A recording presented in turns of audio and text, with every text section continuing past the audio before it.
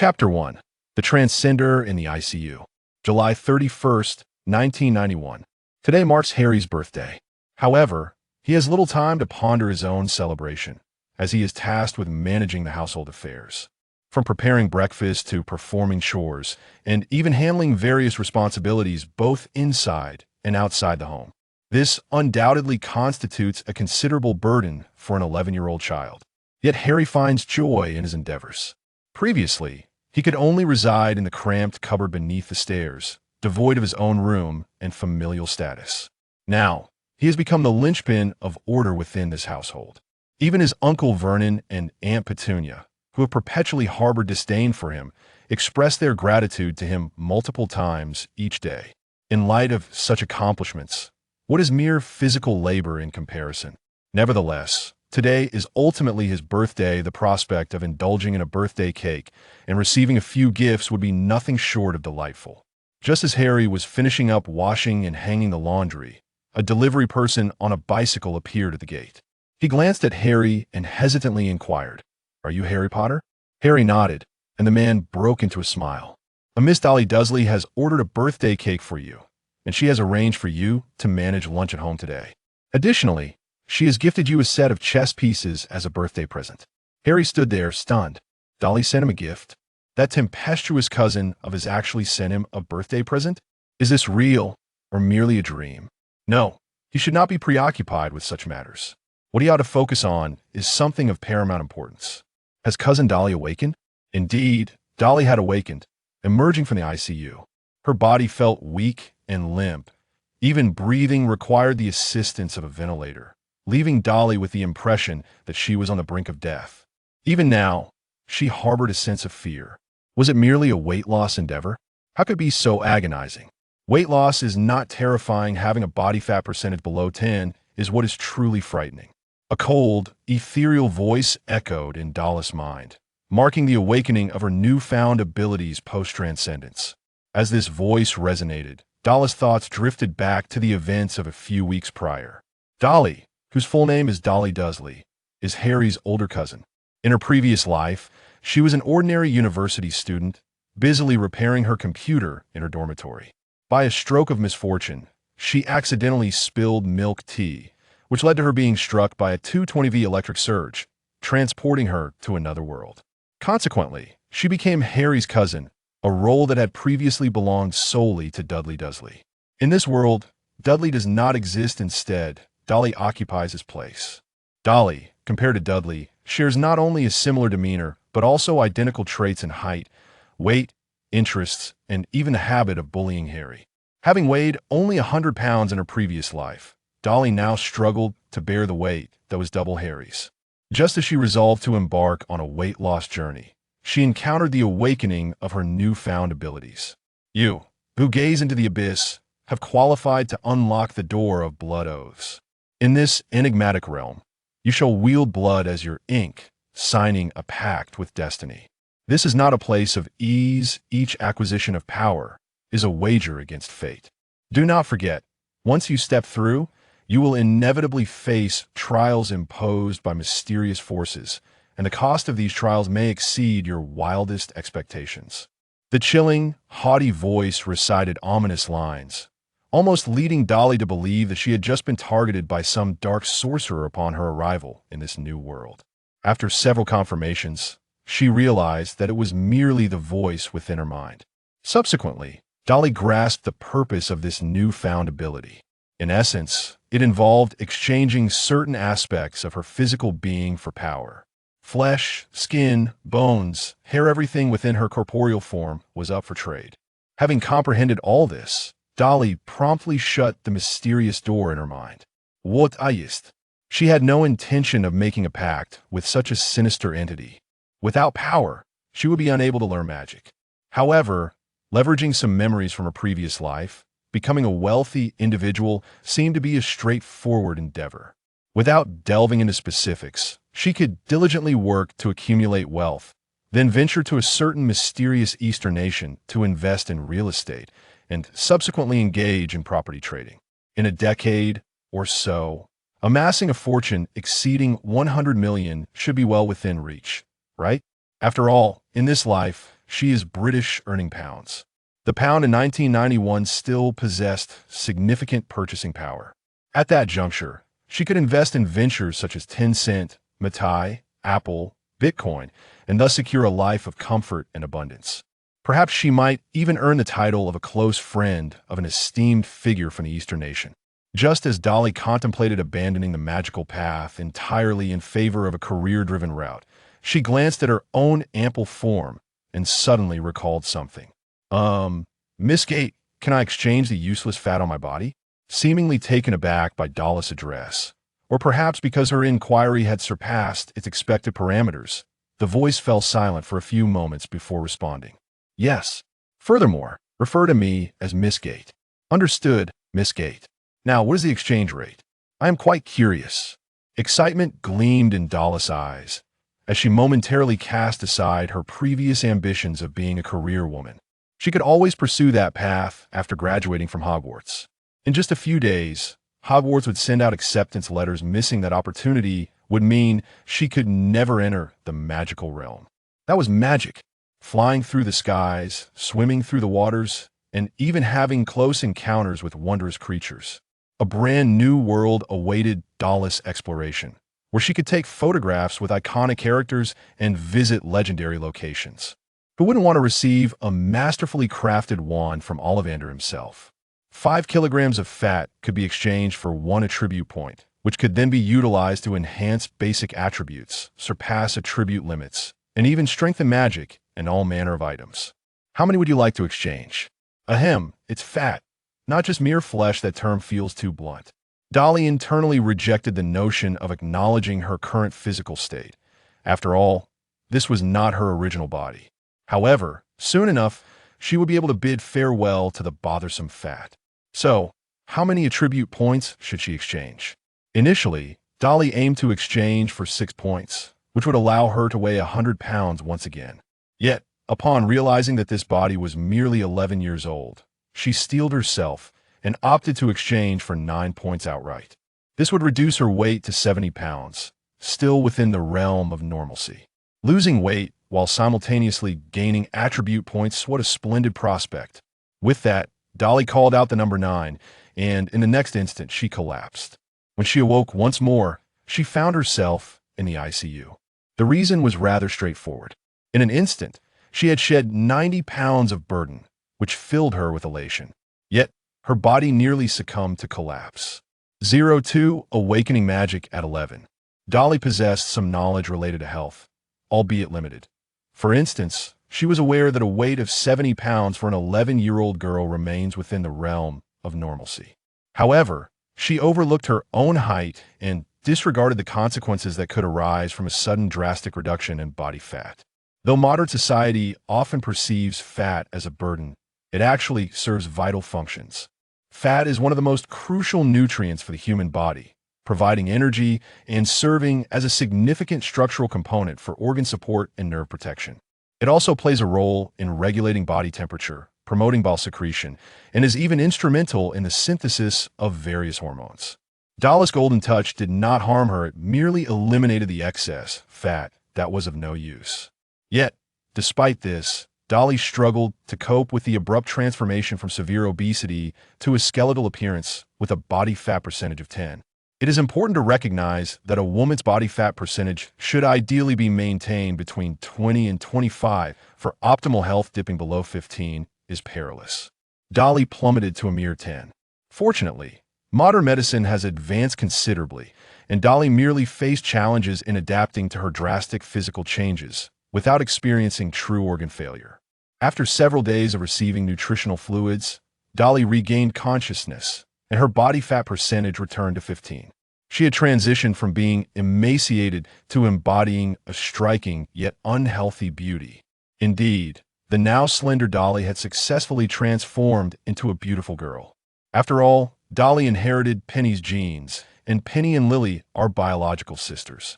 In her youth, Lily was the enchanting schoolbelle with red hair and green eyes, excelling academically otherwise. How could she have captivated both Severus Snape and James Potter? Even after Lily's death, Snape remained haunted by memories of her, especially when he gazed into Harry's eyes, nearly breaking down himself. Dolly possesses Lily's distinctive eyes, and now that she has slimmed down, the advantages of her genetic heritage are beginning to manifest. However, Dolly's hair, like her mother's, is golden otherwise. She could have effortlessly cosplayed Lily's resurrection. At present, she has no inclination to jest about Harry or Snape. The most pressing matter is to ascertain the date and whether she still has time to awaken her magical abilities. Thus, Dolly conversed with the door in her mind, stating, "Sister Door, you have truly put me through hardship. You must take responsibility. Once sold, there are no returns or exchanges." "Heartless," Dolly murmured softly, then touched her face, preparing to get straight to the point. "How many attribute points do I currently possess, and how should I assess them?" No sooner had Dolly completed her query than a system interface materialized before her. Her personal attribute panel resembled a gaming interface, comprising 7 categories: strength, stamina, agility, intelligence, willpower, charm, and magic power, beneath which lay a skills panel. The majority of Dolly's attributes registered at a mere 1, with strength at 3 and charm at an astonishing 5.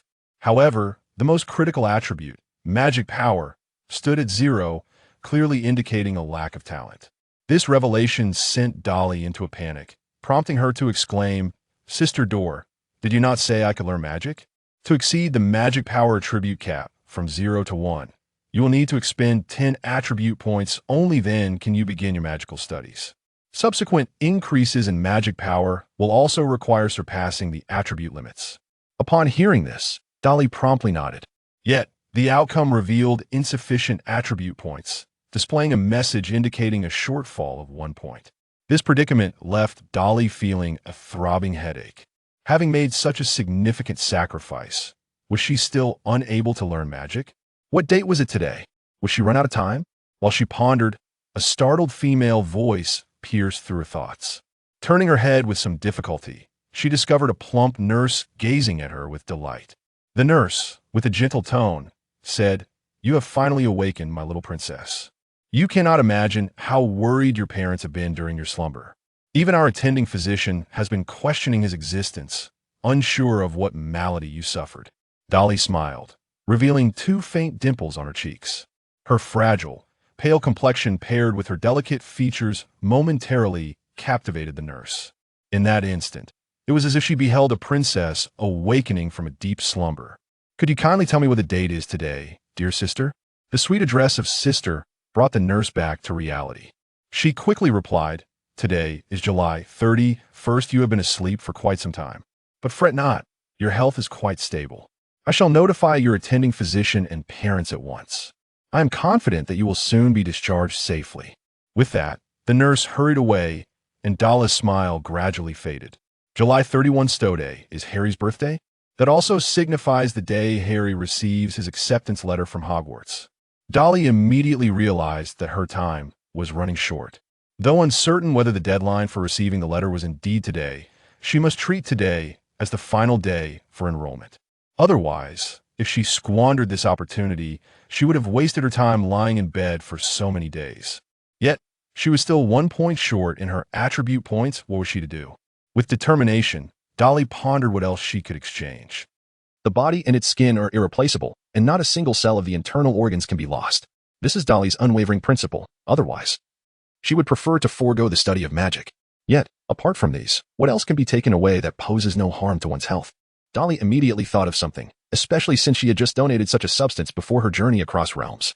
"Sister Man, what is the exchange rate for attribute points using blood?" 200 cubic centimeters for 1 attribute point. That doesn't seem exorbitant, but upon further reflection, while blood is indeed a renewable resource, donating 200 cubic centimeters at a time would only yield 4 points of attributes in a year. Any more could pose a risk. In contrast, with a concerted effort, one could extract 10 points or even more from fat. Moreover, utilizing fat is considerably safer. Once she arrives at Hogwarts, she would be able to indulge in hearty feasts. As long as her stomach can handle it, she could revel in the joyous fluctuations of her weight each month. As for blood, it is best to avoid using it if possible. "Sister Min, I would like to exchange 200 cubic centimeters of blood for 1 attribute point." As soon as Dolly finished her thought, she felt a slight reduction in the blood coursing through her veins. Although the decrease was uniform, its rapidity caused her to perceive a fleeting pang in her heart. Surely, it must be an illusion. Does the heart possess sensory functions? After engaging in some light movement to assure herself of her well-being, she confirmed that she was indeed unharmed. Dolly immediately immersed herself in the exhilarating activity of attribute allocation. This time, she dedicated 10 attribute points in one go. As the 10 points vanished before her eyes, they transformed ceremoniously into a singular golden attribute point, elevating her previously non-existent limit to 1. Meanwhile, far away at Hogwarts, the enchanted quill of acceptance stirred to life. This extraordinary quill possesses the ability to detect newborns across the entirety of the United Kingdom. Once a magical infant is born, it meticulously records the child's name and birth time, ensuring their timely admission to Hogwarts School of Witchcraft and Wizardry. The space where it inscribes names is known as the Book of Admission. This remarkable tome serves to verify the information of the individual and confirm their existence. After all, Hogwarts cannot extend an acceptance letter to a child who has already passed away. Both magical artifacts can survey the entire realm of Britain, underscoring their astonishing capabilities. Most crucially, these artifacts have functioned flawlessly for countless years without error. Today, however, the Quill of Acceptance sensed Dolly's presence and endeavored to inscribe the name Dolly Dursley within the Book of Admission. Yet, after multiple attempts, each time the quill wrote her name, it would promptly vanish. This occurred not just once or twice, but over 100 times, with the Book of Admission resolutely denying her entry. It was evident that the tome determined that Dolly Dursley either did not exist or lacked the qualifications for admission to the Magical Academy. The quill, clearly incensed, exerted greater force in its attempts. In response, the Book of Admission closed itself, thwarting the quill's relentless prodding. This provoked the quill to a state of utter fury, as it began to stab the pages of the book with its feathered tip, prompting the tome to retaliate after a brief silence. Both artifacts, being of ancient and formidable nature, were not without temperament. The pages of the book flapped open and closed like a massive maw, attempting to nibble at the quill's feather. The quill, in its retreat, turned to counterattack, inscribing foolish and derogatory phrases upon the book. Though the book could erase these characters, it was evident that it grew even more enraged. A battle ensued between the long-cooperating quill and tome until the venerable Albus Dumbledore, clad in pajamas, arrived on the scene and magically halted the conflict. Surveying the chaos, Dumbledore, now over a century old, could not help but furrow his brow in exasperation. Few, if any, held the authority to chastise both the Quill of Acceptance and the Book of Admission as he could. He demanded to know the reason for their quarrel, warning them that without a satisfactory explanation, he would confine them to a box, denying them the light of day for a month. The quill and the book fell silent for a moment, ultimately intimidated by the threat of confinement. Consequently, the book opened, allowing the quill to inscribe the reason for their discord, the name Dolly Dursley. Initially, Dumbledore did not pay much heed to the name, but he quickly recognized the gravity of the situation. He recalled that Dolly was the cousin of Harry Potter, born merely 7 days after him. By all accounts, she was supposed to be a bona fide muggle, as magical aptitude is determined at birth and cannot manifest later in life. Magic resides within a unique organ situated between the soul and reality, a concept even the wizarding world struggles to comprehend, making the notion of late awakening implausible. Yet now, Dolly Dursley exhibited a magical response, stirring Dumbledore's curiosity about how this was possible, or what had transpired within her. Most importantly, Harry Potter still resided in the Dursley household. In just over a month, Harry would be entering the wizarding world he so rightly belonged to. At this moment, it was imperative that nothing jeopardized his safety. With this thought, Dumbledore could no longer remain idle. He addressed the Quill of Acceptance and the Book of Admission, declaring, "Cease your conflict. I shall personally investigate. Upon my return, I will determine whether she shall be granted admission, as it is my prerogative as the headmaster of Hogwarts."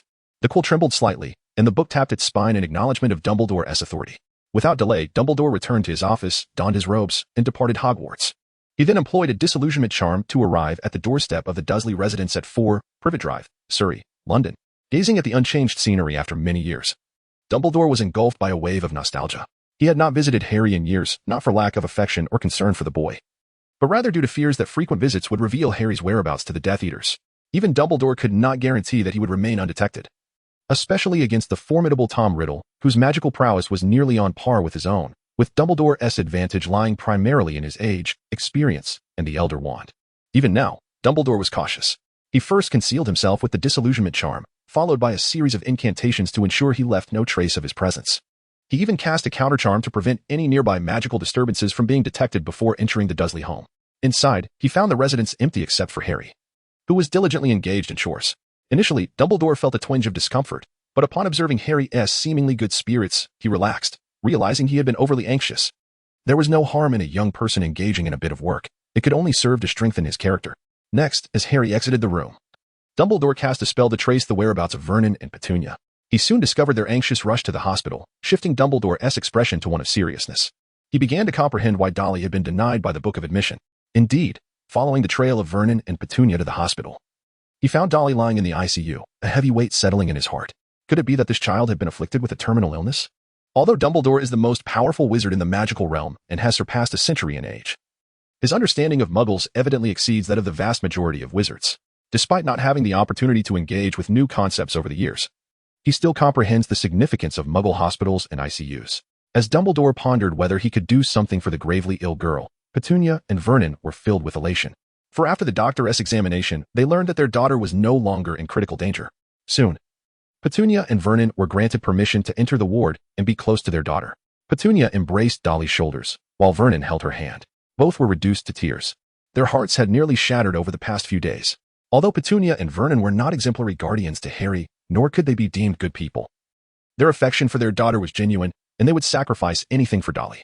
Unexpectedly, as her 11th birthday approached, their daughter fell victim to a peculiar illness, causing her body to lose fat within a single day, leaving her emaciated and resembling a mere skeleton. The horrifying sight made Vernon and Petunia wonder if Dolly had been cursed by magic, nearly prompting them to take their frustrations out on Harry. Fortunately, subsequent hospital examinations revealed that her life was not in jeopardy, allowing Harry to escape a dire fate. After all, within the Dursley household, it seemed only Harry possessed the capability to inflict such a grave illness through wizardry. However, now that the ordeal had passed, although their daughter lay pitifully thin in their arms, she had ultimately awakened in good health. Dolly, once we are discharged, we shall certainly host a belated birthday celebration for you.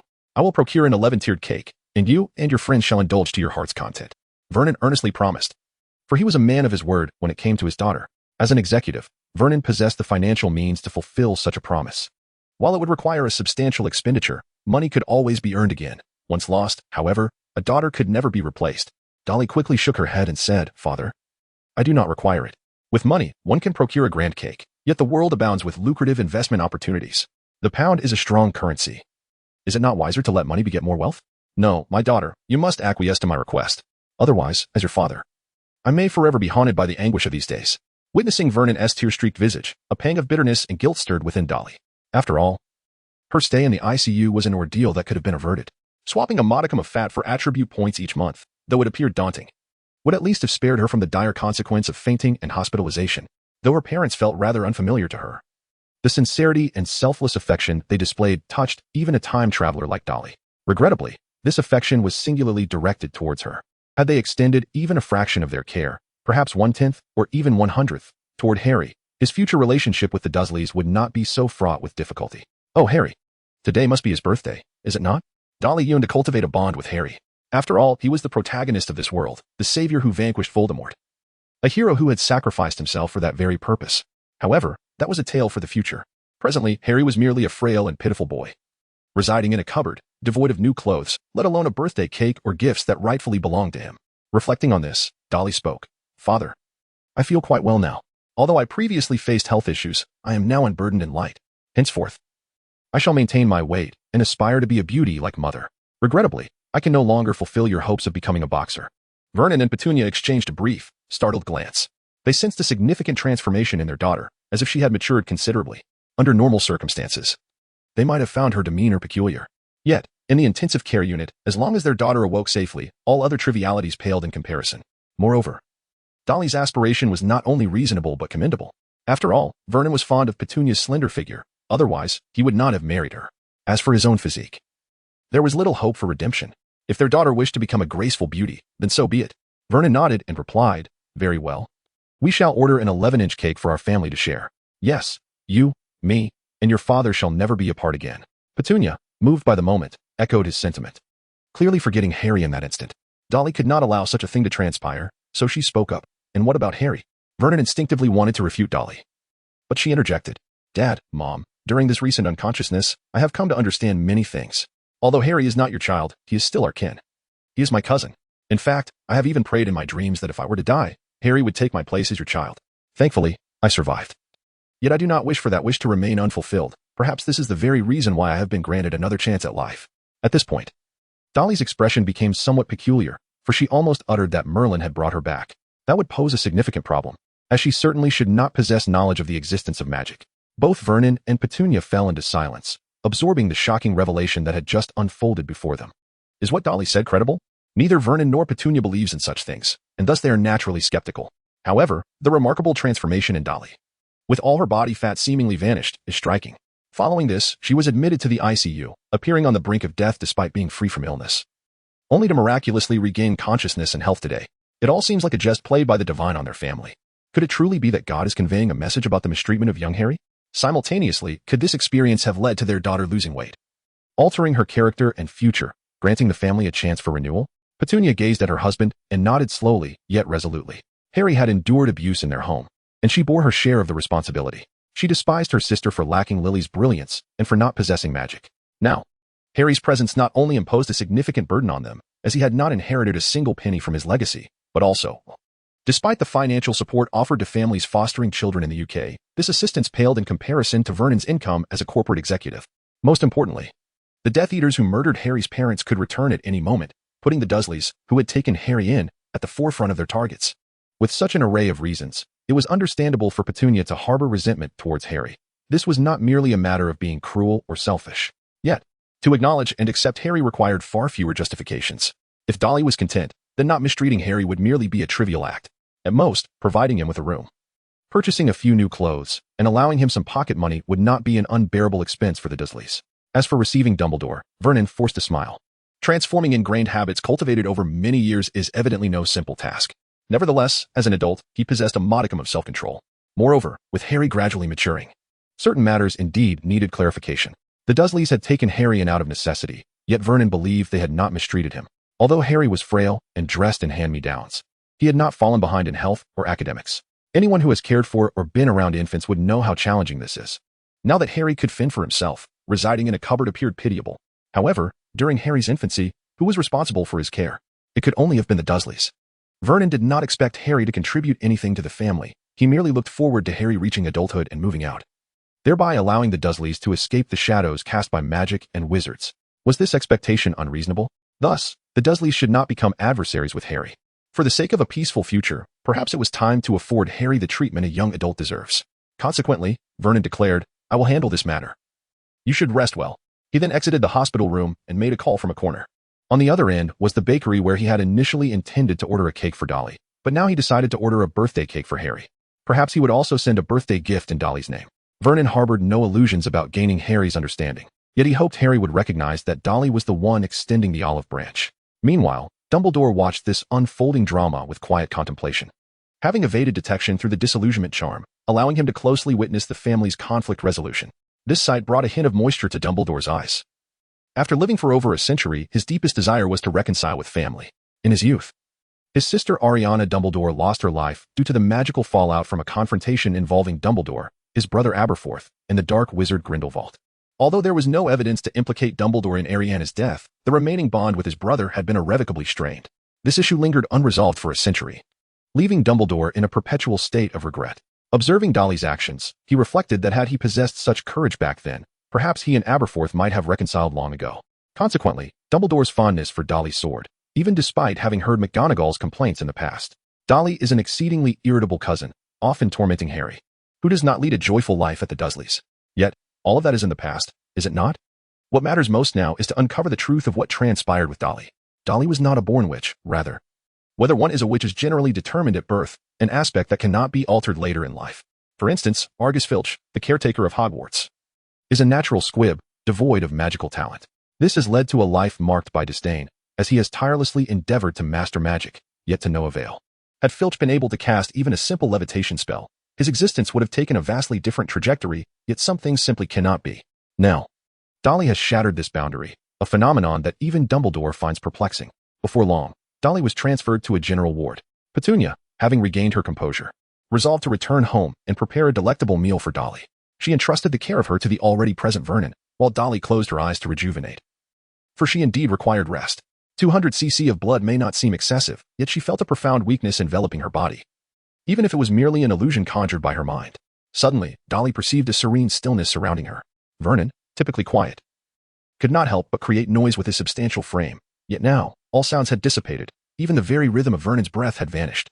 Dolly could not resist the urge to open her eyes, only to find Vernon sitting there, utterly motionless, resembling a stone statue.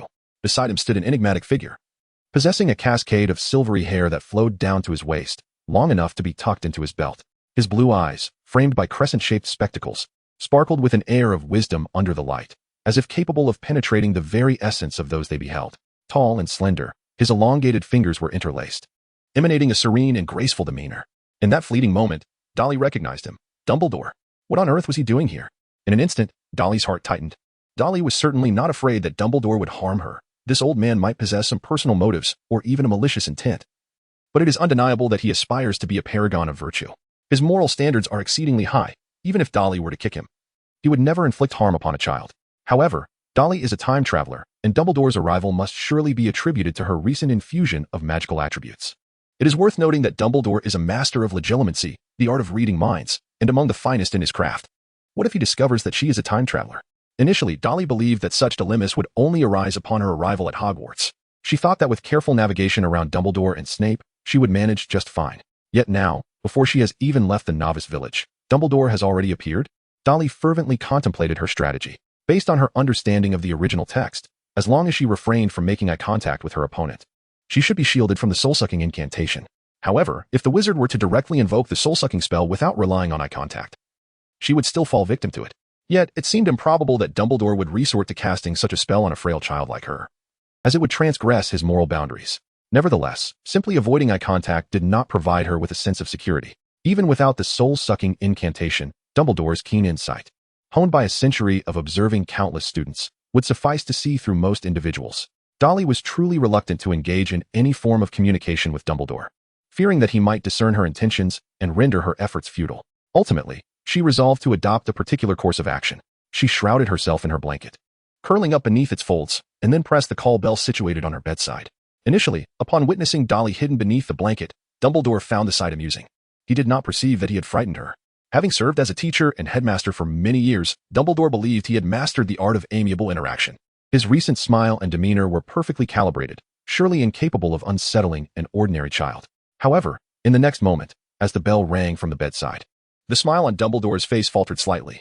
While Dumbledore was indeed knowledgeable about many aspects of Muggle life, his understanding was largely confined to the past. When it came to contemporary technology, his comprehension was rather limited. For instance, he had employed a silencing charm to obliterate all surrounding sounds, convinced that this would ensure his privacy. However, the silencing charm proved ineffective against telecommunication signals transmitted via cables. The attending physician on duty, hearing the bell, immediately hurried over. Dolly's ailment was exceedingly peculiar. Although she had just met the criteria to leave the ICU, the possibility of an unforeseen medical complication was not entirely unfathomable.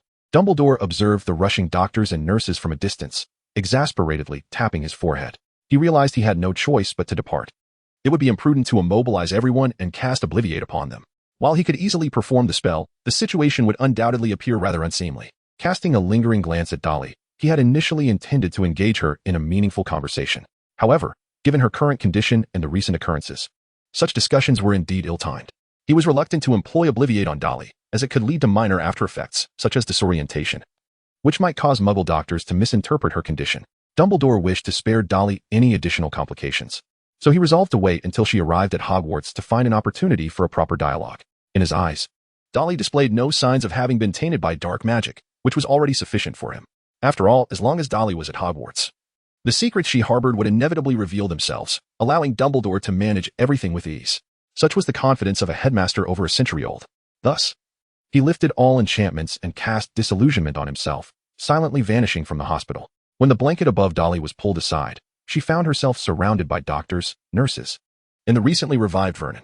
"Dolly, my dear Dolly, are you all right?" Vernon inquired, bewildered as to why his daughter had pressed the call button, despite his diligent vigil. He felt he had failed in his responsibilities, which pained him greatly.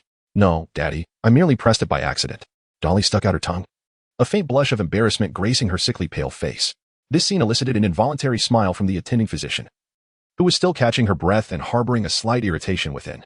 She gently caressed Dolly's hair, reassuring her that all was well and that she should not bear any psychological burden, for such ease would facilitate her swift recovery. With that, she departed alongside the nurses. Though a hint of regret lingered in her expression, she had hoped to uncover more material for her research through Dolly's case, but it seemed her efforts had come to naught. Vernon, too, exhaled a sigh of relief, now resolutely determined not to let Dolly out of his sight. Dolly did not insist, beginning a quiet conversation with Vernon. After all, Dolly was a traveler who had supplanted Vernon's original daughter. In this magical realm, where souls exist, one could only wonder where Dolly's original essence had vanished. Thus, Dolly needed to prepare herself meticulously, striving to embody the role of Vernon's and Petunia's daughter. To prevent the eventual return of the rightful soul, which might accuse her of usurping its place, or worse, face the tragic fate of being eradicated by a just wizard. After approximately an hour, Petunia arrived, breathless and carrying a lunchbox. However, to Dolly's and Vernon's surprise, Harry accompanied her. Upon seeing Dolly in the hospital bed, Harry was momentarily taken aback. Just half a month prior, hadn't Dolly been a formidable figure, twice his weight, and adept at boxing? How had she transformed into a girl even more frail than himself? Moreover, for the first time, Harry realized how astonishingly beautiful Dolly was.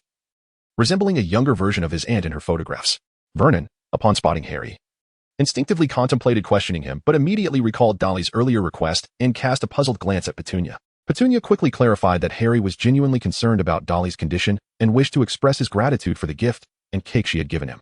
She felt that his sentiment deserved respect, so she had brought him along.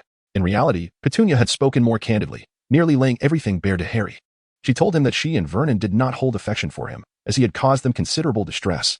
However, Dolly wished to foster a good relationship with him, aiming to include him as a member of their family. Thus, Petunia presented Harry with a choice, to strive to be a proper member of the Dursley household or to continue as an ordinary guest.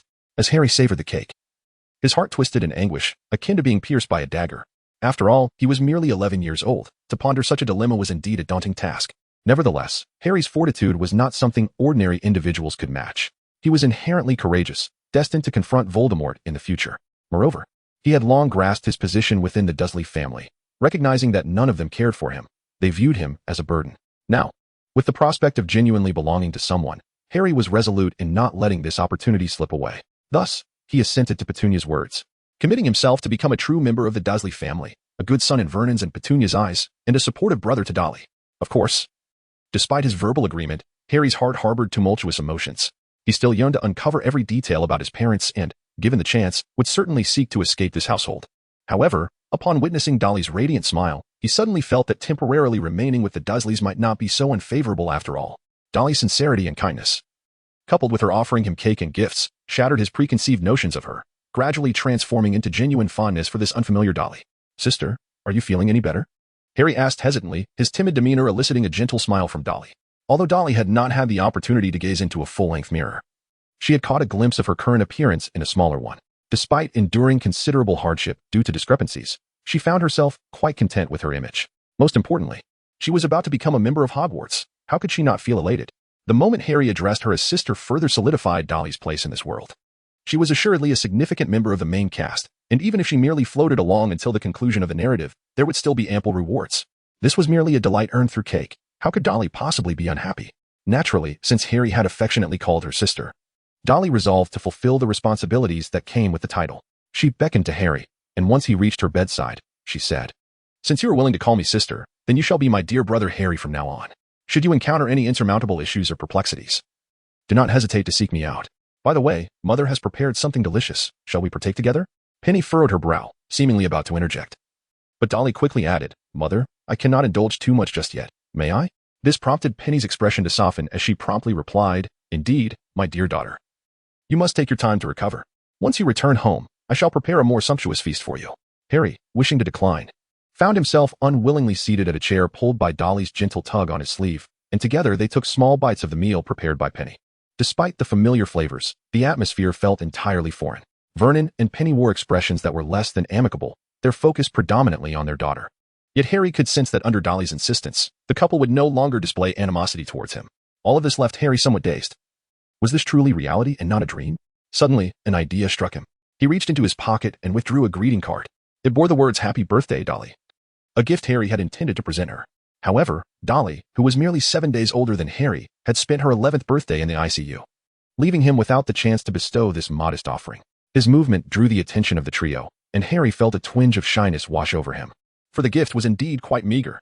Yet, he had no choice. He had never received an allowance in this household. And this card was nothing more than a discarded scrap he had salvaged from Dolly's cast-offs. Nevertheless, he steeled himself to present it. "Sister, I wish you a happy birthday," he said, "though belated by a week. I sincerely hope for your swift recovery." With that, Harry handed the card to Dolly, anxiously meeting her gaze, fearful that she might refuse the humble gift. Dolly received the card with a smile, her hands cradling it gently as she observed the somewhat crooked letters inscribed upon it. She found the card to be of immense sentimental value, particularly because next year, Harry would inherit his parents' legacy within the magical realm. It would not be easy to receive another handmade gift from Harry in the future. Thus, Dolly solemnly declared, "When I return, I shall procure an album to cherish this keepsake. Harry, this is the first gift you have bestowed upon me since our reconciliation.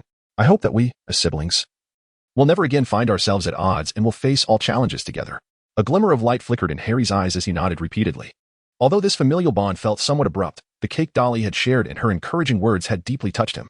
Yearning for family connection, Harry found himself completely enveloped in the warmth his sister exuded. The image of the irritable, plump bear that once resided in his mind had been utterly shattered at that moment, replaced by the gentle and beautiful presence of his sister, Dolly. Her eyes appeared increasingly enchanting, almost reminiscent of his own. It dawned on Harry why he was so drawn to Dolly's gaze. If her eyes mirrored his, did that imply they also resembled those of their mother? At that moment, an overwhelming impulse to weep surged within him. He turned to Petunia and, gathering his courage, asked, "Aunt Petunia, may I pose a question?" Petunia, touched by the sight of the siblings reconciling, felt a stirring in her heart. She reminisced about her bond with Lily Potter, Harry's mother, during their childhood. The two sisters had once shared a close relationship, but as Lily awakened her magical abilities and excelled, their paths diverged entirely. Gradually, they grew incapable of understanding one another, with Petunia harboring jealousy over Lily's talents and magic. After Petunia became engaged to Vernon, she genuinely wished to mend their relationship. Yet Vernon and James Potter's contentious interactions thwarted any chance of reconciliation. During one such encounter, when Vernon inquired about the mode of transport James used, James replied they rode broomsticks. This led Vernon to worry about their financial standing, to which James responded that they used pure gold galleons. After several exchanges of similar nature, Vernon felt mocked, and the meeting ended on an unpleasant note. The next time Petunia heard news of Lily and James, it was of their tragic demise at the hands of Voldemort, leaving behind a child that Petunia and Vernon were now expected to care for. At that time, Petunia was still quite young, and despite her desire to reconcile with Lily, she hesitated to act, thinking they had decades ahead of them to mend their relationship. However, the chasm between life and death extinguished any hope for reconciliation, leading Petunia to attribute her sister's demise to magic. When these intricate emotions manifested in Harry, Petunia became an irritable and incomprehensible figure in his eyes. Yet now, both Harry and Petunia had an opportunity to express their innermost feelings. Petunia gently replied, "Ask away, Harry. What would you like to know?" "Do Dolly's eyes resemble my mother's?" Harry inquired, voicing his curiosity, a question that instantaneously pierced through Petunia's heart. She felt momentarily unsteady, but Vernon, quick to react, supported her. Vernon, irritated, believed Harry had misspoken. Yet, Petunia took a deep breath to regain her composure, glancing at her daughter and then at Harry. In that instant, Dolly and Harry appeared as the sisters who had failed to reconcile in the past. Perhaps the unfinished reconciliation could be realized through Dolly and Harry. With newfound steadiness, Petunia spoke with a voice laden with conviction and guilt. "Yes. Dolly's eyes are very much like Lily's. Lily and I were sisters, two foolish sisters who quarreled over trivial matters and lost the chance to make amends. I hope you and Dolly do not follow the same path we did." Petunia's words were simple, yet the emotions they contained were understood only by Vernon. As he witnessed his wife finally release years of pent-up feelings, Vernon gently patted her back, his own eyes glistening with unshed tears. At that moment, he gazed at Harry's frail figure and found that the boy was not as detestable as he once thought. At the very least, Harry had helped his wife confront her emotional turmoil. After a long pause, Harry nodded. He did not fully grasp the complexities of Vernon and Petunia's sentiments, nor did he understand the intricacies of magic or his own parents' history. However, when he looked upon Dolly's gentle and serene smile, he felt a sense of healing within. Surely, his mother must have been as perfect as Dolly is now? From this day forth, he vowed to be the best brother to Dolly, for this was indeed an opportunity to understand the mother he had never met. "I will, Aunt Petunia and Uncle Vernon. I promise to protect my sister and ensure she is never bullied." Harry's resolute declaration, juxtaposed with his slight frame, elicited a chuckle from Vernon. Yet he quickly realized that this was a declaration of a young man, a commitment to family and kinship, regardless of his feelings towards Harry. Vernon recognized the gravity of this moment. Thus, with a serious demeanor, he replied, "Harry, I shall remember your words. I acknowledge you as a member of this family. Protecting our loved ones is our duty as men. Of course, you need not take any action at present. Dolly's health is not what it once was. Should she face any adversity at school, you must promptly inform me." In the past, Dolly brought great comfort to Vernon. With her nearly 200-pound frame and prowess in boxing, she was a formidable force at school. However, now, seeing her so fragile, as if a mere gust of wind could topple her, left Vernon deeply uneasy. With Harry's assistance, he felt a sense of reassurance returning. At that moment, Petunia grasped the significance of her husband's words. It was important to note that Harry and Dolly did not attend the same primary school, and Vernon had no intention of allowing them to share a secondary education either. After all, he believed that their daughter deserved nothing short of the finest education, while Harry was to receive the bare minimum. an act of leniency from him. Nevertheless, even if Harry was merely to act as Dolly's protector, he would ensure that Harry kept pace with her, regardless of the expenses incurred. Observing her husband's resolute expression, Petunia's doubts dissipated, and she acquiesced to his decision. She refrained from elaborating to Harry about the rarity of this opportunity or the sacrifices the Dursleys would have to make. After all, Harry might not comprehend such matters now, but he would surely understand in due course. Harry nodded, indeed unable to grasp the full extent of it all. Yet this did not hinder the two men from clasping hands, symbolizing a tentative reconciliation between them. Even if it was not a full reconciliation, merely the barest understanding between them, it nonetheless solidified the bonds within the Dursley family of four. This brought a smile to Dolly, who was watching from her hospital bed. "Dad, shall we take a family photo to celebrate my recovery, as well as Harry's birthday? Ultimately, let us commemorate our family's reunion." Without a moment's hesitation, Vernon agreed, cheerfully stating, "I'll go fetch the camera."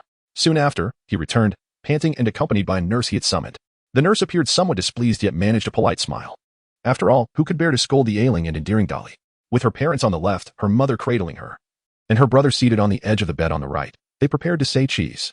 The vintage film camera clicked, capturing the moment of familial reconciliation. However, the next instant, a shriek erupted from the nurse.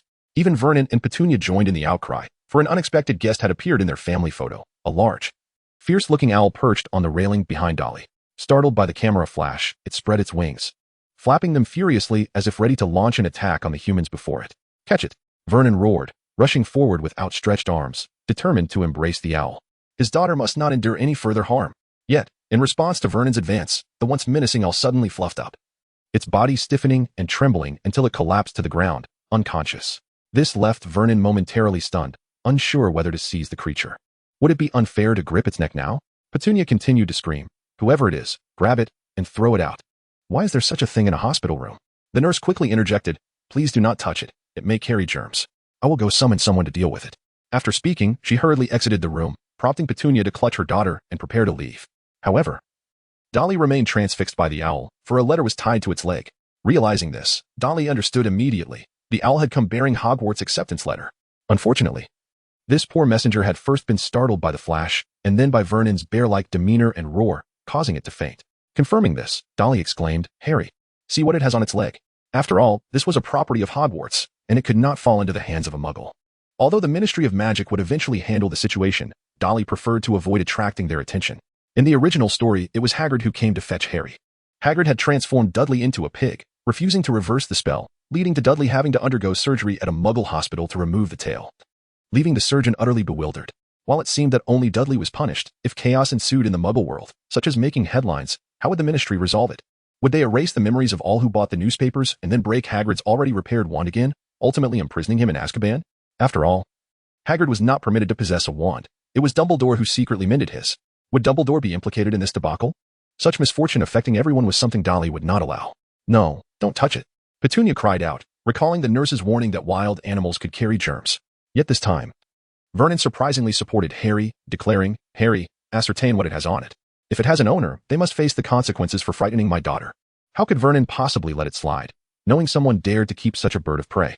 Encouraged by Vernon's words, Harry nodded and crouched down.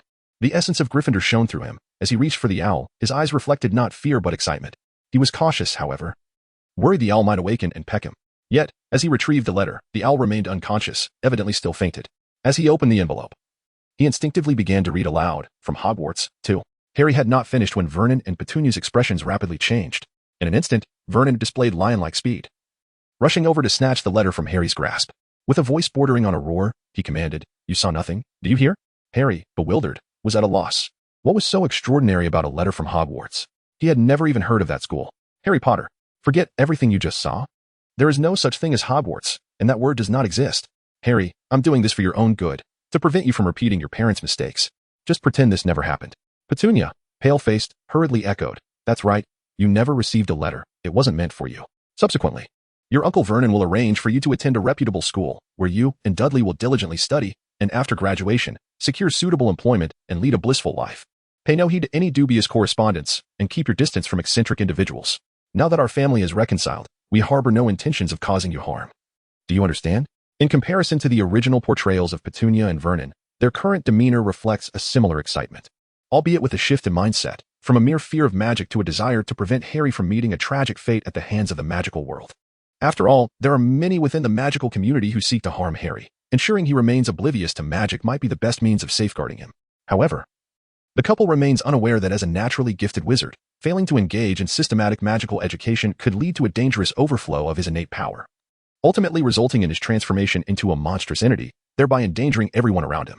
In the best-case scenario, the unbridled magic within a wizard may erupt chaotically, leading to a series of disturbances.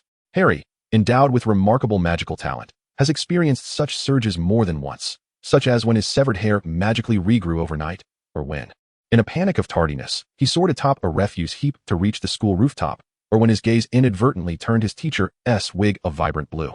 These issues cannot be resolved by avoiding magic or wizards. From the moment of his birth, Harry was destined to return to the magical realm and enter Hogwarts. Furthermore, none of these factors can thwart the impending developments, as there lies a crucial misunderstanding on Vernon's and Petunia's part.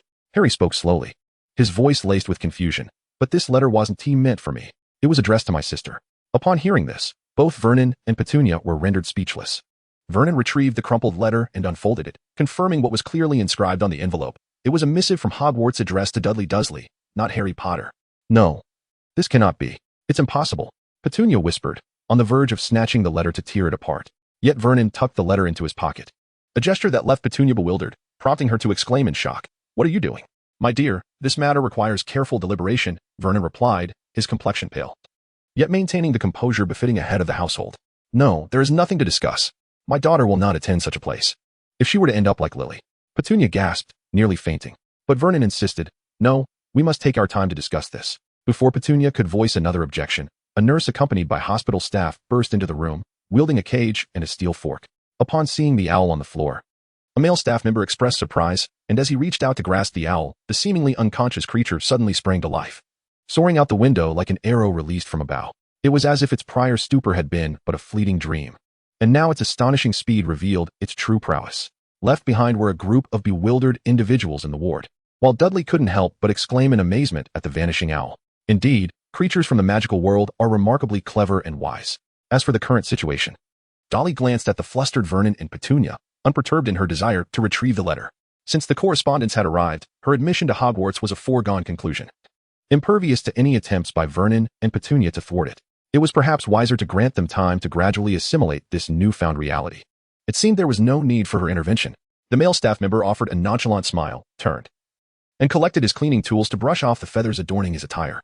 He then remarked, "If there is nothing further, I shall attend to other matters. I hope that cunning little owl does not disturb your rest." The nurse exhaled a sigh of relief and reassured the group, "Should you wish to change rooms, feel free to submit a request."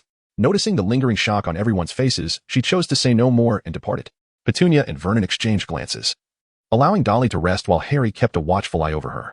Subsequently, the two of them left the ward, engaged in a gentle tugging of each other as they exited. Harry, with a bewildered expression, inquired, "What on earth is going on?" Dolly shrugged her shoulders and said, "You will understand soon enough. I need an explanation." Penny glared at her husband, having been pulled out of the hospital room. They had decided to keep Harry away from magic for the safety of their family and to prevent him from meeting the same tragic fate as Lily. Yet now, Dolly had become a student at Hogwarts, leaving Vernon in a state of hesitation. Professor McGonagall arrived. Penny, maintaining her composure, heard Vernon grasp her hand and say, "Do you remember the strange occurrences surrounding Harry?" Penny took a few deep breaths and replied, "Of course I remember. Similar things happened to Lily when she was young, which is why she was taken to Hogwarts." "What are you implying? What does this have to do with our daughter?" Seeing his wife still in confusion, Vernon whispered, "Don't you find our daughter's illness peculiar? The sudden disappearance of all her body fat is an unprecedented ailment in human history. The doctors are at a loss, merely hoping she will recover on her own. Rather than being a mere illness, it seems more akin to a magical curse. Do you not see?" Penny shuddered, finally grasping the implications. If the bizarre events surrounding Harry were merely oddities, then Dolly's condition could indeed be a grave anomaly. "Are you suggesting that Dolly possesses the potential to become a witch, and that this gift has manifested in her current state?"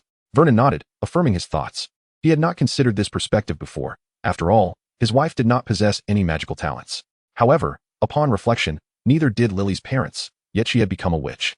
Now that Hogwarts had sent an acceptance letter, could it not serve as an explanation for Dolly's peculiar illness? But, Penny faltered, clutching her husband's hand as if grasping at straws. "That is magic, the very magic that caused Lily's demise."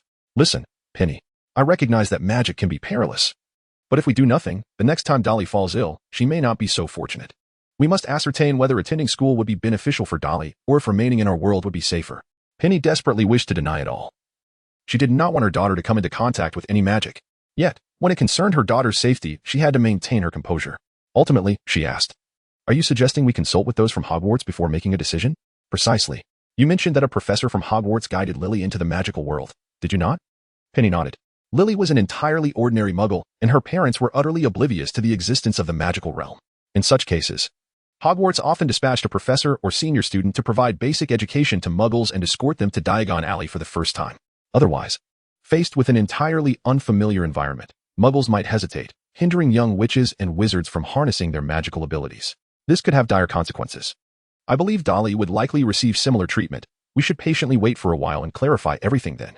Penny reluctantly nodded, conceding that her husband was indeed more composed and had made the right choice. Everything was for their daughter's health and safety. Even though they harbored a deep aversion to and fear of magic, they now had to confront it with courage. The couple gathered their emotions and supported each other back to the hospital room. Just as Penny was about to speak, she noticed an owl perched on Harry's shoulder. Clearly, it was the messenger delivering a letter to Harry. Harry, with eyes sparkling, gazed at the scene in awe. Unable to bear it any longer, Penny fainted, overwhelmed. 3 days swiftly passed. After 3 days of observation, with no signs of relapse, the Dursleys arranged for Dolly's discharge. Upon returning to their strange yet familiar home, Dolly was swept up in Harry's excitement as they eagerly discussed what Hogwarts would be like. Indeed, both Harry and Dolly held acceptance letters from Hogwarts. Vernon and Penny no longer attempted to intercept all the acceptance letters as they had in the original tale for this time. It was not only Harry but also Dolly who had received one. Both children were set to enter the magical world, and intercepting the letters would not suffice to prevent that. However, before they could fully agree to their children attending Hogwarts, a decisive explanation was still required. Dolly too felt puzzled. According to her memory, Hagrid should have already arrived. On Harry's birthday, Hagrid had taken Harry to Diagon Alley, presenting him with the finest birthday gift. Yet now, not only had Hagrid not yet come, but the date on which Harry received his acceptance letter had also been delayed. Could this be a result of the butterfly effect triggered by her crossing over? Surely, it could not be that someone was observing their family. Delaying Harry's acceptance letter upon witnessing Dolly's admission to the ICU? Unable to unravel her thoughts, Dolly chose to set them aside. Immersing herself in the thrill of anticipation with Harry, fervently imagining what the magical school might be like. Although Dolly was equally exhilarated, her excitement stemmed from the prospect of embarking on a series of pilgrimages to sacred sites. As Harry envisioned whether the magical world might be inhabited by extraterrestrial beings residing in a military base on Earth, Dolly couldn't help but gently rap his head. Just as she was about to share some intriguing tales of magic, the doorbell rang. Dolly, initially indifferent due to the frequent visits she had received during her recovery, was taken aback when a quivering voice belonging to Petunia echoed, "Dolly, Harry, prepare to greet our guests. Remember to tidy yourselves. It is of utmost importance for our visitors." In that instant, Dolly understood that the anticipated guests had finally arrived. But who could they be? "Harry, make sure you present yourself well. Remember to act like a well-mannered gentleman." Upon hearing Dolly's advice, Harry realized the gravity of the moment, his face paling slightly with anxiety. However, having been self-sufficient since childhood, he required little assistance from Dolly. He swiftly dashed to his room on the ground floor, donning a fresh outfit that Vernon's arrangements had provided him in recent days. The decision to place Harry on the ground floor rather than the second was likely made with the consideration that Dolly and Harry, being of different genders, should maintain a certain distance. Nevertheless, Harry was overjoyed. He finally felt like a child cherished by loving parents. Soon, Dolly and Harry entered the living room and beheld their guests. She wore square glasses, her dark hair elegantly styled in a bun, and donned a deep green robe adorned with a Scottish plaid shirt. At first glance, she exuded an air of intellect and composure. Dolly naturally recognized this individual. She was none other than the deputy headmistress of Hogwarts, the very person responsible for crafting and sending out the acceptance letters. "Good afternoon, everyone. I am Minerva McGonagall. You may call me Professor McGonagall. 11 reasons to attend." "Hello, Professor McGonagall." Dolly smiled as she responded, then took the initiative to extend her hand for a handshake with Meg. Although she still felt somewhat weak and was unable to engage in strenuous activities, her basic mobility was no longer an issue. Her complexion remained predominantly pale, yet a hint of healthy flush had graced her cheeks, evoking a sense of compassion without the impression of illness. "Hello, Miss Desley. I am delighted to see that you have made a full recovery. I hope my visit does not disturb your convalescence." Dolly shook her head, blinked, and remarked, "I've eagerly anticipated your arrival for quite some time, especially since your name graced the admission letter. I never expected you to come in person. In truth, I was accompanied by a staff member from the school, but his large stature made it somewhat inconvenient for him to enter." At that moment, the staff member Hagrid, as mentioned by McGonagall, sat idly on the Dursleys' lawn, counting ants. "Given the unique circumstances surrounding both of you, I felt uneasy allowing him to come alone. It is far better that I address your inquiries directly." McGonagall's demeanor was neither subservient nor overbearing, yet her warmth towards Dolly was unmistakable. She had already heard from Dumbledore about the events that transpired in the hospital. When Dumbledore decided to place Harry with the Dursleys, McGonagall was the most vehement opponent. Having observed that the Dursleys were not of good temperament and would not provide Harry with a nurturing environment, this assessment proved accurate, even until Dolly's arrival. Harry had endured a wretched existence. Had circumstances not changed, McGonagall would have harbored a deep disdain for the Dursleys. After all, she cherished Lily and James and lamented their sacrifices, while empathizing with Harry, an orphan who lost his parents shortly after birth. However, McGonagall remained oblivious to the Dursleys' tribulations and had no desire to comprehend them. This detachment stemmed not from moral failings, but rather from the estrangement bred by unfamiliarity, compounded by the substantial chasm that existed between Muggles and wizards. Yet, everything was different now. Regardless of the past, Harry, under Dolly's guidance, had officially become a recognized member of the Dursley household, which brought McGonagall great joy. After all, Harry would reside there until adulthood, and having an elder sister to look after him was indeed a stroke of fortune. Consequently, McGonagall regarded Dolly with newfound esteem. Of course, her presence was primarily to elucidate the significance of magic to wizards. Sending only Hagrid would clearly fail to convey the gravity of the situation, should things go awry. It could jeopardize the relationship between Harry and the Dursleys, rendering Dolly's efforts futile. After exchanging pleasantries with Dolly, McGonagall turned her gaze to Harry. Observing the noticeable difference in Harry's demeanor, she felt a genuine sense of happiness, though she refrained from overt displays of emotion. Mindful of her position as deputy headmistress of Hogwarts and her commitment to fairness, she did not wish for Harry to perceive her as an unyielding source of support. His growth ultimately depended on his own efforts. Thus, McGonagall simply spoke in a calm tone. "Hello, Harry Potter. You bear a striking resemblance to your parents." Harry, upon hearing this, became instantly animated, eager to inquire about his parents. However, McGonagall gently shook her head and said, "Harry, I know what you wish to ask. Yet, the staff member outside will provide you with the answers. He is far more suited to discuss certain matters. For now, please remain patient, as I believe Mrs. Dursley requires my attention more urgently." Penny nodded stiffly, her mind racing with countless questions. At last, she had the opportunity to consult someone of considerable authority regarding the mysteries of magic. "Hello, Professor McGonagall. I beg your pardon for my rudeness, but I must dive straight in." Penny then produced a palm-sized notepad from her pocket, filled with densely packed questions. Once McGonagall was seated, Penny immediately inquired, "Professor, must my child attend a magical school? Why can't she remain with us and study at a Muggle school?" "This pertains to the issue of magical surges, madam," McGonagall replied. The two engaged in a question-and-answer session that swiftly consumed an hour. Throughout, Dolly and Harry remained silent, yet they felt no annoyance. Instead, they were thoroughly engrossed. Although much of McGonagall's discourse revolved around the fundamental tenets of the magical world, hearing it directly from her was a markedly different experience than reading it in books or watching it in films. For instance, McGonagall firmly asserted that the magical realm was not perilous, indeed representing the safest era in a millennium. She explained that the magical world comprised various nations, possessed its own version of the United Nations, and even engaged in international travel and cooperation. Dumbledore, she added, was the greatest white wizard in history. When Penny learned of the collaboration between the Ministry of Magic and the Muggle government, she was utterly astonished. This revelation starkly contrasted her previous notions about wizards. After all, they shared the same land. How could they be entirely ignorant of one another? As McGonagall patiently elucidated, Penny gradually relaxed her tension. After crossing off all her questions, she finally posed her most pressing inquiry. "Professor McGonagall, if Dolly and Harry enter the magical world, can Hogwarts guarantee their safety?" McGonagall's expression turned serious as she responded in a grave tone. "Mrs. Dursley, you must understand that there is no place in this world that is absolutely safe. The Muggle world experiences its own disasters and dangers. However, I assure you, should any threat arise, I will stand before them to protect them, until the very last moment." Penny, witnessing McGonagall's unwavering resolve, nodded slowly in agreement. Finally, as if releasing a tremendous weight from her shoulders, she remarked, "Professor McGonagall, you may have forgotten, but you were the one who took in my sister Lily, and I was right there beside you." "No, I have not forgotten," McGonagall replied, her eyes softening with a warm smile. "At that time, you asked me if you could also learn magic, and I regretfully had to tell you no. Now, your daughter has the opportunity to experience the wondrous landscapes of the magical world on your behalf. Perhaps this is a way for you to fulfill your own dreams. Is it not?" Penny, upon hearing this, blushed and smiled shyly.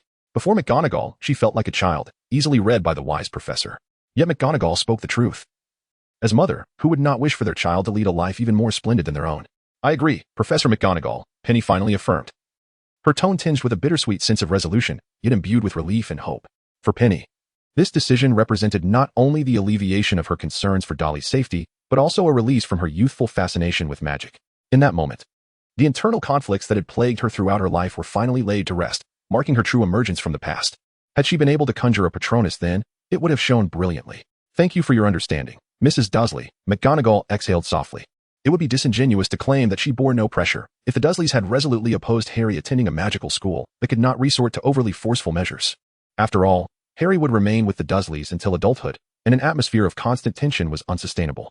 Fortunately, everything had changed for the better, thanks to the thoughtful nature of Dolly. Reflecting on this, McGonagall smiled at Dolly, saying, I am aware that you both have many questions. But please allow me to preserve some of the mystery surrounding Hogwarts. Regardless, you will soon commence your studies, at which point you will be able to fully immerse yourselves in the wonders of Hogwarts and the secrets of magic. Now, I grant you and Harry the opportunity to pose one final question each. Who shall go first? Dolly blinked and gazed at her eager brother Harry, saying, You go first. Dear brother. Harry grinned with delight, yet hesitated under McGonagall's watchful gaze. Ultimately, it was Dolly's gentle urging that prompted Harry to speak. Are my parents good people? He inquired. It was a rather childish question, perhaps even less significant than asking McGonagall for a photograph of his parents. Nevertheless, McGonagall responded earnestly, for this inquiry could fulfill a child's most cherished fantasies about their parents. They are the greatest parents in the world. Harry's face lit up with joy, only to be followed by tears. However, he quickly turned away, wiping his eyes, unwilling to appear weak in front of so many women. After all, he was a young man now. Your turn, Miss Dursley, McGonagall said, directing her attention to Dolly, who pondered what to ask. Yet, as a devoted fan of the Harry Potter series in her previous life, she realized she might possess more knowledge than McGonagall herself, leaving little room for inquiry. In the end, a spark of inspiration struck Dolly, and she posed a question that left McGonagall both amused and bewildered. Is there truly a magic that can turn stone into gold? I mean a permanent transformation, not a temporary one. McGonagall was utterly taken aback by Dolly's curiosity about gold. Was this a matter of concern for an 11-year-old girl? She could have inquired about the existence of unicorns in the magical realm instead. However, McGonagall failed to perceive that Dolly sought to experience the magic of life rather than planning to reside there indefinitely. The future, in the era of the internet for muggles, was where Dolly envisioned her true home. To navigate the currents of that age with ease, she needed to prepare in advance. I can assure you, yes, my dear. However, mastering such a skill is not a simple endeavor. It requires extensive practice over time. Dolly nodded, possessing a golden touch that instilled her with confidence. Although this ability could be somewhat frustrating at times, her two prior collaborations had demonstrated that it bore no intention of undermining her. As long as Dolly maintained her own sense of moderation, she could sustainably harness this gift to enhance herself. For instance, resources like blood and snowflake cotton were renewable, and many potions in the magical realm possessed extraordinary effects. She was optimistic that these potions could potentially accelerate her acquisition of attribute points. With this thought, Dolly felt a surge of confidence. Even though her current magical power was merely one, she believed she could become a master. Thus, she replied, Professor McGonagall, I will succeed. And you may anticipate the day of my triumph. McGonagall smiled warmly and said, Then I shall look forward to that day. After finishing her tea in one swift motion, she rose to take her leave. However, upon reaching the door, she beckoned 3 individuals to follow her outside, directing them to a small giant seated on the lawn. Hagrid, please come here. Upon hearing this, Hagrid sprang up excitedly and hurried over to the group. His massive frame, resembling a small mountain, nearly caused Petunia to faint. Fortunately, Hagrid was aware of his intimidating size and stopped 2 meters away, bending down slightly. Hello, I am Rubius Hagrid, but you can just call me Hagrid. I'm a staff member at Hogwarts and was supposed to help Harry become acquainted with the magical world. So, you need not worry. I am not a peculiar individual. Hagrid's demeanor exuded a sense of earnestness. In truth, his simplicity was genuine, often leading others to perceive him as lacking in understanding and empathy. This was not due to malice, but rather because he frequently forgot that he was a half-giant with remarkably high magical resistance. What seemed ordinary to him could appear fearsome to others. Petunia composed herself and greeted Hagrid. Harry's innate boldness began to manifest as he gazed at Hagrid with excitement. If not for the presence of others, he would have eagerly approached him, undeterred by the fact that his head barely reached Hagrid's knee. As you can see, Mrs. Dursley, McGonagall assured, Hagrid is trustworthy, which is why he will accompany Harry and Dolly to the magical world tomorrow to gather supplies for school. Of course, as guardians of Dolly and Harry, you are welcome to join them. As for myself, I have too many preparations to tend to and cannot accompany you. Petunia nodded in understanding.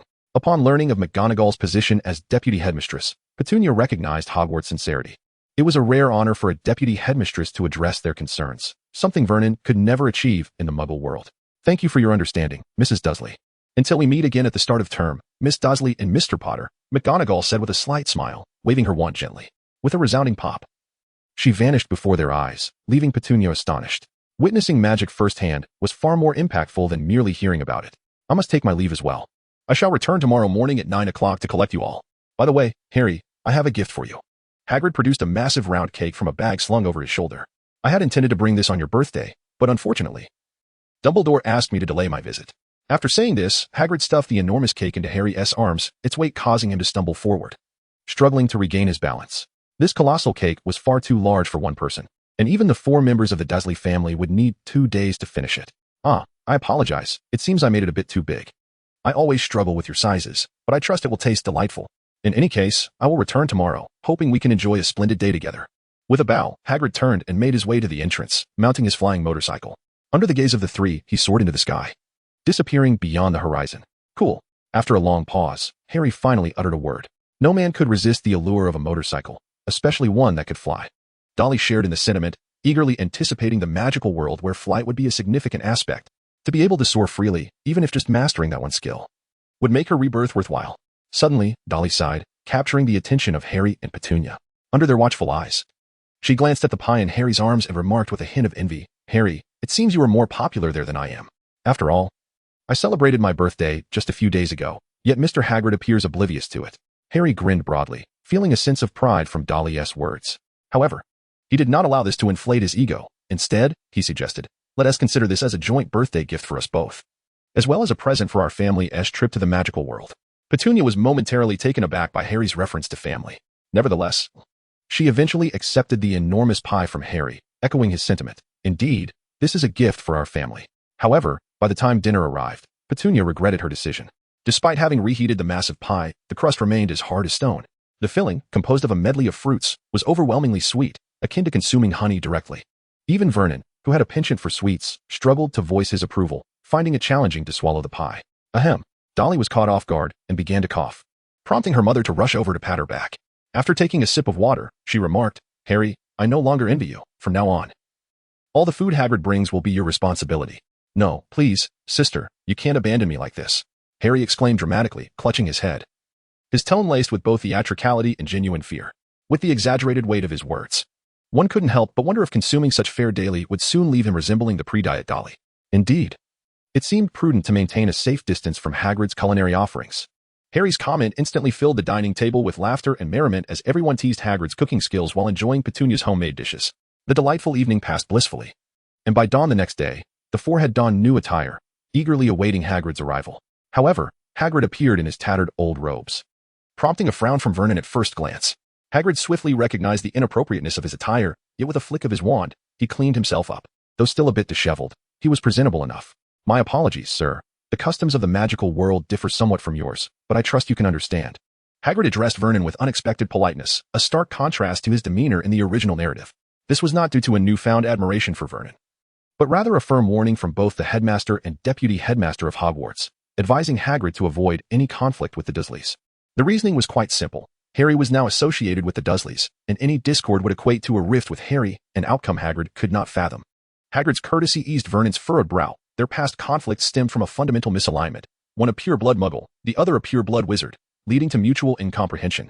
Yet now, with Hagrid's willingness to explain further, Vernon, maintaining his pride, reciprocated with a polite smile. "I understand, Mr. Hagrid. Much like respecting the customs of unique cultures, I can comprehend." After exchanging a few pleasantries, they followed Hagrid to the roadside. Suddenly, Hagrid raised his umbrella, and as confusion swept across the faces of the group, a gust of wind heralded the arrival of a purple triple-decker bus that came to a halt before them. Dolly's eyes sparkled with realization. This was indeed the night bus. The night bus serves as an emergency transportation means for wizards in distress. To summon the night bus, one simply raises their wand into the air, akin to how muggles hail a taxi. This also confirms that Hagrid's umbrella conceals his wand, though Dolly chose not to mention this detail. As for Hagrid himself, Dolly harbored no ill will. After all, whenever Hagrid acted foolishly, Harry would invariably be there to look after him, alleviating Dolly's concerns. The night bus is a service inspired by your public buses. With a larger number of passengers, we can reach our destination swiftly. It is safe, though perhaps a tad uncomfortable. I cannot simply disregard that remark, Hagrid. The doors swung open, and the conductor, Stan Shunpike, grinned widely, proclaiming, "We are dedicated to providing the utmost service to all our guests. Or do you believe that wizards have several comfortable modes of travel?" Upon hearing this, Dolly pondered carefully. It appeared that whether it was the flying broomstick, the disapparition, or the flue powder, none of these modes of transport seemed particularly comfortable. However, it was undeniable that they were all remarkably swift. "All right, hop on board," Sten beckoned. "These are this year's new students and their parents, and you are all welcome to frequently ride in our automobile." With that, he directed several individuals to enter the vehicle. Vernon observed the haphazardly arranged array of chairs within the car, devoid of any semblance of uniformity, and harbored profound doubts regarding the vehicle's safety and reliability. Yet, he soon found himself bereft of time to question further. In the next moment, the automobile seemed to spring to life and surge forward. All obstacles in its path instinctively leapt aside, as though the entire world were contorting and reshaping itself. It was bearable until one dared to glance outside, which invoked a sensation akin to having consumed undercooked mushrooms. Noticing his father's pallid complexion, which suggested imminent nausea, only intensified the surreal experience. Dolly hastily inquired, "Is there a remedy here to prevent motion sickness?" "Of course, my dear," Stan replied with a smile. "For a little extra, you can acquire hot chocolate, a hot water bottle, and a toothbrush. As for the motion sickness remedy you seek, let me look for it. Oh, it's only 10 silver sickles. What do you think? Quite reasonable, isn't it?" At this, Hagrid interjected, 10 silver sickles? Why not just steal it? 10 silver sickles is enough to purchase a train ticket. While what Stan is offering is merely an ancillary service, to Hagrid, it seemed utterly superfluous. If one suffers from motion sickness, can't one simply endure it? "Hey, Hagrid. This is a potion, a genuine potion," Stan retorted, somewhat irked. "Though it was concocted by a novice apothecary, it has been tested for efficacy. Besides, I am selling it to this gentleman, not to you." Hagrid continued, expressing his dissatisfaction, "But he doesn't have any gold galleons." Dolly then inquired, "So, do you accept pounds?" "Of course, my dear," Stan replied, much to Dolly's surprise. "After all, we provide a public service and frequently interact with young wizards accompanied by their muggle parents. Thus, we do accept pounds, albeit with an additional exchange fee." "What is the exchange rate?" Dolly asked. 1 galleon for 6 pounds. How does that sound? Is it not quite favorable?" Hagrid interjected, saying, "Miss Granger, once we arrive at Gringotts, I shall escort you to exchange your galleons. There is no need to squander money here." Dolly, however, smiled and said, "But I cannot bear to see my father in distress. May I exchange for 1 galleon?" "Of course, my beautiful lady," Stan replied, his face lighting up with joy. In the blink of an eye, he earned a silver sickles, a profit substantially greater than that of a mere train ticket. Before long, Dolly had traded some of her pocket money for a galleon, which she promptly used to purchase a bottle of anti-motion sickness potion, leaving her with but 7 silver sickles. At this point, Hagrid was somewhat perplexed by Dolly's actions. Did she truly have an excess of funds? Yet, Dolly was merely conducting her own experiment to ascertain whether the exchange rate in the magical world was indeed 5 pounds for a galleon. Remarkably, it turned out to be true. It is worth noting that a galleon is a currency of pure gold. Could 5 pounds truly procure such a substantial amount of gold? Clearly, as Dolly had envisioned in her past life, the financial system of the magical realm was utterly chaotic.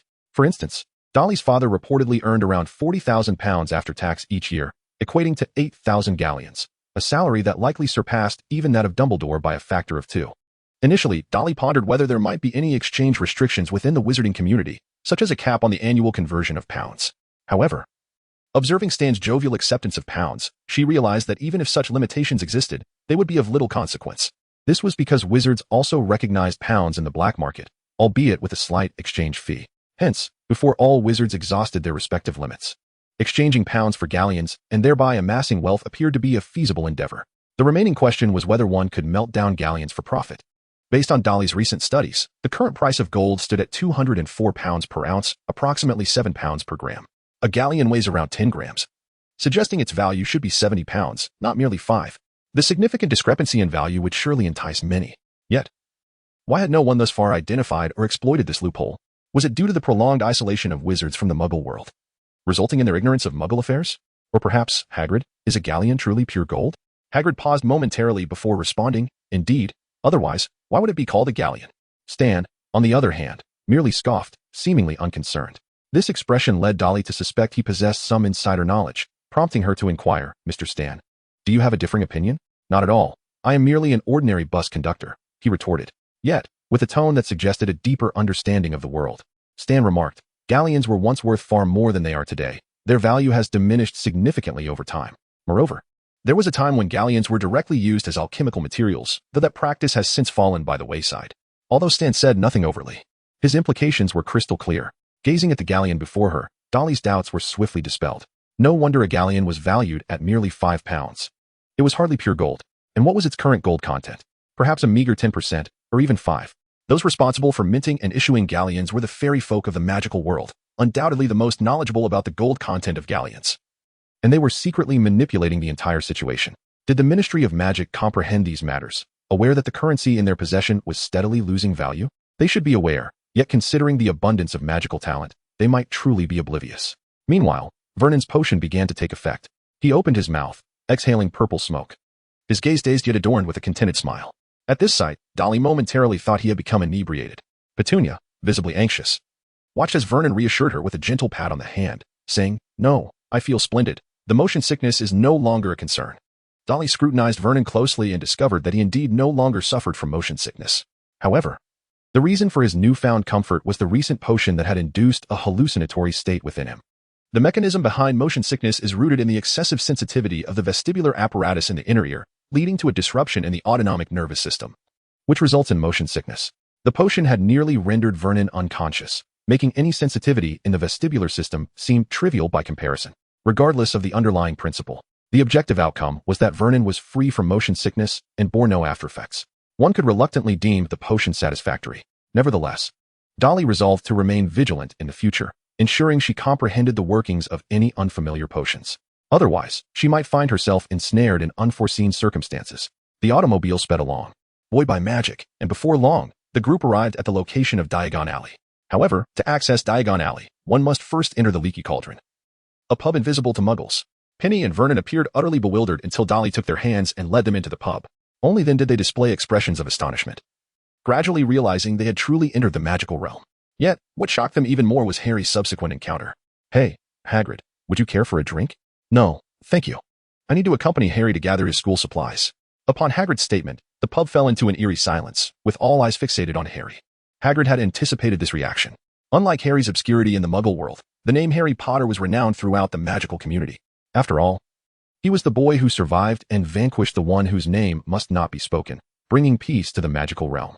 Those discontent with Voldemort's dark reign or who had lost loved ones to the Death Eaters naturally felt gratitude towards Harry. Consequently, various witches and wizards began to rise and greet Harry, offering brief introductions. Some even attempted to buy him a drink, only to be sternly rebuffed by Hagrid. Mindful that they had important matters to attend to and that Harry was not of drinking age. Having concluded this, Hagrid turned to the Dursleys with a smile, as if to say, "Please, allow yourselves to reevaluate Harry Potter. He is not someone you can bully." Despite Dumbledore and McGonagall informing Hagrid of the Dursleys' newfound reconciliation, he still wished to be one of Harry's protectors, for Harry's parents had once been members of the Order of the Phoenix, comrades in the fight against Voldemort. "Dolly, it's all right." Vernon felt a twinge of unease. Not because of being overlooked. He was accustomed to such minor social gatherings as a working professional, but rather due to the apprehension that his daughter might become a target in this unfamiliar and perilous world. Hagrid's recent glance had given him pause for thought. "If you find this place unsatisfactory, we can simply learn a few spells and drop out. After all, our purpose here is merely to control the magic within us, who would genuinely appreciate being here." Vernon's voice was low, yet it caught the attention of the surrounding wizards. Instantly, pairs of astonished eyes turned towards the trio, and one individual inquired with a tone that was less than cordial, "Muggle?" Penny's expression shifted to one of terror as she instinctively tried to shield Dolly. However, Dolly stepped forward, smiling as she declared, "Yes, we are Muggles." "Is there a rule against Muggles learning magic?" The corners of the man's mouth twisted into a cold smirk as he prepared to deliver a cutting remark but suddenly realized something. A bead of cold sweat trickling down his forehead. Discrimination against Muggles was all too common within the wizarding community, especially in a pub where a few drinks could embolden even the most reticent individuals to voice their thoughts without fear of serious repercussions. Yet what was the current context? The savior Harry was standing right there, the very individual who had vanquished Voldemort. Voldemort, accompanied by a cadre of Death Eaters who had brutally murdered Muggles and Muggle-born wizards alike, had become the pariah of the magical realm. To utter disparaging remarks about Muggles in Harry's presence could lead to dire consequences. One might find themselves besieged, even in a pub. "No, of course not." The man replied in a slightly hoarse voice. "Congratulations, young witch. You shall come to love the magical world. Indeed, I assure you," he added before turning away to resume drinking. The atmosphere in the pub began to return to normal, and soon others started to greet Dolly. Though these amiable wizards did not perceive Dolly's previous remark as a calculated trap, her bravery in standing up had already surpassed that of the vast majority of her peers. She was undeniably a promising witch. Unfortunately, the number of witches and wizards was minuscule compared to the billions of Muggles. Even if the probability of Muggles giving rise to witches was low, the decline of pureblood families was an unstoppable trend. Just look at those noble families. They struggle to produce even a few offspring, let alone continue their legacy. Oh, except for the red-haired Weasley clan. At this moment, Harry sensed something amiss and hurried back to Dolly's side. He had not forgotten his vow to safeguard her well-being. Dolly flashed him a radiant smile and then inquired of Harry, "What does it feel like to be the center of attention?" She added, "If you enjoy it. Maintaining such a sensation will require tremendous effort." From the original narrative, It is evident that Harry relished this feeling and had been buoyed by it on more than one occasion. Nevertheless, Harry possessed a certain degree of leadership ability. His only shortcoming was his lack of comprehensive excellence, which necessitated the presence of Hermione, his external intellect. However, with Hermione absent, that external intellect naturally shifted to Dolly. Thus, Harry murmured, not particularly pleasant, "I scarcely comprehend what is transpiring. It leaves me feeling uneasy, as if I might stumble at any moment." Dolly gazed at Harry with surprise and remarked, "I never expected our Harry to be so thoughtful." "All right, sister, you are merely 7 days older than I am. So please refrain from suggesting that you are vastly my senior. 7 days is still your sister, forever your sister." Upon finishing her words, Dolly directed a polite smile towards Hagrid and continued, "Mr. Hagrid, please refrain from such actions in the future." Hagrid appeared somewhat anxious. He had not anticipated the significance that Harry placed on Dolly and the Dursleys. What was intended as a small arrangement to please Harry now seemed to have backfired. After all, the fact that so many cherished Harry implied that there were certainly those who harbored deep animosity towards him, did it not? Hagrid nodded in agreement, recognizing the truth in this statement. If among the crowd were hidden Death Eaters, the consequences could be dire. Feeling somewhat dejected, Hagrid led a few individuals to the backyard of the Leaky Cauldron. There, he tapped a few bricks, which shifted like sliding blocks, revealing a slowly opening gateway into the magical realm. On the other side of the door lay Diagon Alley, the most bustling street in the entirety of the British wizarding world, though it appeared as a quaint medieval lane. The throngs of people and the diverse wizards clad in robes were unmistakable. The magical traces visible everywhere rendered any comparison to an ordinary Muggle commercial street utterly futile. Even Vernon, who often grumbled, was left awestruck, truly realizing that they had entered an entirely different world, where poverty and dilapidation were mere facades. And the omnipresent magic was the key to understanding it all. This was the place Lily had once visited. Petunia wore a nostalgic expression, her eyes glimmering with melancholy. It seemed as if every shop bore the imprint of Lily's presence, which, in truth, was indeed the case. "Father, Mother, let us explore thoroughly. This way. You will learn more about magic and cease to regard it as something perilous." This was Dolly's foremost desire for the day. Only by assuring Petunia and Vernon could Dolly feel at ease during her time at school. Otherwise, she could only imagine the number of consolation letters she might receive from her parents. "Let us first proceed to Gringotts to exchange for Galleons." Hagrid took the lead, pointing toward the distant, crooked white building. Gringotts Wizarding Bank, commonly referred to as Gringotts, stands as the sole wizarding bank in the British magical world, operated by goblins. The bank not only stores and safeguards the valuables of witches and wizards, but also facilitates the exchange of Muggle currency for magical currency. The goblins ensure that the exchanged Muggle money is reintegrated into Muggle society's circulation. Gringotts is regarded as the safest place within the magical realm, second only to Hogwarts. Soon, the group traversed the brief street and entered Gringotts. Observing the goblins, who were not yet 11 years old like Dolly and Harry, Vernon and Petunia dared not breathe. The goblins' appearances could certainly be described as formidable. With sharp teeth, wrinkled skin, and eyes reminiscent of beasts, it was difficult to believe that they were among the most intelligent races in the wizarding world. Otherwise, they would not have accumulated all the gold of the wizarding community within their vaults. This was not mere boastfulness. The goblins genuinely believed that all the gold in the magical world belonged to them, having temporarily lent it to the wizards due to their defeat in the war. Naturally, such sentiments would not be acknowledged by the wizards or the Ministry of Magic. Before long, Hagrid arrived at the counter with a few companions. "Miss Dursley, I am here with Harry to assist him with his matters. You may go next door to find other goblins to handle your business, rest assured. The goblins here know how to interact with Muggles." "Very well," came the reply. Dolly immediately nodded in agreement. She was acutely aware that Hagrid intended to take Harry to explore their family's estate and retrieve something of paramount importance from the subterranean vault, namely, the Philosopher's Stone. Furthermore, Harry's family was already quite affluent. As a pure-blood lineage, the Potter family had long possessed their own properties and lands, even though they were currently unattended. Harry remained the rightful heir. Not to mention, Harry's grandfather had developed the Sleekeazy's hair potion, a product that continues to thrive in the market to this day, with Harry and his father being the sole descendants of the Potter line. Consequently, Harry naturally became the heir to this vast fortune, which explains why his vault was brimming with galleons. In the original text, Harry once remarked on the absurdity of emptying his Gringotts vault to purchase a firebolt, which was priced at 500 galleons according to the author. This suggests that 500 galleons represent a substantial sum for Harry, who possesses an entire vault's worth of wealth. Of course, this may be a modest assertion. After all, Harry would need to rely on the funds in his vault to sustain his entire student life. Thus, 500 galleons would likely be the amount he could access beyond his basic living expenses, considering Harry's living costs over 7 years, along with various additional expenditures. A total of 5,000 to 6,000 galleons in his vault seems quite reasonable. Naturally, this only accounts for the liquid assets in Harry's name. When factoring in the other properties owned by the Potter family, there exists an even larger sum. But what of it? At best, it amounts to a mere few tens of thousands of galleons, perhaps even multiplying that by 10, resulting in hundreds of thousands of galleons or millions of pounds. Although Dolly currently lacked such wealth, earning it by leveraging the trends of her previous life would not pose a challenge. This statement holds true even before mastering magic. Now that she has acquired such skills, her avenues for income would only expand. However, Dolly would not dare contravene the Wizarding Secrecy Act, as that would lead to her being hunted by the entire magical community. Thus, she was keen to discern which actions were deemed legal, such as how the goblins facilitated the flow of pounds back into the Muggle world and the extent of their manipulations in minting currency. This curiosity was the reason Dolly was eager to engage the goblins in direct conversation. As for the secrets that Hagrid was so cautiously guarding for Harry, Dolly found herself rather indifferent. "Good day, Mr. Goblin. May I address you as such?" Dolly approached a counter, where she encountered a disheveled fairy. The fairy lifted her head, casting a brief glance at the three individuals before tapping her name tag. Dolly promptly retracted her statement, saying, "I beg your pardon, Mr. Serrano." The fairy nodded in acknowledgement and inquired, "Are you new students from the Muggle world? Here, you can exchange pounds for galleons. How much do you intend to exchange?" Vernon cleared his throat, about to speak, but Dolly gestured for him to hold his tongue, saying, "Father, may I handle this myself?" Initially perplexed, Vernon soon grasped the situation upon seeing Petunia's encouraging demeanor. Hogwarts is a boarding school, and their daughter would need to fend for herself in the future. Thus, Vernon offered a supportive gesture to his daughter, who responded with a warm smile. "Mr. Serrano, is there a limit on the amount of galleons I can exchange?" "None at all," Serrano replied, his voice rising an octave as he realized he might be encountering a significant client. "However, galleons are quite heavy.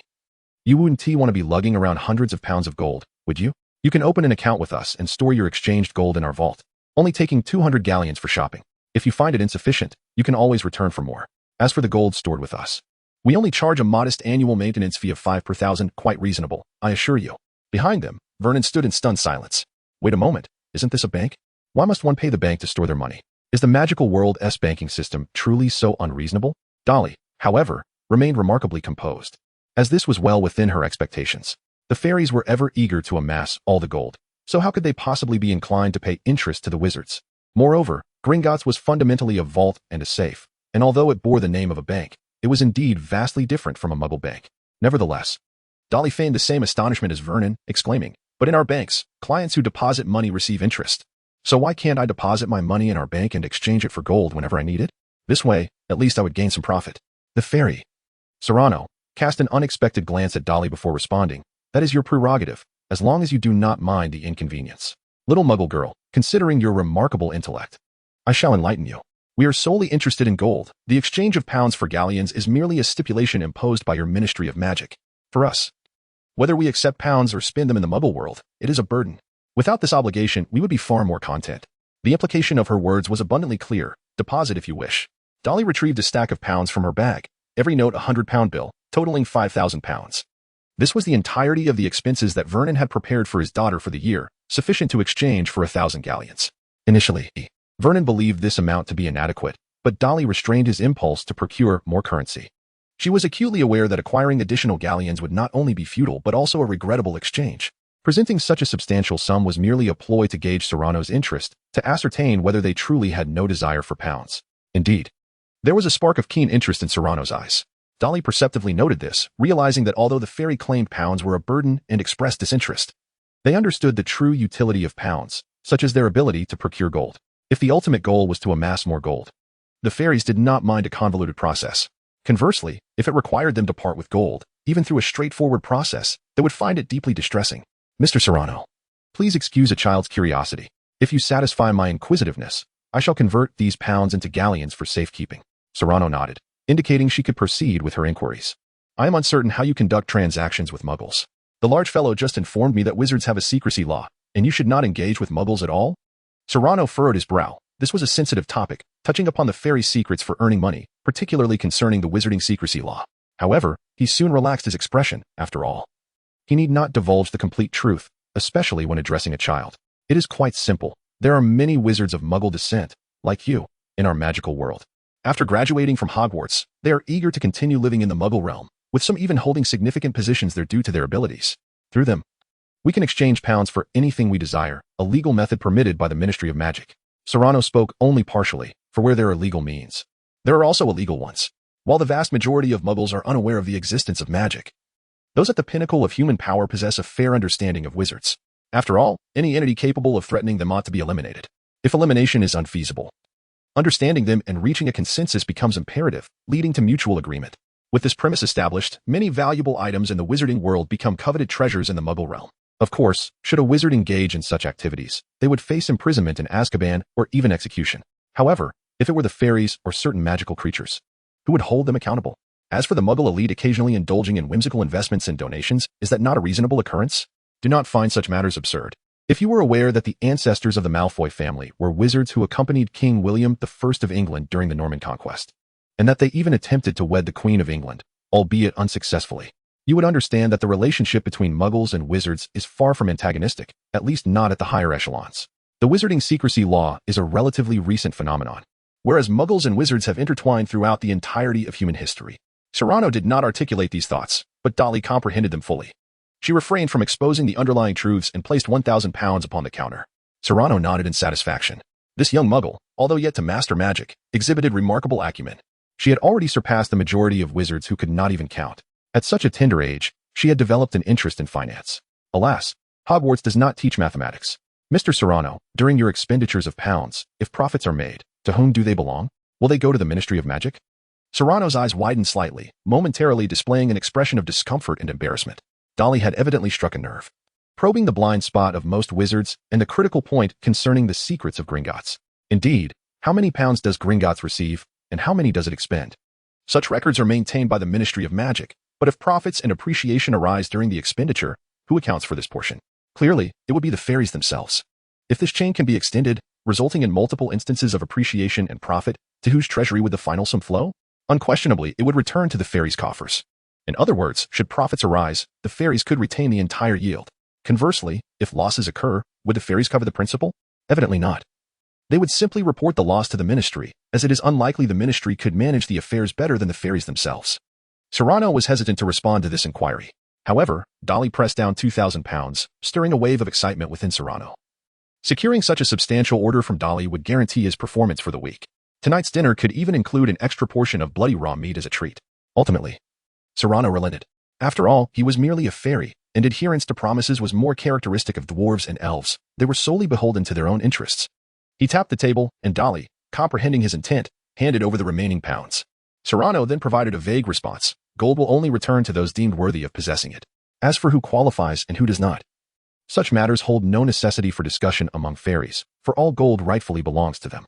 Having uttered this, Serrano commenced the process of establishing an account for Dolly. In no time, an account under the name of Dolly Dursley was created, and she received 1,000 galleons. Serrano produced 200 galleons for Dolly, stating, "The remaining 800 galleons have been deposited in your vault. We will deduct the annual management fee automatically. There is no need for you to submit it." This practice effectively treated Dolly's gold as their own. Nevertheless, Dolly was acutely aware of the fairy's nature. She felt no anger but instead smiled, saying, "Mr. Serrano, I would like to present you with a gift. Do you have paper and a pen?" Serrano nodded. It was only reasonable to accept the gift offered to him. He handed her the supplies, curious to observe as Dolly began to write and draw with a quill. Yet, the more he watched, the wider his eyes grew. When Dolly finally finished writing, the fairy snatched the paper away, carefully stowing it away. He then regarded Dolly with a complex expression, asking, "How do you know so much? Did you just make this up?" Dolly shrugged and remarked, "I am not quite certain. It is inexplicably known to me. Perhaps this is the reason I, a descendant of Muggles, find myself here." Serrano appeared to have an epiphany, realizing that Dolly might have awakened a rare magical talent. In his eyes, Dolly's significance increased considerably. However, whether this importance is genuine remains to be seen, as he requires time to ascertain it. "It is a pleasure to meet you, Miss Dolly. I also look forward to our next encounter," he expressed. "I feel the same, Mr. Serrano," as she observed the outstretched claw he offered. Dolly did not hesitate to grasp it, which only elevated her standing in Serrano's eyes.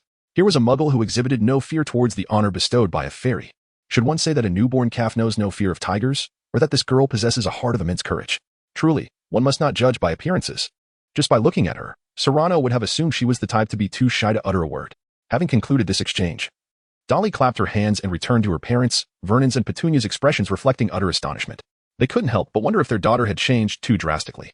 Petunia pressed her lips together, wishing to voice something, but Dolly, with a smile, preemptively explained. She beckoned her parents to bend down, then added, "This is the mystery of magic. There is a class called divination at Hogwarts. I may have a particular talent for it." Vernon and Petunia's faces lit up with realization, and they swiftly accepted this new reality. Had Dolly still been a Muggle, they would have found it hard to believe. However, their daughter had now become a witch. In the past, wizards had seemed exceedingly dangerous to Vernon and Petunia, yet now they were synonymous with extraordinary abilities. The more exceptional and powerful their daughter appeared within this community, the more delighted they became. Even Vernon grasped Dolly's hand and inquired, "Child, if that is the case, could you tell your father how to earn more money?" Petunia discontentedly tapped her husband, but this time, Vernon did not acquiesce to her. While he usually complied with his wife and daughter's wishes, when it came to matters of earning, he felt compelled to strive. After all, how else could he support the family? Naturally, Vernon would not compromise his principles. Both he and his wife cherished their current life and had no intention of altering it. Dolly was acutely aware of this, understanding that her father, Vernon, though not a fool, otherwise he would not have ascended to a high-ranking position in the company, lacked significant ambition. His greatest aspiration was to live comfortably with modest means. Thus, Dolly recommended a rather unremarkable stock, Cato Corporation, which boasted a return rate of merely 18.3401 this year. While it would not yield Vernon a fortune, it would certainly allow him to approach his forthcoming work with greater ease. Upon hearing her suggestion, Vernon nodded thoughtfully. He naturally believed in his daughter's charm, yet he did not deem this matter worthy of excessive concern. After all, he enjoyed a stable job and income. This investment was merely a spare change. As for how Dolly came by this knowledge, it was not due to any genuine foresight of the future, but rather because, in her previous life, she had diligently studied elective courses akin to contemporary financial history, where she encountered numerous extraordinary tales. Among these were accounts of which stocks soared in specific years and which investments represented the most lucrative opportunities. This background instilled in Dolly a robust confidence that she could one day become a wealthy individual. She did not aspire to upheave the world. She merely desired sufficient assets to live freely. Was that not a rather attainable goal? Dolly and Vernon had just finished whispering when, after a considerable wait, Harry emerged with Hagrid, his face alight with excitement. They descended into the underground vault, where they opened the ancestral safe belonging to Harry's family and retrieved the Philosopher's Stone. Of course, Harry was unaware of the significance of the stone. However, he yearned to share his experiences in the vault, particularly regarding his family inheritance, with his sister. Yet, Hagrid gently grasped Harry's arm and advised, "Harry, I believe it is best not to let Dolly know too much. After all, that wealth is your legacy. A treasure bequeathed by your parents, and you will need it as you grow into adulthood. Just as the Dursleys' fortune is destined solely for your sister Dolly. This is a similar principle. In the adult world, it is wise to exercise caution when it comes to money." Hagrid's words left Harry momentarily stunned. His earlier joy dissipated. And upon seeing his sister smile, he felt a lump rise in his throat. He had begun to consider himself a true member of the family, convinced that there were no secrets too great to share with loved ones. At his tender age, such thoughts were entirely natural. Yet, Hagrid's remark yanked him back to reality, making him feel a sense of distance from the promise he had made to Dolly and her family. Should he trust Hagrid or believe in his sister's family? Harry found himself at a loss. Even as they made their way back onto the street, approaching Ollivander's wand shop, he remained despondent. What was the matter? Was it a lack of funds? Dolly instantly discerned the reason behind Harry's discontent, as she savored a Bertie Bott's every flavor bean. She unexpectedly bit into one that tasted of chili pepper. This provoked a fierce coughing fit, startling Harry, who momentarily feared that his sister had been poisoned. However, when Dolly erupted into laughter after sampling another bean that revealed a delightful orange marmalade flavor, her lovely brows relaxed. Harry, encouraged by her reaction, took a bean for himself and encountered the sweet taste of coconut. Under the soothing sweetness, he found the courage to voice a topic that had previously been difficult to address. "No, I have money. My parents left me some things. I feel I ought to share this with you and offer my assistance, for at home, I seem to play merely the role of a consumer." Harry remembered Hagrid's words and refrained from disclosing the extent of his wealth. Nevertheless, he articulated his thoughts, which brought him a considerable sense of relief.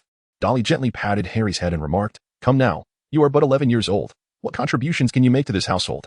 "Father," Harry interjected, "do you concur with my desire to contribute to our family?" Meanwhile, Vernon, struggling to capture a chocolate frog, casually responded, "Harry, I acknowledge you as a young man. However, such discussions can wait until you turn 18.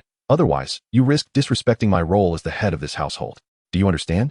Dolly gave Harry a gentle push towards Ollivander's wand shop, remarking, "If you truly wish to do something, present me with a grand gift come Christmas. Until then, relish your new life." Meanwhile, she refrained from witnessing the pivotal moment when Harry selected his wand, for Ollivander attended to only one customer at a time. Although Dolly yearned to observe Harry's wand-choosing process, she respected the established protocol. Hagrid lingered at the entrance for a moment, seemingly struck by a thought, before turning towards the direction of the Elops Emporium. Clearly, he intended to procure a pet for Harry, with Hedwig being the gift he bestows upon him. This prompted Dolly to ponder whether she too should acquire a pet. Hogwarts permits students to bring owls, toads, or rats as companions, although it is not a necessity. The primary purpose of having a pet is to facilitate the transfiguration lessons, while owls serve the practical function of enabling students to send and receive correspondence. Nevertheless, Students without pets can still access appropriate materials, as the school provides communal owls for use. Suddenly, Dolly had a thought. She grasped her parents' hands and ventured towards the opposite side of Diagon Alley, where the magical menagerie was located. Dolly Penny felt a twinge of unease and quietly inquired, "Is it inappropriate for us to wander about freely?" Dolly reassured Penny, saying, "Mother, in reality, the majority of wizards possess combat abilities that are not significantly superior to those of ordinary individuals. Although each wizard is capable of performing magic, most struggle to execute even the most commonly used spells with finesse, let alone those spells designed to inflict harm, which generally present a greater degree of difficulty. Furthermore, the magical realm is safeguarded by Aurors and the Ministry of Magic. Aurors represent the pinnacle of magical prowess, capable of instantaneously operating to subdue any nefarious criminals." Penny's eyes lit up as she exclaimed, "Just like Professor McGonagall, right?" "Indeed, just like the superheroes depicted in comic books and films." Dolly's words brought relief to Penny and Vernon, though even she herself harbored doubts.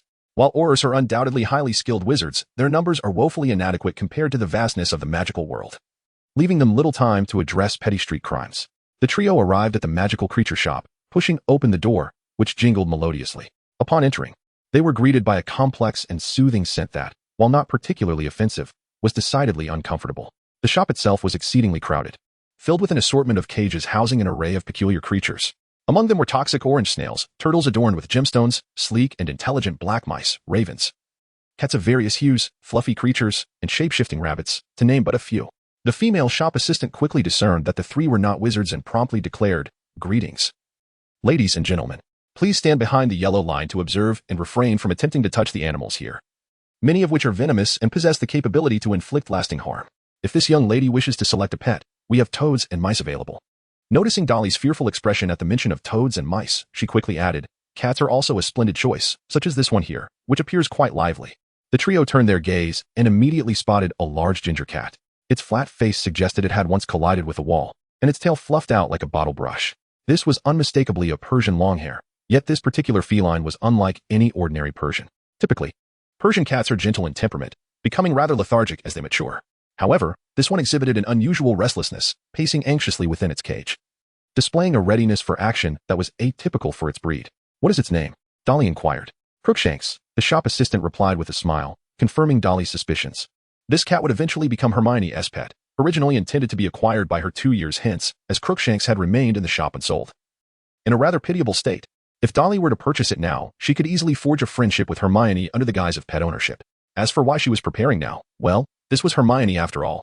In this cinematic world, Hermione differed from her literary counterpart, appearing as a truly delightful young lady. Although Dolly was herself a girl, her affections leaned toward girls as well. Such inclinations were difficult to articulate in her past life. Yet this time, she felt emboldened. After all, this was England, where same-sex love was hardly a matter of concern. However, the challenge of winning Hermione's heart remained significant. Dolly had yet to devise a strategy for that, but there was no rush. Regardless of her mental age, any endeavors she wished to undertake would have to wait until the Triwizard Tournament year. "Very well, I have decided to purchase it," she declared. Dolly exuberantly shook her coin pouch, producing a delightful clinking sound of golden galleons. This spectacle brought smiles to the staff, who promptly began replacing Crookshank's cage and preparing an array of supplies and items. This was a well-known tactic for profit in pet shops, a reality that Dolly was keenly aware of but chose not to voice. After all, it merely involved a handful of galleons, and with 200 galleons in her possession, Dolly felt it unnecessary to expend words on such trivial matters. However, as she held Crookshanks, a tinge of dissatisfaction lingered within her. While she indeed had an affection for cats, her heart yearned more for magical creatures. She pondered whether she could keep a magical creature as a pet at this moment. The saleswoman, perceptive to Dolly's thoughts, promptly remarked, "In truth, some pets, even without a qualification certificate, can be kept by students like yourself. However, you may only care for them within the magical realm, or specifically at Hogwarts, as they cannot be taken into the Muggle world." With that, the saleswoman recommended 2 options, a puffskein and a transfiguration rabbit. The transfiguration rabbit, a magical creature, was a white rabbit capable of continuously shifting between its rabbit form and that of a luxurious silk top hat. Yet, this singular transformation quickly diminished Dolly's interest. Conversely, the puffskein captivated her heart. This round creature was covered in soft, creamy yellow fur and was not averse to being cuddled or tossed about. It proved to be remarkably easy to care for, consuming everything from spiders to leftovers. However, occasionally, a slender pink tongue would emerge from its body, slithering around the room in search of food, reminiscent of a snake. While this sight could be somewhat alarming, the puffskein's diminutive size rendered it rather comical and endearing. Even Vernon and Petunia could not resist reaching out to pet it, a testament to the creature's harmlessness. "Splendid. I want one." "No, I desire a whole litter. Vernon expressed his surprise, albeit mild. After all, puffskeins were not overly expensive, and their ease of care made him consider acquiring one himself. Alas, bringing them home was not an option. With such delightful pets accompanying their daughter, she would surely never feel lonely. I wish to gift one to Harry and to each of my future classmates, Dolly declared. Ah, a splendid idea. A wonderful way to foster camaraderie, Vernon encouraged, offering to assist Dolly with the basket containing the puffskein. Yet, Petunia snatched it away, her youthful heart evidently ignited by the sight of these fluffy, contentedly buzzing creatures. After completing their pet purchase, Dolly and her parents returned to the entrance of the wand shop. At that moment, Harry fortuitously emerged through the door, his eyes widening in astonishment at the sight of Dolly and Hagrid, each laden with numerous bags. Harry, this is your back-to-school gift. Its name is Hedwig, and henceforth she will deliver letters and parcels for you, Dolly announced. Hedwig was a snow-white owl adorned with black speckles, a larger breed among owls. Harry eagerly accepted her, a hint of nervousness creeping into his voice. Does she bite? In response, Hagrid did not answer, but Hedwig, in a display of indignation, reached out to nip at Harry's sleeve. Owls in the magical world were creatures of intelligence, imbued with magic, unlike their wild counterparts. As you can see, these owls are exceptionally clever, Hagrid chuckled. If you find yourself without friends, you may consider her a companion. I mean, if you happen to lack friends. Hagrid felt he had overshared. Surely, Harry would not struggle to make friends. After all, the Harry now was no longer the isolated boy at home. He had arrived at Hogwarts, where he was bound to be well-liked. Dolly presented a fluffy little creature, which Harry eagerly accepted, inquiring, "What is this?" Besides its charming appearance, it served little purpose other than to be rolled around as a ball during moments of boredom. This, too, was a token of my goodwill for your academic journey. The surprise on Harry's face quickly turned to a hint of awkwardness, as he had not prepared a gift for Dolly. Would there still be time to arrange something? Well, now it is my turn. Dolly promptly thrust Crookshanks into Harry's hands, leaving him in a fluster. Fortunately, since both Crookshanks and Hedwig are descendants of the feline realm, there was no conflict. Otherwise, Harry would surely have been toppled by the antics of these two pets. Dolly adjusted her breath and stepped into Ollivander's wand shop. Although she had engaged in various activities outside, from outsmarting fairies to indulging in shopping at magical stores, those were mere tourist pursuits. To genuinely embrace the identity of a witch, one must possess a wand of their own. Ollivander had just concluded the process of selecting a wand for Harry and was still tidying up the remnants. Upon hearing the chime of the doorbell, he turned around with a smile. "Miss Dolly Dursley, good day to you." Dolly responded with a hint of surprise. "You know my name? I am no savior. Merely a muggle. However, you have a brother who is a savior. He spoke of you, an impressively good child." Dolly beamed with a sweet smile and said, "Thank you for the compliment, Mr. Ollivander." Ollivander's joy intensified at the affectionate title, prompting him to find the wand most suited for Dolly. "Come, extend your arm so I may take your measurements." Soon, Ollivander conducted a comprehensive assessment for Dolly. While this meticulous procedure was not strictly necessary, Ollivander, with his discerning eye, could forego it. However, given Dolly's unique charm, he opted to approach her with the same earnestness he afforded Harry. "Ah, a harmonious physique," he noted.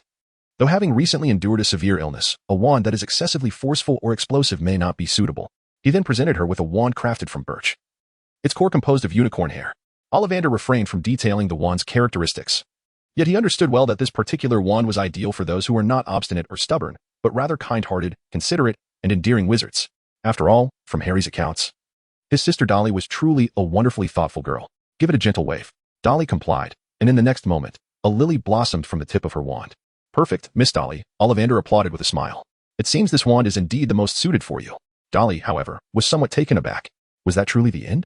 While it was common for Ollivander to select wands for other witches and wizards with a single, decisive choice, thanks to his discerning eye and the unparalleled craftsmanship of his family, Dolly yearned for a slightly different experience. After all, this was a customary part of visiting Ollivander's wand shop. "May I try a few more wands?" Dolly endeavored to embellish her own narrative, prompting Ollivander to question her with curiosity. "Why?" "Because I wish to experience the distinct sensations associated with different wands. After all, what truly constitutes a harmonious bond between a master and a wand? I desire a comparison." Clearly, this rationale convinced Ollivander. "A commendable realization, Miss Dursley. However, we believe it is the wand that chooses the wizard, rather than the reverse. Since you have been selected, it signifies that other wands are unsuitable for you. Naturally, only through practical experience can one gain a clearer understanding of this." Subsequently, Ollivander assisted Dolly in selecting another wand. It was crafted from blackthorn wood, with the heartstring of a fire dragon. If the previous wand was suited for a kind-hearted older sister, a benevolent figure in everyday life, then this wand was destined for those who charge fearlessly into battle, unafraid to engage in close combat with fellow wizards. It was evident that this wand was ill-suited for Dolly. As Ollivander pondered, Dolly once again waved the wand, and a plume of flames erupted from its tip, akin to a fire dragon exhaling a gust of smoke. The brilliance of the flames left Ollivander astounded. After a prolonged silence, he finally spoke, equally perfect. To his astonishment, "Miss Dursley, it is indeed true that one must not judge by appearances. Who could have anticipated that the seemingly frail and delicate Dolly possessed the potential to become a warrior?" Dolly's eyes sparkled with excitement. At last, there was a hint of a familiar routine. Indeed, the defiant Ollivander turned and assisted Dolly in finding her next wand. It was crafted from large wood with a phoenix feather core. This wand was suited for those who lacked initiative, guiding its owner into action and infusing them with courage. 3 seconds later, as a flurry of tiny stars emanated from the tip of Dolly's wand, Ollivander felt a profound impact for the first time. The results of Dolly's test remained impeccable. What could this phenomenon signify? Ollivander appeared entranced, producing wand after wand. Each one represented a distinct style, even bringing forth the most obscure Elder Wand. The Elder Wand did not signify an old wand. It merely shared the same material as the Elder. It became evident that this was no illusion. All the wands had chosen Dolly. This implied a significant consequence. Ollivander's lips quivered. Yet he found himself unable to utter those fateful words, "You may now choose your wand." After all, within the Ollivander family philosophy, wands are alive, selecting wizards rather than the other way around. Once a wand is in a wizard's hand, the two engage in a process of mutual adaptation and learning, ultimately achieving greatness together. However, with every wand having chosen Dolly, did this not imply the shattering of their family's long-held belief? Dolly keenly sensed the peculiar tension in the atmosphere. It was not that she could discern the thoughts of everyone around her. Rather, being well-versed in Ollivander's philosophy, she understood the implications this situation held for him.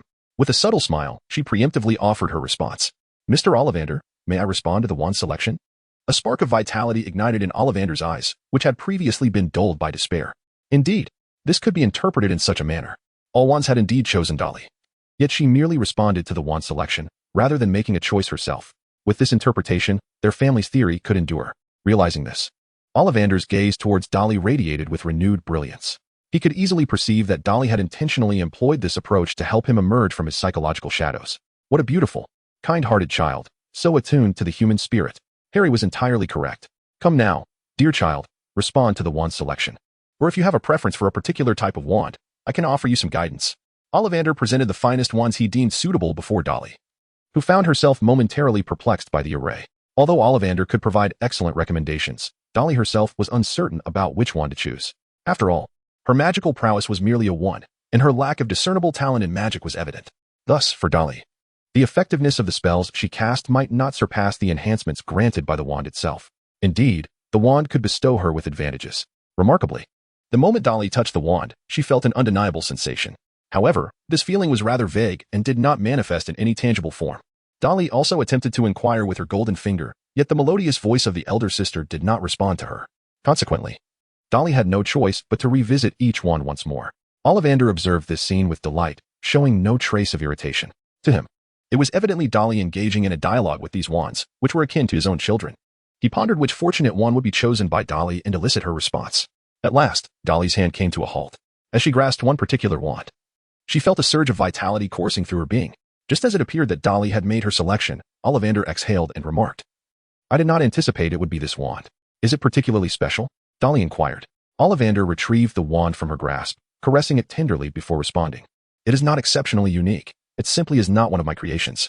In my estimation, wands with cores of unicorn tail hair, dragon heartstring, and phoenix feather are the finest. This conclusion is derived from considerations of performance, stability, and cost. The majority of my wands incorporate these three materials. Yet my father and grandfather have long been in search of alternative wand materials.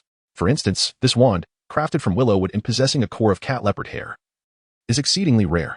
Willow is a type of wand wood that harbors healing powers, often wielded by those who struggle with insecurity, regardless of their attempts to conceal it. The cat leopard, a magical creature native to America, is capable of walking upright, running swifter than an arrow, and is said to possess hypnotic and mind-influencing abilities. With its agility and robust physique, the cat leopard is nearly impossible to kill, resulting in its hair being a valuable, yet scarce, core material. By my generation, we have largely abandoned its use in wand crafting. Now, it is yours, Miss Dursley. Dolly grasped the wand and with a gentle flick, a soft glow blossomed from its tip, emanating an enchanting allure. Indeed, it was just so. Ollivander, observing the wand's remarkable effect in Dolly's hands, felt a profound sense of relief. Utilizing it to cast healing spells would yield even greater results. Its core was designed to promote physical well-being, and its effects could even extend to the mind. With a slight smile, Ollivander remarked, "I initially intended to suggest that you might be a prodigy in wand lore.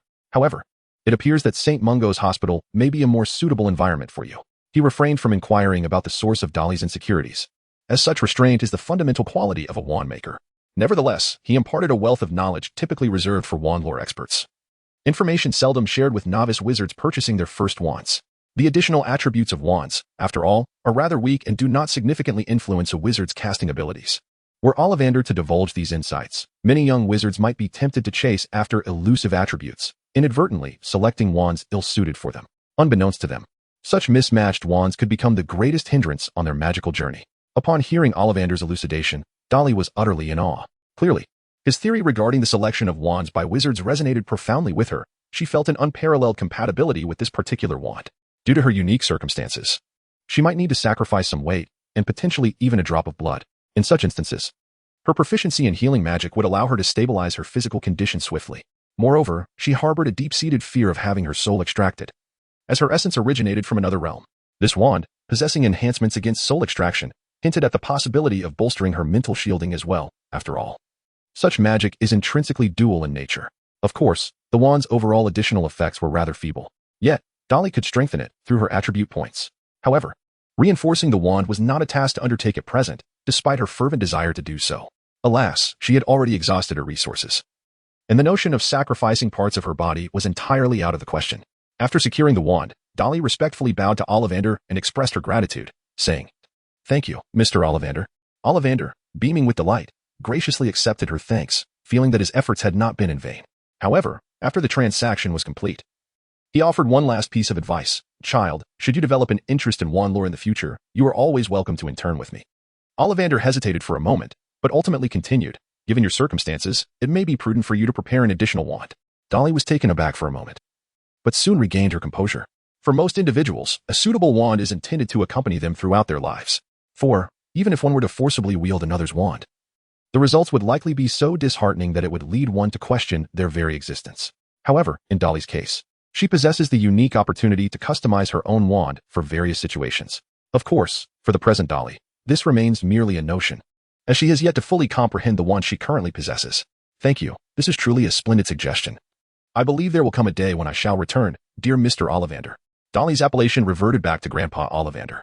If their initial rapport was merely a playful pretext to foster familiarity, their bond has now genuinely evolved into friendship. Ollivander, in a small act of defiance against his principles, has made concessions for Dolly. In turn, Dolly feels compelled to reciprocate by promising to explore the study of wand lore, should the opportunity arise in the future. Most importantly, Dolly has resolved in her heart to ensure that Ollivander does not fall into the clutches of Voldemort. However, the path to achieving this goal remains arduous and lengthy. As Dolly exited through the door, Ollivander began to meticulously arrange the wands he had just displayed. In stark contrast to the joy he experienced during his conversation with Dolly, he now appeared burdened by unspoken thoughts, for there was a matter he had not disclosed to her. Through Harry, Ollivander had learned of Dolly's lineage and that Lily Potter was her aunt.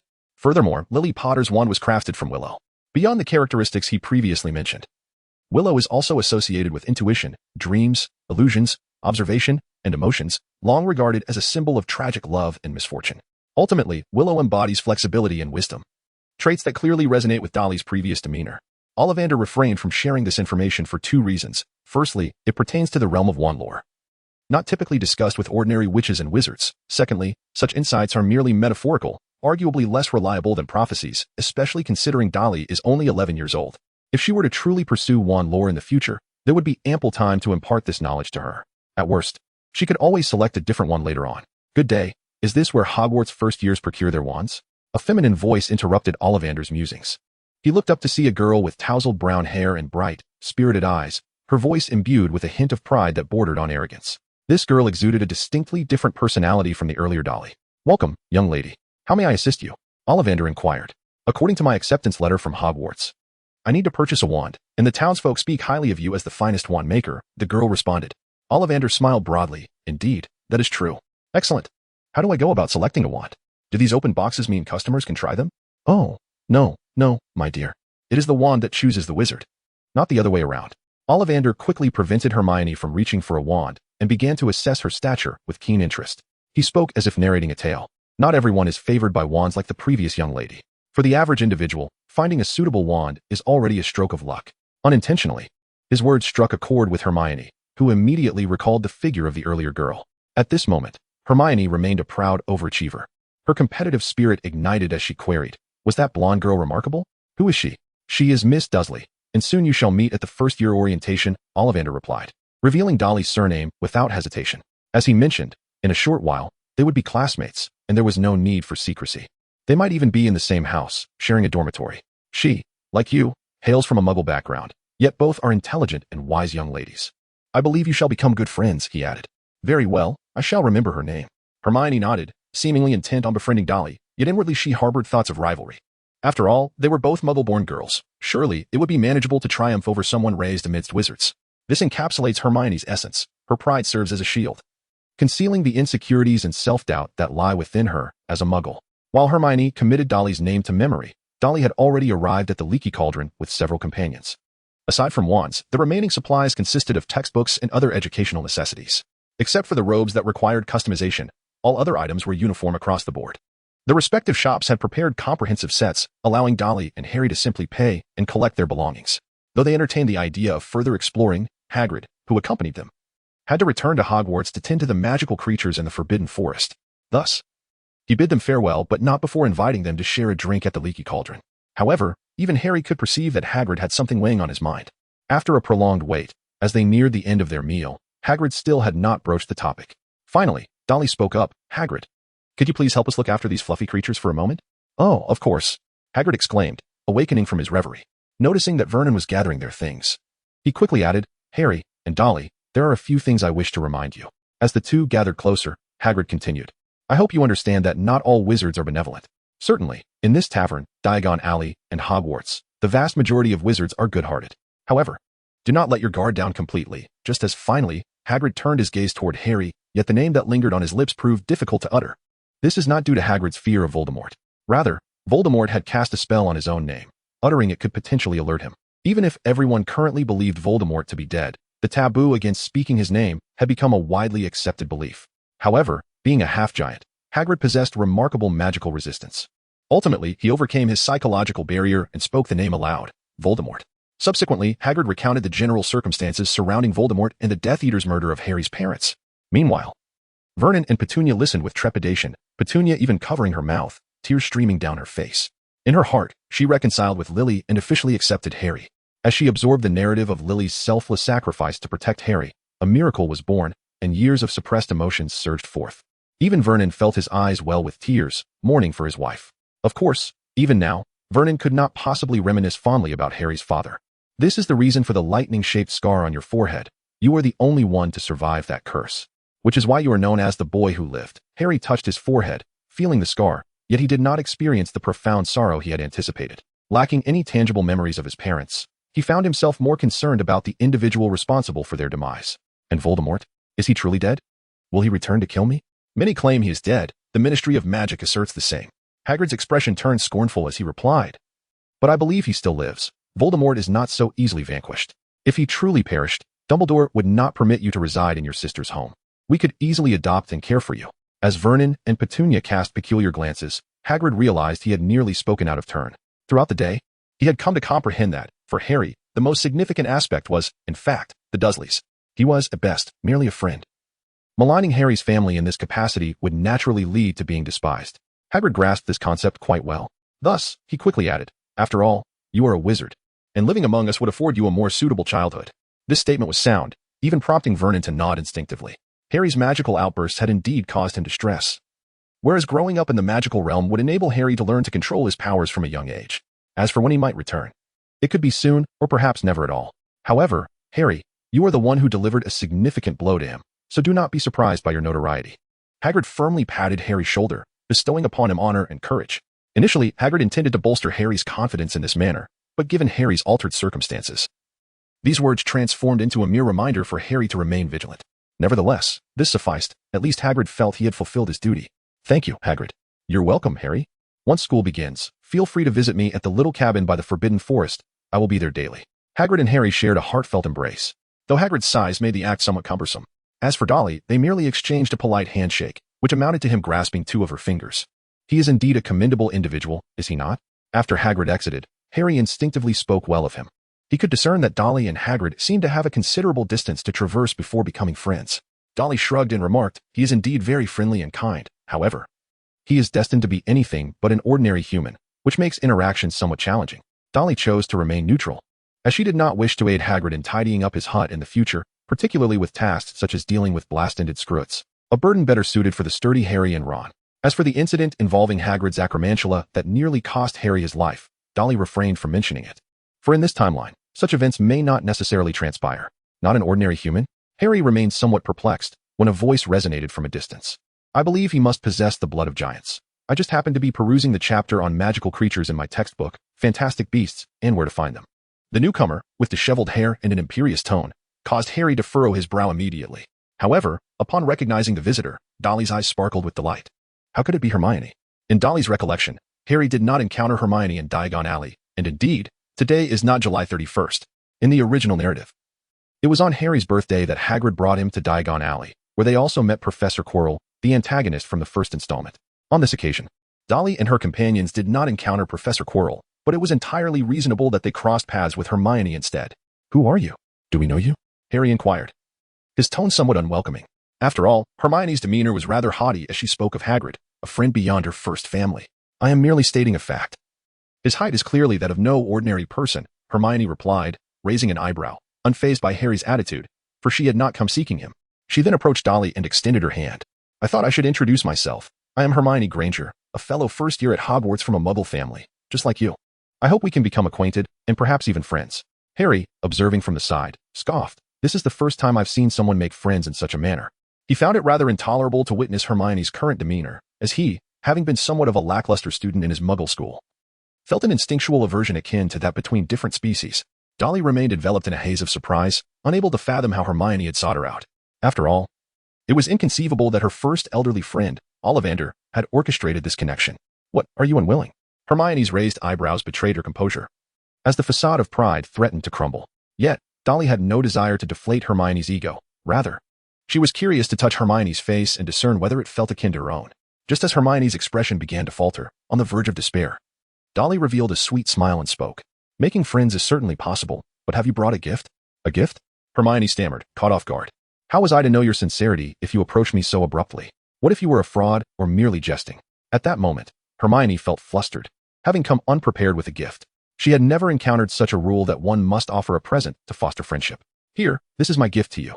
With those words, Dolly placed her shrimp-chewing cat, Crookshanks, into Hermione's arms. Both the girl and the cat were momentarily taken aback. Wait, Hermione quickly interjected, astonished that Dolly had already exceeded her expectations by presenting her with a pet. Was this truly a welcoming gift, or did this girl intend to abandon her companion? Anger flushed Hermione's cheeks as she contemplated this notion. Miss Disley, it is a living creature, not an object. You cannot simply cast it about. It possesses feelings of its own, and you must respect its sentiments. With that, Hermione lifted the cat, gazing at it with compassion. However, upon witnessing its carefree munching on shrimp, her earlier righteousness waned. But I believe it truly likes you. Dolly smiled brightly and said, moreover, I believe you will come to love it as well, won't you, Crookshanks? Upon hearing his name, Crookshanks glanced back at Dolly. Did he have affections for this young witch? How could he possibly know? Suddenly, noticing the slight narrowing of Dolly's eyes, Crookshanks felt a chill creep over him. Looking at the little witch before him, perhaps it was not impossible to harbor fondness for her. Crookshanks was not an ordinary cat. He possessed a lineage that included a hint of the magical Kneazle. Kneazles are remarkable creatures resembling cats, adorned with a variety of spots, possessing notably large ears and tails akin to that of a lion. They are exceptionally intelligent, prefer solitude, and exhibit a degree of aggression. Once a Kneazle develops an affinity for a wizard, it becomes an extraordinary companion. Crookshanks, evidently a higher-bred hybrid, possessed a cleverness that transcended that of a typical pet cat. At this moment, Crookshanks was not the despondent creature he would become 2 years later, having lost all hope in wizards. After being rescued by Hermione, he felt an immense gratitude towards her, especially as she genuinely enjoyed caring for him. For Crookshanks, Dolly was merely a new mistress he had known for less than half a day. The temporary shift to Hermione was inconsequential. Thus, Crookshanks swallowed a shrimp and, with his tail held high, lowered his head to affectionately nuzzle against Hermione's face. Caught off guard by the furry creature, Hermione's previous composure dissipated, replaced by laughter as she instinctively reacted to the ticklish sensation. When Crookshanks extended his tongue to lick her cheek, she nearly tossed him aside in surprise. Hermione's parents, unable to contain their anxiety, approached, their expressions tense. Initially, they believed Hermione was simply making friends with a fellow young witch, only to find Dolly had introduced a large cat, uncertain of the cat's temperament and potential threat to their daughter. They worried about the possibility of Hermione sustaining an injury that would leave her heartbroken for some time. Fortunately, Crookshanks understood the situation well, seizing the moment. He climbed onto Hermione's shoulder and settled there, motionless. Hermione finally regained her composure, recognizing her earlier lapse in decorum. Just as she considered removing the large cat from her shoulder, she became aware of a soft fabric brushing against her cheek. It was Dolly. Using a handkerchief to wipe the area that Crookshanks had just licked, as he had recently eaten and would undoubtedly leave crumbs and lingering scents on her face. "See, I was deceiving you. Crookshanks truly adores you," came a gentle voice. Hermione turned towards the sound, meeting a pair of bright green eyes sparkling with mirth. The girl's delicate features bore a subtle pallor, and her upturned lips radiated warmth akin to sunshine. Each time her lips parted, the hidden, even teeth glimmered with a soft, inviting glow, culminating in a sweet melodic voice. "I am not jesting. If Crookshanks is fated to be with you, then entrusting his care to you would be his greatest fortune. As for my preference, I am particularly fond of puffskeins." Upon hearing the name Puffskein, Hermione finally snapped back to attention. Instinctively, she remarked, "Puffskeins are not truly suitable magical pets. They are merely ornamental. I believe, as students of Hogwarts, we ought to nurture pets that can serve as our magical assistants. But puffskeins are undeniably adorable, are they not?" Dolly retorted. "Pets are companions meant to accompany their owners. If one only values their practical utility, what distinguishes them from livestock?" Hermione, whose disrupted rhythm had finally regained some semblance of coherence, inquired incredulously. "Shouldn't we prioritize our academic achievements? After all, we are students of Hogwarts. Mr. Ollivander himself has proclaimed you a clever and wise girl. How can you not grasp this?" Upon hearing this, Dolly finally comprehended how Hermione had learned of her. It seemed she had heard her name from Ollivander, prompting Dolly to express her heartfelt gratitude to him. Otherwise, if Dolly wished to become acquainted with Hermione, she would have had to wait until the welcoming feast for new students. However, this premature introduction to Hermione bore a disadvantage. It deprived both of them of the opportunity to gradually understand and approach one another. Should this situation be mishandled? Hermione might well regard Dolly with trepidation for the foreseeable future. After all, at this moment, Hermione was still quite the jealous little witch. Consequently, Dolly fell into a brief silence before proposing, "How about we make a wager?" "A wager?" Hermione furrowed her brow. She was not particularly fond of the term. Yet she did not outright refuse. "You believe that achieving good grades at Hogwarts is of utmost importance, while I contend that experiencing the wonders of the magical world is paramount. At the conclusion of my first year, let us compare our successes, shall we?" Hermione's eyes sparkled with intrigue. She had approached Dolly out of a sense of rivalry. Dolly's words struck a deep chord within her, compelling her to acquiesce. However, Hermione was not one to act impulsively. She inquired, "So who shall be the judge? We must find a third party, mustn't we? Perhaps the professors at Hogwarts, the vice-chancellor, or even the headmaster, if they are willing to cast their votes. Yet, I believe this matter is not as convoluted as it seems. Perhaps by that day, I might willingly concede defeat." Hearing this, Hermione grasped Dolly's wrist and declared, "No, you cannot concede. Since we have wagered, we must determine the outcome with honor. If you deliberately surrender, I shall have no choice but to deem you an unsuitable opponent." Faced with Hermione's resolute stance, Dolly reluctantly nodded and replied, "Very well. It's settled then. However, since this is a wager, there must be some stakes involved, mustn't there?" As she spoke, Dolly leaned in closer to Hermione, whispering softly in her ear. Hermione's ear twitched involuntarily, reminiscent of a gentle lick from Crookshanks. "What stakes do you desire?" Hermione blinked, gazing at Dolly. Rather than declining, she felt an invigorating thrill at the prospect, driven partly by her competitive spirit and partly by the notion that having stakes would prevent Dolly from conceding too readily. Dolly shook her head and remarked, "I haven't quite made up my mind yet. How about the loser treats the winner to a meal?" "No, that simply wouldn't do." Hermione quickly shook her head. Such a frivolous wager would allow for easy capitulation. She needed to propose a condition that would compel Dolly to think twice before conceding. Naturally, the stipulation could not be excessively harsh, lest the essence of the contest be lost. "Let me think," Hermione pondered, but her mind was momentarily blank, as she had never encountered a situation quite like this before. Suddenly, a peculiar soft sensation at the nape of her neck drew her attention. She turned to find Crookshanks engaging in a playful act of kneading. This sparked an idea in Hermione's mind.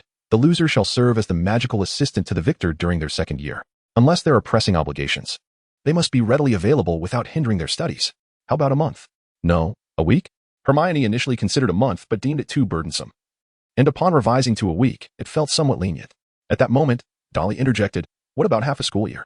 If you're afraid, we can end this wager here." Hermione promptly countered, "I am not afraid. I will undoubtedly be the victor.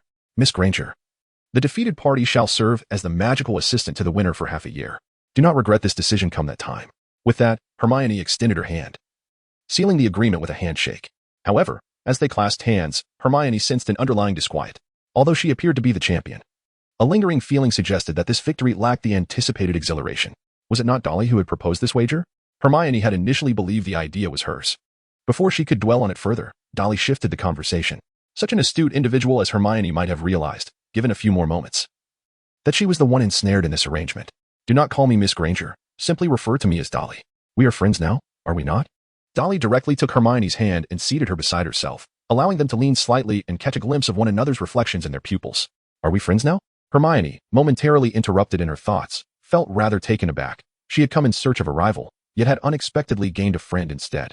Could their situation truly be classified as friendship? Certainly, it could, but she had yet to present a token of friendship. I have already gifted you Crookshanks. Once you reciprocate with a gift of your own, we shall be true friends. Surely, you wouldn't suggest that we are not even friends? Hermione's cheeks flushed not from shyness, but from a sense of frustration. The notion of not being friends was one she found difficult to voice in front of Dolly. If they were not friends, then all her previous actions had merely been to rival Dolly, which would seem rather arrogant and rude. But I haven't prepared anything, Hermione exclaimed, anxiously scanning her surroundings until an idea suddenly struck her. She waved to her father, and when Mr. Granger approached with an assortment of packages, she selected one to present to Dolly. This book, the Book of Spells, is a magical tome beyond the curriculum. The shopkeeper informed me it is quite popular. I had originally intended to study it myself upon returning home, but how about I gift it to you instead? Dolly took a look and discovered that it was a spell book compiled by Miranda Goshawk, who is also the esteemed author of the standard spell series for Hogwarts. It is fair to say that Miranda Goshawk is a true expert in the realm of spell instruction, in contrast to the textbooks used at Hogwarts. This particular tome is distinguished by the assertion made in its preface. It offers the ability to wield spells that are somewhat beyond the fundamentals, thereby enriching, safeguarding, and enlivening one's life. Excellent, I shall accept it. After a brief glance, Dolly was delighted to discover that the book contained records of even the guardian charm, and she promptly accepted it with satisfaction. The majority of the spells were likely beyond Dolly's grasp for the time being. Yet it would serve splendidly for her to familiarize herself with the gestures of casting. Most importantly, if she hesitated to accept it, Hermione would probably be unable to present a better gift, which would undoubtedly put her in an awkward position, a situation Dolly wished to avoid. Hermione, too, breathed a sigh of relief, casting a lingering gaze at the book. However, she could easily return later to purchase another copy, which would hardly take up much time. The friend before her, despite the somewhat stormy arrival, was indeed a rare treasure for Hermione. She had worried about being isolated by the young witches and wizards from wizarding families after entering the magical world. Handing the book to her father, she introduced. Allow me to introduce my parents, and this is my brother, Harry Potter. Dolly had anticipated Hermione's reaction upon hearing Harry's name. Yet Hermione's gaze barely lingered on Harry's face for even a second. Clearly, at that moment, Hermione was still unaware of the moniker the boy who lived. Hello. Hermione greeted the group somewhat shyly, her earlier assertiveness having vanished. In retrospect, Hermione found it peculiar how she had felt no pressure when first facing Dolly. Perhaps it was due to the inexplicable softness and fragility that Dolly exuded. This question lingered in her mind, yet Hermione refrained from probing further. As the scene had shifted to become Vernon's domain, noticing that Dolly and Hermione's exchange had nearly concluded, Vernon laughed heartily and extended his hand toward Mr. Granger in the distance. Being a corporate executive, Vernon's social skills were impeccable, and a few words had the Granger couple, both dentists, basking in warmth. The reasoning behind Vernon's once strained relationship with Harry's father was quite simple. It was a matter of preference between the person he disliked and the parents of his daughter's friend, with the latter undoubtedly taking precedence over mere business associates. With the mutual support of such a clever girl from a middle-class family, Vernon and Petunia could finally feel at ease. The Grangers clearly shared this sentiment, and with the encouragement from both families, the two Muggle households quickly became quite merry at the Leaky Cauldron, creating a lively atmosphere that astonished the wizards present. When did the Leaky Cauldron begin catering to Muggles? Later, the two families boarded the night bus together, bidding farewell in front of Dolly's home. Though both families resided in London, Hermione's home was somewhat farther away. Would you really not join us for a meal? Petunia's cooking is exceptionally good. Vernon's hospitable demeanor struck Harry as rather unfamiliar. The Grangers, faced with Vernon's invitation, could only express their intention to visit next time, as they had too many items to organize. Thus, amidst a chorus of regret and farewells, the night bus set off once more. Dolly gently patted Crookshank's head and remarked, "Once we arrive at our new home, do remember to take good care of your new master." Hermione couldn't help but chuckle at the sight of Dolly so earnestly conversing with a cat. It was undeniably endearing. Moreover, she was not the one in need of care. What astonished her, however, was that the cat nestled in her arms solemnly nodded in agreement. This was no mere pretense, for Dolly had promised it the finest cuisine upon their arrival at Hogwarts. Motivated by the prospect of such a delightful future, Crookshanks was determined to fulfill his duties as a noble feline knight. As for us, we shall keep in touch through letters. Dolly pointed to the owl cage in Harry's hands, remarking, "Although owls are far slower than telephones in delivering messages, they possess an uncanny ability to locate our acquaintances, especially when it comes to transporting items, which they do much more swiftly than conventional mail." Hermione nodded, her gaze lingering on Hedwig with a hint of anticipation. Sending messages via owl was indeed the epitome of wizardry. Upon hearing this, Harry glanced down at Hedwig and, adopting a playful tone, teased. You've only just arrived in this household, and already you bear a significant burden. Regrettably, your master must heed his sister's words, and you were left with no choice but to follow suit. At this, Hedwig cast a pitiful glance towards Dolly, who, with a flourish of her hand, declared, I shall procure the finest elf food for you. Instantly, Hedwig perked up, flapping her wings and swaying her body with such joy that it seemed she could almost dance to an accompanying melody. Harry's eyes sparkled with excitement as he eagerly inquired, What about me? If you're using my owl, surely I deserve something in return. Dolly's lips curled into a teasing smile as she remarked, The premium elf food is doubled.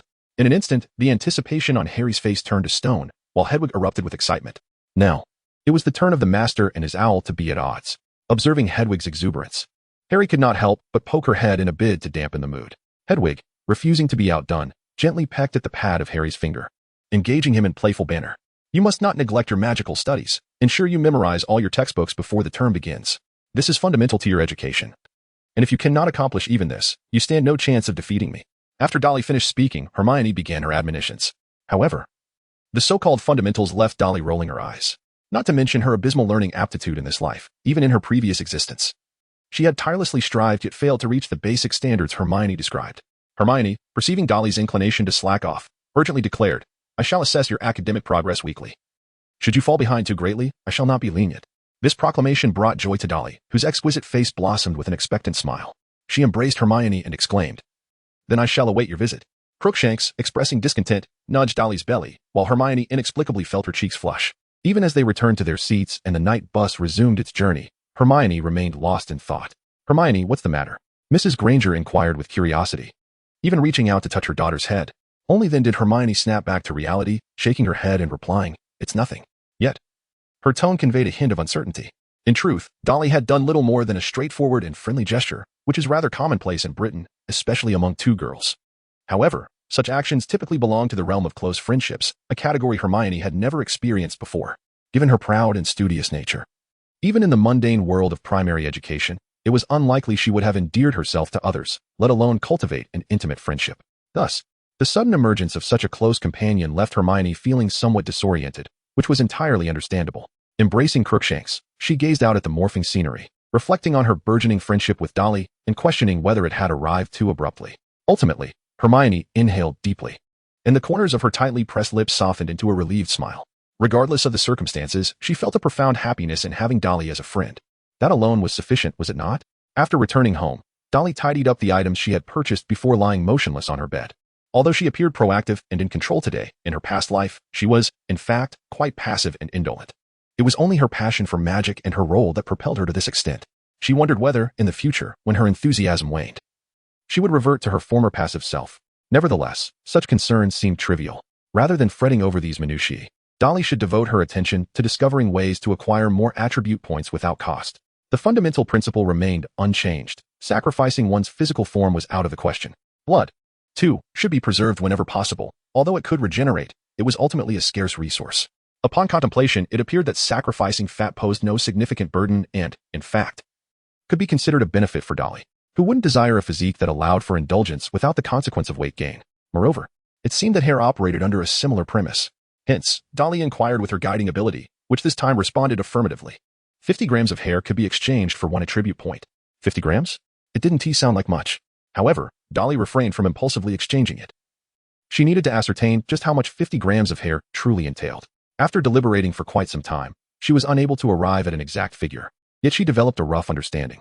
To obtain 50 grams of hair, she would need to cut her hair short by approximately 15 centimeters. While a single, significant haircut was not an unacceptable proposition, regrowing that amount of hair would nearly require a year. This was hardly a sustainable solution.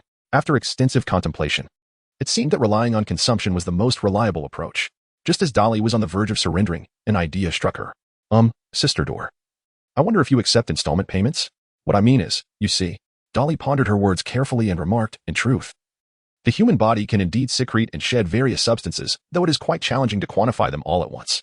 For instance, hair, dead skin, nails, and secretions from the eyes, ears, and nose, among others. When considered collectively, could this not be viewed as a form of sacrifice to some extent? With your formidable power, you could effortlessly offer them up at the very moment they are about to fall away. Upon encountering the rhetorical question mark, Dolly let out a soft chuckle. She playfully reflected, when you posed that question, did it make you think I was troubled? In reality, there are still many thoughts I have yet to articulate. Dolly gently caressed her abdomen, pondering whether the remnants of her corporeal existence could be offered as a sacrifice. Could the pathological growths within her be presented in such a manner? Even those superfluous organs destined never to be utilized, and the periodic release of small, pearl-like entities, might they serve as offerings? Oh, perhaps they indeed could. Yet, she had not yet reached that particular age. There's no need to elaborate, Miss Min interjected, her tone quickening slightly. She had no desire to engage Dolly in a meticulous discussion or negotiation regarding items that ought to remain private. There was an undeniable sense that Dolly was capable of such actions. In reality, she was indeed bold enough to consider it. In the face of potential gain, what was a touch of embarrassment? Moreover, this was a private discourse with a unique entity, and no one would be privy to this moment of vulnerability. Once she stepped outside, she would still be the enchanting maiden who never needed to visit the restroom. Allow me to clarify the rules. A sacrifice requires your life force, and nothing else. If it does not meet this criterion, there is no need to bring it up again. Upon hearing Miss Min's words, Dolly sighed. She had anticipated this stipulation. It was evident that Miss Min was not the type to grant favors without consideration, and obtaining anything from her would be no simple feat.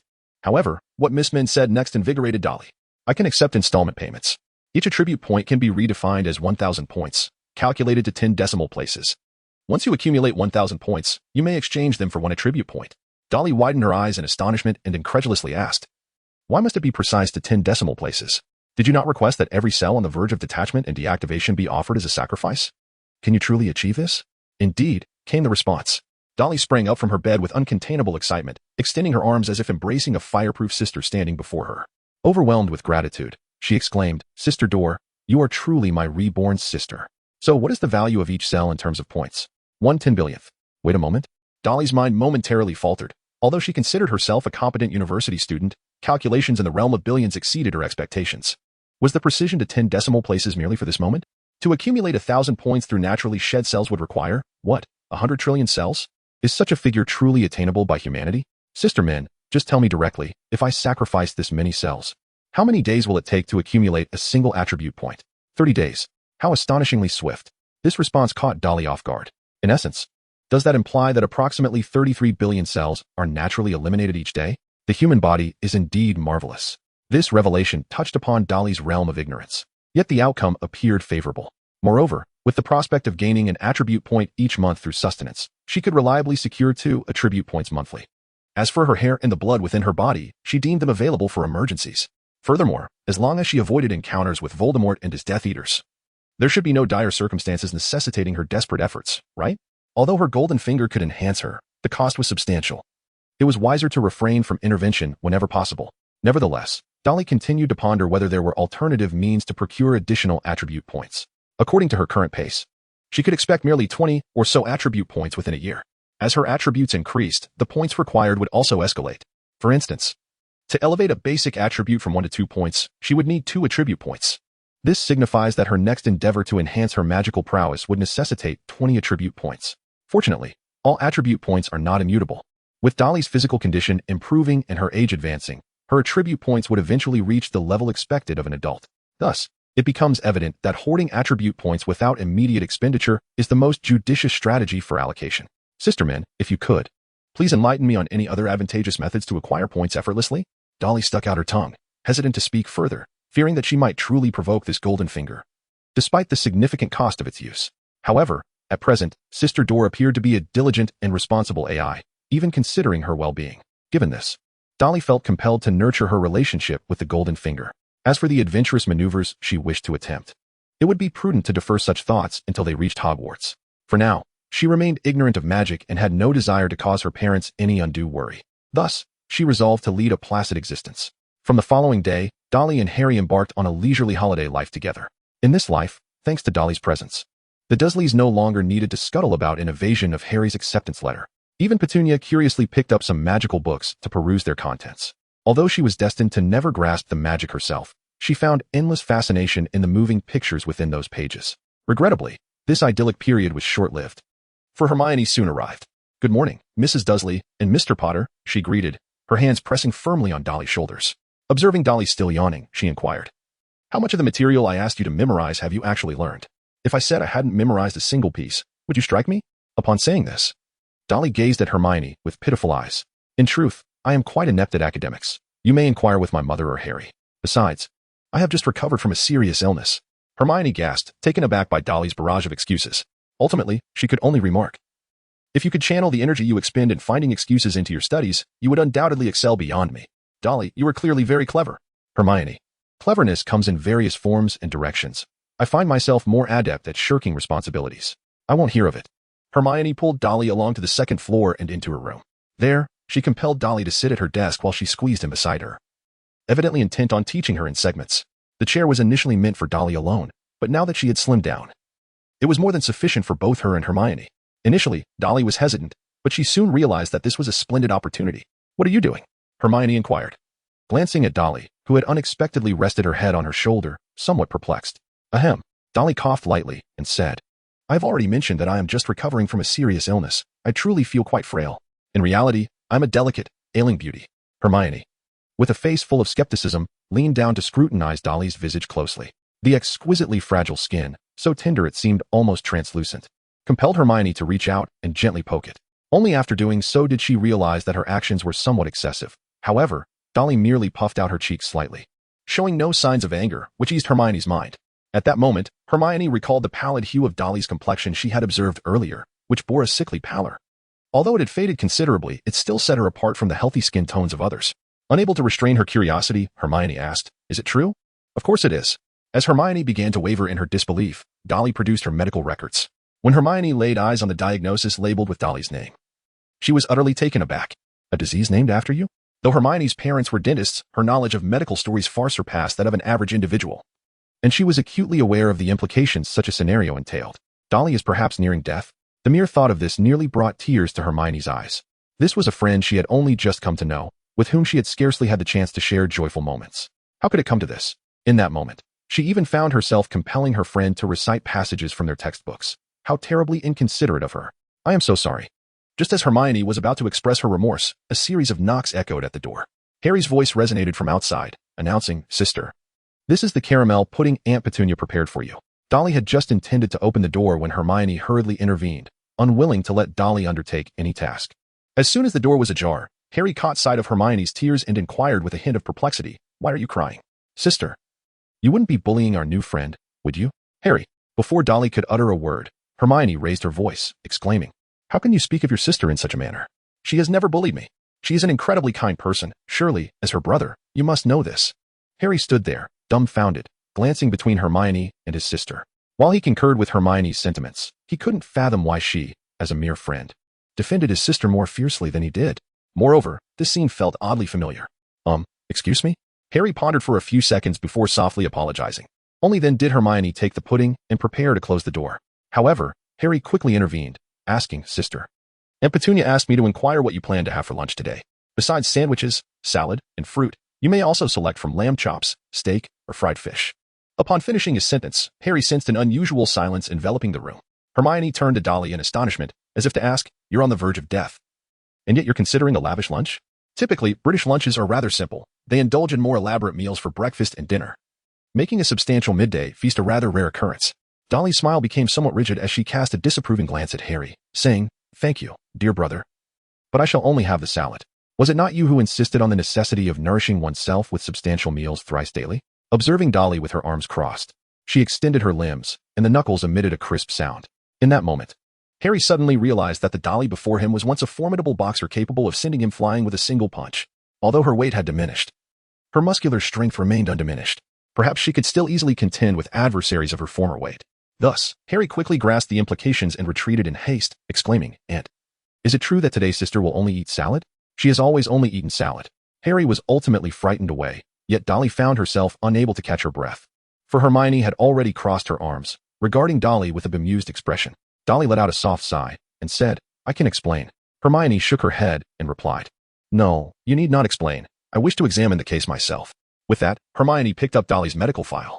At that time, the United Kingdom had yet to establish a comprehensive electronic medical record system. Thus, patients still possessed physical case files, at least one document serving as proof. Hermione, being an exceptional student, managed to comprehend the file despite the plethora of technical jargon. So, the fat within your body vanished into thin air, leading to a series of complications? Hermione observed the alarming potential complications and the data reflecting Dolly's brush with death. She quickly added, "This isn't merely an illness. It is a surge of magical energy, isn't it?" Dolly nodded. This was one of Hermione's admirable traits, her inclination to provide answers independently. Thus, Dolly was spared the effort of explanation. Observing this, Hermione naturally felt no irritation. Dolly indeed fell gravely ill, although it was a malady of a magical nature. It nearly cost her life. No wonder her complexion appeared so pallid earlier. "Dolly, you ought to have informed me sooner. Had I been aware, I certainly would not have pressed you so insistently. Are we to nullify our previous wager? That simply cannot stand." This time, it was Dolly who first declined, stating, "I will strive to keep pace with you, yet my frail health is an undeniable reality. I understand. I shall make every effort to accommodate your condition." Hermione, patting her own chest, voluntarily took on this responsibility. After all, Dolly was her best and indeed only friend, particularly one with such a delicate constitution. How could she possibly neglect her? With that, she moved closer to Dolly, taking her hand and encouraging her to sit down once more. "I shall inform Harry that your earlier consumption of merely a salad was but a jest. Considering your health, I believe that some fish would be a more suitable choice." With that, Hermione promptly set off to inform Penny. Dolly languidly reclined in her chair, relishing this moment of tranquility. She was not truly indolent. Rather, she aimed to cultivate an image of a fragile individual, not merely to exploit Hermione's labor. How could she possibly bear the thought of Hermione bustling about for her? It was simply that Dolly's unique abilities foretold potential drastic changes in her health, to prepare for any unforeseen circumstances in the future. Establishing this persona today would ensure that when her health faltered, it would not cause significant upheaval. Even if someone were to delve into her memories through soul reading, they would find little inconsistency in the character she had consistently portrayed. Of course, garnering even a modicum of Hermione's affection was a delightful prospect. After all, it is the mutual support of friendship that truly endures, is it not? Having concluded her tasks, shall we continue with our studies? Hermione returned at a brisk pace. Her cheeks flushed. Why not indeed? Dolly smiled gently, then reached out her hand, pulling Hermione back to sit together on the chair. With the sweet and endearing Hermione by her side, Dolly found the seemingly tedious magical tome before her suddenly captivating. Regrettably, such delightful days were scarce, occurring only once a week, and in the blink of an eye, that week had passed. The day of returning to Hogwarts had arrived. As planned by Dolly, Harry, the epitome of masculinity, had gained 2 points in his freedom attributes over the course of a month. Moreover, due to the rules established with her golden finger, Dolly had also attained the liberty to indulge in food without the fear of genuine weight gain. Instead, should her body's fat content exceed a body fat rate of 15, it would be extracted directly. Any waste generated due to illness or accidents was also promptly removed by her golden finger. Thus, despite her seemingly frail appearance, Dolly's health had surprisingly improved over the past month. However, this peculiar ability to eat without gaining weight led Hermione and Penny to conclude that Dolly was still far from complete recovery. They believed that only when Dolly truly gained some weight would it signify genuine health in their eyes. Unfortunately, achieving that seemed quite challenging. On one hand, the system directly eliminated the cells that were on the verge of becoming waste, which would have otherwise been utilized by the body. Now, Dolly could only rely on food to fulfill this nutritional need. Coupled with the system's continued extraction of her fat, she would likely maintain her current appearance indefinitely. Ultimately, the 2 attribute points, as Dolly had planned, were not something she felt compelled to use immediately. In the event of any extraordinary circumstances, she could always employ them at a later time. Presently, she was merely an 11-year-old first-year student at Hogwarts, even a year younger than Hermione. Why should she concern herself so early with thoughts of conflict and combat? The scene shifted back to Dolly, who had left home early that day. Unlike the original tale, the Dursleys and the Grangers had gathered together as per their agreement, as it was the children's first day of school. Both families resolved to accompany the kids to the station. The 3 young wizards, having learned to use the night bus, found that, despite its rather unpleasant experience, it undeniably traveled at a remarkable speed. Before long, the 2 families arrived at the train platform, and Hermione soon realized that she was the eldest among them. Taking the initiative, she assumed the role of leader, diligently advising Dolly and Harry on how to calmly enter platform 9 3/4, pretending not to be bewildered muggles. According to the guide, all they needed to do was walk directly towards the barrier between platforms 9 and 10. "I'll go first. Or would you prefer to take the lead?" Hermione asked, though her demeanor belied her nervousness, her quickened breaths revealing her fear of colliding with the barrier and tumbling headlong. Dolly shrugged, intending to be the first to proceed. Although it was her inaugural experience, she had observed how others had entered. However, she reconsidered. Hermione swiftly halted Dolly, noting her slightly pallid complexion, and promptly suggested to Harry, as a man, why don't you take the lead? Harry grinned, perceiving no malice in Hermione's words. Instead, he rolled up his sleeves and summoned all his strength, pushing the cart forward with such velocity that Hedwig let out a startled cry. Behind him, Vernon clapped his hands in encouragement, signaling a complete transformation in the dynamics of their long-standing rivalry. The reason for this transformation lay in the past month. Due to the constraints of gender, the person who spent the most time with Harry was not Dolly or Hermione, but rather Vernon.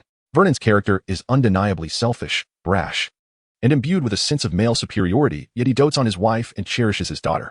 Initially, Vernon believed that true reconciliation with Harry was impossible, given their stark personality differences. However, he soon realized that his perception was misguided. Previously, he viewed Harry as meek and even somewhat treacherous, capable of covertly using magic to undermine their family. Yet, Vernon now recognized that Harry was, in fact, a boisterous, proud, and somewhat reckless boy, especially after realizing he was the boy who lived, revered, and idolized by many in the magical realm. Consequently, Vernon began to genuinely understand and even appreciate his nephew, as, in his eyes, a child without deep-seated, mischievous intentions was the epitome of childhood. Had Harry been akin to a miniature Severus Snape, it would have been inconceivable for Vernon to harbor any fondness for him. Ultimately, the evolution of their relationship was rooted in Vernon's need for Harry's assistance at school for his daughter. In the eyes of parents, their daughters will always remain the most delicate beings. At this juncture, Harry was required to embody the reliable young man, a transformation he himself yearned for. The mutual agreement led Vernon to feel as though he had gained an additional son, while Harry experienced a profound sense of familial affection. Now, it was Harry's moment to shine. In an instant, his figure darted past the wall, clearly having slipped through. However, just before the wall could restore itself, a series of gasps echoed from the other side. This left the onlookers exchanging bewildered glances. Had Harry encountered a mishap? Dolly no longer waited, and the porter hastily dashed forward, with Hermione quickly following suit. It was then that they discovered Harry's cart had collided with the boy's, toppling the latter's cart to the ground. The boy lay motionless, while Harry clutched his head in shock. An elderly man, leaning on a cane, approached angrily upon witnessing the incident. Startled, Harry scrambled to his feet, eager to apologize to both the boy and the elder. Unexpectedly, the old man struck the chubby boy's leg with his cane, exclaiming, "Get up. Have you contracted some ailment that renders your legs weak? A mere bump and you fracture? Your parents endured torment from Death Eaters without yielding. How is it that you cannot withstand even a slight collision?" The chastised boy finally rose, casting a fearful glance at the elderly figure, and promptly said to Harry, "I'm sorry." Harry, taken aback, opened his mouth in a state of bewilderment. After surveying the positions of the carts and realizing it was indeed his fault, he replied, "No. It was I who collided with you. I should be the one apologizing." He then bent down to assist the boy in gathering his belongings. At that moment, the menacing old man waved his wand, silently casting a spell that restored Neville and Harry's cart to its original state. Once this was accomplished, he instructed, "Do not waste time here. Hurry aboard." He then addressed Harry in a somewhat gentler tone, saying, "It is commendable that you can apologize. My reprimand was directed at him not for the accident, but for his weakness. Now, enough standing around. Otherwise, you risk being jostled by many more people. You still have time to stow your luggage, so hurry on board, young wizards." With that, the elderly man departed, accompanied by the crestfallen boy, leaving Harry once again dumbfounded. Unable to contain his curiosity, he inquired, "What is their relationship? Surely they cannot be grandmother and grandson?" "Why not?" Dolly countered. Harry gazed at the retreating figure of the chubby boy and remarked, "That seems rather unfortunate for him." Ron Weasley interjected, "Well, you weren't in a much better position before." Dolly gazed at the retreating figures of Neville and his grandmother, reflecting on the childhood experiences they shared, yet she refrained from voicing her thoughts. Harry was acutely aware of this unspoken truth. Otherwise, how could he feel sympathy for the chubby boy before him? For a fleeting moment, Harry entertained the idea of assisting this boy, whose name he did not yet know. However, he quickly abandoned this notion, realizing that intervening in someone else's affairs without knowing their name could very well breed resentment. While Harry was cheerful, he was not so reckless as to act without thought. With the help of Neville's grandmother, the trio swiftly maneuvered the handcart to an entrance of a carriage that was relatively empty. They collectively dragged their luggage into an unoccupied compartment, promptly assisting each other in organizing their belongings. Hermione and Harry eagerly surveyed their surroundings, while Dolly pondered whether they would encounter certain individuals, including but not limited to the Weasley brothers and Draco Malfoy. This train, to be honest, was not insignificant in size, as it accommodated not only the first-year students of Hogwarts but also all passengers from every grade requiring transportation. Yet, the train's environment was relatively enclosed. It featured a single thoroughfare, and each compartment was adorned with large glass panes. Thus, it was quite effortless to discern who occupied each compartment. Sure enough, it wasn't long before Dolly spotted several familiar characters. Among them were a pair of conspicuous red-haired twins, whose incessant chatter filled the air wherever they went. Then there was Draco Malfoy, sporting slick-back hair and exuding an air of arrogance, followed closely by his two lackeys, who were burdened with luggage. As for the older students, there were many whom Dolly could not immediately identify by name. Witnessing all of this, Dolly felt a genuine sense of arrival at Hogwarts. However, the trio's excitement waned as the carriage grew increasingly chaotic. At that moment, the advantages of their compartment became evident. Although a compartment could theoretically accommodate 4 or even 6 people, No one seemed inclined to join the trio in theirs. The awkwardness of a stranger confronting three familiar faces was akin to social death, and few wished to endure such an experience. Unless, of course, they were utterly devoid of alternative seating options. "Hello, may I come in? There are no other seats available." Dolly turned her head and could not help but sigh. Realizing that this must be an unbreakable bond for the protagonists, the newcomer was undoubtedly Ron, although he had arrived at the station with his two brothers. They had callously abandoned him, leaving him to find his own seat. Of course, it was also possible that Ron had chosen to do so himself. After all, his brothers had their own classmates with whom they could enjoy their time. Ron was rather shy and likely could not muster the courage to intrude upon the upperclassmen's compartment, especially since his brothers often teased him. Harry glanced at Ron with surprise, noting that the train had already been in motion for a while. At this point, Ron had likely been wandering the train for an extended period. He looked over at Hermione and Dolly, realizing that the decision rested with the two girls. Ron then recognized that the true authority lay with him, as his gaze fell upon the girl with the thick, tousled brown hair and an unapproachable demeanor. He thought better of engaging with someone who wore such a stony expression. However, when his eyes shifted to the girl who was being treated as the leader by the boys, he found himself unable to look away. She reclined gracefully on the sofa, her legs gently crossed. Dressed in a beige knit sweater, her golden locks cascaded lazily over her shoulders, the ends curling slightly. The September breeze of London swept through her hair, causing it to brush against her slightly furrowed brow, while her curious green eyes scrutinized Ron. Feeling as though struck by lightning, Ron hastily averted his gaze, feeling an overwhelming urge to flee. Yet, the thought of retreating was too humiliating. So he stood frozen in place, caught between action and inaction, even hesitant to draw a breath. "Hermione, what do you think?" Dolly did not respond directly. Instead, she inquired about Hermione's opinion. Hermione shrugged and replied, "I have no objections. Allowing him to join is fine. It will give Harry another interlocutor. Otherwise, seeing him frowning while studying irritates me." Rather than being annoyed, Harry erupted into laughter, saying, "Hermione, don't make it sound like I'm less academically inclined than my sister. At least I'm a tad better than her." This remark only served to further aggravate Hermione, whose eyes widened in disbelief as she glared at Dolly. Although Hermione had adjusted her academic expectations for Dolly after learning of her recent illness, she could not help but feel frustrated. Having already mastered the entirety of the first-year curriculum, she was exasperated to see Dolly and Harry still stumbling over spell incantations. In her mind, friends ought to learn from and motivate one another, ultimately competing for supremacy in examinations through the display of their intellect. To this, Dolly could only express her reluctance to engage in such an arduous pursuit. Life is transient. One cannot truly spend every day preparing for examinations. Her magical prowess was limited by her innate magical aptitude, and mere knowledge from textbooks would not guarantee her a seamless ascent post-graduation. It would be wiser to focus on the richness of life experiences. After all, she could enhance her magical skills, while Vernon would bequeath her a substantial fortune. If one were to consider that wealth multiplying tenfold each year, by the time Dolly graduates, Vernon's fortune would surely exceed 100 million. At that point, she could invest this wealth in promising global ventures, allowing her to embrace a life of ease. Why should she toil as she did in her previous life? Thus, she decided, let him in. After all, we shall be classmates henceforth. Dolly spoke, and Ron felt as if he had been granted a reprieve. He dragged his luggage into the compartment and, after tidying up his belongings, found himself reluctant to converse with Hermione, yet he dared not speak with Dolly either. However, being aware of basic etiquette, Ron took the initiative to introduce himself, saying, "Hello, I am Ron Weasley. I have 3 brothers at Hogwarts, so I am somewhat familiar with it." This piqued Hermione's interest. Although she had already gleaned much about Hogwarts through her reading, the textbooks could not be entirely trusted. Thus, she introduced herself, "I am Hermione Granger. This is Dolly Dursley," and before she could finish, Harry interjected, extending his hand with a generous smile, "Harry Potter. Pleased to meet you." Ron was momentarily taken aback, failing to respond. "You are the famous boy who lived?" Yes," Harry replied, his smile faltering. A month ago, he had relished this title with pride, but after spending time with Hermione, he began to doubt his intelligence and magical prowess. Hearing the title now evoked a sense of embarrassment in him.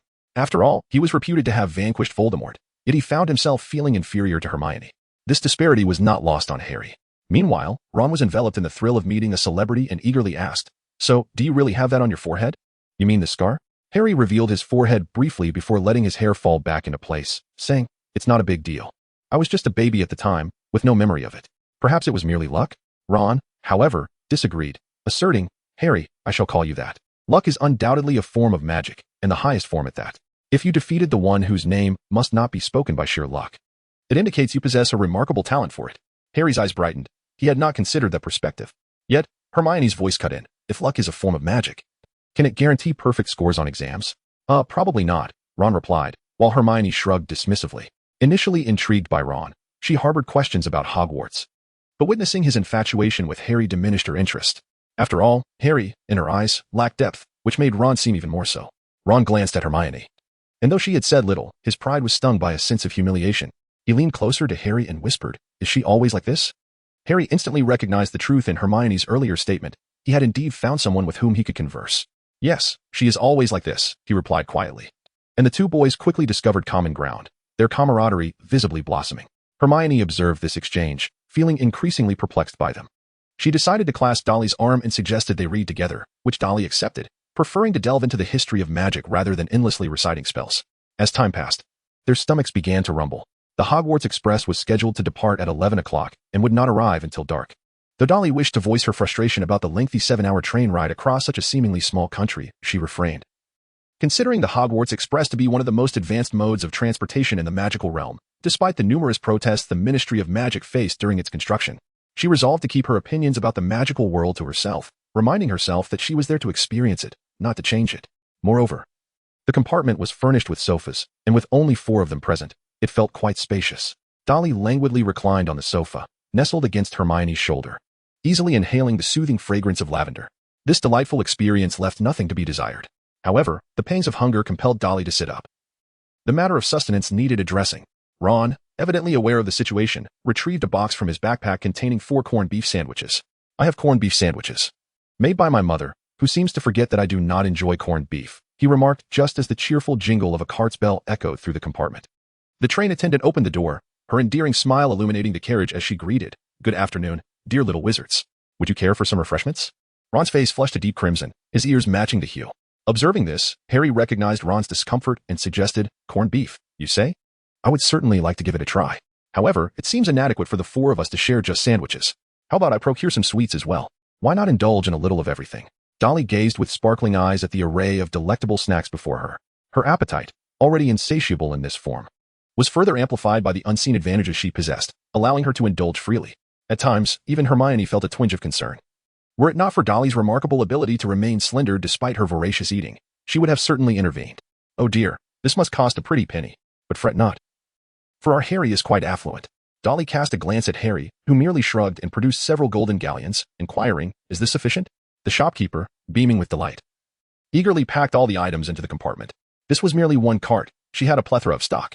After collecting 3 galleons, 2 silver sickles, and 4 bronze nuts from Harry, the shopkeeper departed with a satisfied smile. Observing the group nearly buried beneath a mountain of snacks, Ron could not help but swallow hard, instinctively wishing to conceal his corned beef sandwich. In his eyes, it was undeniably an embarrassing item, wholly unworthy of presentation. "And what of your corned beef sandwich?" Dolly handed a slice of pumpkin pie to Ron, who, taken aback, accepted it with reluctance, saying, "This is just my mother's cooking. It surely lacks flavor." "So, Ron, it must be that you have grown accustomed to it." Dolly immediately refuted Ron's assertion. "You just mentioned you have many brothers, as a mother to so many. How could her cooking possibly be subpar? Moreover, this is my first experience tasting the cuisine of ordinary folk from the magical world. Unless you are reluctant, oh no. I shall bring it to you all immediately." Inspired by Dolly's words, Ron quickly produced sandwiches for everyone. Contrary to his expectations of disdain, even Hermione, who had been frowning, relaxed her expression after taking a bite, for the flavor of the corned beef was indeed delightful.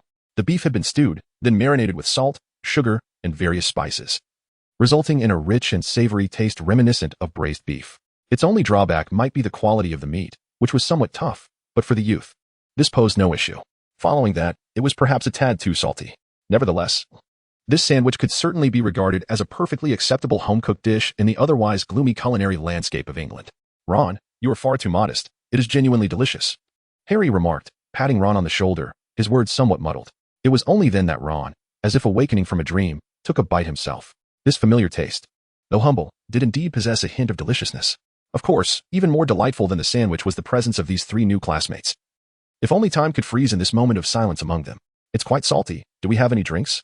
Hermione inquired, searching for something to quench her thirst, while Dolly eagerly handed her leftover sandwich to Harry, then shared a Coca-Cola with Hermione. "Well, my sister doesn't have a great appetite, so please don't take offense," Harry said, uttering a disingenuous and soon-to-be-exposed lie, failing to finish his sandwich as he reached for a chocolate frog instead. Ron, feeling a twitch in his mouth, tossed aside his sandwich and grabbed a bite of the pumpkin pie. Splendid. As they ate and chatted, they swiftly consumed the majority of the snacks. At that moment, Ron noticed that the one eating the most was, ironically, the seemingly frail Dolly among the 4. This prompted Ron's lips to twitch as he could not resist asking, Harry, didn't you say your sister has a poor appetite? She merely eats a lot, but doesn't gain weight, so her appetite is not great. Is that what you call a poor appetite? Ron thought Harry had been in the Muggle world for too long, and many concepts might differ from those of wizards. As for Dolly's physique, Ron felt no envy. After all, the four of them were merely 11 or 12 years old, far from experiencing weight concerns.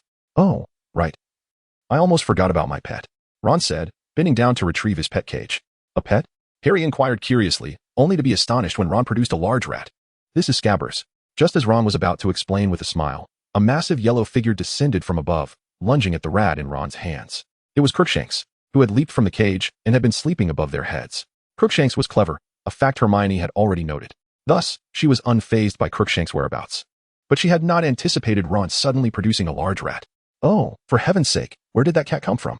Ron exclaimed, alarmed.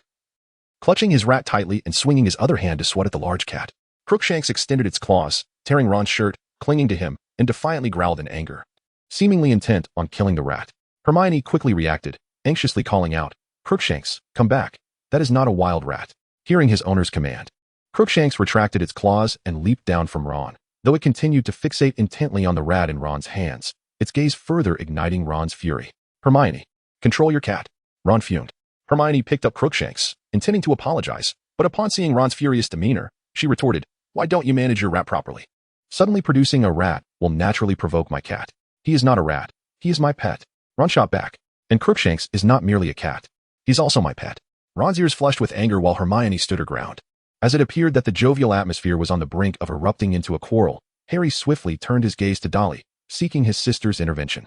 After all, only Dolly could mediate with Hermione effectively. However, Dolly was also contemplating what to do about the rat. She was aware of the rat's secret.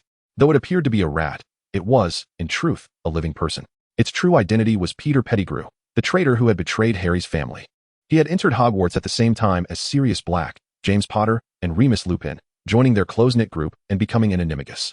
An animagus is a magical ability allowing a wizard to transform into a non-magical animal without requiring a wand, making it a versatile tool for reconnaissance, self-preservation, or even combat, a highly sophisticated form of magic. Peter Pettigrew had gained the trust of James Potter and others, even being chosen as the secret keeper. As long as the secret keeper did not reveal Harry's family's location, even Voldemort could not find them. Unfortunately, Peter Pettigrew had surrendered to Voldemort, which led to Voldemort's intrusion into Harry's home, where he was ultimately thwarted by Harry's mother using an ancient curse, thus creating the boy who lived.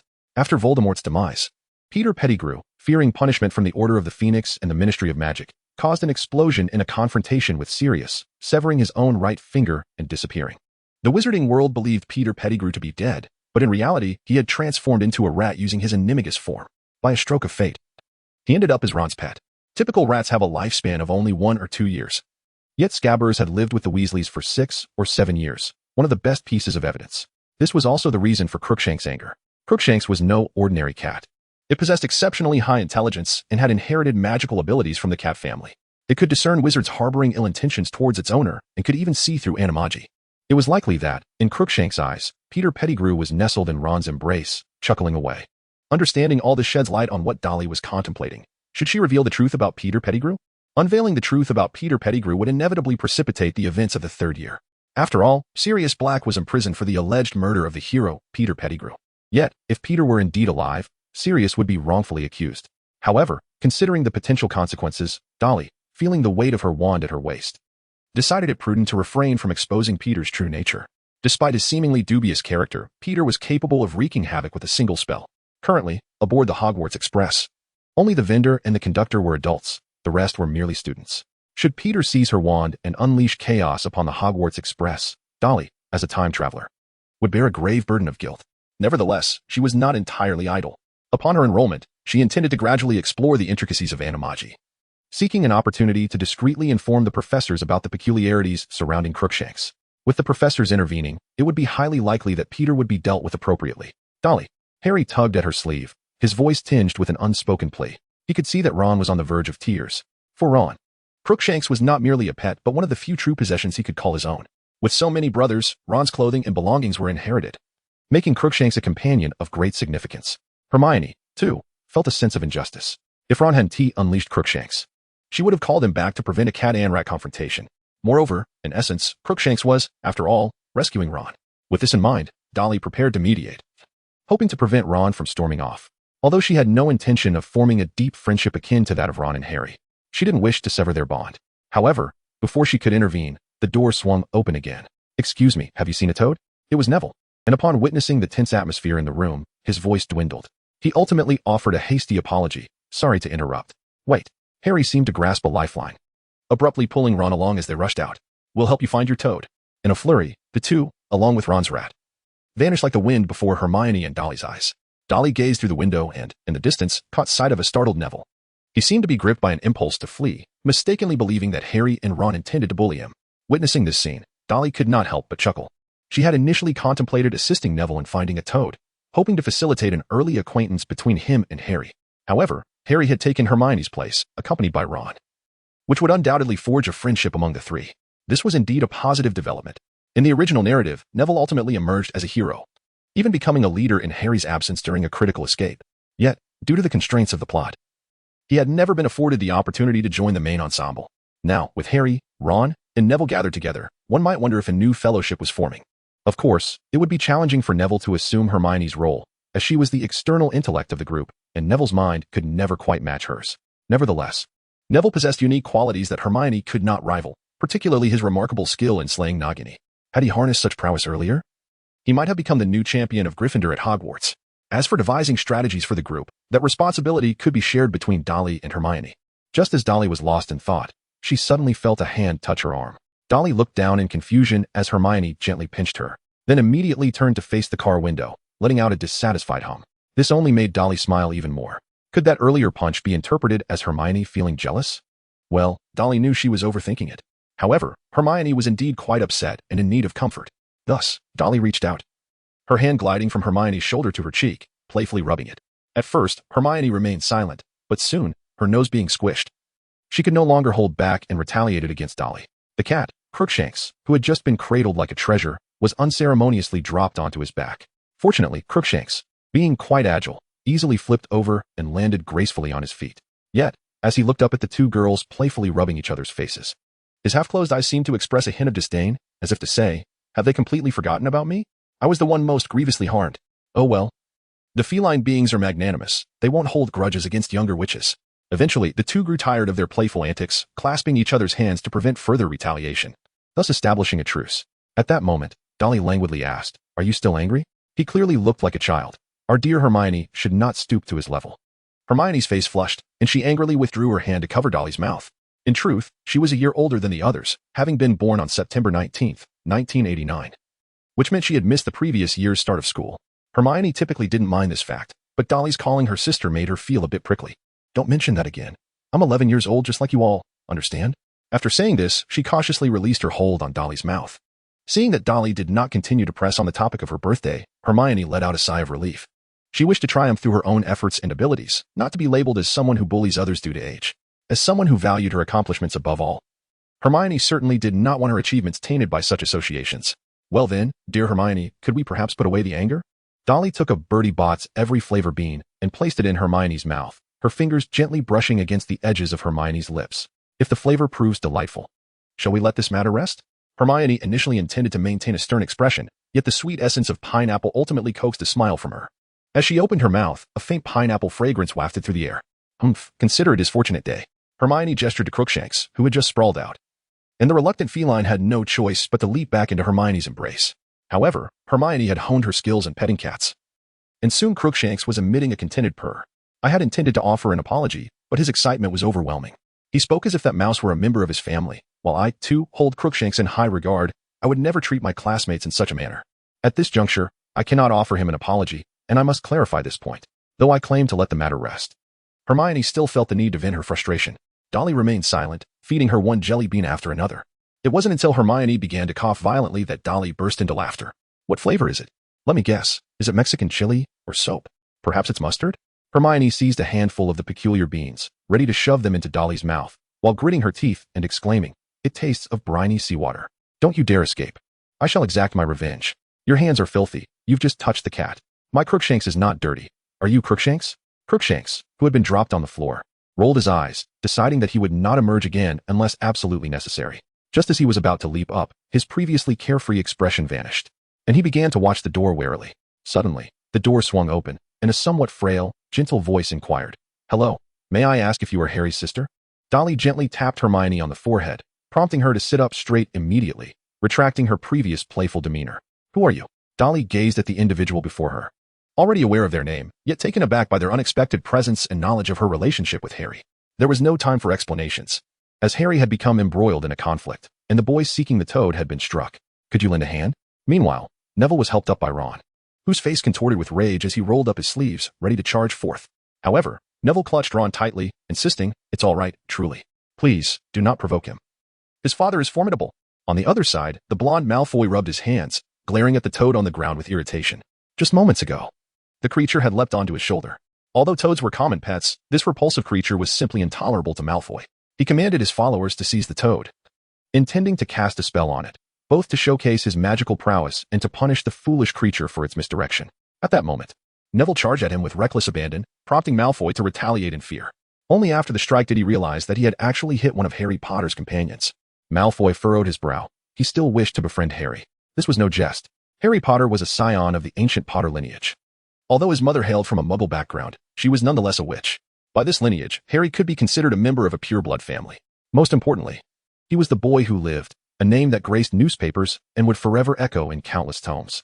While Malfoy was unaware of the titles of these books, it did not deter him from aspiring to forge an alliance with Harry, much like his father, to become one of the most sought-after pure-blood wizards in the magical realm. Yet now, having struck Harry's companion, what should he do? Apologize? That was out of the question.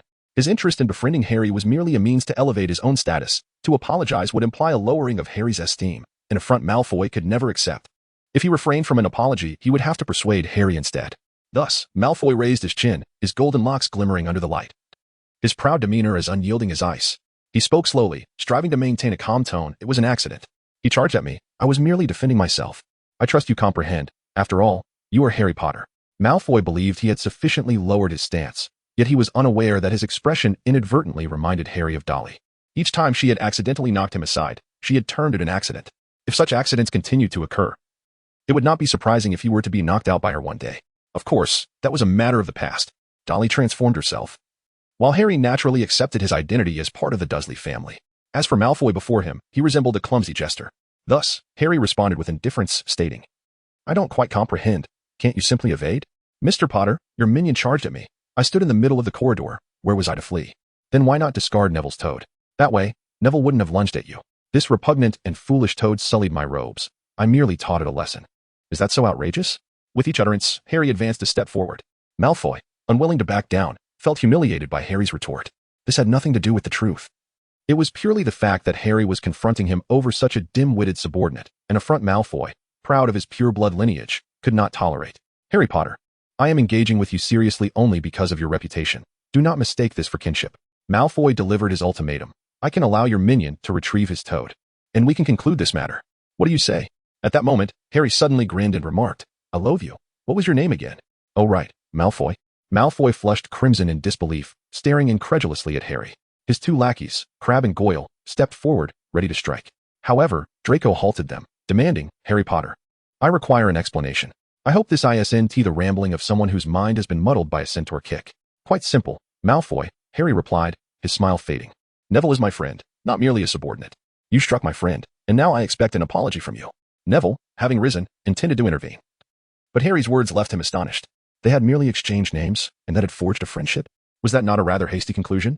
Yet, alongside his confusion, a warm sensation welled up within Neville, stirring an urge to weep. Having lived with his grandmother, this was his first experience of friendship. If they were friends, he should not allow Harry to take risks on his behalf. "Neville, I'm fine, and my toad is unharmed. Let's let this matter go," he insisted. Malfoy, ready to explode, could only muster the patience for one last remark. "Can we bring this to a close? However, your taste in friends is truly lacking. Everyone can see he is a weakling. How about I introduce you to some proper friends, those from pure blood families, far removed from you and your toad-fiddling Malfoy." At this juncture, Ron interjected, "Are you referring to those families that produce numerous Death Eaters?" Ron's comment was akin to a cannonade. Moments earlier, he had wanted to pummel Malfoy but had been restrained by Neville, his frustration boiling over into this bold retort. This incited Malfoy's fury, and not just him. Many Slytherin students, including older ones, rose to their feet. Ron stood agape, realizing he had stirred a significant commotion, contemplating retreat. Yet, he grit his teeth and remained rooted. For Harry had shifted, positioning himself at the forefront. In that moment, Ron felt as though Harry were not of the same age as him. Very well, red-haired Weasley. You have provoked my ire. Malfoy brandished his wand, pointing it at Ron. A destitute redhead, observe your tattered robes. Your family appears crammed into a dilapidated cage. Have you attached yourself to Harry Potter, hoping to become his lapdog and gain fame through him? Let me assure you, that will never happen. At this, Ron surged forward, furious as a young bull. Malfoy's lackey swiftly flanked Ron, trapping him. Malfoy flicked his wrist, preparing to cast a spell. Although his mother forbade him from practicing magic at home, he had learned a few basic spells from his father, including the knockback and fire-making charms. As he aimed to cast the knockback spell at Ron's abdomen, Harry intercepted him, redirecting the spell toward the ceiling. The chandelier shattered, glass raining down. The onlookers immediately recoiled. Yet Malfoy's rage intensified.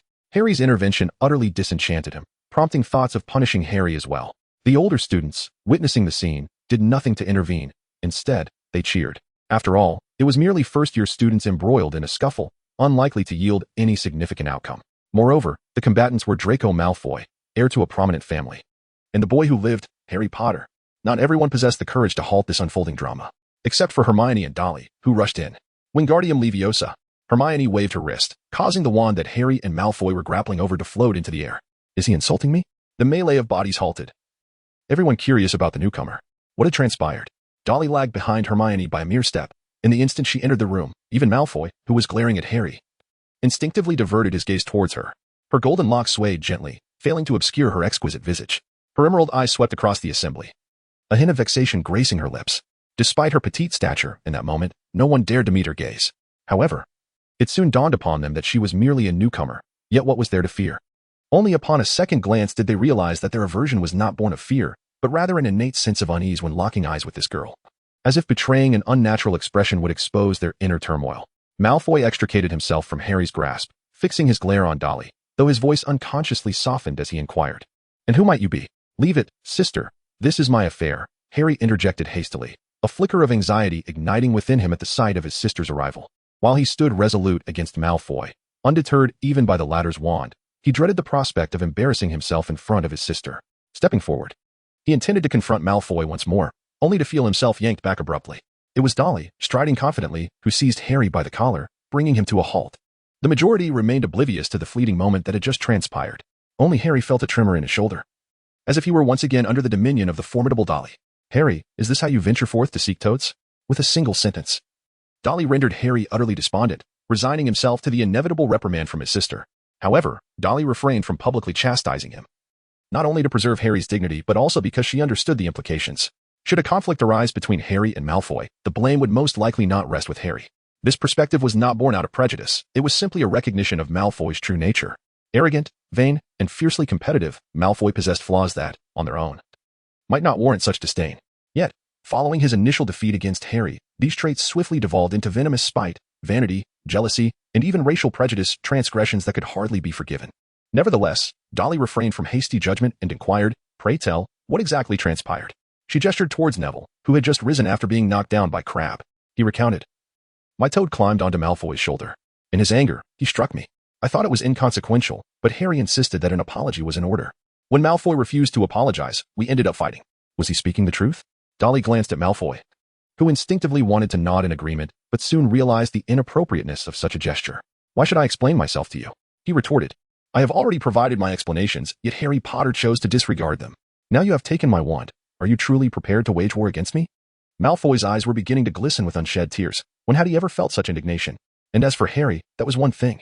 But did this girl truly possess the right to criticize him? Her attitude was, quite frankly, more outrageous than Harry's. Dolly gazed at Malfoy's pitiful expression, and in an instant, her anger dissipated. Ultimately, it was merely a childish scuffle. If she were to intervene, it might yield contrary results. Although Dolly did not intend to. Nor did she believe that Malfoy's future would significantly diverge from that depicted in the original narrative.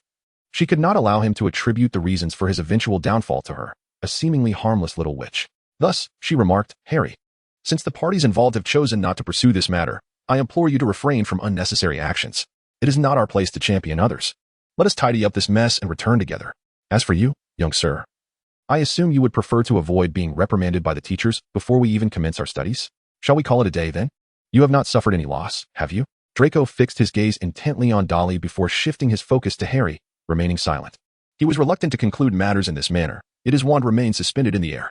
In the distance, the disheveled little witch wore a faint smile, as if she were merely observing a performance. Ultimately, Draco chose to relent and said, "Please return my wand to me."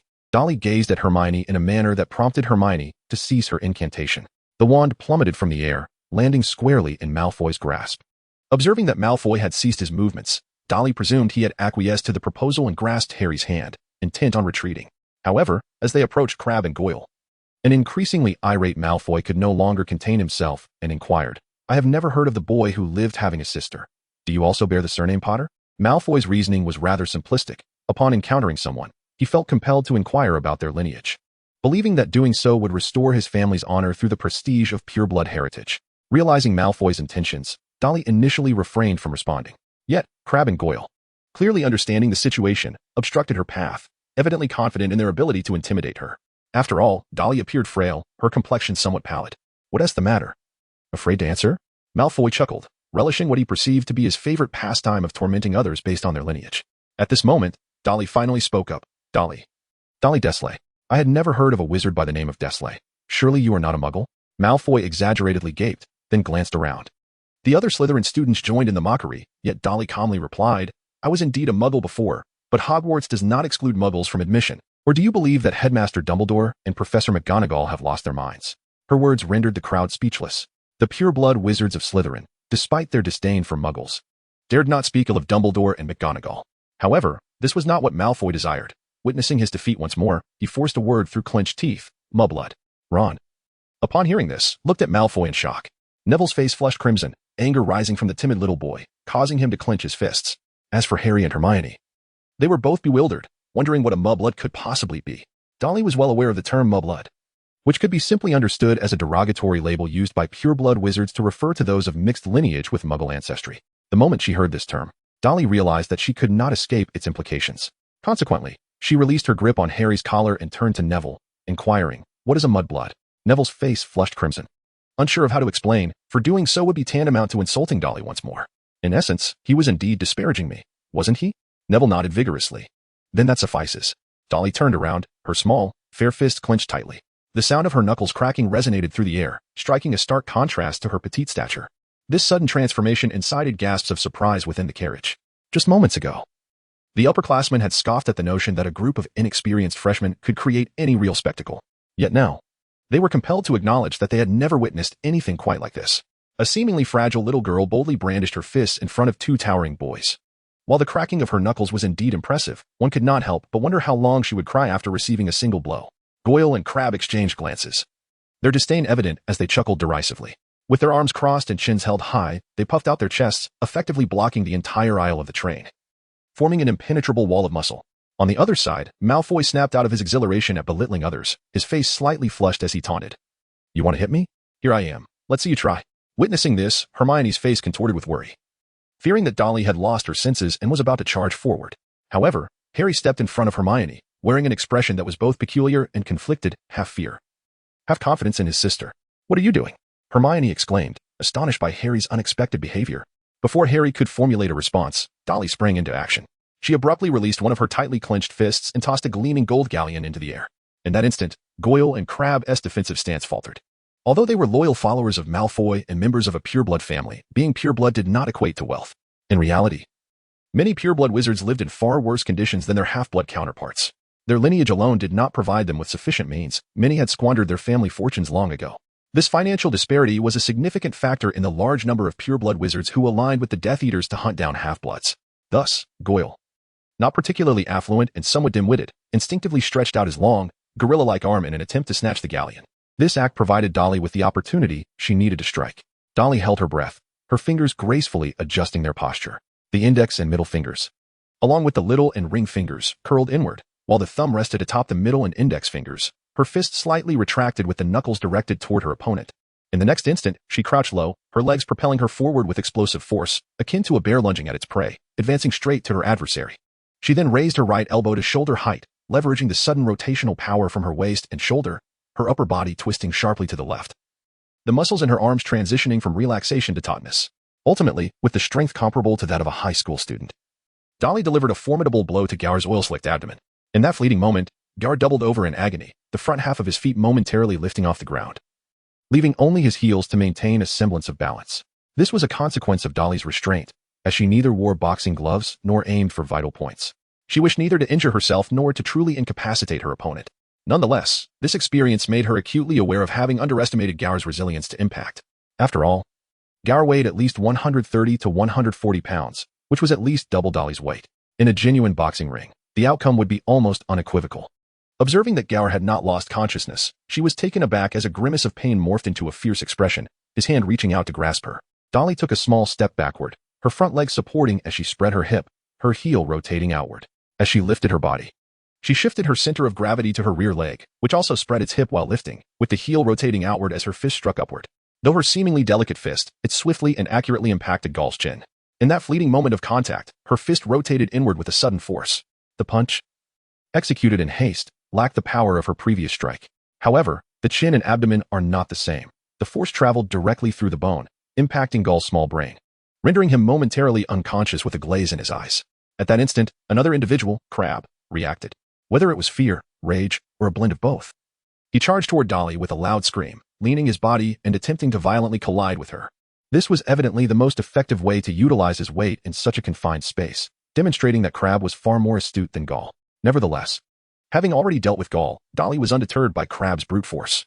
She merely stepped back, dragging the unconscious Gall forward, causing him to trip Crabbe, who then crashed heavily onto the floor. With a resounding thud, Gall's head struck the ground, startling Dolly with its intensity. Would this result in a fatality? Unfortunately, she had no time to ponder the fate of her adversary, for Malfoy had already made his move. From the outset, his face had worn a contemptuous smile, which morphed into a frozen expression of terror. Instinctively, he raised his wand, casting at Dolly. Flame, arise. From the tip of the wand, the heart of a fire dragon roared silently, sending a slender yet lethal stream of fire toward Dolly's face. In that instant, everyone was seized by fear, with some even screaming. Harry momentarily forgot to restrain Hermione, as Dolly, unarmed, appeared utterly helpless before the menacing spell. Yet, the next moment, Dolly's choice astonished them all. In response to the fiery torrent, she crossed her hands before her, forming a cross, and leaped over Crabbe's back and Gall's rear. The flames licked at Dolly's robes, scattering sparks, some even embedding in her hair and striking her flawless skin. However, Dolly was swifter. In less than a second, she surged forward to stand before Malfoy. Malfoy's spell was no mere illusion. The fire indeed emanated from his wand. Yet, humans are not as flammable as gasoline, given Malfoy's novice level of spell casting. The flame's temperature was bound to be low. Even if it touched the skin, it would require several seconds to evaporate the moisture on the surface and inflict burns. This explains why performers in fire-related acts can briefly engage with flames without harm. There is no intricate scientific principle at play. It is simply due to the brief contact time or the protective layer of liquid between the flame and the body. Once Dolly reached Malfoy, the outcome was already sealed. Dolly firmly grasped Malfoy's wrist, which was poised to cast a spell, while her other hand struck directly at his thoracic spine. In an instant, Malfoy, who was scarcely heavier than Dolly, soared backward like a kite severed from its string. At this moment, Dolly possessed the ability to inflict severe harm upon Malfoy effortlessly. Whether she chose to pull him down forcefully to the ground or to thrust her knee forward into his midsection, either action could have easily cost Malfoy half his life. However, in the final moments, Dolly chose to restrain Malfoy, preventing him from crashing directly to the ground. Consequently, the most significant impact he endured was from the resounding slap she delivered to his chest. Although this assault still prompted Malfoy to cough violently, it paled in comparison to the unconsciousness suffered by Goyle and Crabbe, rendering it a considerably lighter blow. As for Dolly's reason for holding back, it was not due to Malfoy's golden locks, but rather his father, a true murderer and Death Eater, though he had absolved himself of guilt through his wealth and reputation. This man could very well engage in unsavory and perilous dealings, both now and in the future. Dolly did not believe that she possessed the ability to evade peril like the protagonist Harry, nor did she expect to receive the meticulous care of Dumbledore. After all, Dolly had her vulnerabilities. The couple residing on Privet Drive had taken a month to earn her acceptance. Though Dolly was not their biological daughter, they would become her true parents for the rest of her life. Cough, cough, it hurts, help, she wants to kill me. Malfoy clutched his chest with the one hand that could still move, his face contorted in fear as he gazed at Dolly. Especially at the moment when she emerged from the flames, arms crossed, her emerald eyes glinting like those of a malevolent spirit, he felt an overwhelming urge to scream. Unfortunately, he was struck down by Dolly before he could utter a sound, leaving him to desperately plead for assistance from those around him. Yet, despite the presence of numerous upperclassmen from Slytherin in the compartment, they instinctively chose silence, gazing at Dolly's smoke-emitting sleeves and the strands of hair curling from the heat. Malfoy, though a noble scion, was confronted by this striking blonde girl who was none other than Harry Potter's sister. She had proven with her fists that she was certainly not someone to be trifled with. Please don't hit me, Cough, cough. I was wrong. I apologize. Seeing no one come to his aid, Malfoy hastily began to plead with Dolly, tears streaming down his face without restraint. If this continued, his noble demeanor would be utterly obliterated. I can let you go. Dolly relaxed her grip on Malfoy's wand-wielding hand and suggested, what if we pretend that nothing happened today? After all, you did use a spell to injure me, so we are even, just as we just discussed. Malfoy was too preoccupied with his own thoughts to pay attention to Dolly's words, hastily agreeing. At that moment, hurried footsteps echoed from a distance as reinforcements arrived. Everyone stopped. I am Percy Weasley, the prefect of Gryffindor. What in Merlin's name has happened here? Percy burst into the scene, breathless and wand in hand, fearing that his brother and Harry had been reduced to mere shadows of themselves by the Slytherins. To his relief, Harry, Ron, and the others stood intact, while Malfoy's two lackeys lay sprawled on the ground, and Malfoy himself was being restrained by Dolly, weeping inconsolably. You can't go too far. This is just then. Slytherin prefect Gemma Farley stormed in, her initially stern demeanor swiftly turning to one of shock, utterly unprepared for the scene before her. What on earth has transpired? How dare you lay hands on Malfoy? Farley raised her wrist, ready to direct her wand at Dolly. However, Percy quickly interjected, No, the child has already released Malfoy. There's no need for further action. Let's maintain order and manage the aftermath. Those uninvolved, please take a seat, and all of you follow me to the prefect's compartment. Although Percy was Ron's brother, he was determined to act without bias at this moment, despite having rushed in due to concern for his brother. He would not overlook any breach of discipline, regardless of familial ties. This was Percy's character, rule-abiding, inflexible, and concerned with appearances. He had been a diligent student at school and was now a workaholic. Ron Weasley, you lead the way. Ron was taken aback and shot an annoyed glance at his brother. He felt that, given the circumstances, Percy ought to support Dolly and her friends, as they were all part of the same house. Even if they were no longer in Gryffindor in the future, Ron would still regard Dolly, who had bravely confronted Malfoy, as a friend. Unfortunately, Percy was not inclined to heed their words. He knelt to check on the two unconscious lackeys, stating, They are fine, just fainted. He then cast a healing spell to mend the wound on Crabbe's forehead, followed by 2 reviving spells. Groans of pain escaped the semi-conscious forms of Goyle and Crabbe as they slowly regained their bearings, eager to resume the fight. Yet, Farley swiftly delivered a punch to each of their heads, sending them reeling back into a daze. At this moment, Malfoy finally stood up, his gaze toward Farley akin to that of a drowning man seeing a lifeboat. His fear gradually dissipated, replaced by a deeper resentment as he contemplated retaliating against Farley. However, she was no mere pawn of the Malfoy family, sternly warning, Everyone follow me. If you attempt to fight again, I shall introduce you to the silent spell and the freezing charm. Malfoy fell silent, glancing at Dolly with a mixture of defiance and resentment, entirely forgetting the identity of the person who had bested him. This was not surprising. In the eyes of the wizarding world, Dolly's prowess in hand-to-hand combat held little significance. They believed that with a bit more spellcasting practice, they could easily overpower her, demonstrating the disparity between a muggle-born and pure-blood wizards. Dolly, are you all right? Hermione finally seized the opportunity to approach, examining Dolly's condition and sighing in relief upon seeing only scorch marks on her clothing, with no actual burns. The redness around her eyes resembled delightful strawberries, tempting enough to want to taste. Alas, it was not the right time for such thoughts. So Dolly grasped Hermione's hand and drew her into an embrace, striking a victorious pose as she declared, See, I won, didn't I? You faced a fire-making spell with your face, and you consider that a victory? My goodness, I can hardly believe you are so reckless, Hermione retorted, nearly beside herself with exasperation. Had it not been for a warning glare from Farley, she might have launched into a lecture. Meanwhile, Dolly joyfully held onto Hermione's hand, even as Hermione attempted to twist the skin on her wrist. At that moment, Dolly began to understand why she had previously enjoyed boxing. The exhilarating rush of neurotransmitters flooding her system during a physical confrontation was truly intoxicating. A multitude of students was escorted away from the compartment by the prefects. Dolly stepped out of the carriage, only to find a concerned girl standing beside her. Hermione, noticing her once more, curiously inquired, Who is she? Do you know her? Dolly naturally recognized her, even knowing her name Qiu Zhang, a young witch of Chinese descent from Ravenclaw, who was a year ahead of them. However, it was evident that this individual and Dolly were merely acquaintances at first sight. Dolly could only think that she seemed to be a benevolent upperclassman, a kind-hearted big sister, and they could express their gratitude once they commenced their studies. Hermione glanced at the eastern visage before her, beneath the delicate features. Every shift in expression seemed to radiate kindness, yet those bright eyes sparkled with surprise and admiration. Was there even a hint of reverence? Hermione felt a tinge of bewilderment at her own perception, astonished that she could discern such a plethora of emotions from a stranger's gaze. Moreover, was she truly that beautiful? Hermione had encountered individuals of Eastern descent before, yet lacked a standard for comparison regarding their features. She could only conclude that, indeed, she was not unappealing. At the very least, let's go, stop staring, Hermione urged, tugging at Dolly, who was still waving farewell to the Eastern witch, instinctively quickening her pace. Perhaps she wished to prevent Dolly from encountering further troubles, especially since the previous incident was far from resolved. And they were about to face the consequences from the head of their year.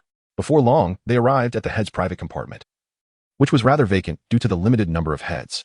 Percy and Farley occupied 2 separate booths, one for the 4 of them, and the other for Malfoy and his companions. Now, let me inquire what exactly transpired, Percy began. Shortly thereafter, Farley entered, his expression devoid of emotion, perhaps tinged with irritation. Ron hesitated, initially thinking it was his brother come to question them.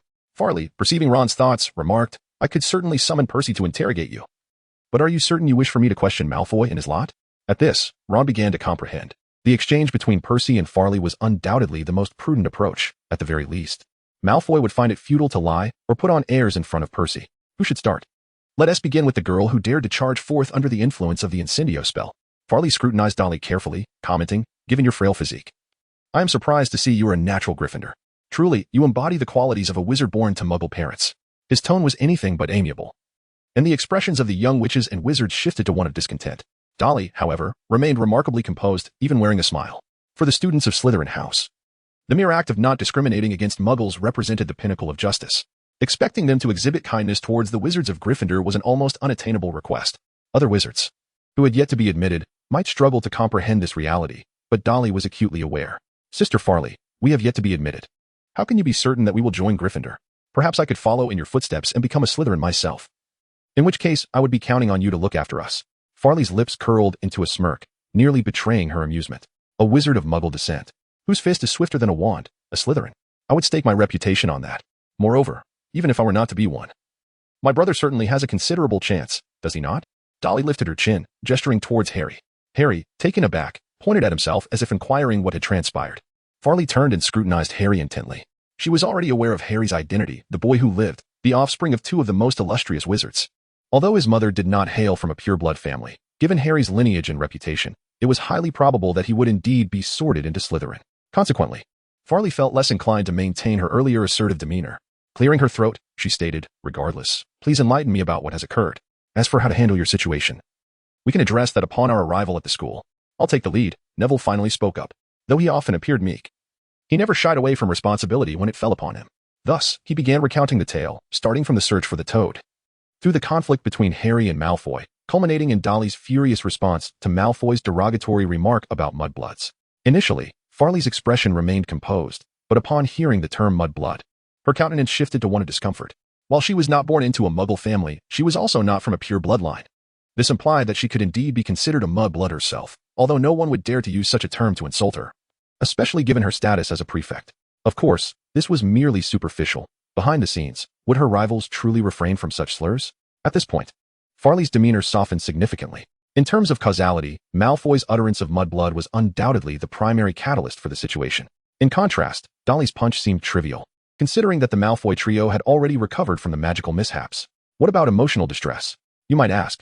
Under Hogwarts' medieval educational philosophy, how could they possibly concern themselves with such matters? I am fully aware of the situation.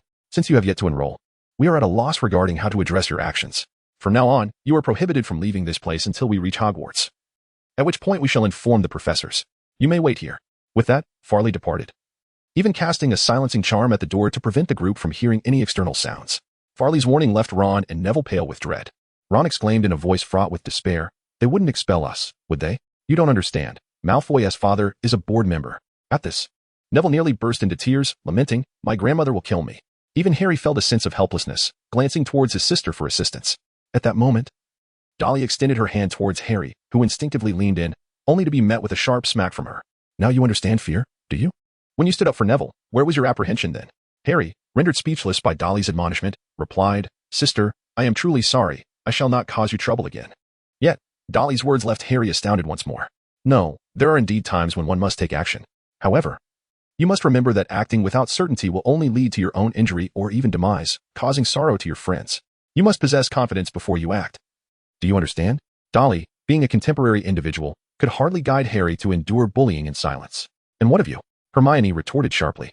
"Do you truly believe you can charge at Malfoy with such confidence? You have only just recovered from your illness, barely weighing 80 pounds. How dare you even consider confronting those 2 ruffians?" Dolly's confidence waned, and just as she intended to defend herself, a sudden thought struck her. She turned to face Hermione and softly said, "While their insults do not particularly affect me, that term mudblood also implicates you, does it not?" How could I allow you to be insulted? Hermione's anger melted away like snow, a warm spring breeze caressing her face, causing her cheeks to flush. In the presence of Dolly's heartfelt, almost fervent friendship, Hermione, who had never had many friends, found herself contemplating retreat. However, her astute mind quickly caught up with her. Wait, what exactly does mudblood mean, and how does it involve me? Isn't it directed at you? Hermione expressed a reasonable doubt, while a slight rigidity crept into Dolly's smile. She then playfully stuck out her tongue, attempting to deflect the question, and replied, I'm not quite sure. Hermione shot Dolly a sharp glare before reaching out to tickle her underarm. Dolly swatted away Hermione's vengeful hand, then turned to Neville and Ron, inquiring, what does mudblood truly mean? Although she was aware of its connotation, she feigned ignorance. In truth, she had previously committed numerous similar faux pas. Yet the peculiarities of her character did not seem to raise significant concern among others. After all, the wizarding world has never been devoid of oddities. As long as she was not subjected to legitimacy by Snape or Dumbledore, it remained her utmost priority to avoid such an invasion of privacy. Neville's countenance darkened, but he began to elucidate the term. Upon finishing his explanation, Hermione's charming visage tightened in indignation. Ron chimed in, asserting, Dolly is absolutely right. Malfoy deserves to be reprimanded. He has insulted not only Dolly but countless others as well. I can assure you, many are secretly rallying behind Dolly. However, no sooner had Ron spoken than Hermione shot him a disapproving glance. This left Ron bewildered, yet Hermione promptly articulated her reasoning. Regardless of how others perceive your impulsiveness this time, such behavior cannot be repeated. His words were of grave severity, and the school, along with the professors, would undoubtedly impose strict penalties. Your intervention is not required. Even in urgent situations, I would employ magic to safeguard you. Dolly did not question Hermione's abilities. Instead, she playfully threw her arms around Hermione's neck and teased, so I shall rely on you for protection from now on, Miss Magic Knight. Hermione felt an itch on her neck from Dolly's hair, yet she could not push her away and could only stifle a laugh, replying, rest assured, my princess. The playful banter between the two seemed to warm the atmosphere in the private room considerably. Soon, the tension among the group dissipated significantly. With a considerable amount of time remaining before the train's arrival, the party began to engage in casual conversation. Naturally, the topic shifted to the highly anticipated sorting ceremony. Harry, you wouldn't actually be sorted into Slytherin, would you? Ron asked with evident concern. If Malfoy and his friends bully you, we won't be able to help. This remark made Harry anxious as well, prompting him to inquire about the criteria for sorting into the various houses. However, both Ron and Neville could only provide vague answers. As this was a tradition at Hogwarts, parents and older students refrained from revealing the truth about the sorting ceremony to the newcomers, preserving the surprise until the very last moment. Fred told me that the sorting ceremony can be quite traumatic. I don't know if he was joking, Harry said. It must be false, Hermione interjected without hesitation. If it were truly dangerous, your parents would certainly not remain indifferent. I read in a history of Hogwarts that a certain magical ritual is employed to determine our house affiliation. But what exactly is that ritual? Ron retorted, feeling somewhat disgruntled at being interrupted while recounting a ghost story. Hermione was at a loss for words, as the book did not provide any details, and she could only cross her arms in frustration. Dolly was acutely aware of the intricacies surrounding the sorting ceremony, even possessing knowledge that the sorting hat would take into account the opinions of the candidates. This detail had never been documented in any textual records, as it would compromise the fairness of the entire ceremony. Consequently, Dolly remained discreet about it, even as curiosity gnawed at her regarding which house she would ultimately belong to, Slytherin, Gryffindor, Ravenclaw, or Hufflepuff. In terms of ambition, Dolly found a spiritual kinship with Slytherin, for her aspiration was to amass a fortune of billions and then indulge in a leisurely existence. While the latter part of her life promised to be rather indolent, her early years could be deemed fervently ambitious. It was only due to her exceptional abilities that she felt entitled to such laziness. As for Hufflepuff, Dolly's voracious appetite and her outwardly languid demeanor painted her as a quintessential food-loving witch. Gryffindor, on the other hand, would surely celebrate Dolly's remarkable feat of breaking the curse, which would likely become a new legend at Hogwarts. Surely that was enough to qualify her for Gryffindor? The only house that seemed to hold no connection for her was Ravenclaw. After all, Dolly had not been particularly clever in her past life, and her magical prowess in this one was evidently lacking, making her feel no affinity with Ravenclaw. Aside from the brief encounter with the still unknown Qiu Zhang, who she had yet to speak to, Dolly harbored no thoughts of Ravenclaw. Dolly, where do you wish to go? Hermione, frustrated, decided to shift the conversation, inquiring about Dolly's thoughts. Dolly shrugged and remarked, in any case, it certainly isn't Ravenclaw. Hermione pursed her lips, gazing at Dolly with an expression of anticipation, and replied, regardless. We will undoubtedly be in the same house. After all, we are both wizards of Muggle descent. Dolly nodded and remarked that the sorting ceremony would likely arrange names in alphabetical order, suggesting that she should precede him. When the time comes, wherever I am placed, you should pray to be assigned to the same house. Perhaps we shall succeed. It was settled. Hermione agreed, even though Dolly's statement seemed nonsensical. As long as there was hope, she was willing to comply.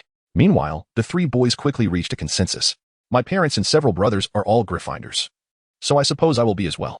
Harry, you should join Gryffindor too. It will infuriate those Slytherins. After all, you are the boy who lived. As for Neville, you can surely manage it. Neville nodded, feeling that he was likely to end up in Hufflepuff. Where would he find the courage? However, if it were his friend's invitation, he would gladly join Gryffindor, which was also what his grandmother hoped for. As they chatted, the train began to slow down. Just as the group excitedly rose to embrace their new school life, the Slytherin prefect, Folly, appeared once more. Gather your belongings. You will follow me.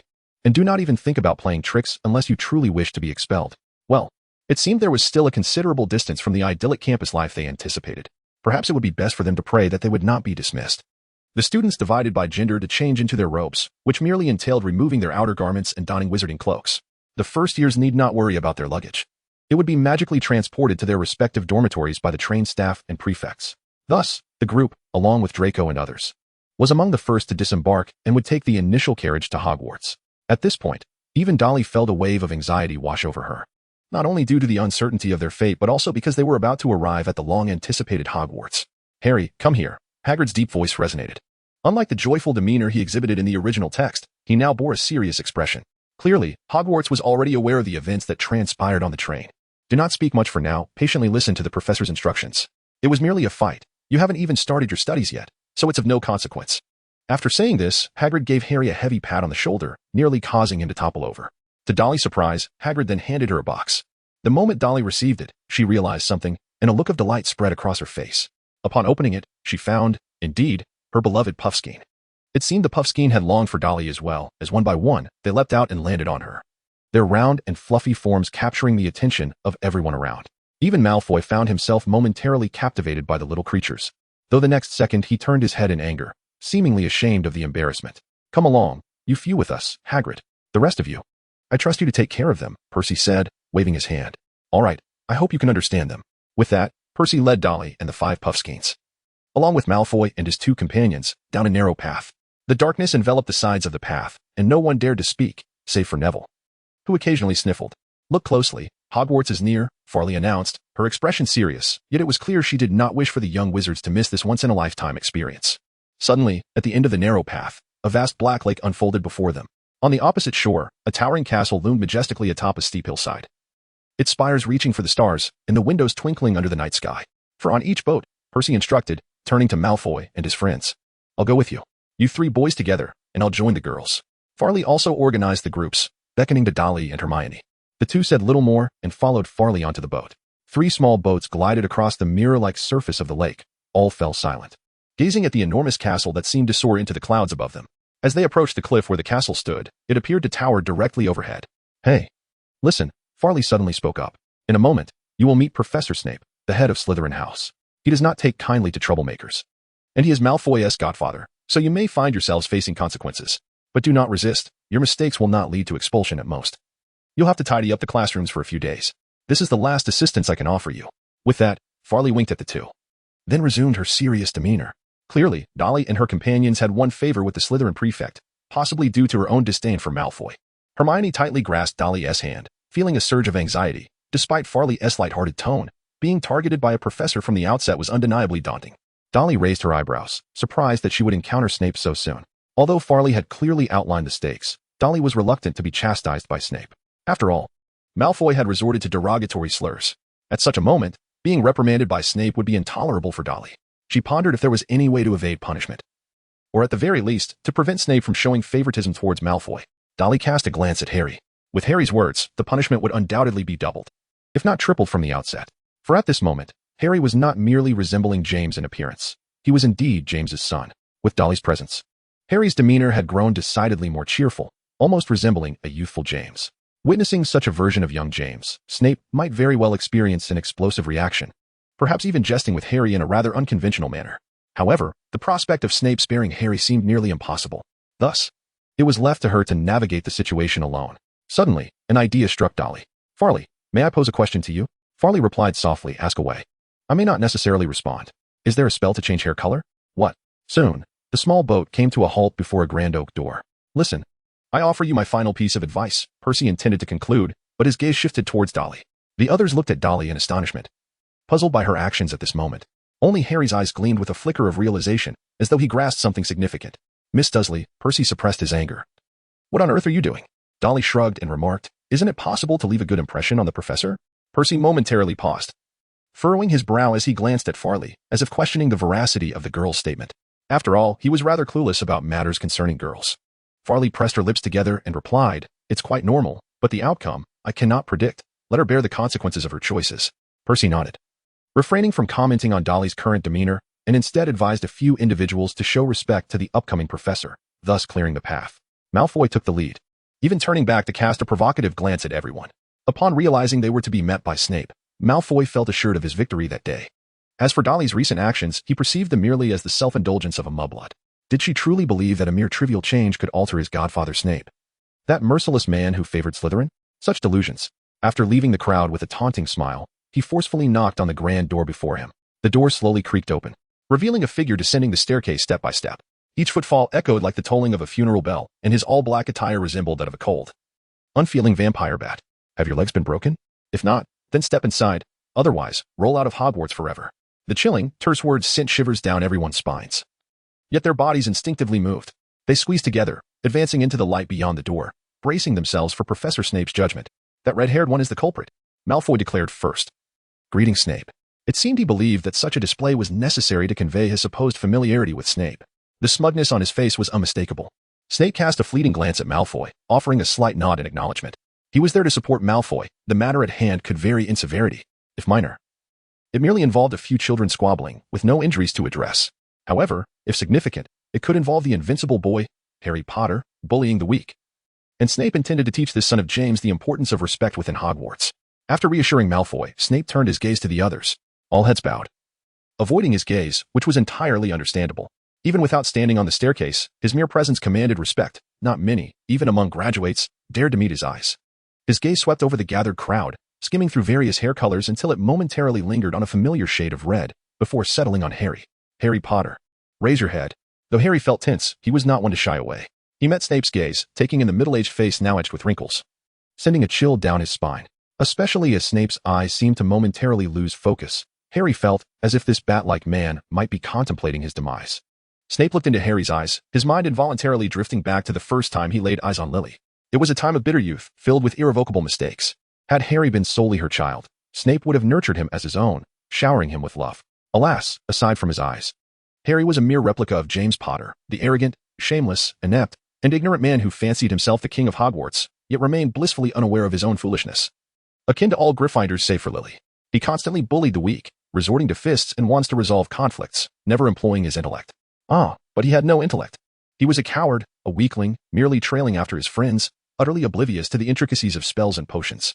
It was precisely his incompetence, ignorance, and folly that ultimately led to Lily's demise, igniting Snape's fury. He was unworthy of being a wizard, a man, a husband, and even less deserving of being a father. Fury consumed Snape's heart, his voice resonating like the wails of the damned as it reached Harry's ears. The boy who lived, I once thought you a legend. Yet here you are, flailing your simian-like hands to pummel your unfortunate classmate, who hasn't even enrolled yet? I must reassess the merit of your title. Or perhaps, you are merely a foolish, incompetent flobberworm, knowing nothing beyond the act of eating?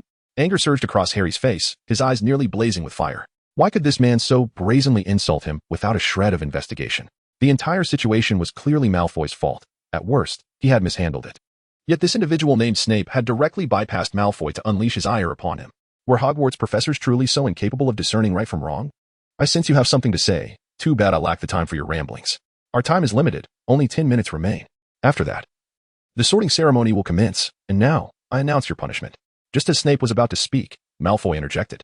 Professor. Snape furrowed his brow in displeasure but replied coldly. If you have something to say, speak quickly. Malfoy was not advocating for Harry. Rather, his greatest disdain was directed at Dolly. Although he found Harry equally detestable to Malfoy, Harry was ultimately a peer in terms of status. The real issue lay in Harry's self-destructive choices, mingling with a crowd of mudbloods. However, Dolly was an entirely different matter. Dolly is a mudblood.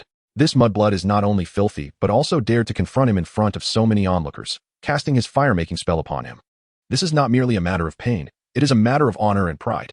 Malfoy could envision that if Snape failed to handle this situation decisively, instilling fear in everyone, it would not be long before the entire Hogwarts would be buzzing with the tale of a foolish Gryffindor of Muggle descent who had the audacity to disregard his spell and strike him. He would become the laughingstock of Hogwarts, while Dolly would ascend to prominence atop the Malfoy family's disgrace, bringing shame upon all pureblood families. This was the one indignity that Malfoy could not endure. Hence, he must step forth and urge Snape to recalibrate his ire, directing it away from Harry. What worth is it to bully a small boy? Why not target that little girl instead? Professor, it was that, red-haired girl who struck me.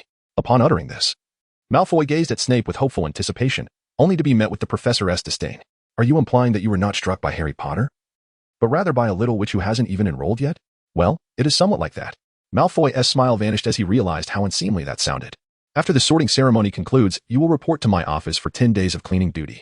In truth, Snape intended to impart a lesson to Malfoy. Malfoy could endure defeat, but to be bested by a witch from a muggle family who lacked spellcraft was an utter humiliation. As Malfoy's face darkened, he continued to glare viciously at Dolly. He understood that, given Snape's temperament, he would not easily let Dolly off the hook. A girl? In Snape's eyes, gender made no distinction. As long as they were foolish Gryffindors, he would unleash his wrath without restraint. You, Snape directed towards Dolly, the one with red hair. Raise your head. Dolly slowly raised her head upon hearing his words. Her crimson hair, illuminated by the light behind her, shone as brilliantly as in the sunlight. The delicate features of her face momentarily transported Snape back to his student days, conjuring the image of the girl reading on the lawn. Snape parted his lips, his gaze becoming unfocused. The oppressive aura that had once dominated the room vanished in an instant, and his body began to sway slightly. Had time reversed? Had fate shifted? What had transpired? In that moment, Snape felt as though he were teetering on the brink of madness. Even his esteemed mental defenses faltered. Perhaps Merlin, in a moment of compassion, had granted him a second chance? Snape struggled to articulate something, even feeling an urge to kneel before this miracle, but Dolly spoke first. My blood. Sir. What? Snape instinctively inquired, his mind so disoriented that he failed to comprehend what Dolly had just said. That golden-haired Malfoy, he called me a mudblood. Dolly's eyes were misty, as if she were on the verge of tears. The echoes of mudblood, mudblood, mudblood, reverberated in Snape's ears.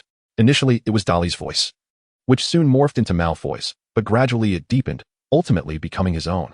Mudblood. Snape felt the world spin around him, and when he opened his eyes again, he found himself inverted, hanging in midair. He had fallen victim to James's Levi corpus, suspended upside down. His robe hung down, obscuring his head, revealing his pale, thin legs and a pair of dark shorts. The onlooking young wizards erupted into laughter, while the instigators, James, Sirius, and Wordtail, howled with delight. Lupin maintained his composure, still engrossed in his book, yet he did not intervene in the antics of his three friends. In truth, there was little need for intervention. The enmity between them and Snape had long since obscured its origins. What remained was a relentless cycle of torment and retaliation, confined within the tolerable bounds of schoolyard rivalry. Of course, there were undeniable inequities. Snape stood alone, while James did not. Put him down. Lily, with her red hair and green eyes, shouted fiercely. Immediately let him go. Without hesitation, James complied, raising his wand high, and then letting Snape crash heavily to the ground. Snape struggled out from under his robe, his face contorted with rage, his fury consuming his mind until only the thought of vengeance remained.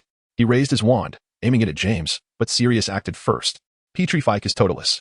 Snape was caught off guard, his body stiffening like a plank of wood before he fell heavily to the floor. Stop hurting him, Lily exclaimed, drawing her wand in anger. James and Sirius instantly grew wary, aware of the power possessed by this fiery-haired witch. Hey, Evans, don't force me to use a spell against you, James warned seriously, while Lily had no intention of escalating to violence. Then undo the spell on him immediately, she demanded. Sighing, James turned to face Snape, knowing that if he had to choose a foe between Lily and Snape, he would undoubtedly opt for the latter. He muttered the counter-curse and then proclaimed triumphantly, Go on. Snape, consider yourself fortunate. Lily saved you, you filthy little worm. Yet how could Snape simply let this go? He had grown accustomed to being bullied by 4 individuals. This only exemplified their cowardice, relying on their numbers to muster the courage to confront him. But to be humiliated in front of Lily, especially while exposed in his underwear and mocked by the entire school, was a fate that condemned Snape to social oblivion at Hogwarts, destined to become a new, ugly legend. How could he face Lily again, or endure the remainder of his school life? He must seek revenge. He had never depended on anyone, not even Lily. He could handle everything alone. He needed no one's assistance, nor their pity. Not even Lily. I don't need help from a filthy little mudblood like you. The word struck Lily like a thunderbolt, causing her to blink reflexively. She then replied coldly, Fine, then I won't concern myself with you anymore. If I were you, I would wash your shorts, worm. This remark landed like a heavy blow to Snape's psyche, making him realize the gravity of his previous statement. Though he had uttered the term mudblood before, he would never have directed it at Lily. Given the chance, he would have preferred to sever his own tongue. Apologize to Evans, you worm. James, furious, pointed his wand at Snape, fully aware of the malice in his words. In response, he too was chastised by Lily. I don't need you to force him to apologize. You're just as bad as he is. Stunned, James exclaimed. What are you talking about? I never said that. You know what I meant. With her hair disheveled, she accused. You think looking like you just fell off a broom makes you cool? Parading around with that stupid snitch, hexing anyone who crosses your path just because you can. I'm amazed that with such a big head, your broom can still land. You make me sick. With that, Lily turned and left, not looking back. Despite having been scolded, James felt no anger, only confusion. After failing to call out to Lily, he turned to Sirius and asked, what is her problem? Attempting to shift the blame away from himself, James hoped to portray Lily as the one in the wrong, but Sirius, recognizing the tension on his friend's face, knew that James had been thoroughly rattled by Lily's words.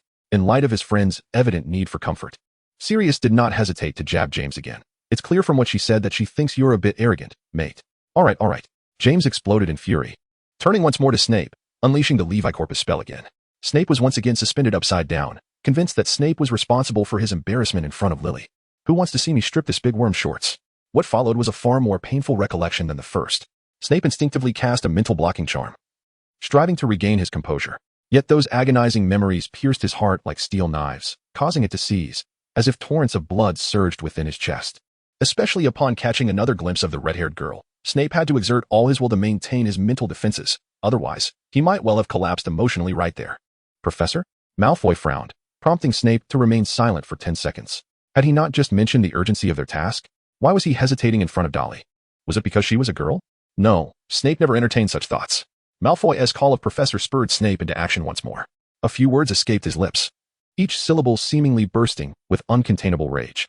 This was the outcome of suppressing his emotions with a mental block strong enough to deceive Voldemort. Mudblood, mudblood. Snape no longer concealed his disdain, voicing the words loudly.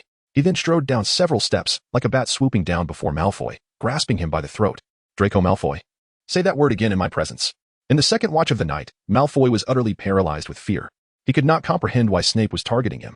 The hand that gripped his neck was like an iron vice, rendering his breath labored and his words unutterable, even if he could muster the ability to speak. His mind was a blank slate, devoid of any coherent thought. The Snape before him was so unfamiliar that it felt as though he had been swapped with someone else. Snape's bloodshot eyes bore into Malfoy, reminiscent of his own past self. He longed to strike the boy with a forceful blow, wishing to obliterate the wretched creature before him. Yet, Malfoy was not a reflection of his former self. The slap intended for his past could not be delivered to the present Malfoy. Nevertheless, the boy needed to learn a lesson. In a manner akin to how James had treated him, Snape suspended Malfoy upside down, clad in trousers. Malfoy was spared the embarrassment that Snape had once endured. However, at merely 11 years of age, Malfoy lacked the courage and authority of Snape in his youth.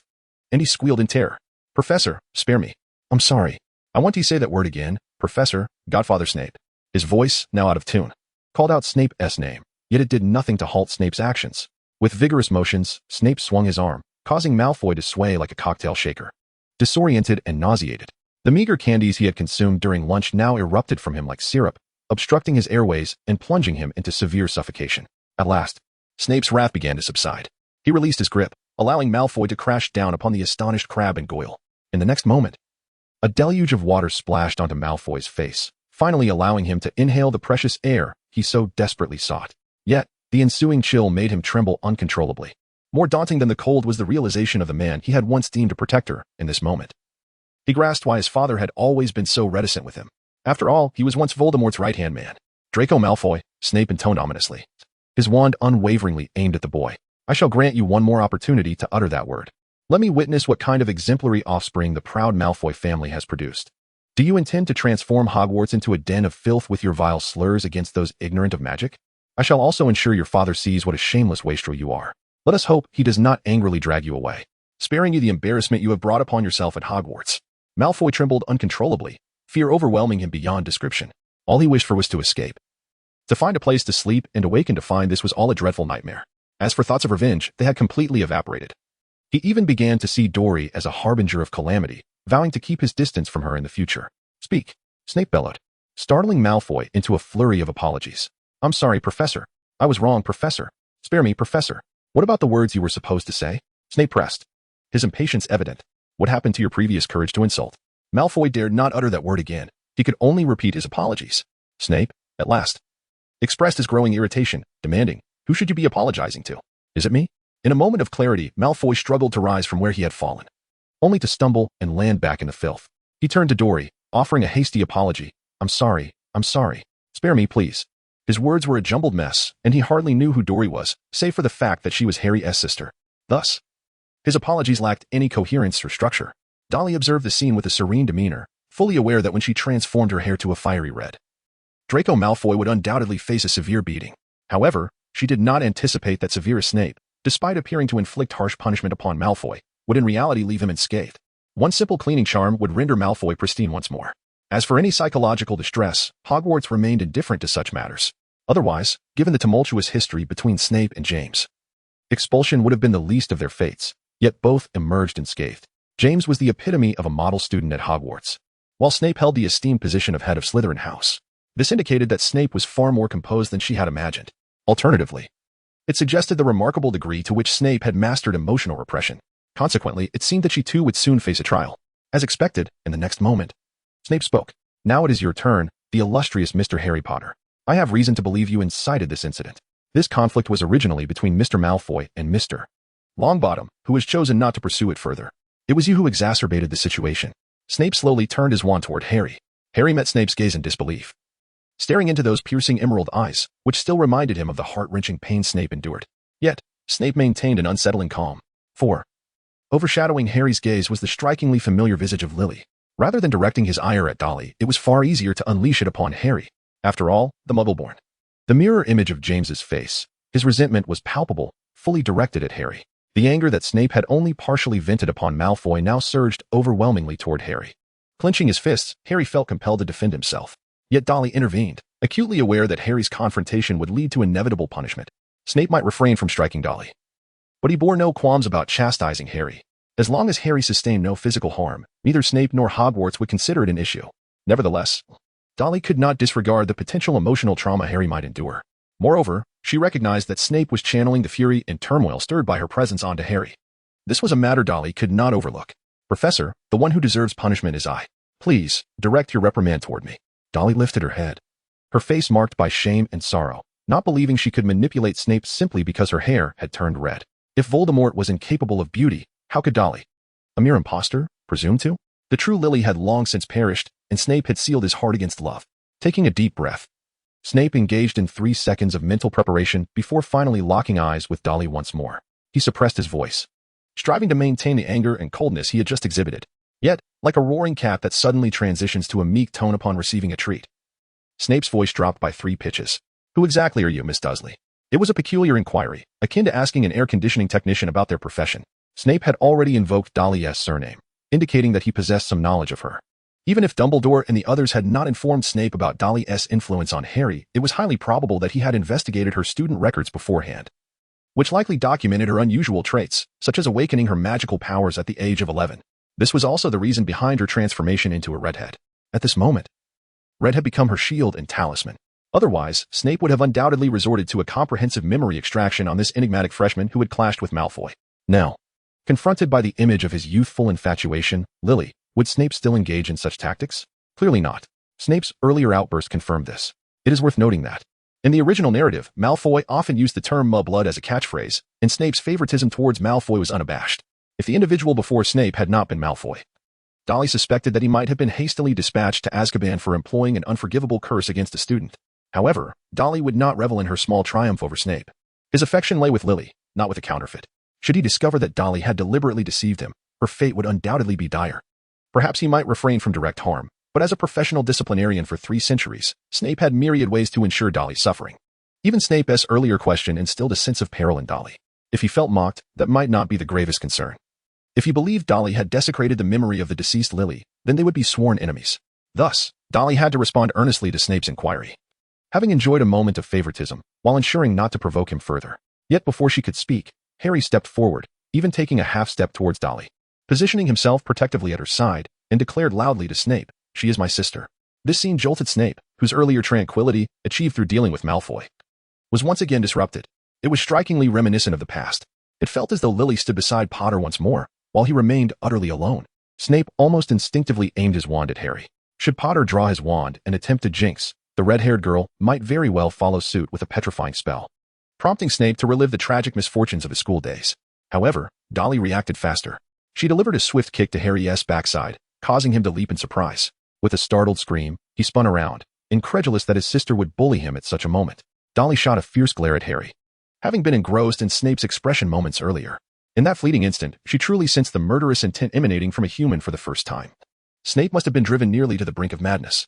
Dolly also came to realize that the current scene was merely a reenactment of the profound humiliation Snape had endured in the past.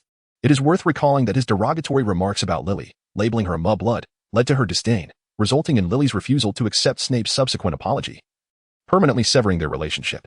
One could argue that this moment marked a pivotal turning point in Snape's life. Now, Harry, bearing James's visage, was audaciously confronting Snape, practically dancing upon the very landmines of Snape's past. As Harry attempted to articulate further thoughts, Dolly clenched her fists, her knuckles cracking ominously. In that instant, Harry dared not utter another word, fearful of receiving a similar treatment from Dolly's iron fist. Miss Dursley, why not allow Potter to continue? I find it quite entertaining. Snape interjected, his lips twitching slightly, perhaps a semblance of a smile?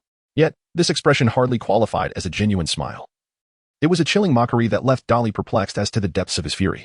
Taking a deep breath, Dolly stated, "As you can see, sir, I am Harry's cousin. His mother and my mother are sisters." Dolly employed a distinct vocabulary and emphasized her tone, which left Harry feeling wounded. Previously, Dolly had consistently referred to him as sister, but now she had shifted to cousin. Was the sibling bond they had nurtured for a month already superficial and on the verge of collapse? Little did he know that Dolly was merely trying to safeguard his life, only by making Snape recognize the fundamentally different relationship between Dolly and Harry. As opposed to that of Lily and James, could he emerge from the illusions of the past? Ah, so that was it. Snape began to scrutinize Dolly. And although he feigned a tone of sudden enlightenment, Dolly sensed he had been aware all along. Nevertheless, Snape's scrutiny did, as Dolly had anticipated, draw him somewhat back from his past illusions. Yet, his subsequent remarks left Dolly's heart racing once more. To my knowledge, Miss Dursley has had no exposure to magic. Why, then, did she react so strongly to the term mudblood? It is certainly understandable for Malfoy to be punished for his insults. But Miss Dolly, what were your true thoughts at that moment? Snape did not mention Dolly's appearance, nor did he pursue the nature of her relationship with Harry further.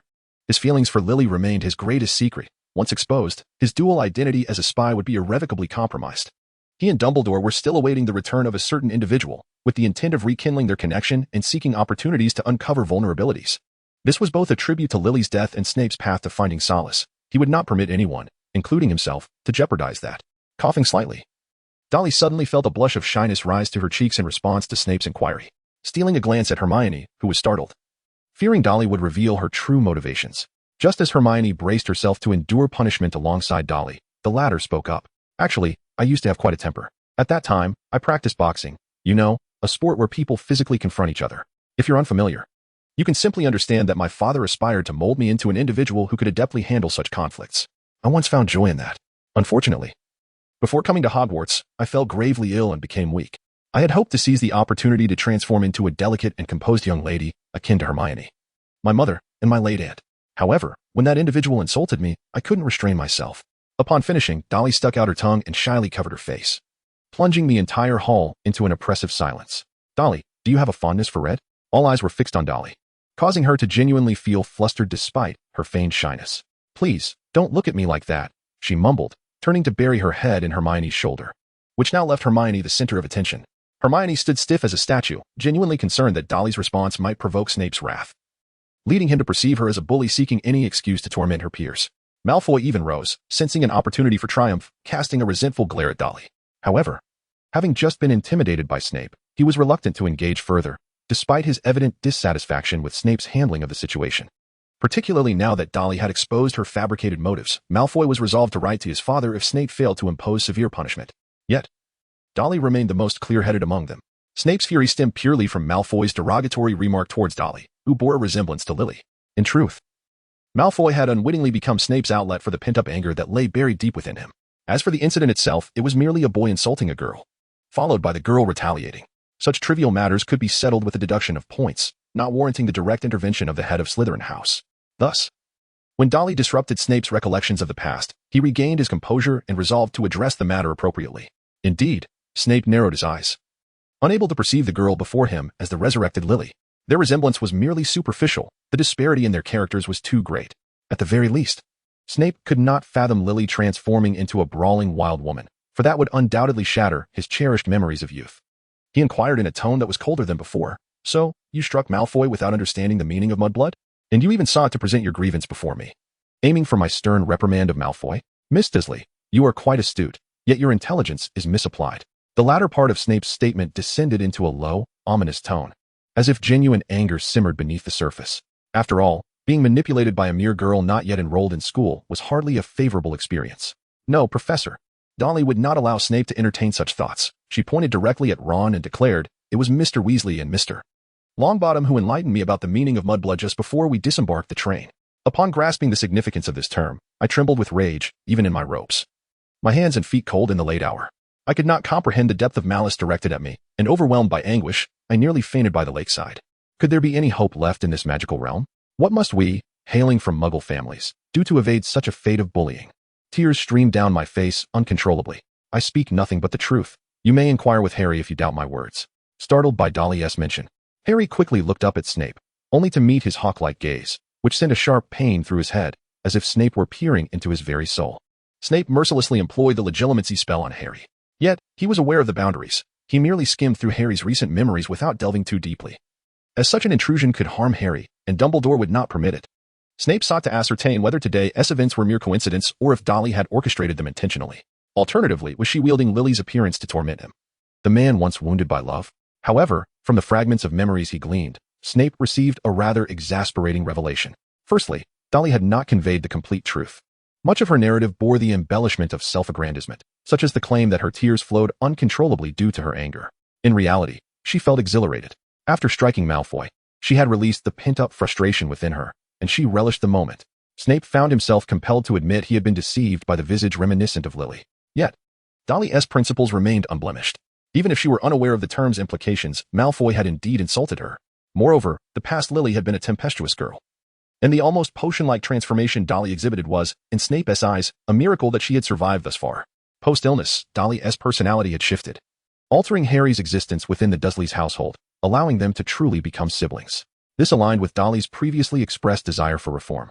As for her confrontation with Malfoy, it merely represented her redirected aggression, which she had once directed towards Harry. Reflecting on this, a slight twitch at the corner of Snape's mouth suggested the beginnings of a smile. Imagine James receiving a relentless beating from Lily. His face swollen and bruised, Snape snorted at the thought, abruptly silencing his own fanciful reverie. At this juncture, Snape had arrived at his conclusion. Dolly is merely a fortunate witch awakening her powers, attempting to reshape her past, with a somewhat cunning disposition stemming from her Muggle origins. Her most significant dilemma lies in her striking resemblance to Lily, to the point where even he, as her professor, feels she could outmaneuver him. However, considering Dolly's principled nature, and the fact that she is Lily's niece, Severus Snape could not justify punishing her. Nonetheless, Malfoy's recent thrashing necessitated an explanation. At that moment, Harry, still perplexed by his headache, was startled by Snape's sudden presence. He quickly composed himself and returned Snape's gaze with defiance, prompting a cold smirk from Snape as he stated, "I stand by my judgment.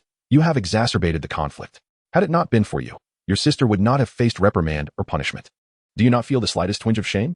This remark struck Harry deeply, and he cast a furtive glance at his sister before slowly lowering his head. "Professor, if punishment is unavoidable, let it fall upon me. This has nothing to do with my sister." This time, Dolly refrained from intervening with Snape, for he had regained his composure, and it was evident that Harry would not endure the same treatment as Malfoy. As for the various forms of punishment, Dolly felt utterly powerless, as corporal punishment was a commonplace occurrence at Hogwarts. "Very well," Snape decreed, "since you have confessed, you shall clean the potions classroom for a month starting tomorrow. And you, Draco Malfoy, will clean my office for 2 weeks." Malfoy looked at Snape in confusion. While Dolly was thus spared, he glanced at Dolly, then at the dejected Harry, conceding that Harry could take the blame for Dolly's punishment. With that, Snape turned, and the tension among the onlookers dissipated. However, at that moment, Snape delivered a sudden twist. "Miss Dursley, do you have a particular fondness for the color red?" Snape, tapping into fragments of Harry's memories, remained unaware of Dolly's own thoughts. Thus, he was somewhat puzzled as to why Dolly had so abruptly altered her hair color. Had her hair remained golden rather than red, Snape would not have displayed such uncharacteristic behavior. This left him with an unsettling feeling. Did Dolly perhaps uncover some of his past stories? Theoretically, it seemed improbable that anyone would divulge such information to her. But if Lily had shared tales of Snape with her sister, and her mother relayed those stories to Dolly, it could indeed be possible. If such a scenario had unfolded, the implications would be grave. Snape was not particularly concerned about his past embarrassments being revealed to a new generation of students, after all. No one dared speak ill of him now. As the head of Slytherin House, the only one who could question his authority was Dumbledore.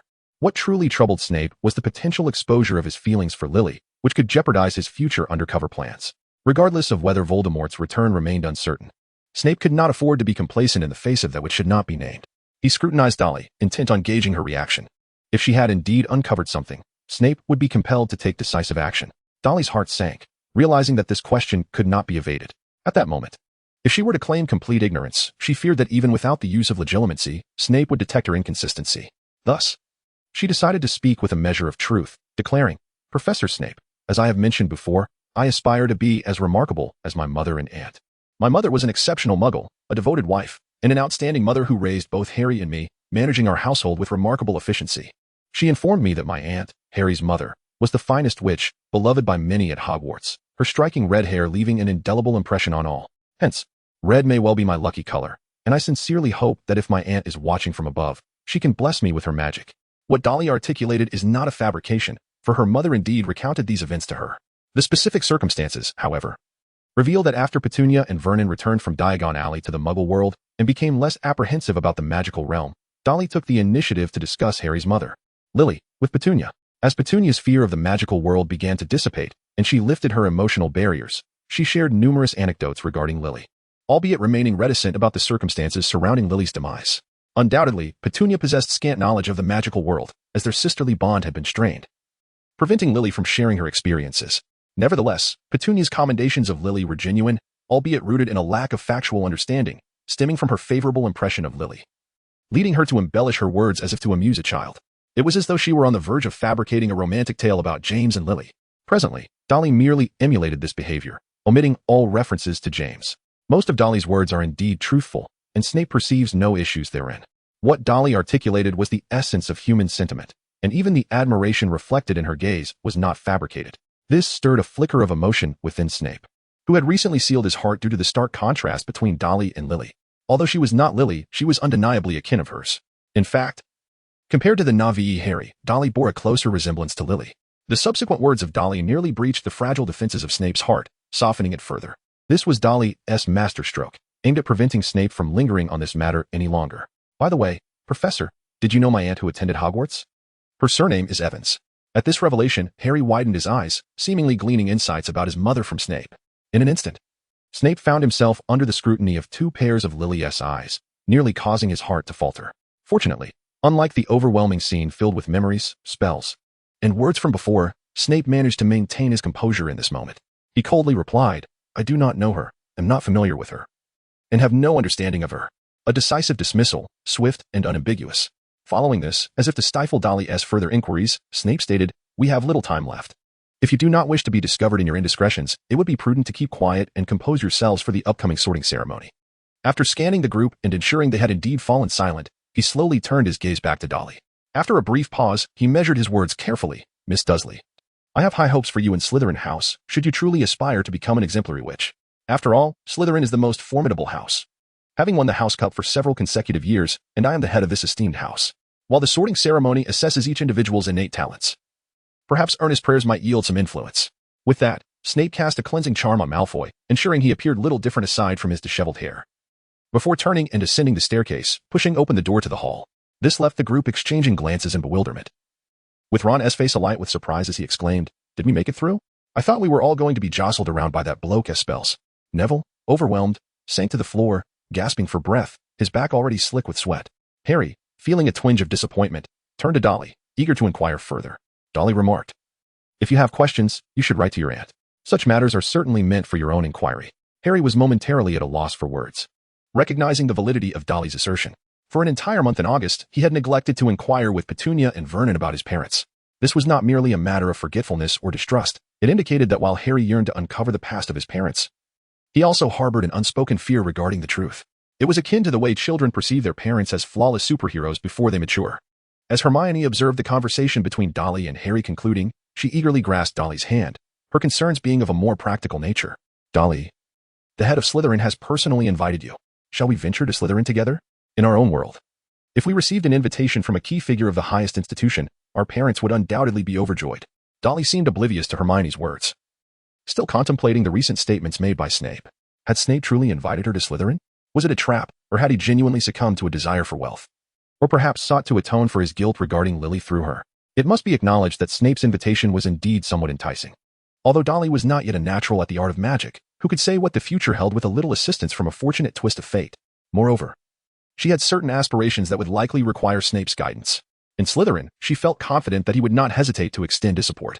Dolly had initially come to Hogwarts primarily to experience life, as she would eventually return to the Muggle world. Being under Snape's care for a few years seemed like a rather appealing option. However, as her mind began to wander into these thoughts, Hermione's remarks jolted her back to reality. But why would he take an interest in you? In our realm, such situations necessitate the endorsements of numerous prominent figures. Indeed, how could Snape possibly be drawn to her? If he were to be captivated, it would only be by this face that bore a striking resemblance to Lily's, Hermione. Perhaps the least aware of the severity of this conflict, inadvertently provided the most suitable perspective for an ordinary person. Allowing Dolly to gain a clearer understanding of the unfolding situation, Dolly may indulge in idleness, but only after she has cultivated a sufficiently secure environment for herself, allowing her to languish within her comfort zone. Otherwise, idling away on a rooftop amidst a tempest could lead to a fleeting life, gone in the blink of an eye. Hogwarts, purportedly the safest haven in the world, is set to become a hotspot for calamities in the coming years.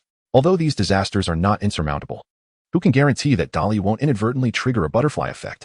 Furthermore, Severus Snape himself represents a significant threat. If Dolly were to exploit Lily's visage for her own whims, she would be placing her head beneath the guillotine while handing the switch to Snape. The very notion of having one's life dictated by another is suffocating. Thus, it is imperative that Dolly steers clear of Slytherin.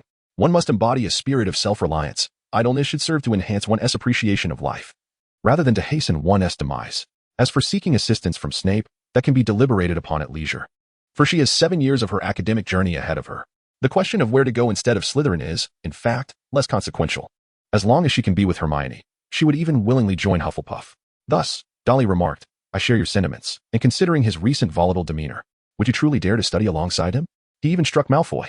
Ron mentioned that Malfoy's father is a member of the Hogwarts Board of Governors. Is that not so? In our realm, have you ever witnessed a professor who would dare to strike the offspring of a board member? Hermione was momentarily rendered speechless, recalling Snape's punishment of Malfoy, a memory that still made her legs tremble. So where shall we go? The ceremony is about to commence, and I do not wish to part from you. Hermione clung to Dolly's arm. In that moment, her tone revealed a vulnerability that contrasted sharply with her usual pride and arrogance. Clearly, Hermione's initial idealism about the magical world had transformed into a profound reverence for its wizards. This shift may indeed be a blessing, potentially aiding Hermione in acclimating to the atmosphere here more swiftly.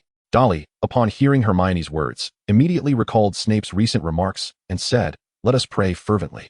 Perhaps what he suggested will indeed prove beneficial. I shall pray not to be sorted into Slytherin, and you can pray to be in the same house as me. Shall we?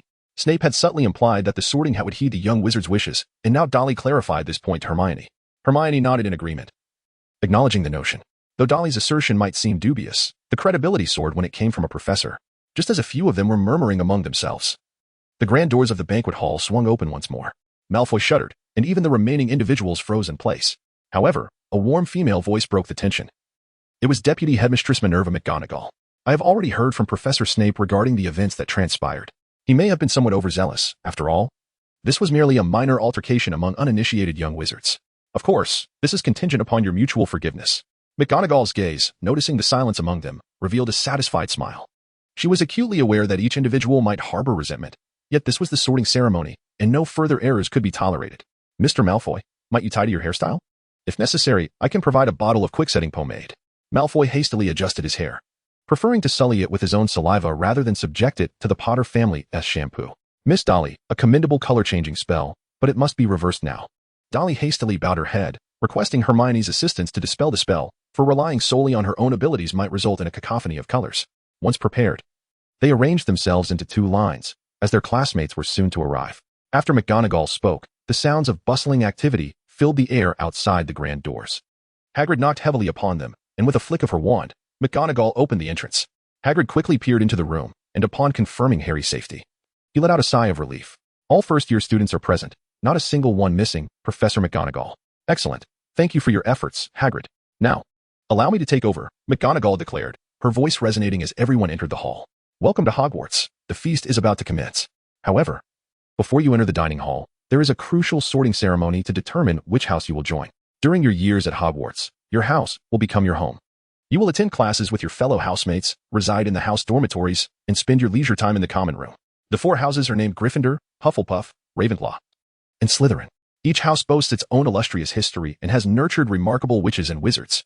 Throughout your time at Hogwarts, your exemplary conduct will earn points for your house, while any infractions will result in deductions. At the end of the year, the house with the highest score will be awarded the House Cup, a prestigious honor. I hope that regardless of which house you are sorted into, you will strive to bring glory to it. Now, with only a few minutes remaining before the sorting ceremony begins, I advise you to tidy yourselves up and present a more polished appearance. For these young wizards, a mere few minutes felt like an eternity. Dolly and her companions had spent the entire afternoon discussing matters aboard the train, and their condition remained relatively stable.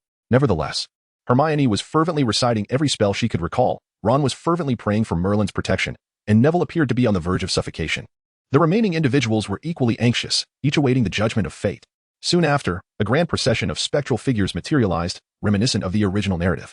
These pearl-white, semi-transparent apparitions glided through the room, whispering among themselves, largely indifferent to the first-year students. Only occasionally would a few ghosts engage in brief conversation with the students, for such scenes had grown tiresome and devoid of novelty to them after witnessing them countless times. However, for the students, the experience of witnessing the ghosts up close, even feeling the chilling sensation as they passed through their bodies, was a definitive affirmation that they were indeed within the hallowed halls of Hogwarts. Dolly yearned to reach out and feel the essence within the ghostly body, yet alas, the specters did not traverse her vicinity. Hermione, rarely distracted, cast a glance at Dolly, gaining a deeper understanding of what Dolly had just termed a transformation of character. Now, forming a single file, McGonagall finally spoke, bringing an end to the torment of this psychological warfare. Follow me. A haphazard assembly of individuals formed a straight line, though Dolly and her four companions resolutely remained together. Despite their awareness that proximity held no significance at this juncture, they instinctively gravitated towards one another. They exited the chamber, traversed the corridor, and then a pair of grand double doors swung open, revealing a magnificent dining hall before them. Students from other classes were already seated at 4 long tables, illuminated by thousands of floating candles that danced in the air above. Each table was adorned with gleaming golden platters and elegant goblets, while a long table at the head of the hall was reserved for the faculty. Professor McGonagall guided the first-year students to that spot, positioning them to face the upperclassmen lined up before them, with the teachers standing behind. The flickering candlelight cast a wavering glow, and hundreds of faces watching them resembled pale lanterns, with ghosts mingling among the students, shimmering faintly with silvery glimmers. Dolly and Harry simultaneously raised their gazes to the heavens, where the velvet black canopy sparkled with countless twinkling stars. At that moment, Hermione tiptoed, resting her hands upon Dolly's shoulders, and whispered softly into her ear. A spell has been cast here. It resembles the sky outside. I read about it in a chapter of Hogwarts history. A warm breeze brushed against Dolly's earlobe, lending her cheeks an unnatural blush. Fortunately, the crowd was dense, and no one seemed to notice. However, Dolly couldn't help but realize that she had attracted quite a number of gazes. The first-year students, merely 11 years old, were, in truth, still too young for beauty to be an apt description, regardless of gender. Yet Dolly stood as a remarkable exception, even without any deliberate effort to enhance her appearance. Her emerald green eyes sparkled like precious gems. Just then, Professor McGonagall made a movement that captured everyone's attention. She gently placed a 4-legged stool before the first-year students, followed by a tattered, dirty, patched-up wizard's hat atop it. This was the renowned sorting hat. All eyes were fixed upon the hat, which began to slowly wiggle. A wide seam opened along its brim, resembling a mouth, and it commenced a lengthy song. You may consider me unremarkable in appearance, but do not judge by looks alone. If you can find a hat more beautiful than I shall consume myself. Come, wear me. Fear not. Do not panic. In my presence, you are utterly safe. For I am a thinking magical hat.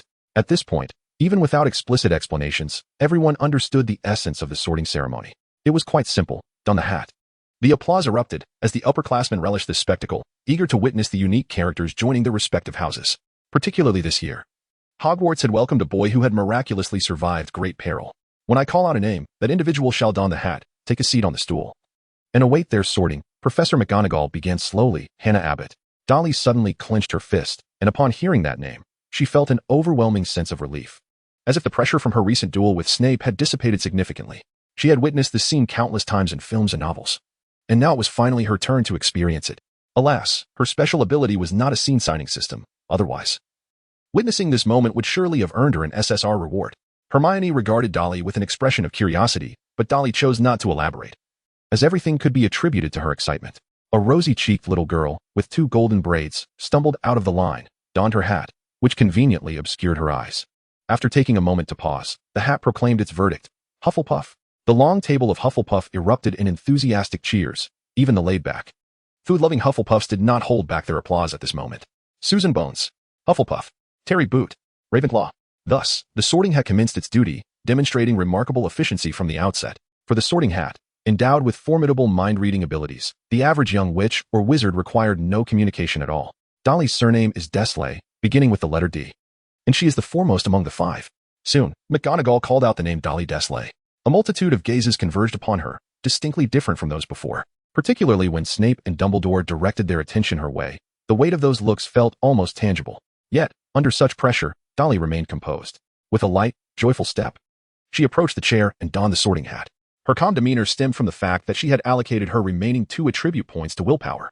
Now, Dolly's willpower stood at 2 points. This measure of willpower likely does not pertain to her self-discipline. Otherwise, having been reborn, Dolly would surely possess more than just 2 points.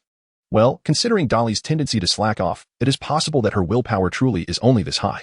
Dolly took a deep breath and slowly donned the sorting hat. Countless thoughts flooded her mind, akin to a girl in a flower shop overwhelmed by choices, each of the 4 houses holding a special allure for her. She yearned for the opportunity to communicate with the sorting hat, hoping to sway its decision in favor of her desired house. However, to her astonishment, her moment of agency seemed to falter. Without hesitation, the sorting hat declared, Ravenclaw. Just like the other young witches and wizards who had been swiftly sorted before her. There was no distinction. A sudden clamor erupted as a silver goblet clattered to the ground, its sound resonating sharply in the hall. The students of Ravenclaw, who were about to applaud, turned their gaze toward the source of the noise, only to be taken aback to find Severus Snape standing. He appeared as though he intended to intervene, yet remained frozen in place, ultimately turning to look at Quirrell. Trembling, Quirrell rose and spoke, I apologize, Professor Snape. It was I who knocked over the goblet. With that, he drew his wand and performed a cleaning charm. Snape, with a cold expression, settled back into his seat, his gaze sweeping over the assembly of students. In a confrontation of 1 against hundreds, Snape successfully subdued the crowd with his formidable presence, prompting everyone to divert their attention back to the stage, where Dolly had yet to rise. The students of Ravenclaw, regaining their composure, erupted into enthusiastic applause for Dolly. A girl with black hair waved cheerfully at her, yet Dolly found it curious that she did not stand. Dolly had further words to exchange with the sorting hat. The recent events had utterly defied her expectations. She had anticipated a struggle with the hat, ultimately persuading it to place her in Gryffindor amidst her myriad requests. This, however, was not an extraordinary privilege, as similar occurrences had transpired before, given that some individuals possess less pronounced personalities. Alternatively, when one's character diverges from their aspirations, the sorting hat would take their opinions into consideration, fostering a dialogue that has traversed millennia. It is the founders of Hogwarts, employing their wisdom and noble hopes, who guide successive generations of young witches and wizards. Yet, in Dolly's case, she herself was uncertain of her rightful place, while the sorting hat resolutely determined she belonged in Ravenclaw. All right, my dear, off you go. There are many other children awaiting my attention, the sorting hat finally spoke. But not in the manner Dolly had wished. Wait, I have a question. And the sorting hat interjected, preempting Dolly's inquiry. Wisdom is never confined to magical knowledge or academic achievements. Embarking on a fulfilling life path is also a form of sagacity. This is something even the esteemed Lady Ravenclaw did not accomplish, and Ravenclaw House is indeed the most inclusive of all at Hogwarts. Here, one may even lack proficiency in magic. Dolly had more to express, yet Meg had already removed the hat from her head. Meg bestowed a gentle smile upon Dolly and said, Go on, my dear, your classmates are awaiting your presence. Dolly could only rise to her feet, managing to muster a perfunctory smile. Fortunately, having once worked as a saleswoman at a chain of fried chicken restaurants, she had practiced her professional grin sufficiently to navigate such situations with ease. Yet, when she approached Hermione, Dolly could not resist forming her lips into the shape of a message. I shall wait for you. With that, she promptly made her way to the Ravenclaw table. This was the extent of her efforts. She could only wonder if she could entice Hermione to join her. In her estimation, the likelihood seemed slim. Dolly sensed an oddity in her being sorted into Ravenclaw. The tone of the sorting hat's voice was not quite as she had remembered. The most compelling evidence lay in Snape's reaction the moment he stood. He appeared genuinely taken aback. In stark contrast, Quirrell's timid demeanor, as he claimed to have spilled his cup, seemed entirely on brand. However, possessing knowledge of the entire first book's plot, Dolly understood that Quirrell was merely playing the role of a fool, as he harbored a face-hugging creature on the back of his head. Thus, who could have influenced the sorting hat's decision, possessing the motive to do so, and capable of shocking Snape? After much contemplation, only one individual came to mind. Dolly gazed towards Dumbledore, who was applauding the next young wizard. He noticed her gaze and offered a knowing smile, followed by a playful wink. What could this signify? Dolly harbored a flicker of discontent within her heart, and she playfully winked at Dumbledore, as if to express her irritation. This elicited a broad grin from him. Yet he chose not to engage further with Dolly, redirecting his attention to the next young wizard. While this was indeed the proper course of action on his part, Dolly felt momentarily relegated to the status of an inconsequential character. However, considering Dolina's modest magical aptitude, perhaps such a feeling was not entirely unfounded. Yet, in a certain light, this might also be construed as a blessing, signifying that Dumbledore would not focus on her for the foreseeable future. Indeed, in contrast, it was Harry who truly occupied her thoughts. What was she pondering? A gentle voice wafted into her ear, accompanied by a delicate tug on her sleeve. Dolly lowered her gaze and beheld a faint yet tender smile, accompanied by familiar, warm black hair and dark eyes. Could it be Qiu Zhang? Unbeknownst to her, Dolly had already approached Qiu Zhang's side. Qiu Zhang, a second-year student, occupied a seat at the edge nearest to the first-year newcomers, thus allowing Dolly to sit beside her. It was evident that Qiu Zhang had extended an invitation to her. This gesture caused Dolly to momentarily cast aside her worries, and her smile became more genuine. Not only was she delighted to encounter the enchanting eastern beauty of Hogwarts, but Dolly also realized she had yet to express her gratitude to Qiu Zhang. Thank you for your assistance today, senior. I have yet to learn your name. Dolly sat up, eliciting expressions of disappointment from several eager upperclassmen of Ravenclaw. Qiu Zhang. My name may seem somewhat peculiar. I am of Asian descent. However, it is not strange at all, for I hold a deep appreciation for Eastern culture and even indulge in a variety of Eastern films. I am particularly fond of the works of Chow Yun-fat, Stephen Chow, and Jackie Chan. Dolly endeavored to pronounce several names in a monotone manner. At this juncture, Hong Kong cinema was experiencing its golden era, however. It is unfortunate that even Jackie Chan struggled to penetrate the Western market, with his first breakthrough film being Rumble in the Bronx in 1994. Nevertheless, Dolly was not entirely misleading, for an Englishman during this period could indeed witness Hong Kong films. For instance, there were the Asian film festivals in the UK, a number of cinemas in London dedicated to foreign films, and the availability of videotapes featuring Hong Kong cinema. Qiu Zhang was pleasantly surprised to discover that Dolly harbored such an interest.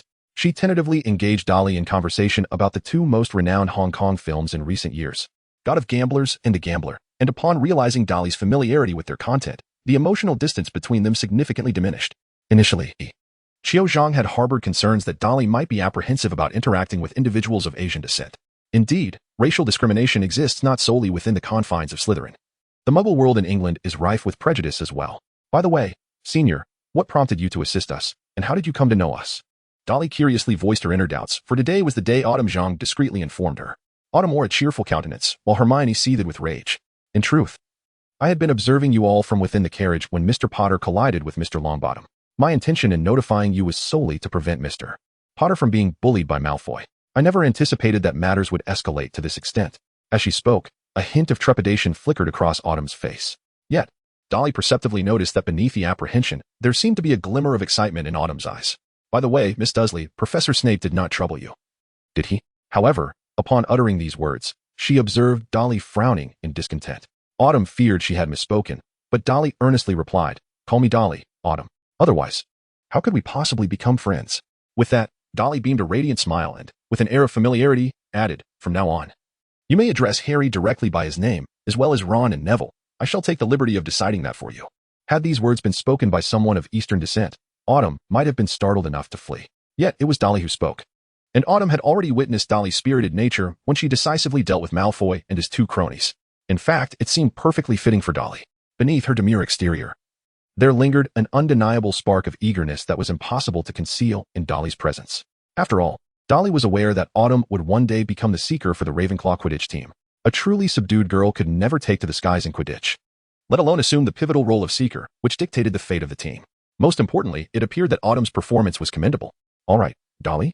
Autumn's face still bore a trace of shyness and hesitation, but the next moment, she called out Dolly's name. Dolly nodded and remarked that Professor Snape did not trouble them.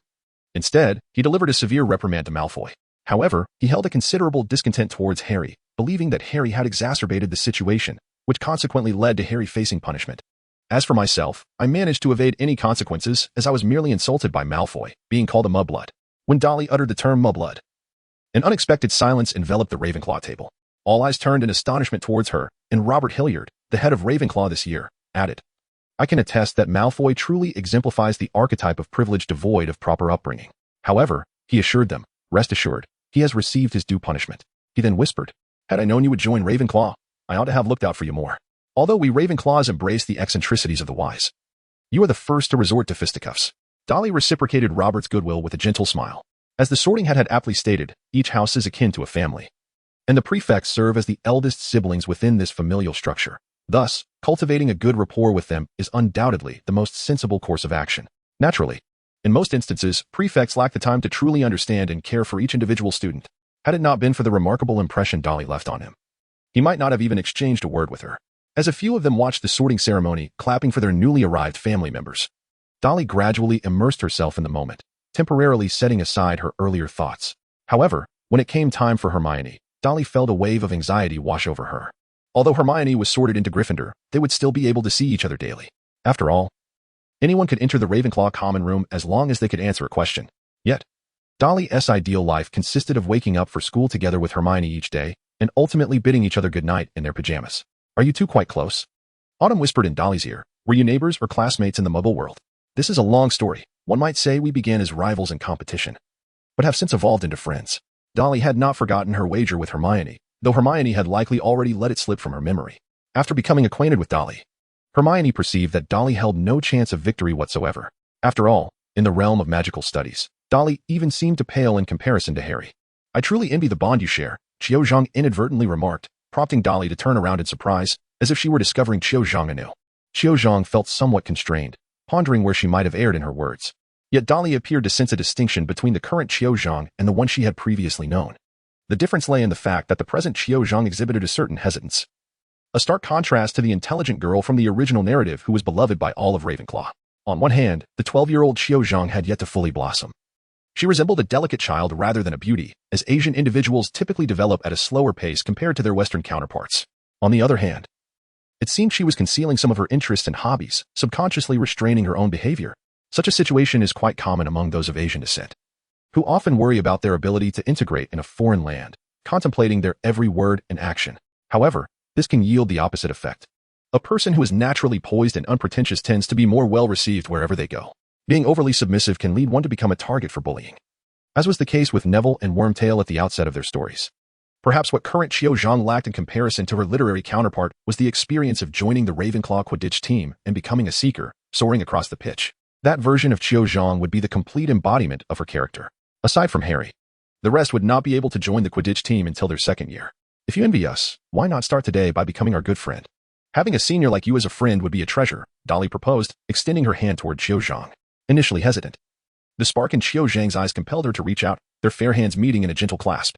While it appeared that Dolly was the initiator, in that moment when she threw a punch at Malfoy, Qiu Zhang had already made her decision to be Dolly's friend. Their contrasting gazes, one dark, one green, intertwined, and Dolly's smile seemed to infect Qiu Zhang, prompting her to beam in return. However, this infuriated Hermione, who had just taken her seat. She was about to undergo the sorting ceremony, yet Dolly continued to gaze intently at the girl with black hair. Was she truly that captivating? Surely, she was not more attractive than Hermione herself? Quite commendable, the sorting hat's voice echoed in Hermione's mind. Gryffindor appears to suit you well. Hermione, without hesitation, began fervently praying, not Gryffindor, I want to be in Ravenclaw. Not Gryffindor, I want to be in Ravenclaw.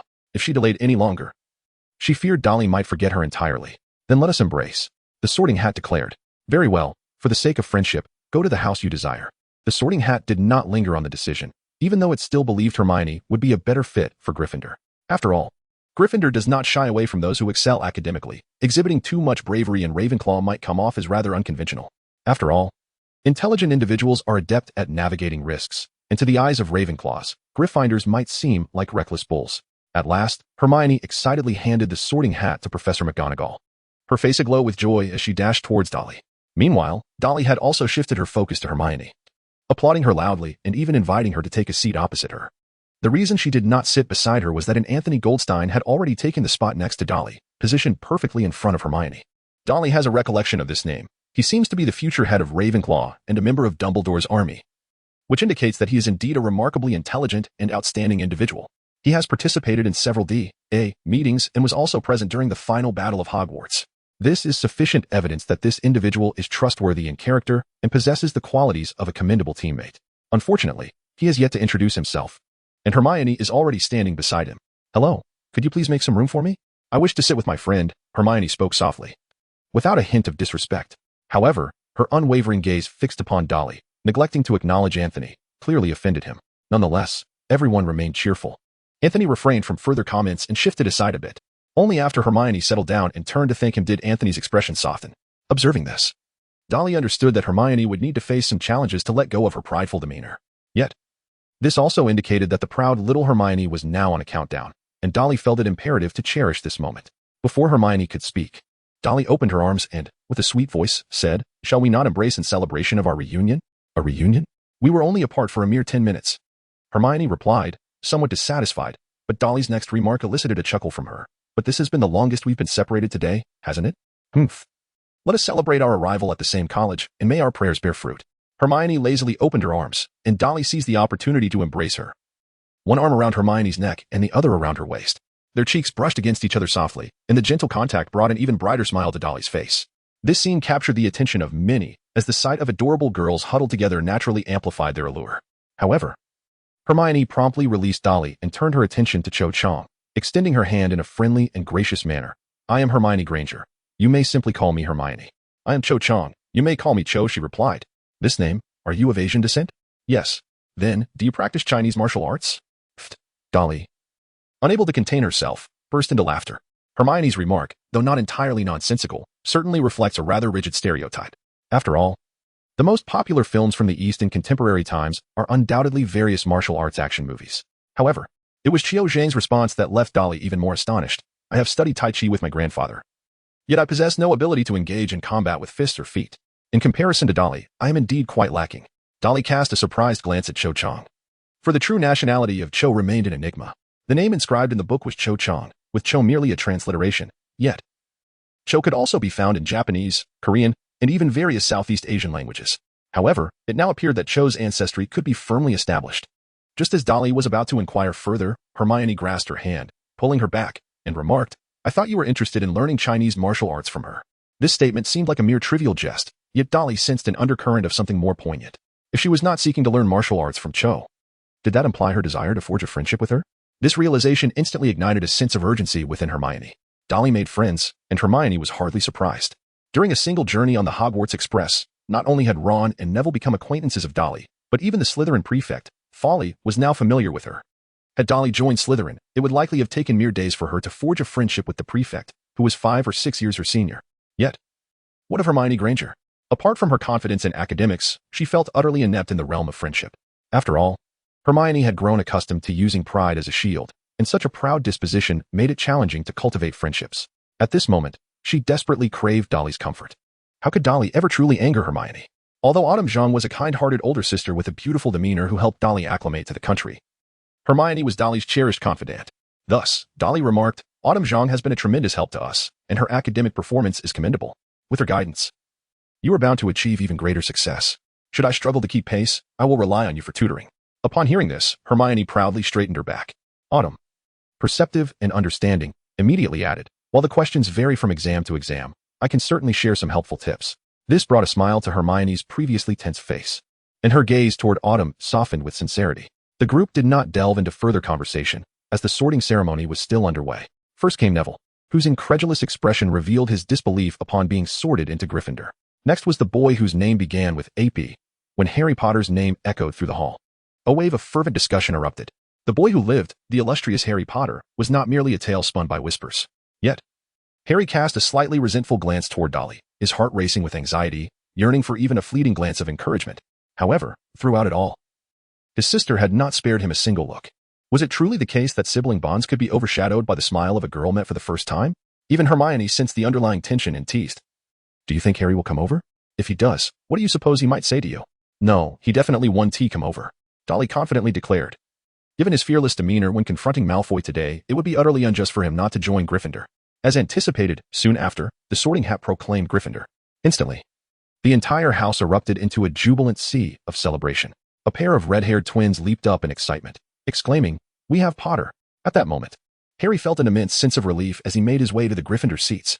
Initially, he sought solace from his sister, but he was soon enveloped by the enthusiastic crowd. In that instant, Harry realized that perhaps not being sorted into the same house as his sister was a blessing in disguise. At least, with Dolly present, he would certainly refrain from basking in such applause with unrestrained enjoyment. After Harry, there were only a few left, and the sorting ceremony promptly drew to a close. Having grown familiar with Cho Chang, Dolly listened attentively as Cho introduced some basic customs, such as how food would magically appear on their plates, courtesy of the house elves responsible for serving them. Hermione, too, was cheered somewhat by Dolly's presence. After all, her initial worry of losing a friend had merely stemmed from a minor emotional upheaval. Realizing that Dolly was eager to embrace her while Cho could only offer a handshake, Hermione felt reassured. At that moment, Dumbledore rose, gently tapping his spoon against his goblet. After the delightful chime subsided, he began recounting his whimsically absurd jokes. Welcome, everyone, to a new academic year at Hogwarts. Before we commence the feast, I wish to share a few words. Fools, crybabies, rubbish, twist, With that, he promptly sat down, earning applause from the students, even though few comprehended his remarks. Hermione, utterly baffled, furrowed her brow in an attempt to decipher his words, only to abandon her efforts. Turning to Dolly for assistance, she inquired, "What on earth is he saying?" However, upon witnessing Dolly's expression, she understood that what she truly wished to ask was how their esteemed headmaster, revered as the greatest white wizard who instilled fear in Voldemort and had lived for over a century, could behave in such a manner. In her previous life, Dolly found herself perplexed by the meanings of these 4 terms, and it was only after perusing others' interpretations that she began to grasp their significance. These 4 terms reflect the perspectives of students from different houses. Fool naturally refers to Ravenclaw, who perceive others as foolish. Crybaby pertains to Gryffindor, who, in their valiant nature, regard students from other houses as a bunch of cowardly whiners. Scum is indicative of Slytherin, whose lofty attitudes, stemming from their pure blood lineage, lead them to view half-bloods and muggle-born wizards as worthless. As for the term twist, it is somewhat more challenging to comprehend. A more fitting translation would be a just. This term refers to the remaining Hufflepuff, who, as the quintessential good-natured individuals, often serve as mediators among the other 3 houses. Of course, Dolly, despite her understanding, chose not to elaborate. She even embellished her account by stating, "In truth, Dumbledore visited me during my illness, perhaps believing I was on the brink of death." A single utterance from Dolly instantly sent Hermione's heart into a state of alarm, prompting her to instinctively grasp Dolly's wrist.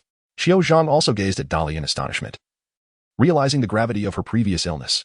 The concern reflected in his eyes was now genuine and heartfelt. Dolly smiled gently, assuring that she was fine, and said, "You cannot imagine, at that moment, Dumbledore appeared in a muggle hospital clad in his wizarding robes. I was so startled that I immediately pressed the alarm bell, which frightened Dumbledore into vanishing amidst the rushing crowd. For a moment, I thought I must be hallucinating. How could someone like Dumbledore possibly exist? It was only later that I came to understand he had come to visit me." After Dolly finished speaking, she noticed that the 2 individuals, despite their concern, did not fully grasp her point.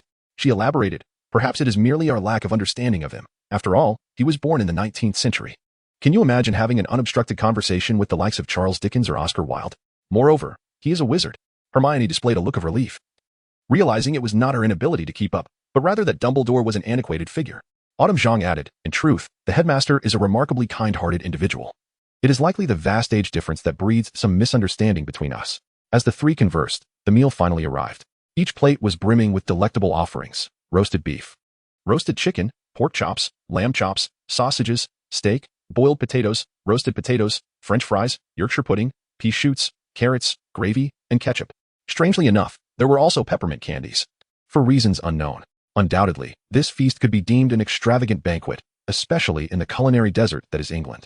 Although the variety of ingredients was impressive, the cooking methods were rather monotonous, primarily consisting of roasting and boiling, with frying being a rare occurrence at Hogwarts. However, this did not imply that the dishes were unappetizing. After all, they were crafted by house elves, who handled the ingredients and cooking times to perfection, allowing each bite to be infused with the rich aroma of meat fat, making it utterly irresistible. Initially, everyone indulged heartily, including Autumn Zhang. After all, this was the welcome feast, and Hogwarts typically did not serve such lavish meals. Otherwise, the school's budget would be strained. Yet, within a few minutes, both Autumn Zhang and Hermione slowed their pace, simply due to the overwhelming satiety brought on by the meat. In stark contrast, Dolly showed no signs of slowing down. Instead, she began to hasten her consumption. With a lamb chop in one hand and pudding in the other, her gaze was fixated on the pea shoots, a habit from her previous life, driven by a craving for vegetables. This left Autumn Zhang utterly astonished, even contemplating intervening for fear that Dolly might harm her stomach. After all, Dolly was so petite, weighing even less than Hermione. Yet she was consuming more than an average boy. "Rest assured, she is fine," Hermione said, with a knowing smile. "She has lost a considerable amount of weight due to illness and desperately requires nourishment. Besides, it seems she cannot gain weight no matter how much she eats. If she were not consuming this much, I would be concerned about her losing even more weight. She might be blown away by the wind." Autumn Zhang felt reassured and resumed her conversation with Hermione, concurrently introducing her to the courses they would be studying at Hogwarts, as per Hermione's request. As Dolly listened attentively, she followed Professor Qiu Zhang's introduction and glanced towards the faculty seating, yet discreetly scrutinized a few individuals. One of them, of course, was Dumbledore. Dolly always felt that her sorting ceremony was somewhat peculiar. Of course, she possessed no tangible evidence to support this sentiment, nor did she harbor any dissatisfaction with the outcome, as long as she was alongside Hermione. As for Harry, he was under Dumbledore's protection, after all. However, without Hermione's intellect, Harry and Ron's days would undoubtedly be more challenging. Then there was Quirrell, who, as this year's adversary for Harry, was engaged in a hushed conversation with Snape. Unbeknownst to Snape, Quirrell harbored Voldemort at the back of his head. In the face of Voldemort at this moment, apart from Harry, who possessed the effect of love magic, Only a handful of teachers could stand against him. Thus, Dolly merely observed, having no intention of rushing in at the end of the year. At most, she would offer assistance when Harry needed it. That was her limit. Furthermore, glancing at Harry, he appeared to be relishing the attention of those around him, radiating joy. As everyone envisioned a bright future. Before long, more and more people set down their utensils. Dolly could only pause, striving to maintain her last shred of ladylike reserve. Yet, her lingering expression evoked both admiration and envy in Xiaozhang. Which girl would ever decline the allure of an enviable physique that allowed for indulgence without consequence? Until the final students set down their pudding, all remnants upon the dining plates vanished, leaving the table pristine once more. At this juncture, Dumbledore rose.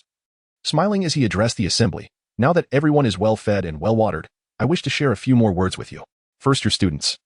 Please take note, the woods on campus are strictly off limits to students. I trust that some of our older classmates will remember this as well." Upon concluding, Dumbledore's gaze unabashedly fell upon the red-haired twins of Gryffindor, who stood proudly with chests puffed out in response.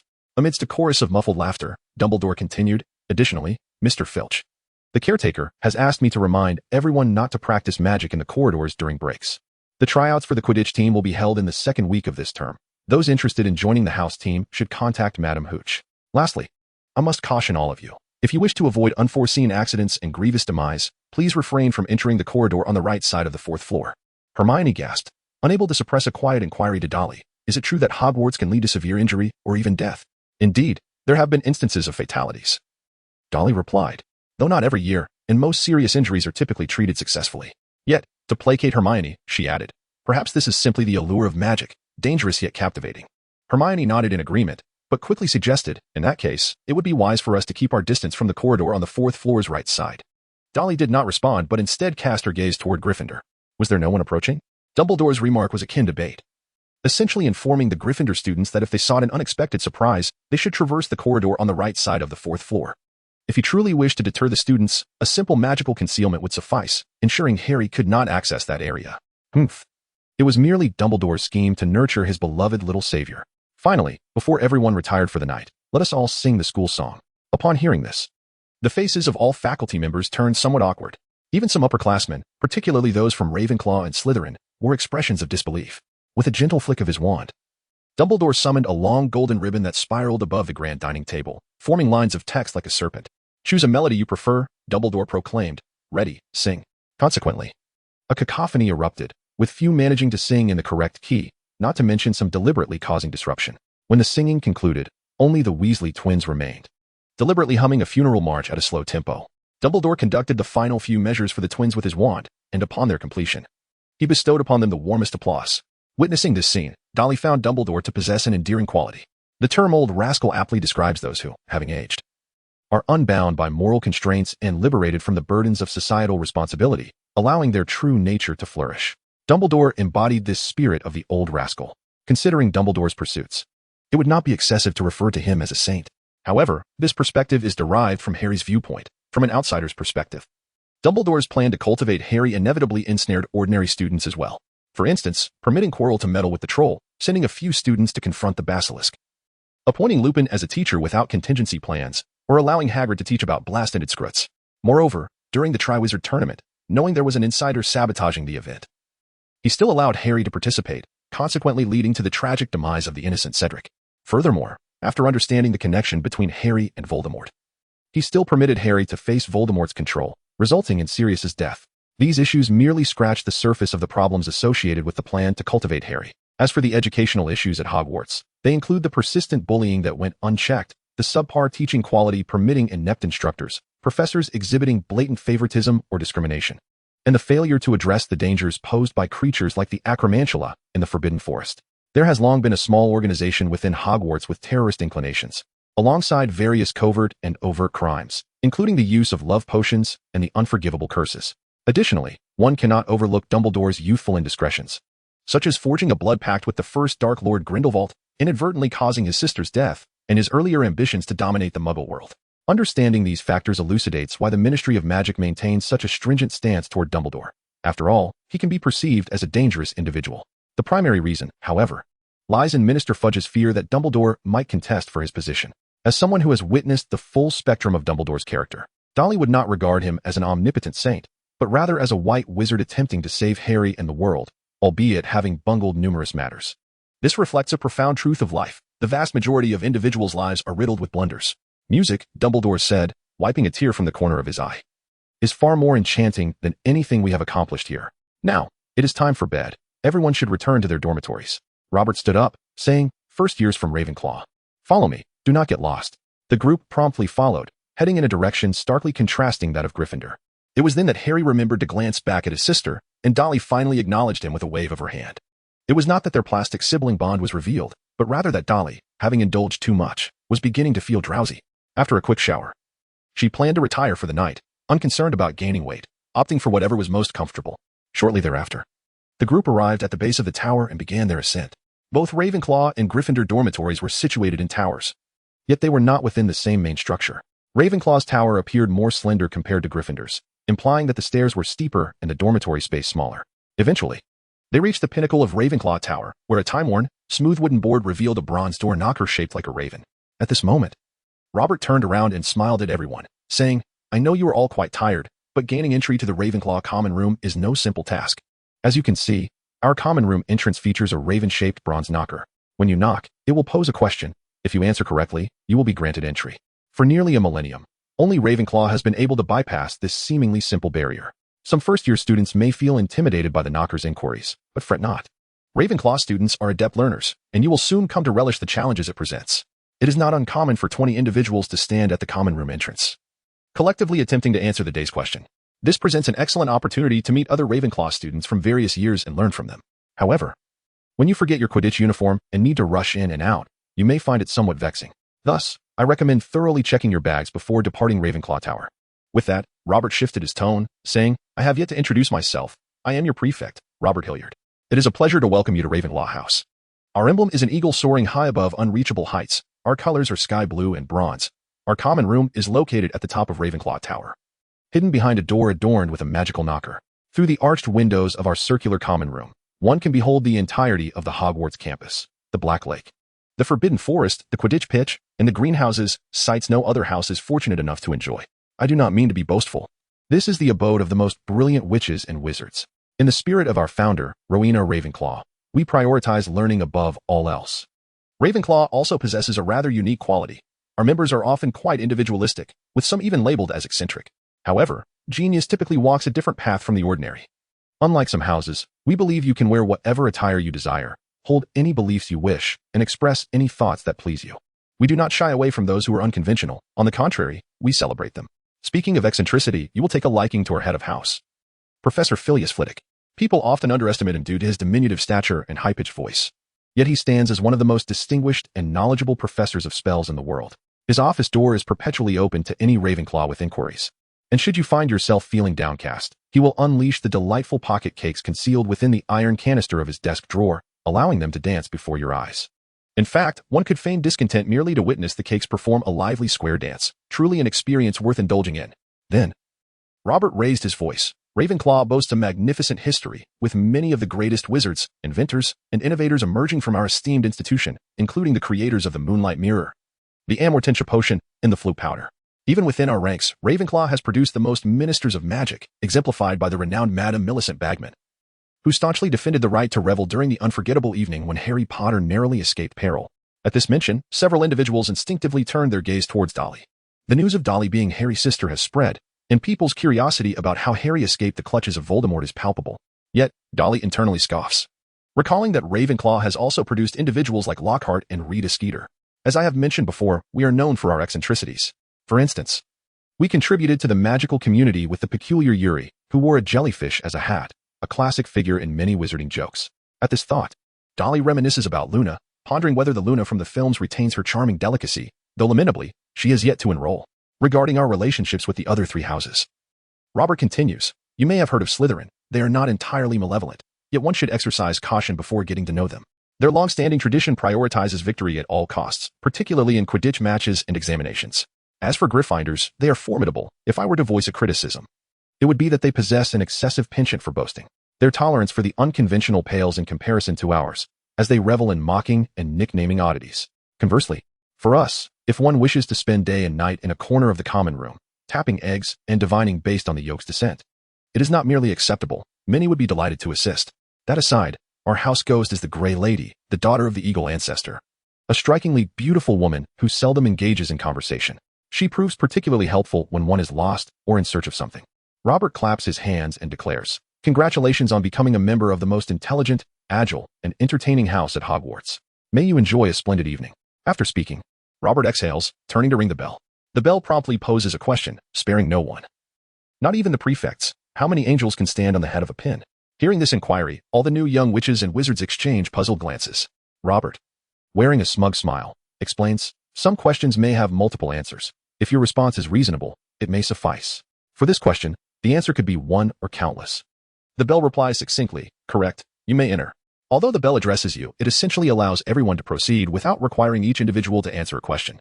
This revelation brings a collective sigh of relief, indicating that they can depend on their peers. Yet, I still struggle to grasp the logic behind this question. Hermione furrows her brow. What is the significance of a pin and angels? Does this question have some historical context? Dolly vaguely recalled that this seemed akin to the age-old question of whether God could create a stone so heavy that even he could not lift it. A conundrum that could lead theologians to their demise. However, she was too apathetic to ponder it further. Instead, she gently urged Hermione by the shoulder, saying, "Let us hasten to our beds for a well-deserved rest. We can contemplate this further tomorrow." The girls proceeded in one direction while the boys moved in another. Deciding against lingering in the common room for the evening, there would be ample opportunities in the future. Robert was diligently performing his final tasks, directing the flow of students. Yet, in truth, there were only 5 girls in Ravenclaw's year, and the entire Hogwarts population amounted to merely 300 or 400. After all, if there were more students, how could the few teachers at Hogwarts possibly manage to instruct them all? Dolly yawned as she walked forward alongside Hermione.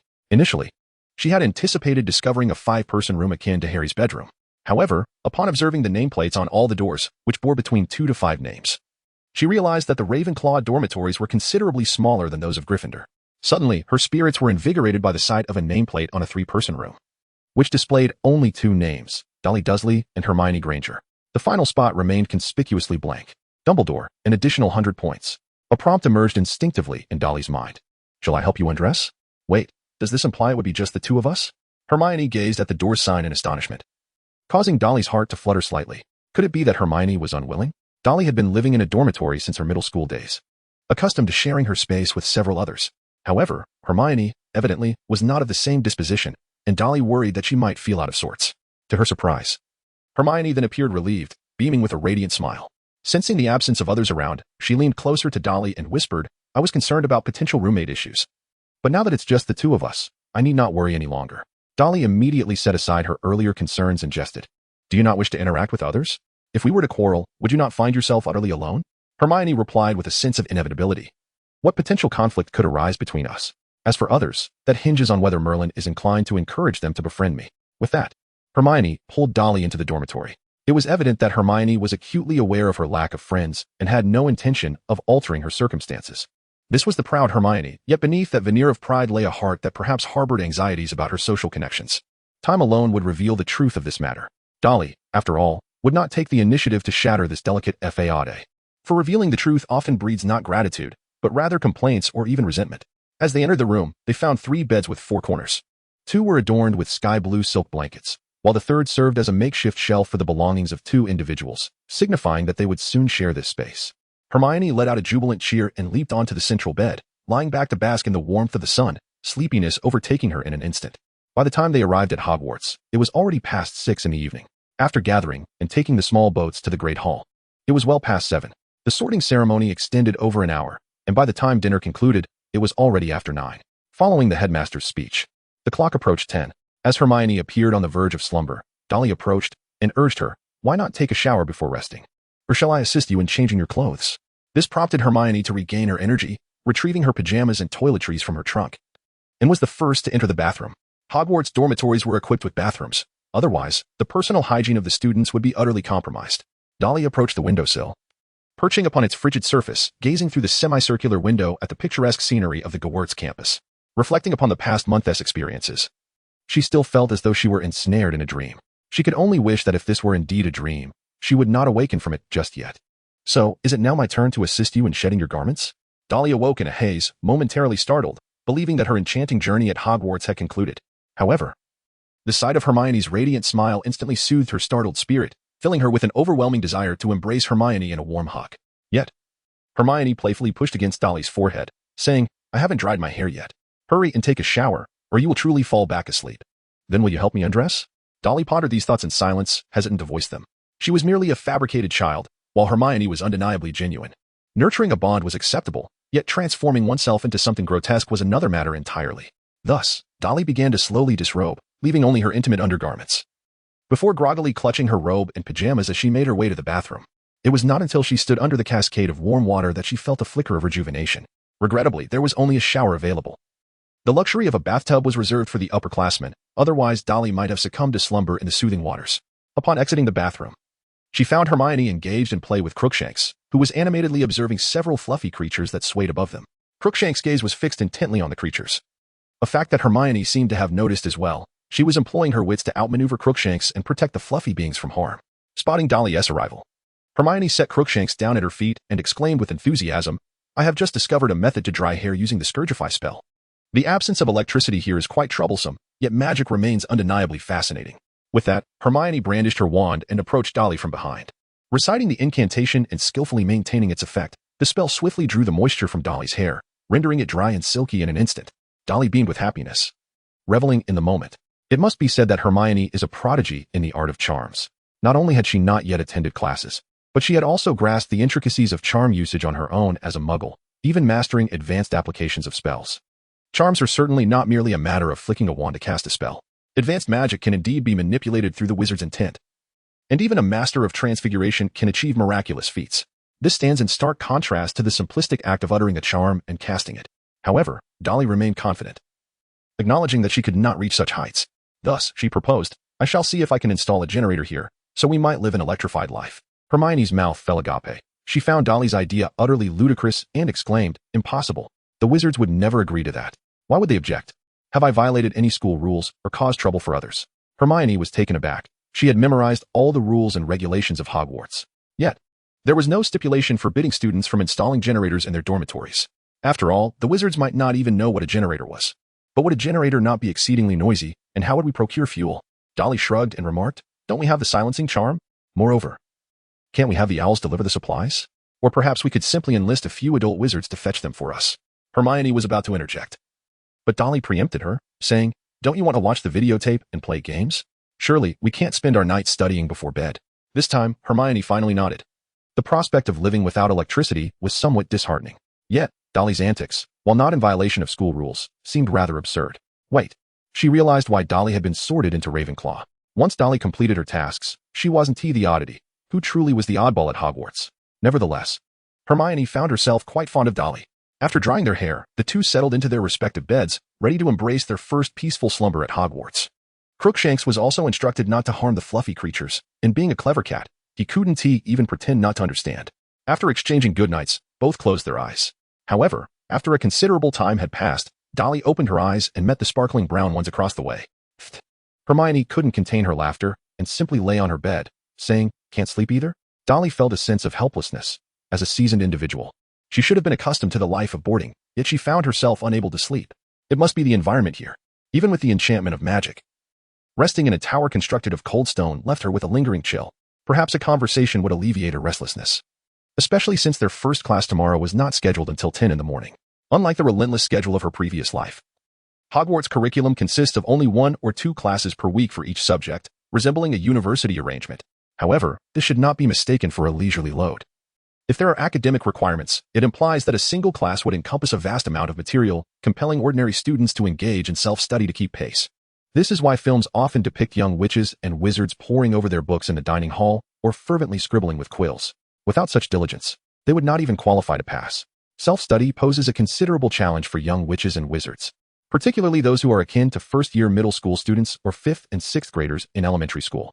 Hermione, a witch of Muggle descent, along with those from mixed-blood families who attended elementary school in the Muggle world, had at least been exposed to some logical reasoning and the development of learning abilities, equipping them with the capacity for independent study.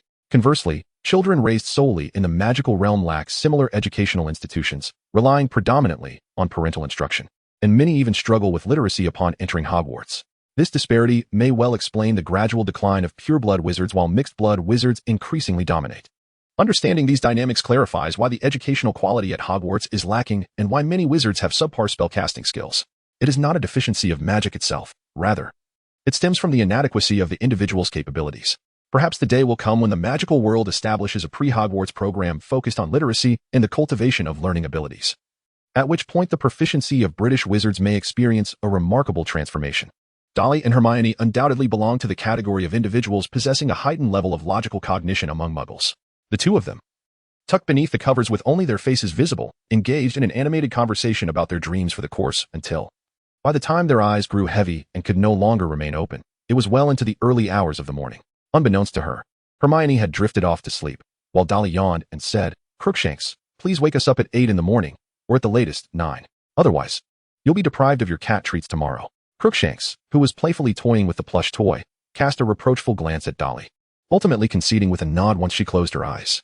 It dared not disobey Dolly's command, despite Hermione being its actual owner. It was well aware that Hermione also heeded Dolly's words. It was as if it had two caretakers to look after. In the moonlight, Crookshanks proudly raised its tail. The following day, Dolly awoke in a state of suffocation. Her hands instinctively reached for her face, attempting to push away the one who had nearly drowned her, only to find herself grasping the scruff of Crookshanks' neck.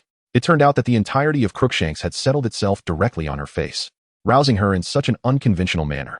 Dolly wished to express her frustration upon noticing the clock in the room indicating it was 9:30, prompting her to leap into action. Despite having several minutes before classes commenced, the two needed to freshen up and have breakfast, and given the vastness of Hogwarts, locating their classroom would require some time. She yanked Hermione from the covers, amidst Hermione's protests, declaring they would be late. Instantly, Hermione sprang up as if jolted by an electric shock, swiftly drawing back the bed curtains to change her clothes, all the while grumbling about Dolly's perceived slowness. Subsequently, it transformed into a fervent dash, with Hermione dragging Dolly to the dining hall, only to discover that formal breakfast had already concluded. They managed to grab a few snacks to satiate their hunger before hastily making their way to Hogwarts' first greenhouse, where their inaugural class in Herbology was to be held. The location of the first greenhouse was relatively conspicuous, given its open-air structure, allowing them to navigate directly without needing to inquire for directions. As they entered, a short, plump witch made her entrance, wearing a kind and gentle smile. "Good morning, children. I am your herbology professor, Pomona Sprout.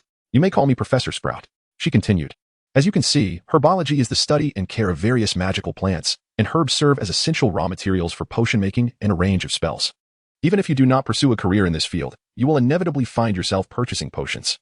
And graduating from my class will ensure that you are at least spared from being swindled out of your hard-earned galleons." After her introductory remarks, Professor Sprout clapped her hands and inquired, "Now, let me see if you all have donned your dragonhide gloves." Upon seeing all the students obediently display their gloves, she smiled with satisfaction, stating, "The plants we will study in our first year pose no danger.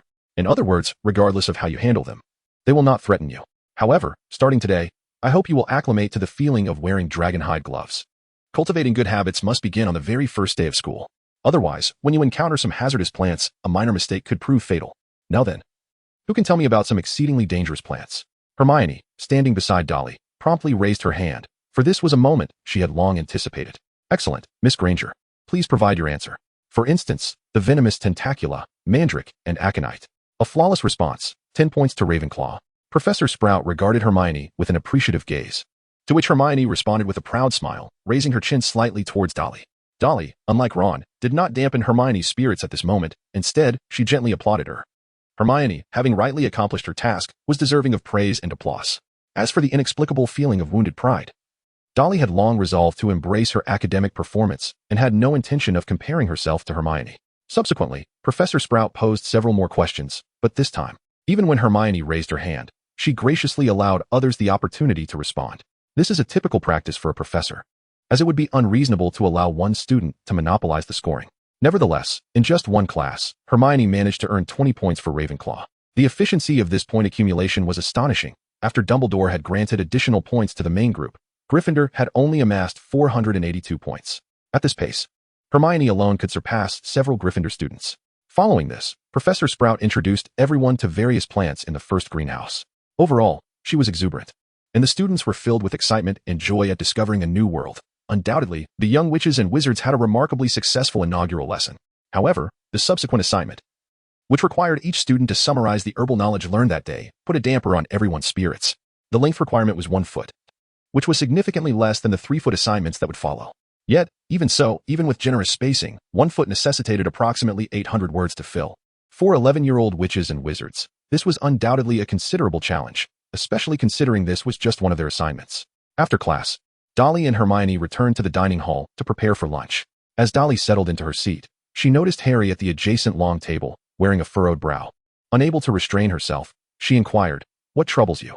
Do you all have an abundance of assignments as well?" Dolly was well aware of the trials Harry faced on his first day of class. Her visit was merely to indulge in a bit of sibling teasing, or perhaps to nurture their fraternal bond. Harry turned to Dolly, a hint of melancholy in his gaze, and said, "So you finally decided to speak to me? It's not as if we had many opportunities. We aren't even in the same house. Besides, the illustrious Harry Potter hardly lacks for friends." In response to Dolly's playful jibes, Harry remained unfazed. He had long since grown accustomed to her playful punches and kicks. Instead, he recounted, "Our first class this morning was Transfiguration, and we were late because Ron, Neville, and I got lost. Professor McGonagall can actually transform into a cat. She is incredibly talented. She even turned our desks into pigs and then challenged us to transform matches into needles. Unfortunately, none of us succeeded." As he spoke, Harry glanced at Hermione, who was listening attentively alongside Dolly, wondering if her presence would have altered the outcome. Next came the Charms class, taught by Professor Flitwick, whose teaching style was quite commendable. However, his stature was so diminutive that he had to stand on a stack of books to reach the lectern. Though that was hardly the most significant detail, Harry felt a twinge of embarrassment as he recalled how he had read his name aloud, becoming overly excited and tumbling backward. While it was understandable for the students to gossip about the boy who lived, it was baffling that a professor from Ravenclaw would display such enthusiasm. Hermione twitched her lips in disbelief, unable to fathom her headmaster's behavior, and muttered, "Perhaps he just lost his balance and fell?" Harry shrugged and inquired, "What about you? What classes did you have?" As they chatted while waiting for lunch, Harry expressed his eagerness for the defense against the dark arts class the following day. However, Dolly was acutely aware that the professor for that subject, Quirrell, was a Death Eater masquerading as a coward. Voldemort lurked at the back of his head, and with Harry's arch-nemesis in the very classroom, he certainly wouldn't teach any spells that could bolster Harry's power. At most, he would stammer out tales of his adventures and leave Harry with some knowledge from textbooks. Dolly, however, was far more excited about potions class. Both she and Harry had this subject, though Harry attended it first in the afternoon, while Dolly had it as the second class, allowing her a brief respite beforehand. The schedule had undergone some minor adjustments, but the alterations were negligible, merely a slight butterfly effect. She pondered how Harry would fare in potions without Hermione's assistance. Soon, lunchtime arrived. After a simple meal and a brief rest at the table, Harry and his companions leisurely made their way to the potions classroom, with Hermione absent. Neville naturally joined Harry and Ron's small group, since the three shared a dormitory, and Neville was the most timid among them. Ron felt a surge of confidence in his presence, solidifying their camaraderie. However, their mood shifted upon encountering the haughty and derisive Malfoy, a stark reminder that they would be sharing this class with Slytherin students. Has he not learned his lesson? Harry mused. Ron merely scoffed. Snape is their head of house. I bet he rewarded Malfoy afterward. He added, "Poor you, Harry, stuck cleaning the classroom for a month." This remark left Harry feeling exasperated, but at that moment, Neville resolutely declared, "Harry, I'll help you clean." Although somewhat reluctant, Ron chimed in, "I guess I'll join too." Harry's spirits lifted, and he felt that attending Snape's potions class with Malfoy was bearable after all. Yet, Harry's amusement was short-lived. The potions classroom lay in a dungeon of the castle, even colder than the tower's summit. Glass jars filled with preserved specimens lined the walls, sending shivers down the spines of the young wizards. When the class commenced, Snape swooped in like a great bat, approaching the lectern to retrieve the attendance sheet. He had been anticipating this moment for nearly a day. Yesterday, he had intended to teach Harry a lesson, aiming to humiliate that face he so despised, but Dolly had intervened. Today, however, she was absent. "Ah, yes," he murmured. "Harry Potter, our illustrious newcomer." Upon hearing this, Malfoy instantly led the class in mocking laughter, seemingly unperturbed by the prospect of Snape's wrath. Clearly, Ron's assertion had merit. Snape and Malfoy had reached an understanding. After all, Snape's displeasure was rooted in Malfoy's insult toward Lily, not a genuine abhorrence of discrimination. Once attendance was completed, Snape surveyed the class with his hollow, cold gaze, rendering everyone silent. "You are here to learn the delicate art of potion making, a discipline governed by precise formulations and rigorous processes. As there is no foolish waving of wands here, many of you may find it hard to believe this is magic. I do not expect you to truly grasp the marvel of a simmering cauldron, wafting fragrant aromas, or the enchanting liquid that flows through one's veins, stirring the heart and clouding the mind. I can teach you how to enhance your reputation, brew glory, and even stave off death. But there is one condition. You must not be the foolish imbeciles I frequently encounter." After his opening remarks, Snape's gaze fixed on Harry. "Potter, if I were to add powdered daffodil root to an infusion of wormwood, what would I obtain? What herb? What root? What solution?" Harry stared in bewilderment, instinctively glancing at Ron and Neville, who mirrored his confusion. In that moment, Harry realized it wasn't a lack of understanding of magical knowledge on his part. Rather, they simply had not yet learned these concepts. It was only the first day of school, and they hadn't even attended Herbology yet. I don't know, sir. Harry replied honestly. Snape sneered disdainfully. TSK, it seems fame does not equate to competence. With that, Snape surveyed the room, aside from Malfoy, who continued to mock Harry. Everyone else bowed their heads. It was a classic display of Snape's authority, especially with no Hermione around to distract him from humiliating James's son. Let us try again, Potter. If I asked you to fetch me a piece of bezoar, where would you find it? Or could you tell me the difference between aconite and wolfsbane? Harry remained silent, utterly unaware of what a bezoar was. Malfoy and his goons were nearly shaking with laughter, reveling in their vindictive satisfaction. Harry could only maintain his silence. I suspect you haven't opened a single book since the start of term, have you, Potter? Snape delivered his verdict to Harry, who could no longer contain his frustration and retorted, Professor, I have perused the textbook, but I cannot possibly memorize the contents of 1,000 magical herbs and fungi. Hermione, having accomplished this feat herself, also urged him and Ron to do the same. Yet, they had barely managed to grasp the spells. Snape narrowed his eyes, not only incensed by Harry's rebuttal, but also revealing a hint of satisfaction. Potter, due to your insolence towards a teacher, Gryffindor shall lose a point. Harry, filled with indignation, lifted his gaze, itching to say more, but as if sensing Snape's expectations, he bit his lip in silence. Observing Harry's capitulation, Snape smirked and remarked, let me enlighten you. Potter, a concoction of daffodil root powder and mugwort can create a potent sleeping draught, known as a dose of the draught of death. Bezoar is a stone extracted from a cow's stomach and possesses formidable detoxifying properties.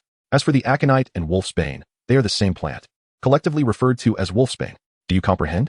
Why have you not committed these to memory? The classroom was filled with the rustling of pages and the scratching of quills as Snape finally released Harry, resuming his lecture. However, the students of Gryffindor did not fare much better thereafter. Snape paired them into groups of 2, instructing them to concoct a simple potion for treating scabies. He glided through the classroom in his long black cloak, observing them as they measured dried nettle and crushed snake fangs. Nearly every student faced criticism, save for Malfoy. This confirmed Ron's suspicion that Malfoy and Snape had reconciled. In fact, Snape even used Malfoy as a model, instructing everyone to observe his method of boiling a snail with tentacles. At that moment, the cauldron of the explosive genius Seamus Finnegan was allegedly blown up by Neville, spilling the potion across the stone floor and burning holes in the classmates' shoes. Everyone screamed and leaped onto their chairs, while Neville, caught off guard, was drenched in the potion, his arms and body covered in welts and sores, screaming in agony. You fool! You must have added the porcupine quills without removing the cauldron from the fire. After casting a glance at Neville, whose nose was beginning to swell with sores, he sternly ordered Seamus, take him to the hospital wing. Then he turned to Harry and said, why did you not advise him against adding the porcupine quills? Do you think his blunder reflects poorly on you? Gryffindor has lost yet another point because of you. Harry was seething with rage, yearning to argue with Snape, but Ron held him back. An hour later, the two of them nearly crawled out of the potions classroom, bewildered as to why Snape harbored such animosity towards him. Was it merely because he had clashed with Malfoy? You all look rather disheveled, he noted. Dolly and Hermione approached hand in hand, and upon seeing Dolly, Harry felt as though he had spotted a savior. He quickly warned, be cautious of Snape, he will seek revenge on us. Ron chimed in, affirming, indeed, Neville has already been sent to the hospital. Dolly surmised that the general plot would indeed unfold as expected, for the fact that Snape Harris's Harry would remain unchanged, possibly exacerbated by their previous conflicts. Thus, Dolly advised, cheer up and proceed with caution. You cannot combat a formidable Slytherin headmaster. Were Harry a prodigy, Dolly would have encouraged him to independently study potion-making to counter Snape's tyranny. However, such a notion was evidently fanciful, as even if he were to discover Snape's old textbook, it would bear little relevance. This tome dealt with advanced potion-making, devoid of solutions for lower-year students. Moreover, even if Harry were a genius in the craft, it would not spare him from Snape's wrath. The latter could easily deduct points for Harry merely entering the potions classroom with his left foot first. Harry's visage was one of profound disappointment. Shortly, he would have to tidy up, and for the next 7 years, he would be confronted with Snape's countenance. How was he to endure such a fate? In any case, dear sister, do take care. Dolly nodded and entered the classroom alongside Hermione. As it was a continuous double lesson, Snape remained present, ensuring that the materials required for the session were sufficient and in order. Although Snape delighted in mocking Harry and the entirety of Gryffindor, he was, at the very least, not one to withhold knowledge in his teaching. Of course, should he articulate all that needed to be said and still find students incapable of understanding, he would deem them irredeemably foolish and lack the patience to guide them hand in hand. Moreover, he was acutely aware that his demeanor would incite a great deal of animosity towards him, ultimately hindering their ability to excel in potions. However, Snape was indifferent to this. The inability to grasp the intricacies of potion-making was a loss for the students, not for him. Snape was merely biding his time for an opportunity to exact revenge upon Voldemort. Beyond that, Everything was merely a fade.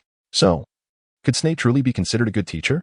Dolly refrained from passing judgment, yet she understood that if she were to accomplish anything, it was only Snape who could assist her. Thus, she urged Hermione, who intended to sit in the front row, to approach Snape, and the two of them stood before him, smiling as they asked, "Professor, may we offer our assistance?" Snape regarded Dolly's proactive approach with a momentary lapse of focus. However, given that Dolly was no longer a redhead, he was not easily swayed. With a disdainful scoff, he replied, "You are utterly ignorant of potion properties. Your interference will only result in unsightly sores upon your hands. Now, take your seats and await the lesson." Hermione cast a look at Dolly that suggested she was courting trouble, yet Dolly remained unfazed and led Hermione to sit down. Before long, the class bell rang. And as Snape held the attendance sheet, he suddenly spoke up, "Miss Dursley and Miss Granger, please stand." Hermione's heart raced, fearing reprisal from Snape. After standing up with Dolly, Snape's expression darkened as he declared, "I am not jesting. The rest of you, seated, display not an ounce of respect for your teacher." Dolly pursed her lips, noting that among the 20 or so students from the two houses, apart from themselves, none had bothered to greet him or offer assistance. "Did your parents not teach you to respect your professors? Surely you do not believe that the knowledge imparted to you is a mere obligation? Hogwarts does not charge tuition. The professors owe you nothing." Upon hearing this, the majority of students bowed their heads in shame. Those who had witnessed Dolly and Hermione's attempt to assist Snape were left bewildered. After all, it was he who had rebuffed their offer. Furthermore, with the aura of aloofness he exuded, who would dare approach him? Dolly observed Snape's imposing demeanor, and a sense of understanding washed over her. His bullying of Harry was, in essence, a demonstration of authority, intended to compel obedience from all. The same was true now, as Snape sought to instill a sense of fear in the students of Ravenclaw and Hufflepuff, using Hermione and Dolly merely as an excuse. This behavior might stem from Snape's habitual nature, or perhaps the inherent dangers associated with potions class. Disobedience could lead to frequent visits to the infirmary. Yet, despite being mere pawns in Snape's game, Hermione and Dolly were treated quite differently from Harry. After a moment of silence enveloped the room, Snape addressed them. "Students from your two houses shall confer and select a representative to approach me before class regarding any specific preparations required. Our curriculum diverges significantly from any other. Textbooks shall not resolve our challenges. Now, put them away. Your sole duty is to heed my instructions without fail." Once he observed that everyone complied, Snape turned his gaze toward Dolly and Hermione. He refrained from deducting points from the entire class, as that would be excessive. However, he could award points to the two before him, thereby asserting his authority. Indeed, his intentions were devoid of personal bias. Granger and Miss Dursley each shall receive 2 points. Dolly could not help but smirk. What a grand affair for such a paltry reward of merely 2 points each. But it is Snape, so it is hardly surprising. Of course, Dolly was merely jesting. In truth, this allocation of points was quite standard. Otherwise, with Hermione's tendency to accrue 20 points in a single lesson, one could easily amass several hundred points over the course of a school year. It appears that each professor possesses their own method of maintaining equilibrium, whether by distributing points evenly among students from diverse houses or by commencing with a single point and gradually adding more. It also includes the audacious practice of deducting points from other houses, though only Snape dares to do so brazenly. Clearly, Snape had noticed Dolly's expression, as he shot her a piercing glare and remarked, "Miss Dursley, I can offer you another opportunity to earn points, as a reward for you. What would be the result if I were to mix powdered daffodil root into an infusion of mugwort?" Upon hearing this familiar question, Dolly nearly blurted out, "The elixir of life." While the underlying principles eluded her, recalling a name was relatively effortless for Dolly. Snape regarded her with a hint of surprise, but a flicker of understanding soon crossed his mind. Perhaps Harry had conversed with Dolly. Nevertheless, this did not deter him from continuing his interrogations. He pressed on. "If I were to ask you to procure a piece of beeswar, where would you seek it?" From a cow's stomach?" she ventured. "What distinguishes the aconitum and the wolfsbane? Perhaps there is no distinction?" Hermione, exasperated, could hardly contain her eye roll, for Dolly's responses were indeed correct. Yet the uncertainty in her tone suggested mere guesswork. After all, Hermione knew that Dolly could not possibly have memorized the textbook. Dolly merely wished to maintain a low profile, for she had not truly memorized the textbook and was only aware of the answers to 3 questions. Should Snape mistakenly regard her as a prodigy, it would be quite unfortunate. "Very well, Ravenclaw earns 3 additional points. Please take your seats," Snape declared, leaving no opportunity for Dolly to retort. "What are the rest of you dawdling for? Why not take note of everything?" After that, Snape refrained from further digressions and commenced the lesson earnestly. Prior to her arrival, Dolly had harbored some doubts. After all, potion making seemed to require merely rote memorization, so how could so many fail? It was only upon engaging in the practical work that she comprehended the truth. Potion making, rather than being a mere concoction of brews, was akin to an ancient, esoteric form of magic. Just as wizards must wield wands, gestures, and incantations to perform magic, the art of potion making demanded meticulous boiling, careful ingredient selection, and various procedural steps. A wizard deprived of his wand finds it exceedingly difficult to cast spells, yet the wand serves to democratize magic. Conversely, potion-making lacks such shortcuts. It is as if every wizard must endeavor to perform wandless magic, the difficulty of which is readily apparent. Even the minutiae of ingredient size, quality, and magical potency introduce nuances into potion formulation.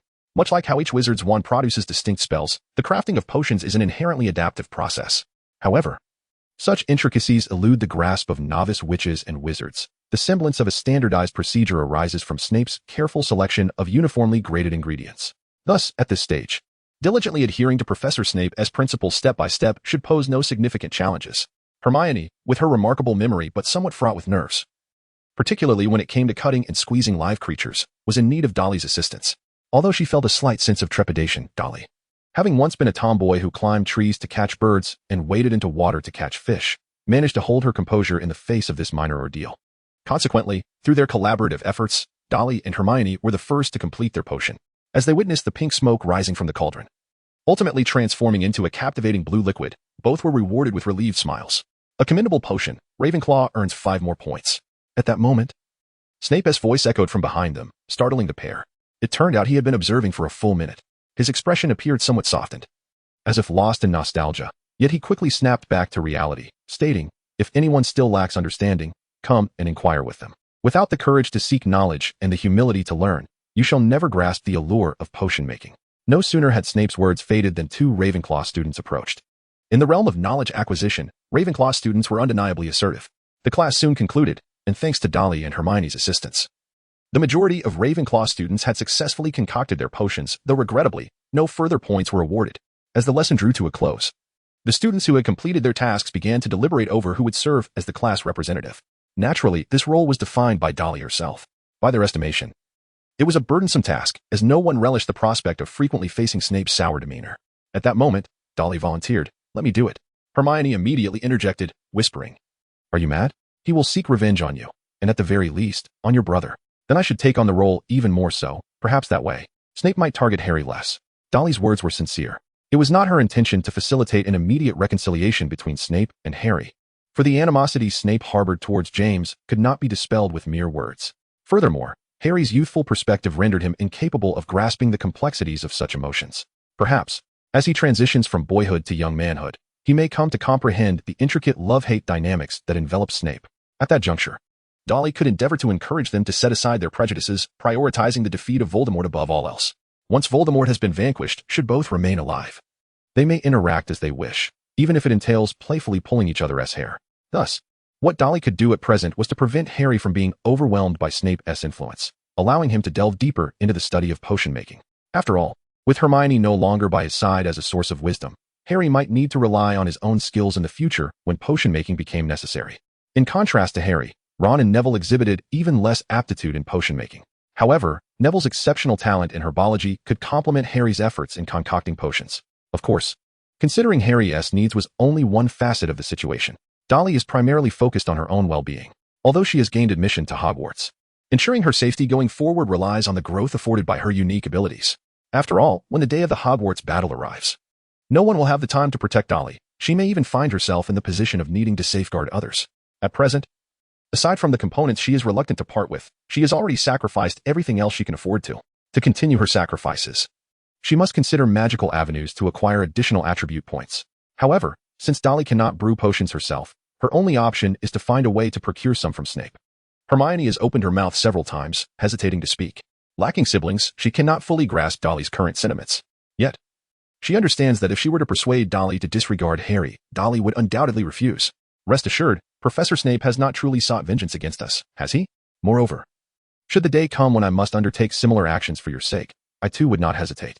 Dolly nonchalantly uttered words of immense gravity, mischievously winking at Hermione.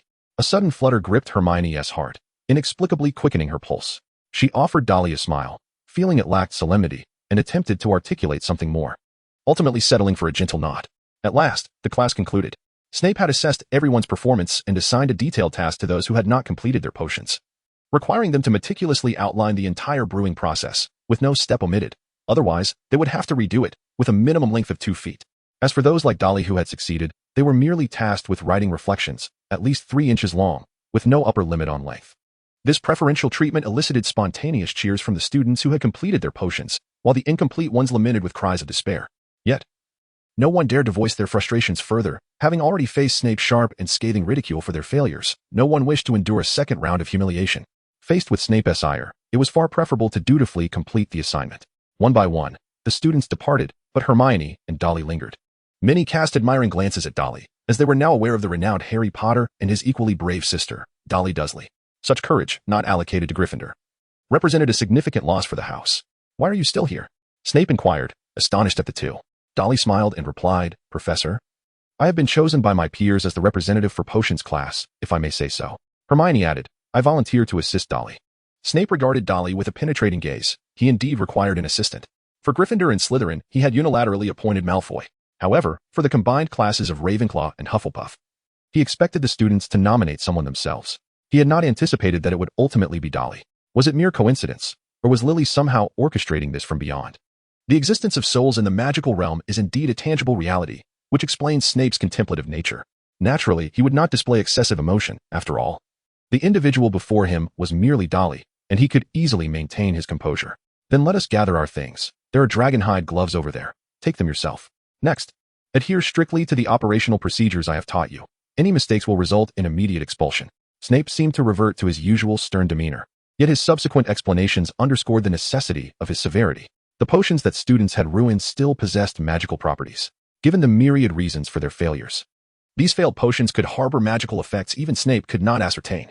Even he would need to conduct simple tests according to protocol before safely neutralizing these failed brews. After all, this was not merely one or two cauldrons, but rather a dozen, and even casual disposal could lead to dire consequences. Dolly and Hermione mirrored each other's actions, while Snape intermittently observed their endeavors. It was only after they succeeded a few times that the frown on his brow began to ease. Although he did not consider either Hermione or Dolly to be the most gifted potion makers, their adherence to protocol was sufficient to qualify them as competent assistants. Potion making is a discipline that demands caution. A lack of skill coupled with reckless experimentation can lead to dire consequences, much like the study of spells. A common peril is the use of apparition, where a moment's inattention may result in bodily disjunction, mild injuries at best, or, at worst, instant death. Just as the trio was nearing completion, the door swung open with a sharp crack. Harry, broom in hand, stood in stunned silence at the sight of the three individuals in the room, unable to fathom Snape's presence. Even more surprising was the sight of Dolly and Hermione, leaving him momentarily speechless. Snape's irritation flared at the sight of Harry. Just as he was about to unleash his wrath, Dolly interjected, "Harry, come lend a hand. I'm utterly exhausted." Snape's mouth, which had been poised to speak, slowly closed instead, while Harry, in a fit of compliance, discarded his broom and approached Dolly. As he reached to take the cleaned cauldron from her grasp, Snape's derision finally emerged. "If you weren't a foolish monkey, you would don dragonhide gloves. Otherwise, when you injure yourself, will you have your sister escort you to the hospital?" Harry's face flushed with anger, yet he turned to retrieve a spare pair of gloves. At that moment, a sudden sound echoed, a sharp clatter. Hermione, Harry, and Snape all turned their gazes towards Dolly, who appeared pale as she stared at her trembling wrist and the fallen cauldron. Disbelief etched across her features. "I'm sorry, Professor." Dolly slowly opened her mouth and said, "I seem to be quite exhausted." In the next moment, she lost all her strength and leaned against Hermione. As for what Dolly had done, she had merely sacrificed 400 cubic centimeters of blood. "With the upcoming release of my new work, I find comfort in writing about Harry Potter once again after a long detour. I once attempted to write about mobile games, but it lacked the same essence. Perhaps it was during my most imaginative years that I encountered the Harry Potter series. Now that I am embarking on a new book, I am determined to write it well. However, given that the previous female protagonist was exceptionally strong, battling and advancing fiercely, I wish to adopt a more tranquil approach in this one. The female lead, Dolly, harbors no grand ambitions. Rather, she yearns for a sweet, everyday life and to nurture her relationships with loved ones. Of course, those who deserve to be confronted will still face Dolly's Iron Fist. After all, her reputation as Iron Fist Dolly cannot be in vain. It is essential to confront the adversaries without noses. Laughs. As for how to make the daily life within an academic setting more engaging, it undoubtedly presents a challenge for me. Yet, the ordinary lives depicted in Harry Potter are an indispensable part of the narrative, and I will strive to capture that essence. This outlines the general direction and style of this book. I hope that if it resonates with you, you will accompany me on this journey. Regarding the rewards, here are the current achievements of this book. Upon release, I plan to maintain a minimum of 5,000 words daily, with additional updates counted in increments of 5,000 words. I have set the following rewards. 2,000 recommendations yield 1 additional chapter, 300 monthly votes for another, 20,000 000 coins, 200 yuan, or 200 blades for one more, 3 additional chapters for a silver treasure chest, and 10 for a gold treasure chest. Starting from the 1st of this month, based on the graphic above, this means I currently owe 2 recommendations, 1 monthly vote, and 10 gold treasure chests, totaling 13 additional chapters. The gold treasure chest is calculated based on 160, 000x0, 8 128, 000. From now on, I will tally every Monday and ensure at least 1 additional chapter is released daily until all debts are settled. That is all. The first update will commence tomorrow at noon, with an expected total of 4 updates and 20,000 words. Let us not miss each other. Chapter 1. The hard-earned healing potion. A month ago, Dolly had sacrificed 200 cubic centimeters and gained a few attribute points.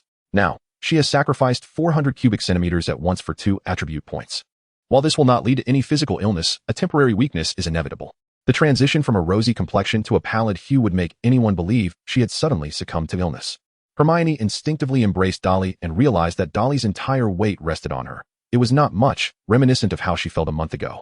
It seemed as if Dolly, who had been indulging in copious feasts daily for the past month, had not gained any weight at all.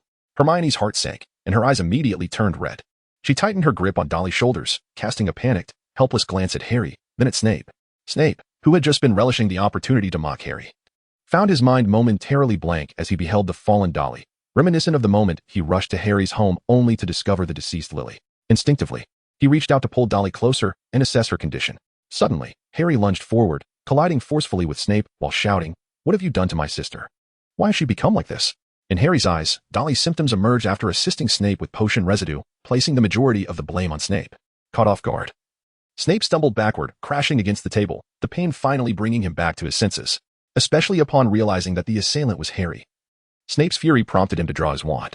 Upside down, Harry screamed as he found himself dangling in midair. The long-awaited vengeance had finally arrived. Snape had always desired to enact this. Having experienced this spell before, Harry quickly regained his composure, knowing he would not be harmed, and continued to strike at Snape. Meanwhile, he shouted, "Hurry and restore my sister, you foul bat." Before he could finish the insult, Dolly's faint voice interrupted, "Harry, I'm not dead yet." Harry was momentarily taken aback, then joyfully turned towards Dolly, only to find her already opening her eyes. She felt somewhat helpless. She had intended to rest a little longer in Hermione's embrace until the healing method was prepared. However, Harry's overly agitated reaction, especially attacking Snape directly, forced Dolly to open her eyes to halt the chaos. Who knew what a furious little lion might do? Moreover, Dolly could not assure that Snape would refrain from retaliating against Harry, especially after Harry had already struck. She was there to seek a potion, not to engage in battle with Snape. At that moment, Snape steadied himself against the table, his muscles trembling with anger, longing to inflict pain on James's face. However, being Lily's child, Snape was reluctant to let those eyes suffer due to his wand. Thus, he could only say, "Potter, you had better pray that your sister is all right. Otherwise, prepare to be expelled." After saying this, he approached Dolly, leaning down as if to assist her. But then he realized that it was inappropriate and added, "I will perform a spell. You must relax and not resist." With that, Snape waved his wand, casting a levitation charm. This spell allows those who cannot walk to move and has been used by wizards to transport injured individuals, luggage, and even Christmas trees. However, the specific mechanics of this spell can be somewhat unsettling, as it binds the target with invisible ropes, dragging them through the air.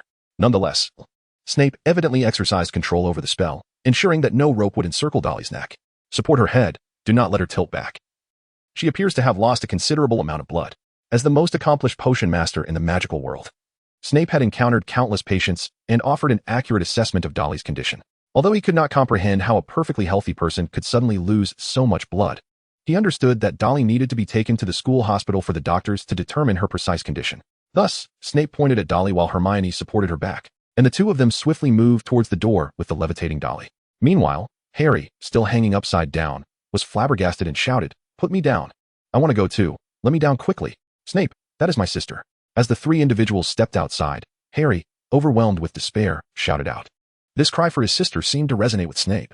A countercharm shot in from the doorway, striking Harry squarely in the chest, akin to a heavy punch.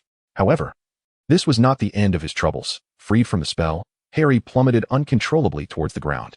Unlike the fortunate treatment Snape had provided by having Goyle and Crabbe serve as cushions for Malfoy, Harry instinctively protected his head, allowing his shoulder to take the brunt of the fall, narrowly avoiding unconsciousness. Gritting his teeth, he managed to rise, clutching his shoulder as he limped towards the direction of Dolly, appearing to be more severely injured than she was. Trailing behind, Harry observed the commotion caused by Dolly from a distance. Many onlookers were curious about her, particularly astonished to see Snape aiding her in movement, leaving them momentarily speechless. After all, in instances like Neville's, who had suffered a potion mishap resulting in severe acne and agony, Snape had merely instructed Seamus to assist him to the hospital wing. The notion of Snape personally escorting someone to the infirmary had never before occurred. This was precisely why Snape had felt it inappropriate earlier. Had he dared to carry Dolly to the hospital wing, Hogwarts would likely have erupted in chaos before he even arrived. As the stir escalated, Snape, now disregarding the uproar, focused on Dolly, whose pallor was alarming. Soon, she was transported by two individuals to the hospital wing. Madame Pomfrey, who was currently treating a young wizard for a cold, was taken aback to see Snape, as he had never before brought anyone to the infirmary. Nevertheless, her attention quickly shifted to Dolly. After handing over the potion to the nearby young wizard, she approached Dolly, directing the two to lay her on a bed, while gently inquiring about her condition. What happened to her? Once Dolly was comfortably situated, Snape spoke. Granger, you are her friend and know her condition best. Please provide the details. I have no idea why she suddenly fainted. Hermione's voice quivered, her heart racing with anxiety. That is all right. Share as much as you can. And I shall assess the rest, Madame Pomfrey assured her, exhibiting an adeptness in handling such situations as she examined Dolly, while simultaneously comforting Hermione to elicit more information. I can assure you, she will recover swiftly. Madame Pomfrey's confidence eased Hermione's thoughts. She recalled Dolly's day, stating, she was perfectly fine today, whether during meals or in class. We had herbology in the first greenhouse, working with harmless herbs. Then we had potions, where we learned to brew a potion for scabies. After class, she assisted Professor Snape in cleaning up the remnants, and then she just collapsed. Snape furrowed his brow, intending to clarify that his potion was not to blame. He had been attentively monitoring Dolly and Hermione throughout the incident, and he was certain of this. However, Hermione shifted the conversation, saying, oh, by the way, she previously suffered from an illness named after her in our world. She used to be somewhat overweight, but at the end of July, all the fat in her body vanished in an instant. She nearly died and was in the ICU for several days. In the end, our doctors could not determine the cause, but since Dolly recovered and was discharged, we did not delve further into it. Now, could this all be related to magic? After all, the sudden disappearance of body fat does not seem like something a muggle could achieve. Otherwise, wouldn't wealthy individuals in the muggle world all maintain perfect physiques? Snape's expression tightened. He had never heard of such magic. While there were many instances of body parts vanishing, the disappearance of a specific substance that permeated the entire body was not something ordinary magic could accomplish. Madame Pomfrey looked at Dolly with a puzzled expression. She had not encountered a similar ailment, but it certainly sounded like a situation that could only be caused by magic. Is this information useful? Hermione asked anxiously, and Madame Pomfrey offered her a reassuring smile. Very useful, my dear. I have observed symptoms of dizziness, difficulty breathing, and pallor, which are likely indicative of severe anemia. Considering what you have described, it is possible that she has lost some blood, which would explain her sudden fainting. Of course, we will need to conduct further tests to determine whether she has been poisoned, cursed, or if there are other underlying conditions. This will take some time. All right, you two. Please wait outside the ward. With that, Madame Pomfrey firmly ushered Hermione and Snape out, her demeanor transforming into one of unwavering authority in such moments. She then proceeded to examine Dolly's body, ensuring she had not been bitten by anything unusual. After confirming that Dolly had not been attacked by magic, she took a small sample of her blood, dividing it into 2 portions. Professor Snape, could you please check if she has been poisoned with this sample? The other portion I will send to St. Mungo's for a more detailed examination. Although Hogwarts Infirmary is well equipped, it cannot perform a comprehensive assessment. Snape nodded, saying little, and turned to leave for his office. As he rounded a corner, he collided with Harry, who had just arrived. Harry was about to speak when Snape growled, "Go tend to your sister, we will settle our accounts later." Harry clenched his jaw, glaring defiantly at Snape, but refrained from speaking or retaliating, instead choosing to check on his sister's condition. Upon entering the ward and seeing Dolly sitting up, he breathed a sigh of relief, only to be abruptly seized by the pain coursing through his body, causing him to groan softly. "Harry, are you all right?" Dolly inquired with a somewhat frail voice, surprised that Harry would take such direct action. Harry felt a pang in his heart, but straightened his back, replying, "I am fine, sister." He had promised Vernon to look after Dolly, yet he found himself utterly incapable of doing anything. Dolly waved at Harry, and once he approached, she retrieved her wand from the bedside and gestured towards him, uttering the incantation, "Heal," as before. In an instant, Harry felt the pain from his back dissipate, restoring him to full health. Yet, this did not bring him joy. Rather, it deepened the ache in his nose. Was his sister still protecting him at that moment? Hermione gazed at Dolly in astonishment and whispered, "When did you learn that spell? It seems to be your first successful incantation." Dolly nodded slightly, acknowledging that the majority of her spells were at level 0, indicating her novice status. The healing spell, Restoration to Wholeness, was no exception. In fact, it was somewhat obscure and not included in the curriculum for lower-year students at Hogwarts. It was through Hermione's gift of a spellbook that Dolly became aware of its application. The reason Dolly could successfully wield it was that she had allocated a single attribute point, elevating the spell to level 1. This was not a waste. For Dolly might maintain a frail persona for an extended period. It was not merely an act. She had genuinely sacrificed elements of her own health, falling ill in earnest. By employing this spell, she could at least alleviate her suffering. It was quite astonishing that a first-year witch could execute such a spell, especially wielding a wand of willow. This scene did not escape Madame Pomfrey's keen observation. Had it been an ordinary student, she would have likely reprimanded them vocally. Given Dolly's dire condition, one might wonder if she truly desired recovery. Yet, Dolly was different. Her adeptness in healing magic, combined with her willow wand, evoked in Madame Pomfrey a sense of familiarity. As if she were witnessing a promising protégé rather than just a student. Should Dolly exhibit further talent, Madame Pomfrey would undoubtedly extend an invitation for her to intern at St. Mungo's Hospital. It is worth noting that willow wands are the most prevalent type found within St. Mungo's. However, this concession is singular. Otherwise, I shall have to confiscate your wand. Now, drink this. It will replenish your strength and restore your vitality. As for the final treatment, we must wait a bit longer. Hermione promptly took the vitality tonic, which smelled reminiscent of fruit, and administered it to Dolly. Harry could only stand by, enduring the torment of his own helplessness. Dolly discerned Harry's despondency and, with Hermione's assistance, sat up to say, "Harry, this matter does not pertain to you. You have only just commenced your studies, and it is not within your power to resolve. If you truly feel guilt, then you ought to refrain from conflict with Professor Snape, for it will only add to my worries." Harry nodded, acknowledging that he had indeed acted impulsively.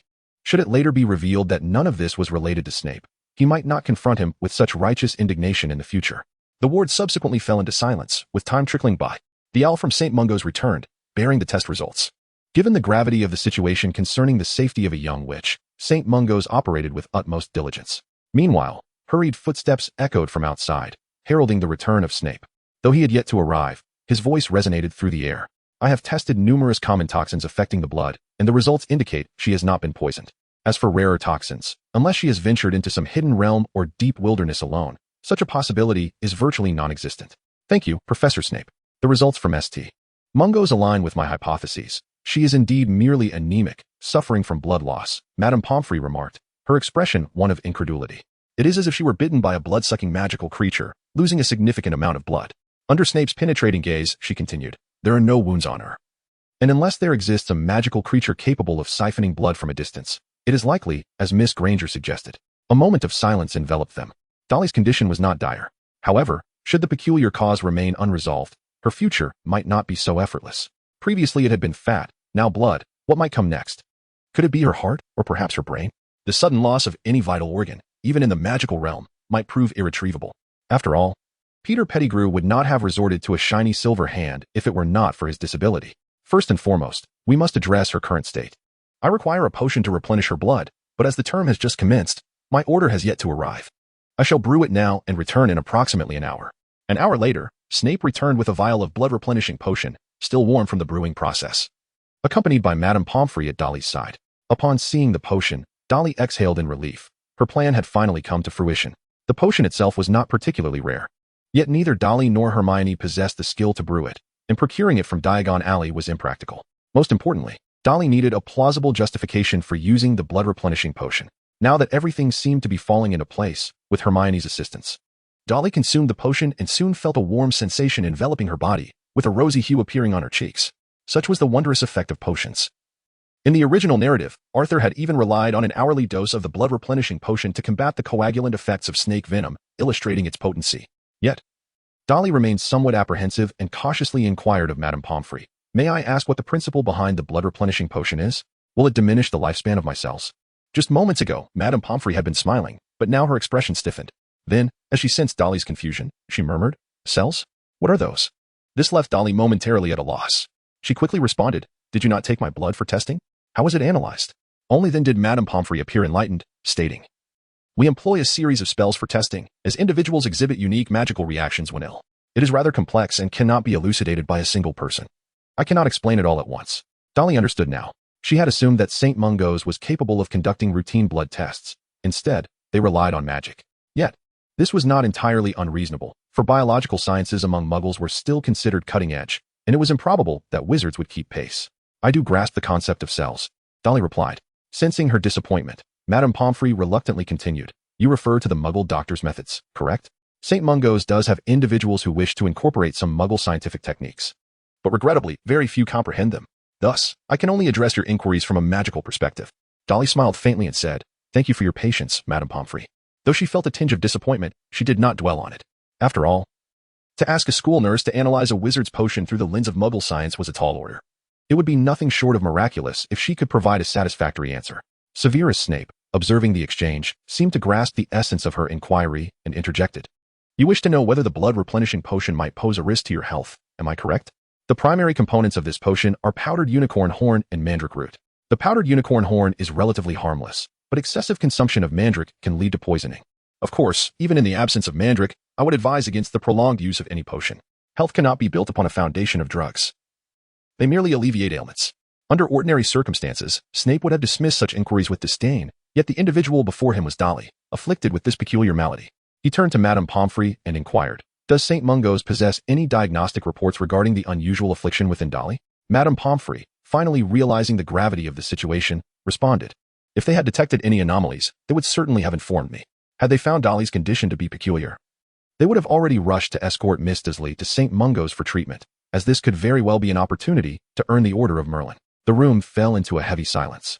A dire omen suggesting that Dolly's illness was not only unique in the Muggle world, but might also prove to be an unparalleled case within the magical realm. Dolly was well aware of the situation and did not wish to burden everyone with excessive worry regarding her ailment. With a smile, she remarked, "Am I not recovering? Perhaps this could be the final time, so let us not wear such mournful expressions, Harry." Harry sniffled and turned his head away. "By the way, Professor Snape, how much does this blood-replenishing potion cost? I still have quite a bit of pocket money to compensate you." Upon hearing this, Snape raised an eyebrow as if he had been insulted, retorting, "Money? Do you truly believe that mere Galleons could purchase the potions I brew? I can provide Hogwarts with free potions, allowing you mischief-makers, perpetually plagued by injuries, to indulge. However, that does not imply that you can afford my concoctions. Nor does it mean I am inclined to sell them to you." Snape spoke these words with an air of arrogance, and he had the merit to back it up. As the youngest master of potion-making, while his skills may not be the most refined, the potions crafted by those more seasoned than he were far beyond the reach of ordinary individuals. Dolly obediently followed the instructions, then gazed at Snape with her emerald green eyes, a hint of disappointment flickering within them. Consequently, Snape, who had held his head high, suddenly felt an uncomfortable sensation in his throat, perhaps from having spoken too loudly moments before. He cleared his throat, adopting a different tone, and remarked, "If you are indeed unwell, Miss Granger may certainly come to me for potions. I shall take responsibility for the health of the students at this institution. However, purchasing with Galleons is out of the question, Professor." Dolly spoke softly, expressing her desire to keep some potions on hand, so that in the event of unforeseen circumstances, she could promptly remedy the situation herself. She wished to avoid causing as much trouble as she had today. Hence, her intention to procure your potions was solely for precautionary purposes, without any intention of underestimating your abilities. Snape, upon gazing into Dolly's sincere eyes, was instantly convinced. He suddenly realized that not only had he spoken too loudly moments before, but he had also been somewhat overly irritable. Dolly is not a Gryffindor like Harry. How could she possibly harbor such arrogant notions? After a brief silence, he said, "I can prepare a vial for you. But remember that the potion has a limited shelf life.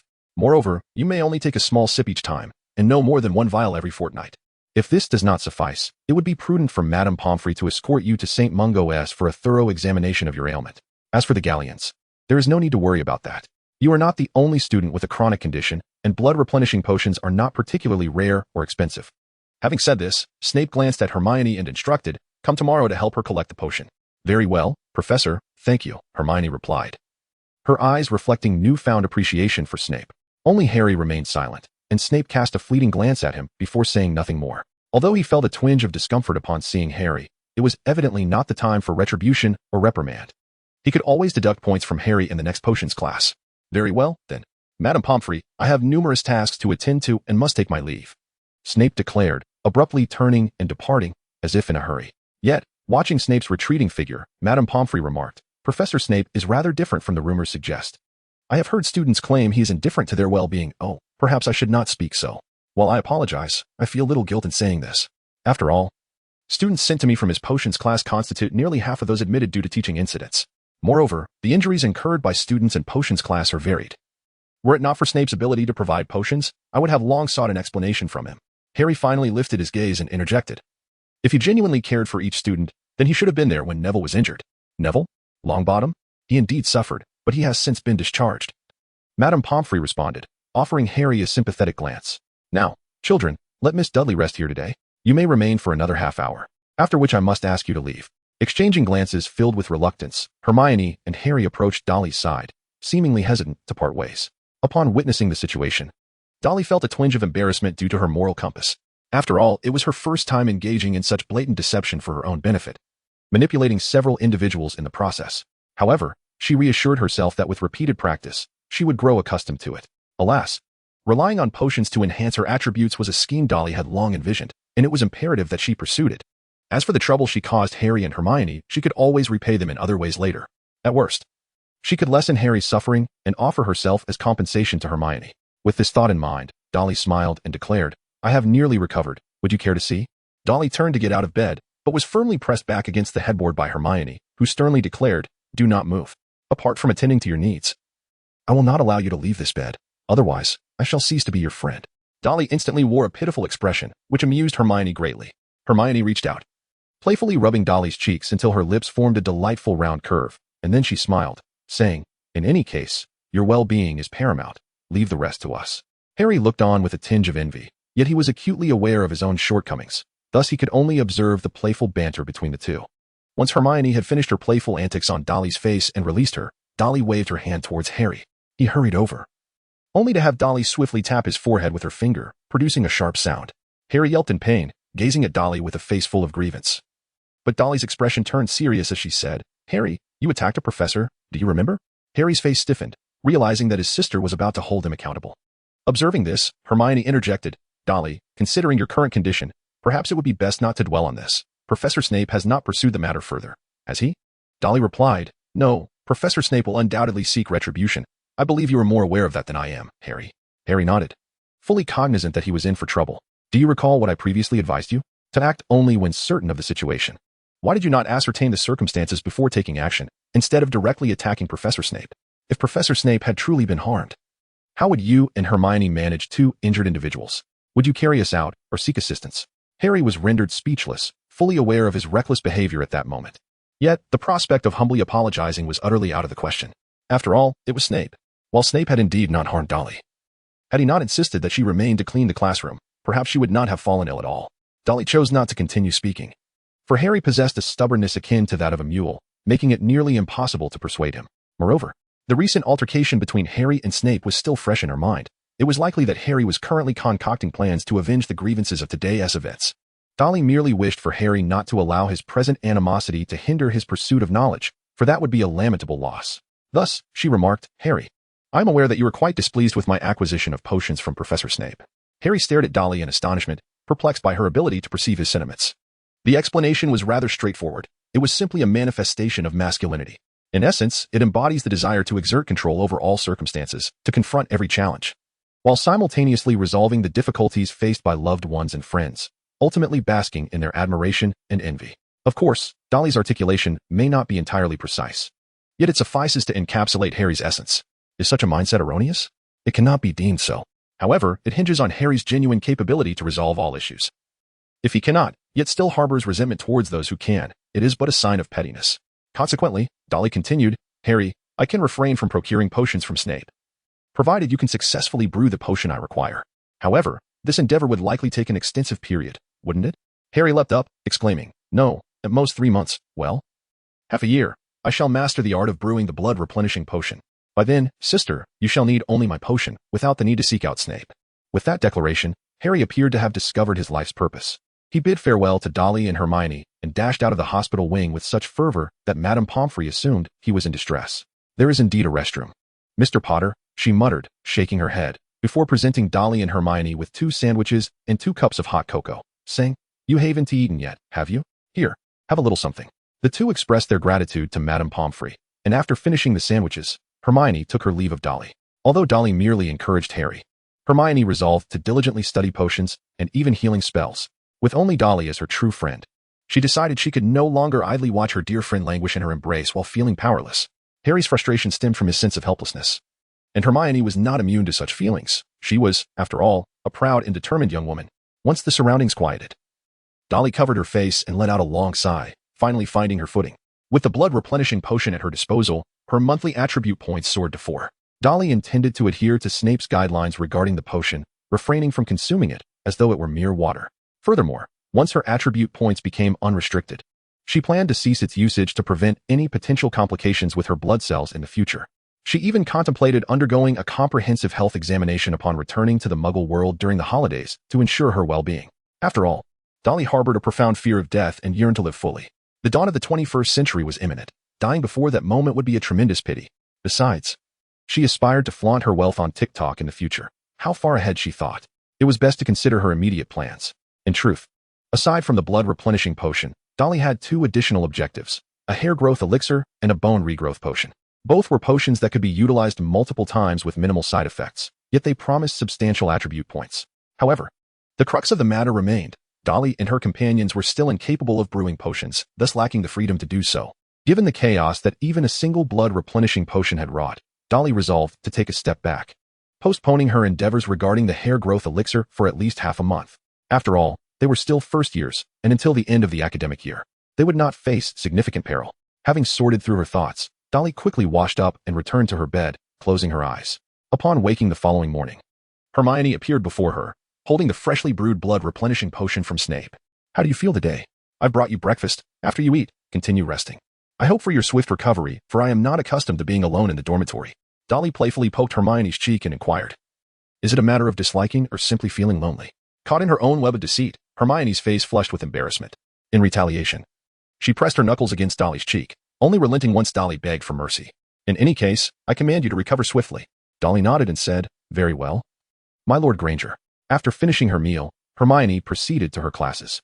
This morning, Ravenclaw's lessons comprised herbology and history of magic. The former involved the identification of plants, while the latter was widely regarded as the most tedious subject.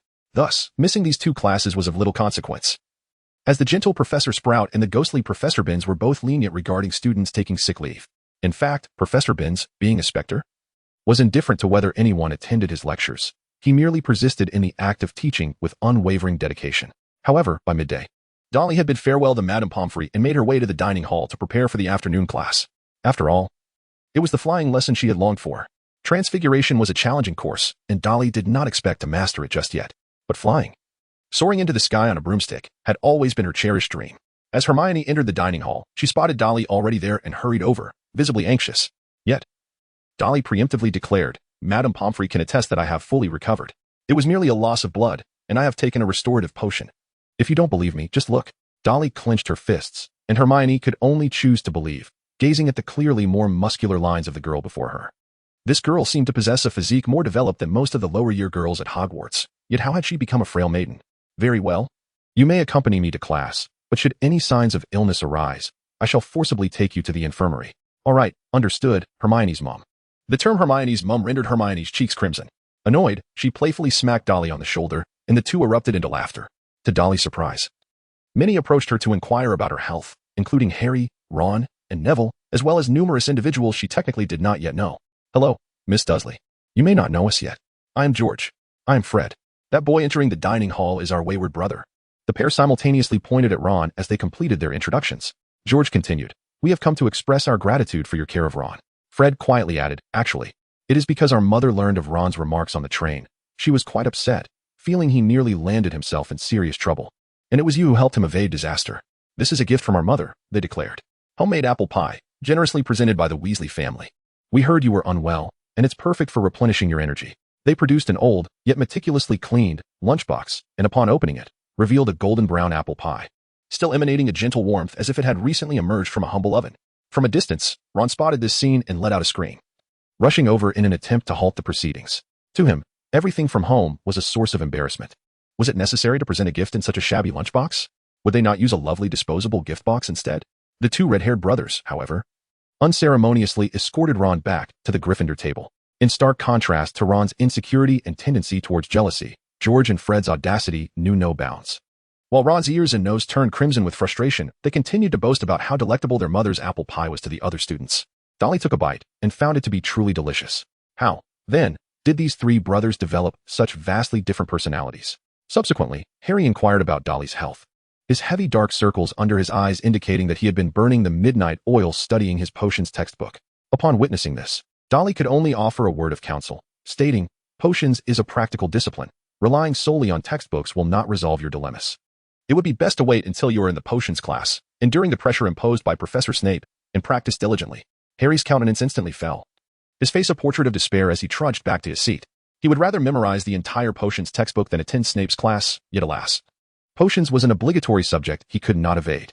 Dolly observed the scene with a concealed smile, hoping that it might impart some knowledge of potion making to Harry. In truth, she did not genuinely expect Harry to brew potions. She herself could easily manage to concoct a basic potion with just a few added ingredients. In comparison, the challenge of acquiring the necessary materials for potion making weighed more heavily on her mind. They were not in a position to purchase supplies outside of Hogwarts, and they had no acquaintances beyond the school grounds. At that moment, a gentle voice graced her ears. The familiar presence she had longed for had arrived. "How are you?" In the next instant, a soothing voice resonated as two delicate, pale fingers lightly brushed against Dolly's forehead. The fingers glided gently, parting the strands of hair that fell across her brow, leaving behind a tender sensation.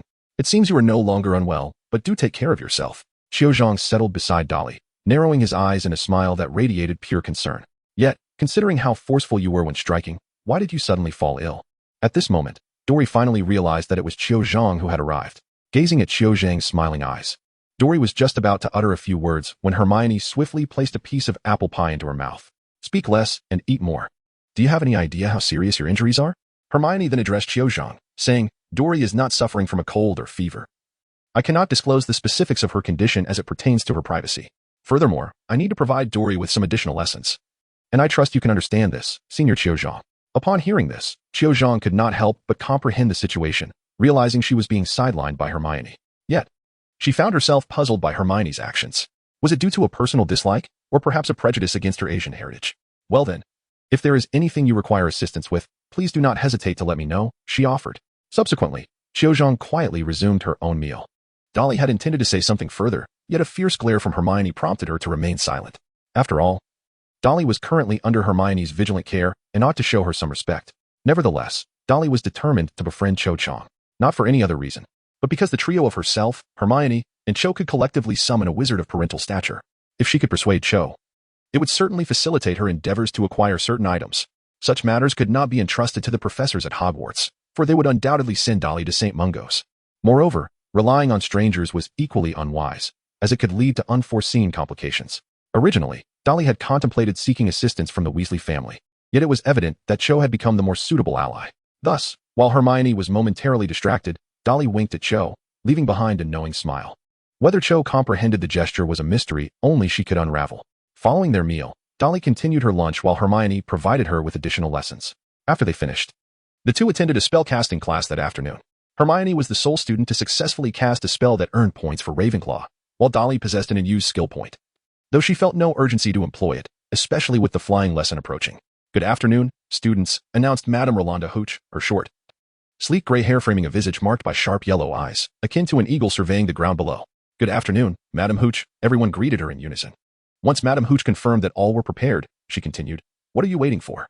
Stand beside your broomsticks." With no introductory remarks or displays of authority, her efficiency rivaled even that of Snape. As everyone stepped forward to position themselves beside their brooms, Madame Hooch instructed, "Place your right hand over your broom and say up." Instantly, the command echoed through the air, but the majority of wands remained still, with only a select few raising their wands slightly. Dolly and Hermione both belonged to that category of immobility. At this moment, Hermione's expression darkened slightly as she continued to shout loudly. After several fervent calls, the broomstick finally lifted its head with an air of defiance. Meanwhile, someone else's broomstick had already arrived in their palms. "What is happening?" Hermione murmured softly. Filled with disbelief, Dolly ceased her futile shouting and instead observed those who had succeeded. She remarked, "I believe merely calling out is of no use. It likely relates to magical affinity. If we envision it as a wand, might it work better?" Initially, Hermione found Dolly's words somewhat absurd. How could a broomstick possibly resemble a wand? However, Dolly's subsequent actions left Hermione astounded, as Dolly's broom soared into her grasp with a swift motion. Even Dolly herself was taken aback, for she had yet to utilize her skill points. Indeed, she was not entirely devoid of magical talent. It was merely the attribute of magical affinity in which she lacked aptitude. With effort in other areas, self-learning remained within reach.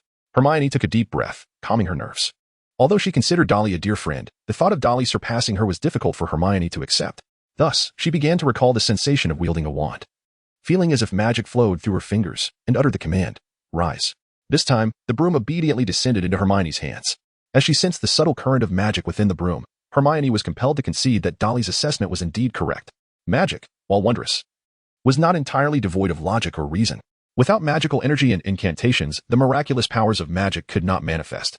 Excellent. It appears you all have succeeded. Madam Hooch proclaimed as she picked up a broomstick to demonstrate how to mount it without sliding off. She moved through the ranks, correcting their grip. And with adherence to her guidance, each student swiftly grasped the essentials. After all, broomsticks, like wands, were already well-established magical creations. Their existence signified a reduction in the pressures faced by wizards, rather than serving as a source of trouble. Now, at the sound of my whistle, you will push off with your legs, leaving the ground. Be sure to push vigorously. Madam Hooch instructed, hold your broom steady, ascend a few feet. Then lean slightly forward to descend vertically. At the sound of her whistle, all the young witches and wizards lifted off the ground, and this time, none faltered. Naturally, some began to wobble and struggled to maintain their balance, while others mistakenly positioned themselves, causing rapid ascents. However, Madam Hooch had anticipated such occurrences and promptly corrected their stances with her commanding voice. Ultimately, 2 students, caught off guard, were yanked down by Madam Hooch as she dashed over and seized the tails of their brooms. Observing this, Dolly found herself puzzled. How had Neville soared skyward only to break his arm? Perhaps he had taken off prematurely, catching even Madam Hooch off guard. Madam Hooch deducted points from those who failed to follow her instructions, then proceeded to have everyone repeat the earlier process. This reminded Dolly of her experience learning to drive in her past life. As impatience began to set in among the students, Madam Hooch announced, "Now, everyone, attempt to maintain balance while hovering in the air. Yes, just like that. Anyone who can sustain this for 5 minutes will be permitted to fly low around the field." Upon hearing this reward, the young witches and wizards erupted with excitement, each eager to be among the first to experience the thrill of flight. However, it was not long before some turned pale, unable to hold on any longer. This challenge tested not only their skills but also their willpower. During their inaugural ride on a broomstick, any misalignment could lead to swift fatigue and trembling muscles, ultimately resulting in a tumble from the broom. Dolly was no exception. Yet her muscular strength surpassed that of her peers. At that moment, her previously invested willpower began to manifest, allowing her to endure even as sweat beaded on her forehead. Madam Hooch cast a look of astonishment upon her, surprised that Dolly could indeed withstand the challenge. Typically, those capable of such feats hailed from wizarding families, having played on broomsticks outside of school, or were robust boys who could rely on physical strength. Yet, Dolly, with her seemingly fragile form, emerged as the most resolute of all. Seeing that Dolly had persevered thus far, Hermione clenched her teeth and pressed on. Ultimately, amidst Madam Hooch's applause for Ravenclaw, both Dolly and Hermione earned the opportunity for the reward. Now, I shall fulfill my promise. But I expect you to pledge to me that you will not ascend more than 2 meters off the ground. Should you lose control, simply jump down. Otherwise, the points I just awarded you will be deducted, and you shall find yourselves in Madame Pomfrey's care. Dolly wiped the sweat from her forehead, beamed a smile, and said, "Rest assured, Mrs. Witchy, I just bid farewell to Mrs. Pangfulii today. If I encounter her again, she will undoubtedly give me a stern lecture." "That is good, I too would prefer not to encounter Mrs. Pangfulii during class," replied Mrs. Witchy. "Now, let's take a flight around the castle. It should take approximately 5 minutes. Mrs. Witchy began to direct the 2 individuals as they lifted off the ground, guiding their course until they gradually accelerated and turned into a blind spot. Turning to the students behind her, she asked, "Are you envious? You have 5 minutes to rest, after which you may challenge yourselves once more." The students erupted in cheers, while Dolly, perched atop her flying broom, joined in the exuberant celebration. This exhilarating sensation was akin to true flight. The cool breeze brushed against her face, and the scent of fresh grass filled her nostrils. Windows and doors whizzed by her, and the velocity of her flight made her heart race like a drumbeat, quickening in tempo. She felt as though she were merging with the sky, where something beautiful awaited her discovery. "Dolly!" Hermione exclaimed in astonishment, for Dolly had already soared beyond 2 meters in height and was ascending at an angle. Hermione rushed over, attempting to grasp Dolly's hand to pull her back. Yet, Dolly instead took hold of Hermione's hand, drawing her closer, reducing the distance between their flying brooms. Amidst the howling wind, Dolly's smile radiated like a blooming flower as she asked, "Would you like to soar with me through the skies?" Hermione gazed at Dolly's radiant smile, and in that fleeting moment, she was swept away by Dolly's joy and impulsiveness, causing her inner turmoil to vanish. She too smiled and replied, "Sure." In the next instant, she gasped as the 2 of them ascended at an angle, swiftly surpassing the height of Hogwarts, heading toward greater altitudes. In the distance, Mrs. Witchy's thunderous shout echoed, followed by her pursuit on a flying broom. She could not comprehend why these seemingly well-behaved girls were suddenly more reckless than those from Gryffindor. Hermione, too, was perplexed and yearned to understand. Dolly may not fully comprehend the depth of her emotions, yet she senses that this moment signifies a release. Perhaps it is the culmination of the pressure she has accumulated over the past month, as she tirelessly endeavored to integrate into this world and discover her life's path. Nevertheless, she can finally assert that she is indeed a witch. She possesses the ability to cast spells, albeit healing ones, and coupled with her skill in riding a flying broomstick, who would dare to claim otherwise? As the two ascended to a height of several dozen meters, Dolly came to a halt. She had not lost her sanity, rather. She gazed into the distance at the forbidden forest, where the setting sun cast its radiant glow upon the treetops, transforming the lush greenery into a tapestry of golden hues. Dolly gazed enraptured at the scene before her, instinctively pulling Hermione closer. The two girls sat shoulder to shoulder, savoring this final moment of tranquility. Hermione, when we have our holidays in a few years, let us travel together. Of course, Hermione replied without hesitation. How could she refuse the prospect of exploring mountains and rivers with Dolly? Yet, she could not help but wonder how long it would be until that day arrived. You too. The furious voice of Mrs. Hockley broke through their reverie, but as they turned to face her, their beaming smiles softened her ire considerably. It seems you are quite joyful. However, the punishment that must be meted out cannot be diminished in the slightest. We apologize, Mrs. Hockley. We were simply overwhelmed with excitement. Dolly offered her apology without hesitation, her demeanor sincere. Yet, it is likely she will dare to do so again in the future. Ravenclaw was deducted 5 points, with each member losing 5.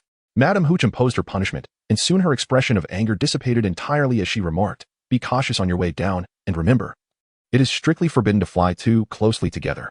Dolly stuck out her tongue, released Hermione, and created some distance between them as they slowly descended back to the group. Initially, Hermione was quite anxious that their audacious behavior might incite discontent among their Ravenclaw peers, especially since they had caused the house to lose points. However, it soon became evident that their concerns were unfounded. Had it not been for Madame Hooch's intervention, the young wizards would have erupted in cheers for the two girls. Clearly, the children's yearning for flight far outweighed any personality differences between students from different houses. Subsequently, Madame Hooch requested that Dolly and Hermione put down their brooms to guide others in their flying postures. This served as a validation of their earlier performance. And at the end of the lesson, they were awarded an additional 4 points.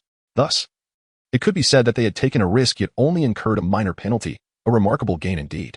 Unbeknownst to them, as they embarked on this thrilling adventure, a pair of obsidian eyes was gleaming with admiration at the sight of their joyous flight through the sky. Autumn had to concede that Dolly's unexpected display continually captivated her attention. She too longed to soar through the air with the same carefree abandon as Dolly, unburdened by the judgment of others, but was uncertain if taking that leap was truly wise. Once taken, would she be able to retreat? Perhaps it would be prudent to seek a conversation with Dolly? After all, the recruitment for Quidditch was about to commence. The wink she had received at noon likely indicated that she could approach her when Hermione was not around. The delightful flying lesson concluded swiftly, and Dolly finally returned to her dormitory.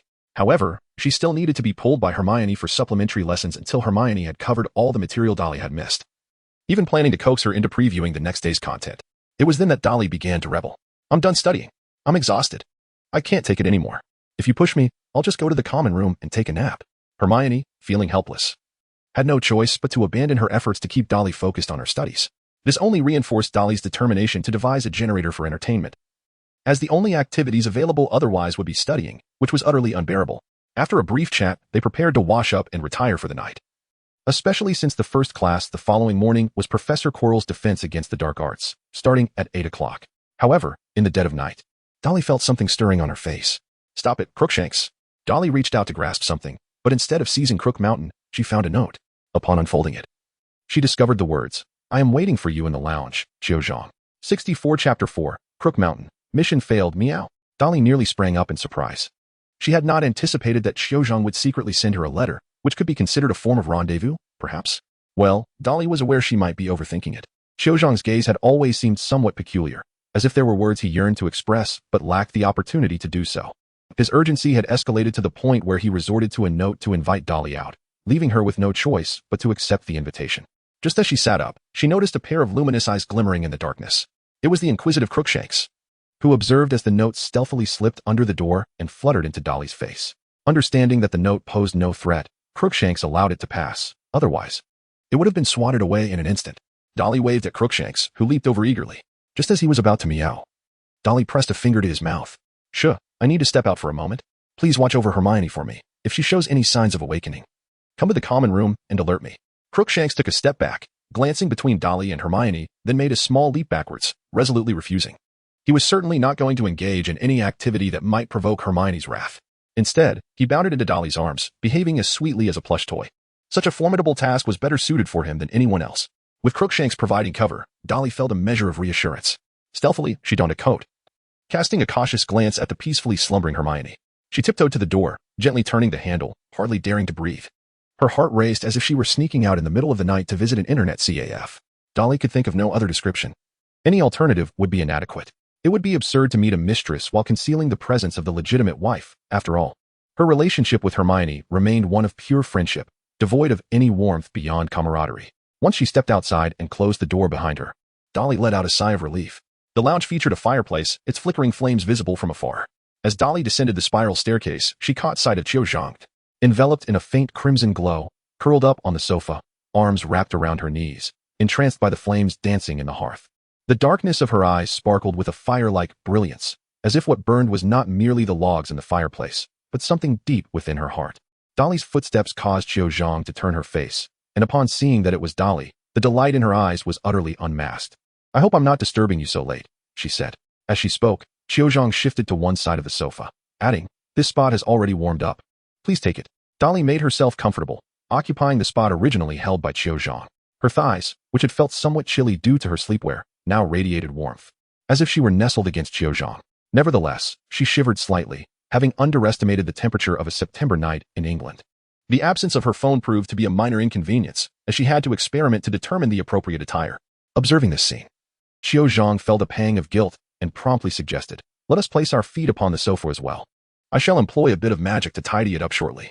Dolly nodded in agreement, and the two leaned back, their shoulders touching closely. They brought their calves and feet up, wrapping their arms around each other, and finally, Zhang draped the blanket over their legs. In that instant, Dolly felt a wave of warmth enveloping her. However, this proximity brought them exceedingly close. Yet, Zhang seemed unfazed by the intimacy, or perhaps for an Asian girl. Being in close quarters with a close friend was simply a normality. This posed a dilemma for Dolly, who found herself in a rather atypical predicament. How could she appear more composed than Zhang? "I await your guidance with urgency. Apologies, I nearly forgot. You have only just recovered. Might you share the nature of your ailment? Perhaps I could offer some advice." Dolly did not ponder the weight of this statement, and thus remarked, "It's merely an old habit. I might frequently succumb to it in the future. Professor Snape has already concocted a potion for me, and Hermione will look after me. The rest is left to time." Observing Dolly's carefree demeanor, Zhang sincerely marveled at her own discernment in choosing the right companion. Yet, she wondered if she could possess the same liberating spirit as Dolly, instead of incessantly fretting over her capabilities. This was the burden on Zhang's mind. Last year, she had embodied the image of a well-behaved girl in Ravenclaw, a persona her parents had always anticipated. However, deep down, Zhang was acutely aware that she was not the faade she projected. She harbored another kind of emotion yearning to be unleashed. Yet, she feared that acting upon such feelings might jeopardize her current identity as the dutiful girl and earn her the disdain of those around her. This attraction to Dolly compelled Zhang to impulsively invite her out today. However, upon facing the charming girl before her, Zhang found herself at a loss for words. After all, their acquaintance barely extended beyond mere nods of recognition, and to suddenly delve into profound topics felt rather presumptuous. Evidently, Zhang inadvertently fell back into her former patterns of thought. As Zhang transitioned from initial enthusiasm to hesitant uncertainty, Dolly, in contrast, found herself at ease. Interpersonal interactions often hinge on an exchange of energies. With Zhang's confidence waning, Dolly instinctively assumed the lead. "If you're not going to speak, I shall take the initiative," she declared. "Let me guess your reason for summoning me." Zhang gazed at Dolly in astonishment. And what Dolly said next left her in disbelief. "You're contemplating becoming a Quidditch player, aren't you?" Zhang's jaw dropped in that moment. She was rendered utterly speechless, even questioning whether she had inadvertently revealed too much or if Dolly possessed an innate ability to read minds. Cautiously, Zhang inquired, "Are you a Legilimens?" "No, perhaps it is simply that we are in sync, our thoughts aligned. Otherwise, when I winked at noon, you would have invited me over right then," Dolly replied, a flicker of understanding crossing Zhang's eyes, nearly convincing her. This prompted Dolly to laugh, saying, "I'm just joking, don't take it to heart." If Zhang had genuinely believed her, Dolly would have struggled to maintain the charade for even 5 minutes. Dolly shrugged and continued, "In truth, you are rather easy to read. The day Professor Dumbledore announced the commencement of tryouts for the Quidditch team next week, your excitement was utterly uncontainable." Autumn touched her face, feeling a twinge of embarrassment, as she had believed she was concealing her emotions quite adeptly. In fact, Dolly had deduced this from her insights into Autumn's future prospects, not expecting to hit the nail on the head so precisely. "Since I've guessed correctly, you might as well confide in me. What exactly are you contemplating?" As the initiator of the invitation, Autumn had yet to pose her question, as it would be unfair for Dolly to continue her monologue alone. Despite Dolly's experiences from her past life, she remained merely a student and couldn't perpetually dominate the conversation. "Truth be told, if I were to play Quidditch, my father would most likely disapprove. He's a muggle businessman who, although he acknowledges my identity as a wizard, still hopes for me to pursue a career within the established system after graduation. Do you understand this perspective?" Dolly stood tall, utterly perplexed by this notion. After all, in her previous life, she had intended to take the examination following her graduation. Having experienced the corporate wolves of large enterprises, served as a small leader, tightened screws on assembly lines, and delivered meals through snowstorms, she came to realize that the institutional framework was indeed a permanent abode. In this era, a stable job that guarantees sustenance is paramount for achieving a harmonious balance between one's mental and physical well-being. So, your father aspires for you to become a civil servant in the UK? An Asian individual laboriously living in Britain, studying at Hogwarts, only to pursue a mundane civil service career. Does this not seem rather overly ambitious? In truth, whether it be a mundane civil servant or one from the magical realm, my father holds that both paths are viable. This necessitates my diligent studies at school, enhancing my reputation, and ultimately aspiring to become a prefect or even a student representative, thus paving the way for a seamless transition into a position within the Ministry of Magic. Although Dolly felt a bit suffocated, she also sensed a certain warmth. This prevailing atmosphere surrounding civil service examinations suggested that Qiuzhang's father was likely a seasoned examinee. However, Qiuzhang had mentioned that his father was a businessman. It appeared that he belonged to the pioneering cohort that ventured into the world as it transformed with time. Yet, I have a fondness for Quidditch. Suddenly, Qiuzhang raised his voice, expressing, I adore the sensation of soaring on a broomstick, just as you did today. Can you understand me? Gazing into Qiuzhang's yearning eyes, Dolly let out a slight sigh. After all, who could fail to understand? Having traversed the path of a student herself, she had been indoctrinated since childhood with the notion that diligent study would lead to everything one desired. Unfortunately, the times had changed, and the vast chasm between academic excellence and the attainment of one's aspirations could no longer be bridged solely by individual effort. Naturally, to advance further, one must persistently strive. Yet when everyone is striving, life becomes an arduous cycle of competition. However, Dolly merely spoke in generalities, as she had yet to truly immerse herself in the grind of corporate life, making it easy enough to empathize with Qiuzhang's sentiments. Thus, Dolly remarked, I actually believe your father is not wrong. These words caused Qiuzhang's complexion to pale slightly, yet he chose to patiently await Dolly's continuation. I have heard it said that it is exceedingly challenging for wizards to secure full-time employment. In other words, if you are not working in the Ministry of Magic, it is nearly impossible to find a decent job within the wizarding community that can sustain you. The Ministry of Magic wields almost total power over the magical world, leaving ordinary wizards with only the meager economic vitality of Diagon Alley. After all, once wizards graduate from Hogwarts, they can generally achieve self-sufficiency in terms of food.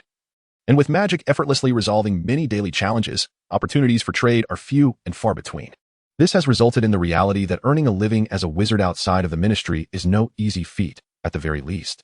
Some connection to the ministry is necessary for a more comfortable existence. Hence, while Dolly could understand Qiuzhang's reluctance to work in the ministry, she did not support it. If one wishes to thrive in the magical world, pursuing a career in the ministry post-graduation remains the best option. Seeing Qiuzhang about to speak, Dolly quickly interjected. I have not yet finished. What I am about to say is crucial. Qiuzhang nodded, displaying more patience. I have heard from Ron and his friends, who are my brother's acquaintances, that they too hold a great passion for Quidditch. If one becomes a Quidditch star, even during their school years, they would gain considerable fame. In the future, this renown could facilitate a smoother entry into the Ministry of Magic, as the ministry also requires figures to enhance its image. So why not consider pursuing Quidditch as an asset in your life's journey? If you were to add the title of Quidditch champion to your accolades, you would fulfill your dreams without causing discord with your family. After all, that is not a contradiction, is it? Qiuzhang blinked, and a glimmer of realization began to illuminate his eyes. So this is a possibility too? Dolly observed the transformation in Qiuzhang's gaze and immediately discerned that the girl had come to an understanding. The turmoil she faced stemmed fundamentally from her persistent inclination to view matters through the lens of childhood. She equated her participation in Quidditch with defying her parents' orders and being a bad child. However, Qiuzhang's parents had merely delineated a final goal for her. They had not prescribed the specific means to achieve that goal. While at Hogwarts, could Qiuzhang's father, a muggle, truly intervene and challenge Dumbledore? One decisive moment of oblivion could resolve everything. In truth, even without Dolly's guidance, Qiuzhang would likely come to this realization in a few days. Alternatively, she might indeed embrace the determination to be a bad child and join Quidditch, only to discover that the reality was not as dire as she had imagined, gradually evolving into the popular Qiuzhang that Dolly had come to know. It can be said that Dolly's earnest endeavor to arrive at Hogwarts this year was a judicious choice. Had she postponed her arrival by a year, Qiuzhang might have already emerged as a star in Ravenclaw, and would she still engage in heartfelt conversations with her? It seems implausible. By that time, Qiuzhang might have been preparing for dates with boys. The original text hints that Qiuzhang's romantic interest extended beyond Harry and Cedric, suggesting that, despite her Asian heritage, she had moved beyond the moral paradigms of her predecessors. Thank you, Dolly. A blush crept across Qiuzhang's excited face, and her smile radiated even more brilliantly in the glow of the flames. No need for gratitude. It was merely a trifling matter, Dolly casually remarked. But Xiao Zhang resolutely shook his head, stating, "No, this is something I can only share with you. It is you who has aided me. And this affirms that we have indeed become the best of friends. I must do something for you, or else I shall feel a sense of unease within my heart." Dolly was tempted to request her mother to procure some potions for her, yet she ultimately refrained. Although it was highly likely that Xiao Zhang would acquiesce to such a request, the notion of incurring a favor from her weighed heavily on Dolly's mind. The subsequent interactions might not possess the same ease and comfort as they did now. Thus, Dolly proposed, "Then you shall become the most exceptional Quidditch player at Hogwarts, assisting us in securing the Quidditch championship and ultimately the House Cup. When the time comes, you may grant me an autograph. Is it merely a signature you desire? I seek the autograph of a champion. If you do not achieve that status, I shall not acknowledge you." Xiao Zhang felt an overwhelming pressure. Her aspiration to become a champion in Quidditch was indeed a formidable challenge. "Let us wager. Should you attain the title of Quidditch champion, the first autograph must be bestowed upon me, thus rendering this gift of considerable worth. If not, you must assist me with another task in the future." Upon hearing this, Xiao Zhang chuckled, a glimmer of relief evident in her smile, as Dolly's stipulation had evidently alleviated her concerns. She recognized that Dolly had her best interests at heart and found herself increasingly intrigued by this girl. Though she had peers of her own age in England, having attended primary school there, none had ever evoked such a sense of kinship, as if she were conversing with a kindred spirit. This feeling of camaraderie was indescribable, both familiar and endearing, offering unexpected delight, a sensation Xiao Zhang had never experienced before. "Very well, I accept your terms." With the matter resolved, Dolly had no intention of departing immediately. Instead, she inquired, "By the way, what draws you to Quidditch? Is it truly enjoyable?" If she were to leave at that moment, Dolly and Xiao Zhang would merely be acquaintances who aided one another. However, discussing Quidditch would transform them into kindred spirits. Dolly herself harbored a genuine interest in Quidditch, not with aspirations of becoming a champion, but rather to participate in the sport, allowing her to openly utilize potions like bone regrowth in the guise of injury. Competing against other houses could also present opportunities for unexpected outcomes. Xiao Zhang's eyes sparkled with excitement. Many girls cherish Quidditch, yet Dolly was the only one with whom she could share such mutual understanding. Enthusiastically, she began to recount everything about Quidditch to Dolly, completely losing track of time until she noticed Dolly's stifling yawns, prompting her to realize that it had grown quite late. "Do you have classes tomorrow?" she asked. "Professor Quirrell's defense against the dark arts class? My brother mentioned he merely reads from the textbook. Sleeping through it is permissible." Without hesitation, Xiao Zhang urged Dolly to rise, stating, "Even if it is only textbook learning, one must keep up. I cannot allow our conversation to impede your studies. Come, I shall escort you back to your dormitory." As Xiao Zhang gently propelled Dolly forward, she felt the surprising lightness of her frame, making it difficult to fathom how such a slender form could harbor such immense strength. Perhaps this was the source of Dolly's charm, instilling in Xiao Zhang the belief that she too could harness formidable power. The two soon arrived at Dolly's door, where Xiao Zhang graciously opened it for her. However, upon entering, she suddenly froze, as if ensnared by a freezing charm. Dolly felt a peculiar sensation and tilted her head to glance inside the room, only to be met with the forlorn visage of a cat. Crookshanks was suspended upside down in midair, as Hermione practiced the levitation charm on him. "Dolly, surprise attack." Upon spotting Dolly, Crookshanks meowed as if he had found a savior. Yet, all Dolly wished for was to silence Crookshanks to avoid revealing her position. Unfortunately, this endeavor proved futile, as even Cho could sense the awkward atmosphere, her expression reflecting discomfort. She was aware that Hermione harbored some dislike towards her, though she was uncertain of the specific reasons, subconsciously attributing it to racial issues. If it were just her, she could have easily ignored Hermione, but with Dolly present, she felt compelled to foster a better relationship with her. Thus, Cho tentatively spoke up, "Good evening, Granger. Are you still awake? I was just discussing Eastern cinema with Dolly. She mentioned her fondness for Hong Kong films, and I thought to ask my father to procure some tapes for her." Dolly, overhearing this, felt a wave of disbelief wash over her. Was this truly a fitting excuse? In a normal context, such a pretext might have sufficed for a private conversation between friends. However, who would meet clandestinely in the dead of night merely to discuss foreign films? It would be far more believable if the two were sneaking out for a midnight snack, which would likely convince Hermione more readily. Hermione remained unresponsive, continuing to play with Crookshanks, who could barely be considered entertained. Cho, at a loss for words, turned to Dolly with a look of desperation. Dolly gently nudged Xiao Zhang at the door, saying, "I'll handle the next part myself, Senior Xiao Zhang. We all deserve a moment of respite." All right, Xiao Zhang sighed in relief. Yet a trace of concern flickered in her gaze as she watched Dolly. Ultimately, she left, glancing back every few steps, before vanishing up the spiral staircase to the next floor. Dolly entered the room, gently closed the door, and then said nothing, doing nothing at all. She simply lay back down on the bed, covered herself with the blanket, and began to breathe evenly. Although Hermione appeared to be fixated on Crookshanks, her attention was, in fact, entirely on Dolly. She hardly paid heed to the reasons Autumn had mentioned. After all, Autumn was not particularly significant, but Dolly held great importance. With Dolly being her sole friend, Hermione naturally wished for her to devote all her time outside of studies to her, believing this should constitute a reciprocal relationship. However, Dolly was markedly different from her. Not only was she a girl with a younger brother, but she also found it effortless to make friends. Always surrounded by those eager to engage with her passionately, this disparity instilled a sense of urgency in Hermione, a fear that in the next moment, Dolly might become someone else's friend and leave her behind. Her playful antics with Crookshanks were essentially a form of demonstration, an attempt to convey her feelings to Dolly.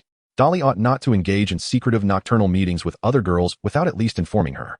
Dolly had just recovered from a serious illness, and it seemed rather foolish to venture out in her pajamas, draped in a coat, to feel the cool breeze. Hermione was brimming with words she wished to express to Dolly. She was ready to unleash her frustrations like a rapid-fire machine gun, making Dolly aware of her displeasure and her mistakes. However, Dolly chose to disregard her. It was as if Hermione's anger and dissatisfaction were trivial, overshadowed by Dolly's need for an early night, and, even more so, by the allure of a midnight invitation from that Asian girl. Hermione pressed her lips together, feeling that bullying Crookshanks had lost its appeal. In a fit of irritation, she tossed aside her wand and, in a huff, pulled the blanket over her head. Curling up in the darkness, a faint ache began to spread in her chest, eventually reaching her eyes. She was aware that her eyelids were reddening. This was not the first time tears had been shed for a friend. Throughout her childhood, how could a child not have tried to make friends? Unfortunately, Hermione had never managed to forge a single friendship, ultimately channeling all her energy into her studies, seeking solace for her empty and lonely heart. She had once believed that arriving at Hogwarts would grant her a different life, with a friend named Dolly. Yet now, it seemed that everything had reverted to its original course, leaving her with only heavy textbooks and the sparse encouragement of her teachers. Friendship appeared to be a distant notion, forever out of her reach. Hermione closed her eyes, wishing to drift into slumber, but her shoulders began to tremble slightly. Was she crying? Hermione could not tell, for she could not see. Just as her emotions began to swell, a stealthy figure descended from Dolly's bed and approached Hermione's side. It was undoubtedly Dolly. Her earlier silence and disregard for Hermione stemmed solely from her desire to avoid an argument. In Hermione's current state of anger, rational communication was nearly impossible. It was a futile endeavor to engage in reasoned discourse when one was consumed by emotion. They could only wait for the storm to pass before attempting to resolve their issues. However, this required a genuine care for one another, a willingness to invest time and energy into nurturing the relationship. Otherwise, they would simply don the labels of irrationality and engage in mutual attacks. Yet Dolly could not bear to treat Hermione in such a manner. Hermione's fiery yet meticulous nature was, at least for Dolly, a unique form of tenderness. How could she possibly cheer Hermione up? Dolly resolved to sacrifice herself. She lifted the covers of Hermione's bed and, drawing upon her skills as a boxer, swiftly burrowed beneath them. Hermione immediately sensed something amiss, nearly gasping in surprise, yet the familiar voice that followed brought her a sense of calm. Ahem, Hermione, it's me. However, as the slightly chilled body nestled against her back and arms wrapped around her, Hermione finally reacted. Even Dolly, it seemed, should not encroach upon her space. How dare you intrude upon my covers? Hermione exclaimed, a hint of annoyance in her voice. Her irritation had yet to fully dissipate. Dolly had already disregarded her moments earlier, and now she was audaciously stealing her warmth. Was this not a form of bullying? Return to your own blankets. This is my bed. But, Dolly interjected, I'm a bit cold. At this admission, Hermione's body froze. She turned to face Dolly, extending her hand to touch her forehead. Contrary to her expectations of warmth, she found it icy to the touch. This infuriated Hermione further, and she retorted, weren't you just tucked under the covers? Why are you so cold all over? You haven't kicked the blankets off already, have you? No, Dolly replied. I merely sat up to apologize to you but struggled to find the right words. And then I realized my body had grown cold. Sticking out her tongue, Dolly added playfully, so may I borrow some warmth from you? You wouldn't kick me out, would you? If you must, I can prepare myself for it. Dolly pursed her lips and shut her eyes, embodying the very essence of resignation. Hermione, catching a glimpse of the faint light filtering through the rim of her cup, felt a surge of both irritation and amusement. Though the impulse to kick Dolly's foot was bubbling within her, the sight of Dolly's slender figure tempered her resolve. Ultimately, she opted to gently prod Dolly's ankle with her toe, prompting an exaggerated shriek from Dolly, who pitifully exclaimed, It hurts. Be gentle, Hermione. At that moment, Hermione could no longer contain her laughter. She reached out, playfully kneading Dolly's cheeks, unable to fathom that Dolly would engage in such antics. If withholding comfort elicited laughter instead, then why not share in the mirth? Hermione's hands soon ventured into Dolly's underarms, launching a playful assault on her vulnerable spots. Caught off guard, Dolly erupted in laughter, then retaliated with her own display of strength against Hermione. From an outsider's perspective, the blue silk quilt quivered incessantly, accompanied by muffled giggles from the girls beneath. Crookshanks, perched at the foot of the bed, grew increasingly anxious about the intensity of the girls' playful skirmish. Why, he pondered, would a fight be accompanied by laughter? Ultimately, His curiosity compelled him to burrow beneath the quilt for a closer look, only to be unceremoniously flung out as the quilt was lifted.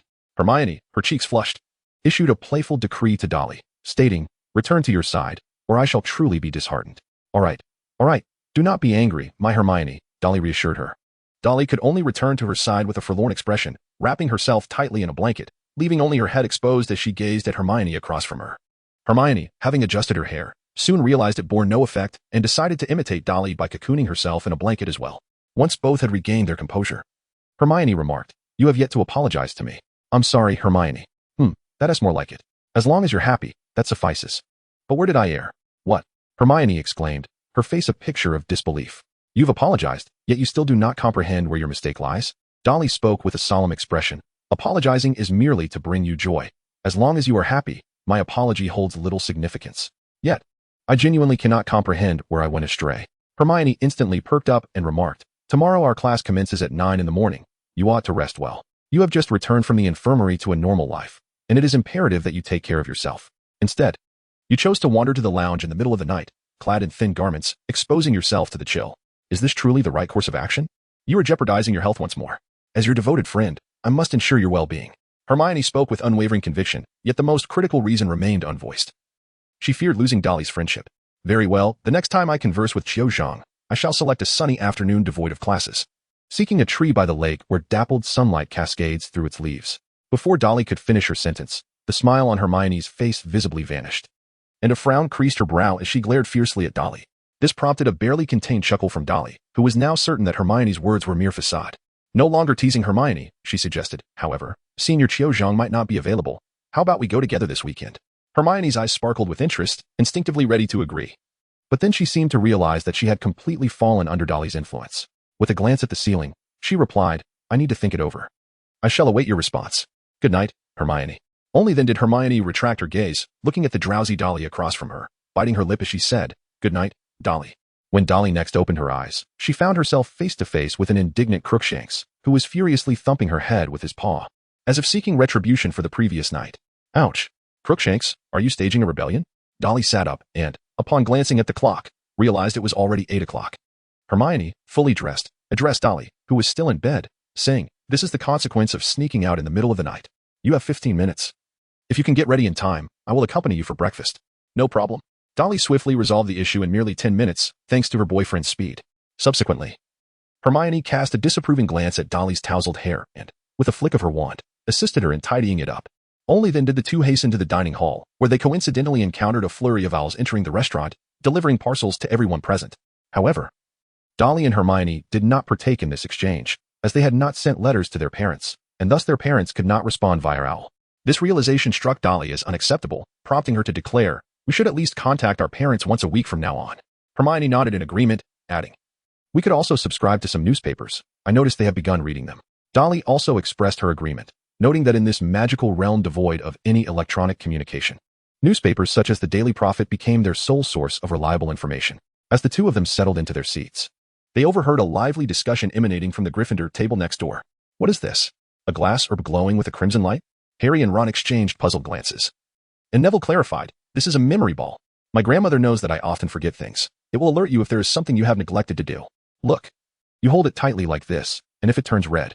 Neville's expression suddenly soured. "It signifies that you have forgotten something. But I cannot ascertain what it is."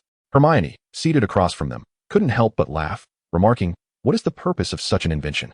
If one cannot remember what they have forgotten, wouldn't this memory ball remain perpetually red?" Dolly shrugged and whispered in Hermione's ear, "Indeed, the logic of wizards is rather lacking." As Dolly approached, Harry, who had already partaken in breakfast, turned to greet her. He then inquired about her experiences riding a broomstick, as the spectacle of Dolly and Hermione soaring into the sky the previous day had become quite the sensation within the academy. It was at this moment that Hermione realized her notoriety had resurfaced, and she bashfully covered her face, reluctant to speak. Dolly, with an air of ease, remarked, "You need not pose such a question. I trust that you will grasp it effortlessly. In truth, it is not as challenging as one might presume. Otherwise, Hogwarts would not confine the instruction of flying broomsticks to the first year. In other words, the majority of students can master it within just a few dozen lessons each year." Nevertheless, despite Dolly's reassuring words, the young wizards yet to attend their flying class remained anxious and uneasy. Dolly refrained from further conversation, focusing intently on her meal before hastily making her way to Professor Quirrell's defense against the dark arts class. Although she was well aware that Quirrell would not impart any genuine knowledge, attending his lectures was still a torment, particularly for a Ravenclaw like herself, whose thirst for knowledge surpassed that of the average student. This made Quirrell's obfuscation all the more intolerable. Moreover, the classroom was permeated with a pungent odor of garlic, which Quirrell claimed was intended to repel a vampire he had encountered in Romania, fearing that the creature might return to seek him out. He also mentioned that his turban was a gift from an African prince, a token of gratitude for assisting the prince in evading the clutches of a revenant.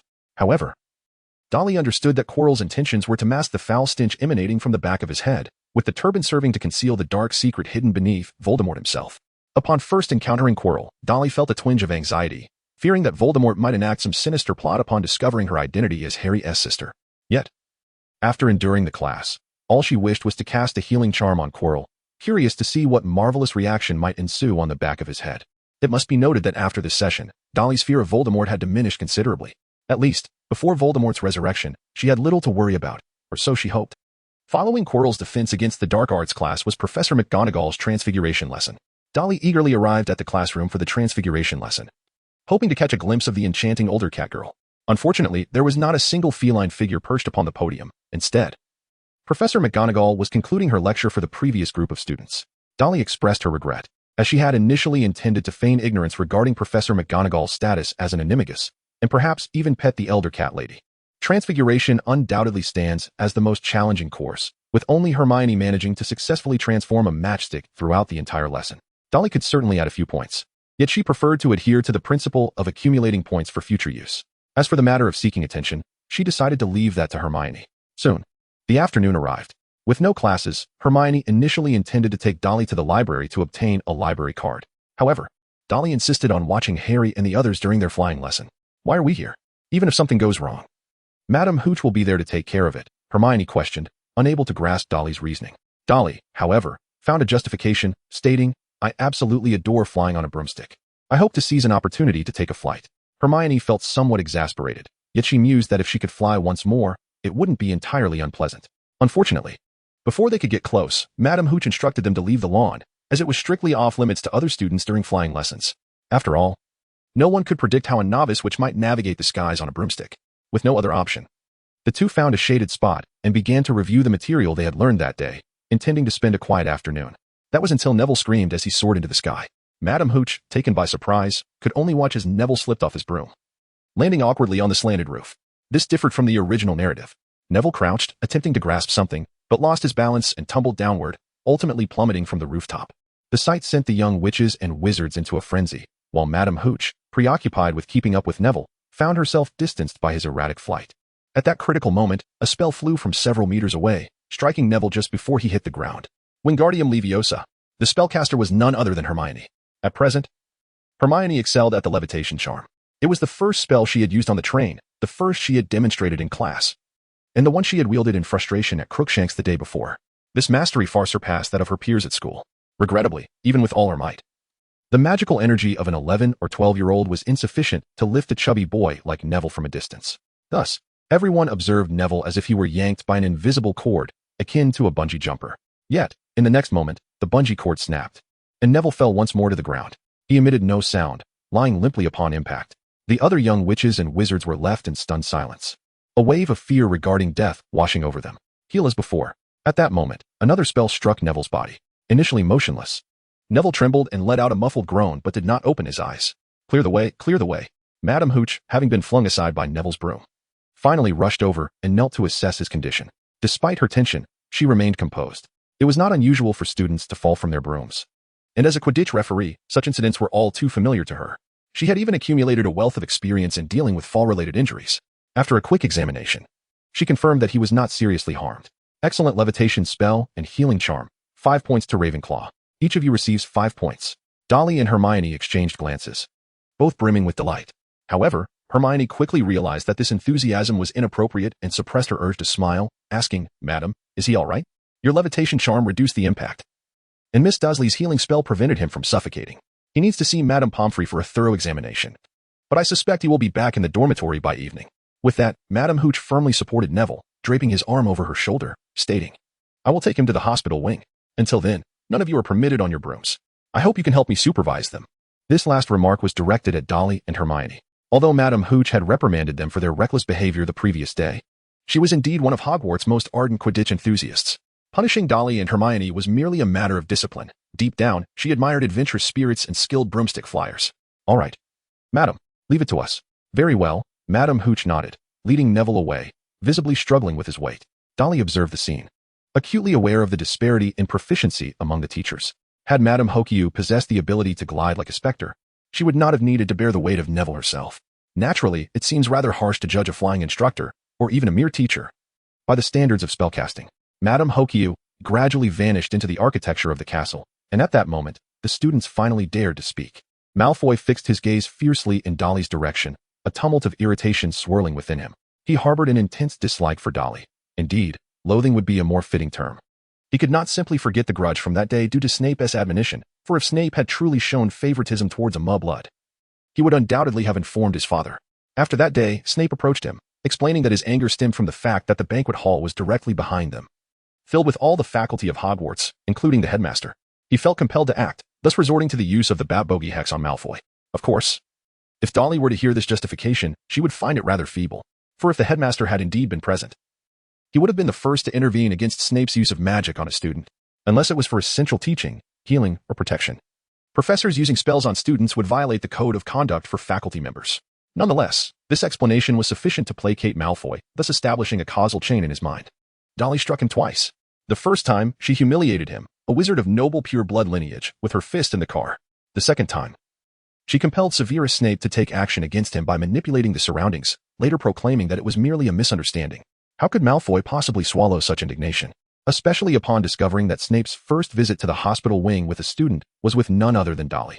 Dolly found encouragement in Snape's potions class, and after becoming the class representative, she drew the ire of Malfoy, who was further consumed by a sense of panic over losing Snape's favor. He could not fathom why Snape bestowed such attention upon Dolly, yet this notion was sufficient to instill fear within him that he would no longer be the favored one. Without his own merit, he could never hope to showcase the illustrious legacy of the Malfoy lineage. Thus, he resolved that Dolly must pay the price, whether through embarrassment, loss of favor, or even expulsion. With this thought, Malfoy began to contemplate a plan he had mulled over for several hours. Suddenly, a glimmer caught his eye, diverting his attention. A spark of delight illuminated his features as he dashed forward to retrieve what he had discovered. How fortuitous! He had stumbled upon the memory ball that the foolish Longbottom had misplaced, a gift from his grandmother. Truly, the dim-witted Longbottom was living up to his reputation, colliding with others on the train, forgetting things at school, and losing possessions on the grass. One could only wonder why he had not met his demise in such clumsiness. Malfoy's remarks elicited peals of laughter from the Slytherin students, who, while he spoke, cast taunting glances toward Dolly. This scene bore a striking resemblance to the earlier encounter on the train, where Longbottom had instigated the conflict, and Malfoy faced off against Harry Potter and his companions. However, this time, Malfoy felt assured of victory, for he possessed a Nimbus broomstick in his grasp. Dolly blinked in surprise as Malfoy charged towards her. However, it was hardly unexpected. It was only natural for Malfoy to harbor animosity towards her, especially since she had already bested him in a couple of skirmishes before school had even commenced. Malfoy cast a glance in her direction, embodying the persona of someone who had never faced any physical punishment, yet here he was, nursing his wounds. How could he not hold a grudge? What puzzled Dolly was whether he truly feared another confrontation or believed that the multitude of Slytherin wizards at his back would deter her from striking. Dolly simply clenched her fist and blew a breath against it, a gesture that elicited laughter from Hermione, who had initially intended to reprimand Malfoy. Despite her awareness of the inappropriateness of her amusement, the memory of Malfoy's earlier misfortune made her laugh even harder. Malfoy's face flushed crimson with rage, his ears turning red with indignation. He glared fiercely at Dolly, yet the sight of her fist instilled a sense of trepidation within him. He understood that unless he resorted to derogatory remarks about Muggleborns, it would be Dolly who faced the consequences, but he was not keen on receiving a beating. Thus, he silently retreated a step, positioning himself behind Goyle and Crabbe. Then, feigning nonchalance, he continued to mock, "I think I'll place it somewhere for Longbottom to retrieve. Perhaps atop the roof, where he just fell. What do you all think?" The students of Slytherin erupted in applause. Though they had only recently begun their studies and harbored no significant animosity towards Gryffindor, children are adept at imitating. Upon witnessing the hostility exhibited by upperclassmen and even professors towards Gryffindor, coupled with the encouragement they received for such actions, the ongoing rivalry became an intractable dilemma, one that could only be resolved if Hogwarts were to abolish its four-house system or if new students, devoid of their predecessors' influence, completely forgot the historical enmity, paving the way for reconciliation. However, Dolly deemed such a possibility unlikely, given the fraught relationship between Hogwarts founders Salazar, Slytherin, and Godric Gryffindor. Observing that Dolly had not taken action, Harry could no longer contain himself. He stepped forward, extending his hand toward Malfoy, endeavoring to emulate Dolly's fierce demeanor in an attempt to intimidate him. However, Malfoy perceived this as an affront, sneering, "You're not your sister. How dare you speak to me like that, Potter? On what grounds do you make such statements? Shouldn't you consult your sister first to determine if you ought to act like a man? If she scolds you later, don't expect anyone here to comfort you." Harry's anger flared instantly. Though he recognized the importance of heeding his sister's counsel, a practice he had adhered to in the past, he was now the boy who lived. Despite not excelling academically, he felt no inferiority in comparison to others, especially with Hermione absent as a benchmark. For instance, he had just been the first to make the broomstick soar, accomplishing it on the first attempt, a feat even his sister had not achieved. Certainly, Harry would still listen to his sister's advice, but this was his opportunity to assert himself as a young man, fulfilling the expectations placed upon him by Vernon, rather than merely adhering to his sister's directives. Thus, Malfoy's words struck a nerve with Harry's pride.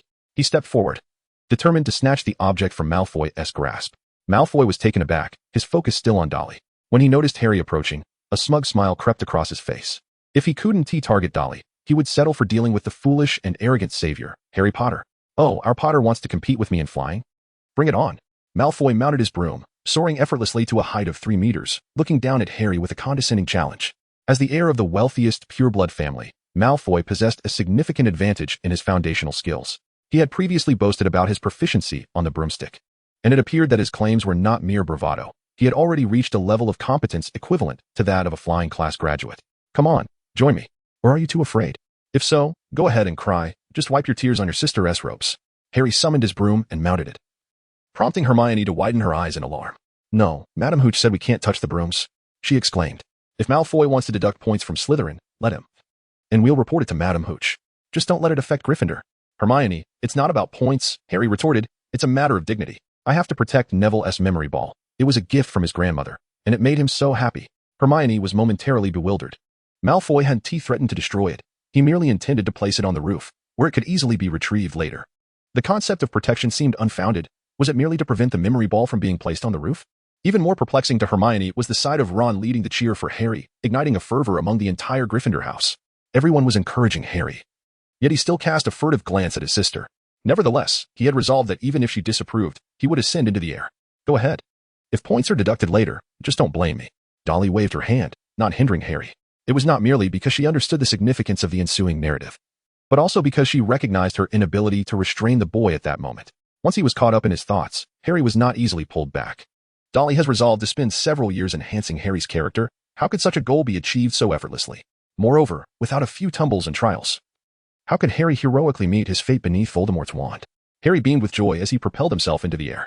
Hermione tugged at Dolly's sleeve and whispered, "Why do you not stop him? This is indeed."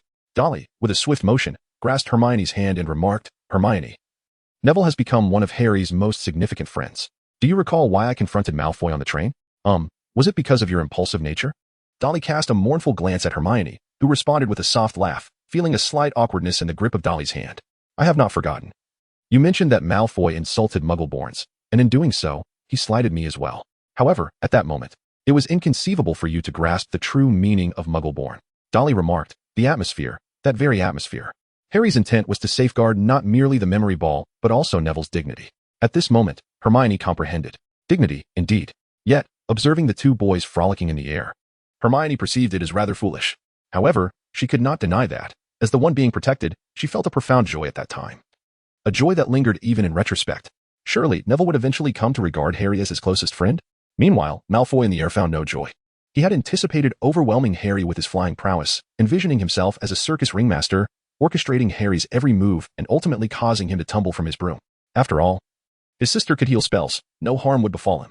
In reality, after navigating through the initial chaotic phase, Harry seemed to master the art of broom riding instinctively. His skill level escalated from novice to proficient, surpassing even Malfoy's graduation level in the course. The primary distinction lay in Harry's ability to execute sharp turns, hover, and perform flips without any prior experience, while Malfoy remained content with simple flying. The Slytherin students on the ground began to sense something amiss, while the Gryffindor students, particularly the boys, erupted into fervent cheers as if witnessing the birth of a star in the Quidditch arena. Hermione, taken aback, exclaimed, "Had he practiced before?" "Oh no. He must not have." Familiar with the Dursleys' circumstances, she concluded, "He is truly a prodigy." At least in this domain, Hermione found herself in complete agreement. As Harry soared closer to Malfoy, the smile vanished from Malfoy's face, replaced by a look of exasperation. At that moment, Harry's body was nearly glued to the broom, which entered full throttle mode, hurtling towards Malfoy like a javelin. Very well, let us see if you can catch this. Frustrated, Malfoy disregarded everything else and sprinted towards the castle. As Harry reached out to seize him, Malfoy hurled the memory ball against the castle wall. Malfoy intended to taunt Harry, but a lightning-fast figure shot towards the wall. The velocity nearly made Malfoy cry out, as he feared Harry would collide with the wall. Should such a collision occur, Malfoy would bear half the blame. However, Harry executed a maneuver akin to a car drift, pivoting in midair and continuing forward due to inertia, just a meter from the wall. He grasped the memory ball and rapidly accelerated the broom diagonally upward. Ultimately, at the very moment his body was about to collide with the wall, he soared to the rooftop, merely brushing away the dust from the tiles.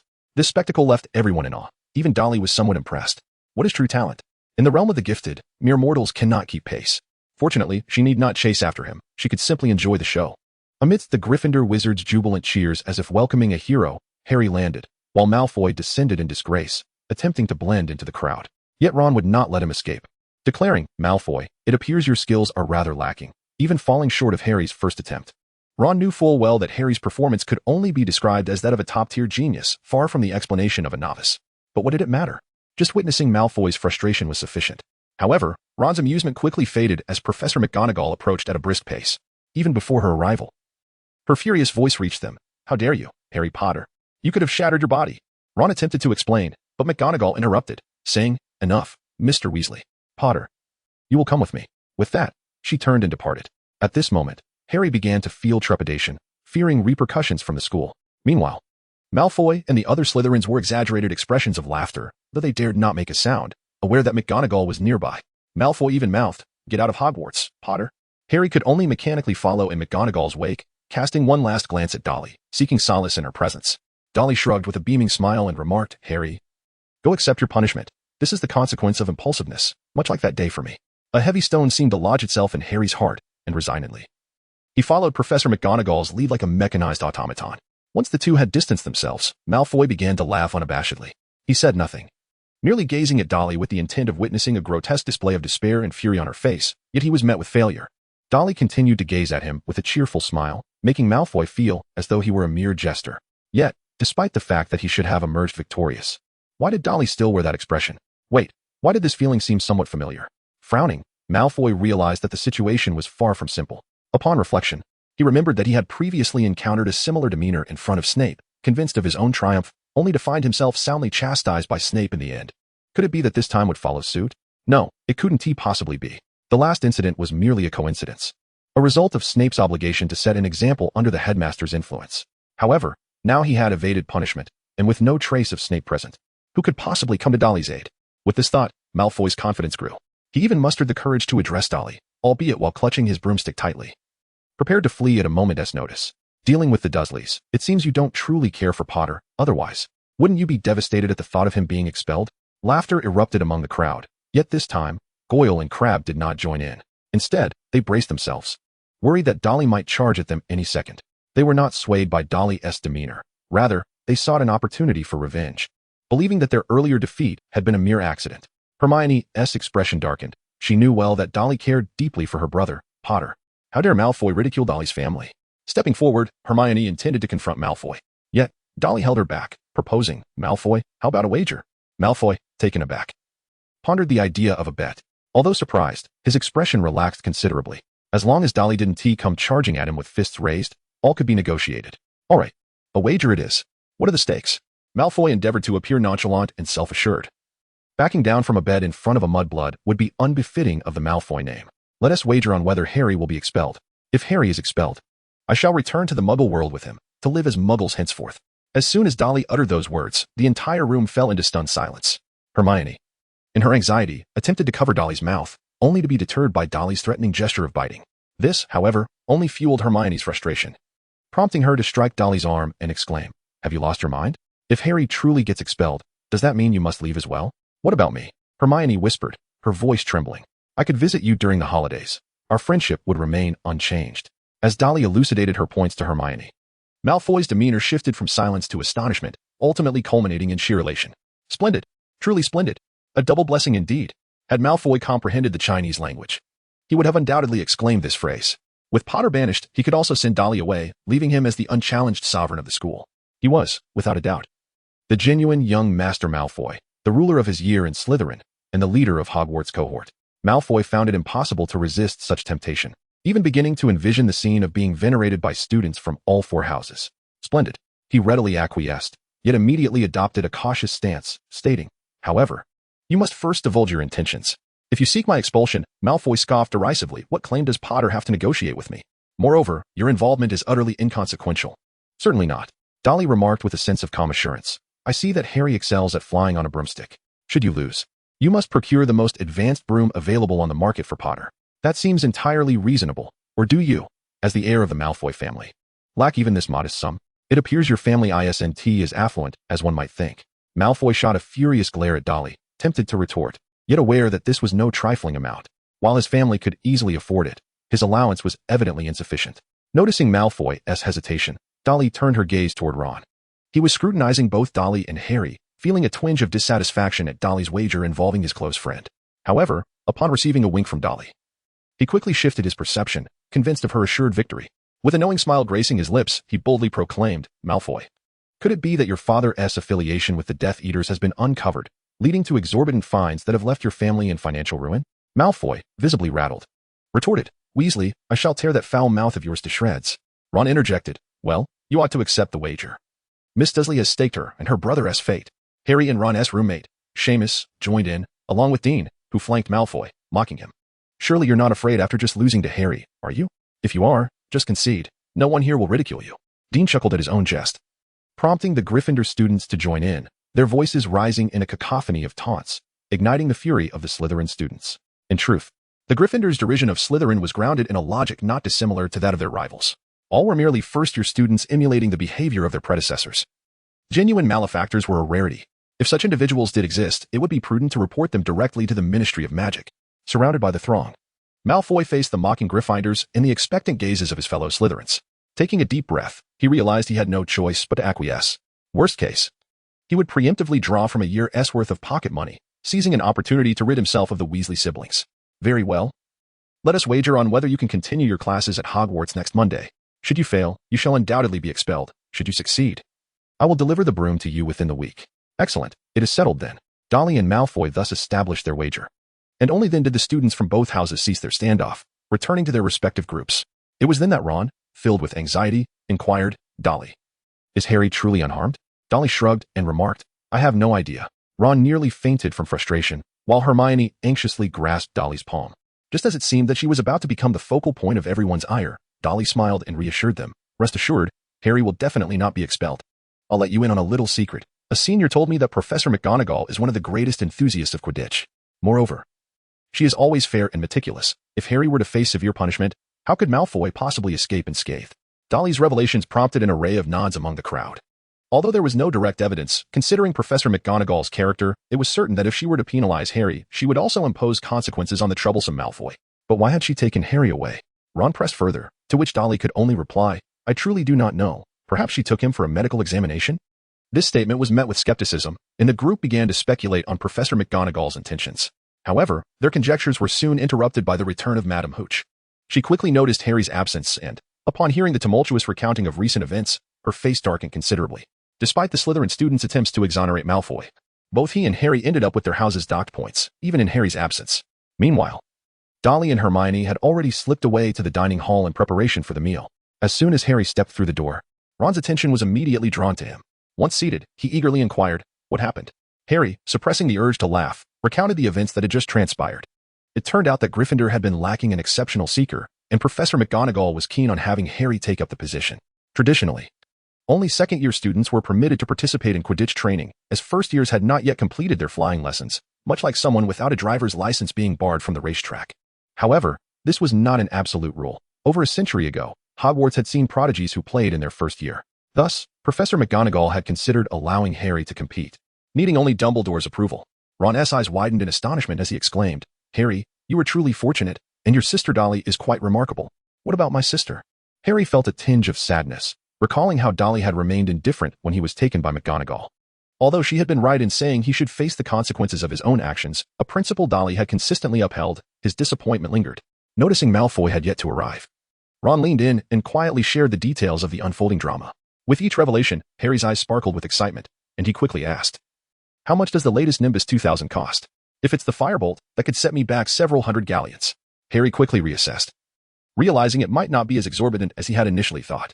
Yet, observing Ron's exuberance, he understood he could not gauge the situation solely based on his own circumstances.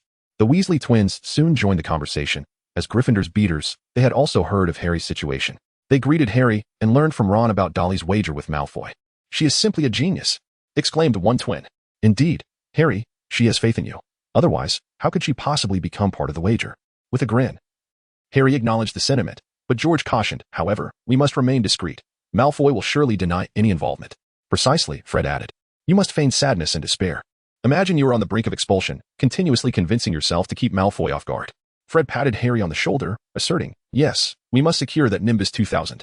Taking a deep breath, Harry began to mentally prepare himself, envisioning a return to the Dursleys, albeit not the current household, but the past one where he was treated as an outsider, confined to a cupboard under the stairs, perpetually tasked with chores. In stark contrast, Harry's spirits began to lift. At that moment, Malfoy finally appeared. Upon seeing Harry, he sensed an ominous turn of events. Although he knew that Harry was unlikely to be expelled solely based on flying class infractions, he was determined to find a way to ensure Harry's dismissal. Approaching Harry, Malfoy sneered, "Well, if it isn't the infamous Potter. What's this? Preparing for your last supper before heading home?" Harry glared at Malfoy, his voice a fierce roar. "Are you satisfied with expelling me? I assure you, I will not leave without a fight." Malfoy, taken aback by Harry's ferocity, something he had never encountered before, save for Snape, felt his anger surge. "That is your own doing, Potter. Who told you to act recklessly during flying class? However, I sense your defiance. I can offer you a chance for revenge." Lowering his voice, Malfoy proposed, "While you are still at school, I challenge you to a duel tonight. Just the two of us, no physical contact, only wands. I presume you've never experienced a wizard duel?" Of course, Harry had heard of such duels. And Ron promptly declared, "And I, Ron Weasley, shall be his second." "And who is your second?" Malfoy eyed his entourage before selecting Crabbe. "Midnight it is, then. We shall meet in the trophy room. The door never locks. I hope you can muster the courage to face me before you skedaddle back to your muggle home, Potter." With that, Malfoy strutted away, confident that his scheme would force Harry's hand. Harry, bewildered, turned to Ron and asked, "What is a wizard duel? And how did you suddenly become my second?" "Oh, it's simple," Ron replied, grabbing a pie and digging in. "It's a contest to determine superiority among wizards, often with life or death stakes. If you perish, I'll take my turn." He paused, glancing around, "But we don't yet know enough spells to kill. We might only cause some discomfort." Then Ron added, "Don't you find Malfoy's arrival suspicious? Remember, he has a wager with your sister." Realization dawned on Harry. "He wants me expelled, doesn't he?" Ron nodded. "Exactly. He probably figured out that Professor McGonagall didn't punish you, so he devised a new plan. We must be cautious and not squander the opportunity to acquire that Nimbus 2000. Harry hesitated, but what if he is serious about the duel? "Hey, Harry. It's the Nimbus 2000 we're talking about. Besides, this is a splendid opportunity to avenge Neville. Forget about the duel. Are you planning to shoot sparks in each other's faces? Let's not forget, your sister knocked Malfoy flat with a single punch." Harry was momentarily speechless, faced with the undeniable truth that the power of a wand paled in comparison to a well-placed fist. "So, what shall we do tonight?" Ron's eyes darted as he whispered conspiratorially in Harry's ear. The two exchanged a glance and broke into a mischievous grin. This smile bore a striking resemblance to the occasional expressions of delight that Dolly would display. In the distance, Dolly was indeed observing the entire scene, fully aware that they were about to engage in a duel, only to be led astray by Malfoy, resulting in a chaotic chase that ultimately culminated in a fateful encounter with the music-loving three-headed dog. Dolly had no intention of intervening, for this was a pivotal aspect of Harry's future endeavors in unraveling the mysteries before him. If Harry remained oblivious to the secret of the three-headed dog, surmounting the first challenge would prove exceedingly difficult. As for the trio's safety, Dolly felt quite composed regarding whether they would actually be at risk of being bitten by the beast in Hermione's absence. It was not a matter of placing faith in the protagonist's aura, but rather a conviction that Dumbledore was likely nearby, invisibly observing Harry and his companions. Otherwise, one would have to question Dumbledore's judgment, as it would be akin to sending Harry to his doom. That night, Dolly was scheduled to attend an astronomy class. In essence, the lesson involved sitting atop the rooftop and counting stars. While some wizards could predict the future and observe destinies through the stars, it was evidently of no consequence to Dolly. Throughout the long evening, she and Hermione braved the chilly winds, nearly succumbing to the cold. Ultimately, the two sought warmth by huddling together beneath two blankets, which provided them some comfort. Upon returning to their dormitory and indulging in a warm bath, they were utterly drained and collapsed into slumber. The following morning, they made their way to the dining hall, where they were greeted by the beaming faces of Harry and Ron, with Neville nearby, unable to suppress his amusement. Dolly could not restrain herself from inquiring, what transpired? Shouldn't they have been sufficiently intimidated by the three-headed dog? Observing that Malfoy was absent, Harry leaned in to say, "Yesterday, Malfoy extended an invitation for a duel. Yet we chose not to attend." Ron remarked, "We even discreetly alerted Professor McGonagall about this matter using Hedwig. I wonder if Malfoy might face expulsion as a consequence." 68 Chapter 1 I merely wish to share the experience of reading with you. Dolly stared at the three individuals, nearly spitting out the milk in her mouth. When had these fellows become so astute? No, it was not merely intelligence that defined them, but rather an awakening of sorts. Harry, with his characteristic stubbornness, would not be swayed once his temper flared. Ron, typically driven by fervor, would lose himself in emotional outbursts whenever his mind became heated. As for Neville, he had long been accustomed to being timid and was, in truth, somewhat less than clever. How could these three conceive such a plan? "Harry, are you not afraid that Malfoy will mock you for evading the final confrontation?" Harry's smile faltered for a moment, but he quickly replied, "It matters not. Soon he shall bestow upon me a firebolt 2000. Until that prized broom is in my possession, I cannot afford any missteps. Once I have obtained the firebolt 2000, I shall decisively vanquish Slytherin in the Quidditch match. At that point, his mockery will hold no weight." Ah, so it was for a reward. That certainly clarified matters. Unless one were extraordinarily dim-witted, the sight of a food incentive would compel obedience. Nevertheless, Dolly still gave Harry a thumbs up. Although this was merely a solitary instance of cleverness on Harry's part, spurred on by Dolly's intervention regarding the firebolt 2000, it was at least a promising sign. Was it not? A single spark of ingenuity now might lead to two next year, and by the time they faced Voldemort, Harry's mind would likely be quite agile. The boys exchanged jovial banter with Dolly, lavishing praise upon themselves before returning to their house table, eager to witness Malfoy's folly. However, instead of the anticipated spectacle, they were greeted by the furious Professor McGonagall. "Mr. Potter, Mr. Weasley, Mr. Longbottom, please accompany me." The three exchanged puzzled glances, with Ron speculating, could it be that Malfoy is about to be expelled? Regardless, it certainly would not be them facing punishment. "Let us go," Harry shrugged, joining his companions. Half an hour later, they returned with somewhat peculiar expressions. Even Hermione's curiosity was piqued, prompting her to inquire, "What happened? Did Professor McGonagall commend you?" "No. She gave us a thorough scolding," Ron and Harry replied in unison, while Neville timidly added, "Malfoy didn't show up." So Professor McGonagall was left alone in the trophy room for an hour. A sudden burst of laughter nearly escaped Hermione, who stifled it with a cough. The absurdity of the situation was such that even the model student could scarcely contain herself before a teacher. Before Dolly's eyes appeared Professor McGonagall transformed into a cat.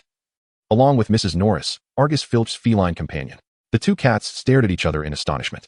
It is no wonder that Professor McGonagall was so furious. She was, after all, the sole victim of this farce.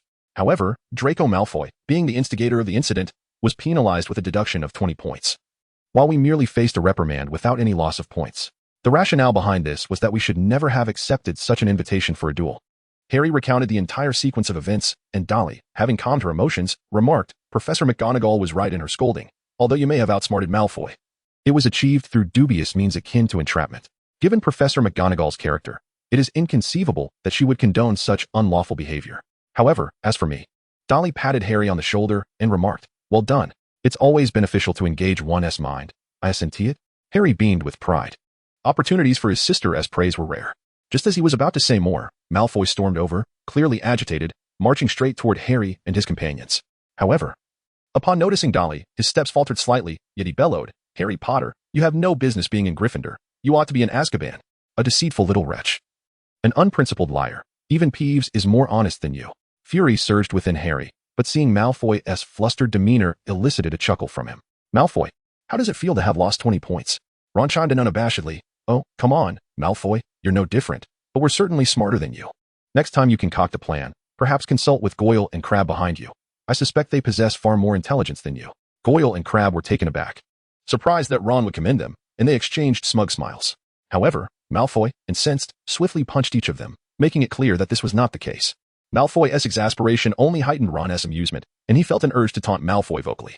Yet, he did not anticipate that Malfoy would respond even more loudly. "Everyone, pay attention to me. Yesterday, I invited Harry Potter and his red-haired sidekick to duel in the trophy room. Not only did these two refuse to attend, but they also reported me to the professor, resulting in my loss of 20 points. This is Gryffindor, sneaky, despicable, and cowardly, afraid to face my challenge. Remember the illustrious Harry Potter. From now on, he shall be known as the great deceiver, Harry Potter." Harry and Ron were momentarily stunned, their minds blank. They felt as though their memories were faltering. It seemed as if this fellow had truly experienced the events he spoke of just moments ago. They had been reprimanded by Professor McGonagall, who appeared visibly agitated, a potion for colds beside her. Was it possible that all of this was not real? That they had fallen victim to an illusion? A crowd gathered around them, Hogwarts offered few forms of entertainment outside of their studies, and thus, everyone was keen to witness the spectacle. Besides, this involved both Malfoy and Harry Potter, individuals of significant interest. You're lying. You didn't go yesterday. Neville was the first to launch a counterattack, stating the truth without much thought. No, I did go. Goyle and Crabbe can attest to it. The entire Slytherin house can vouch for me. If you claim I didn't attend, then find someone to prove it. Neville invoked Professor McGonagall's name, but upon meeting Malfoy's fierce gaze, he fell silent, intimidated. At this moment, Harry and Ron realized Malfoy was betting that the three of them would not dare to approach Professor McGonagall over such a trivial matter, or that she would not come forth to corroborate their claims. After all, it would seem rather biased for a Hogwarts vice principal to intervene in a dispute among first-year wizards. Are you afraid?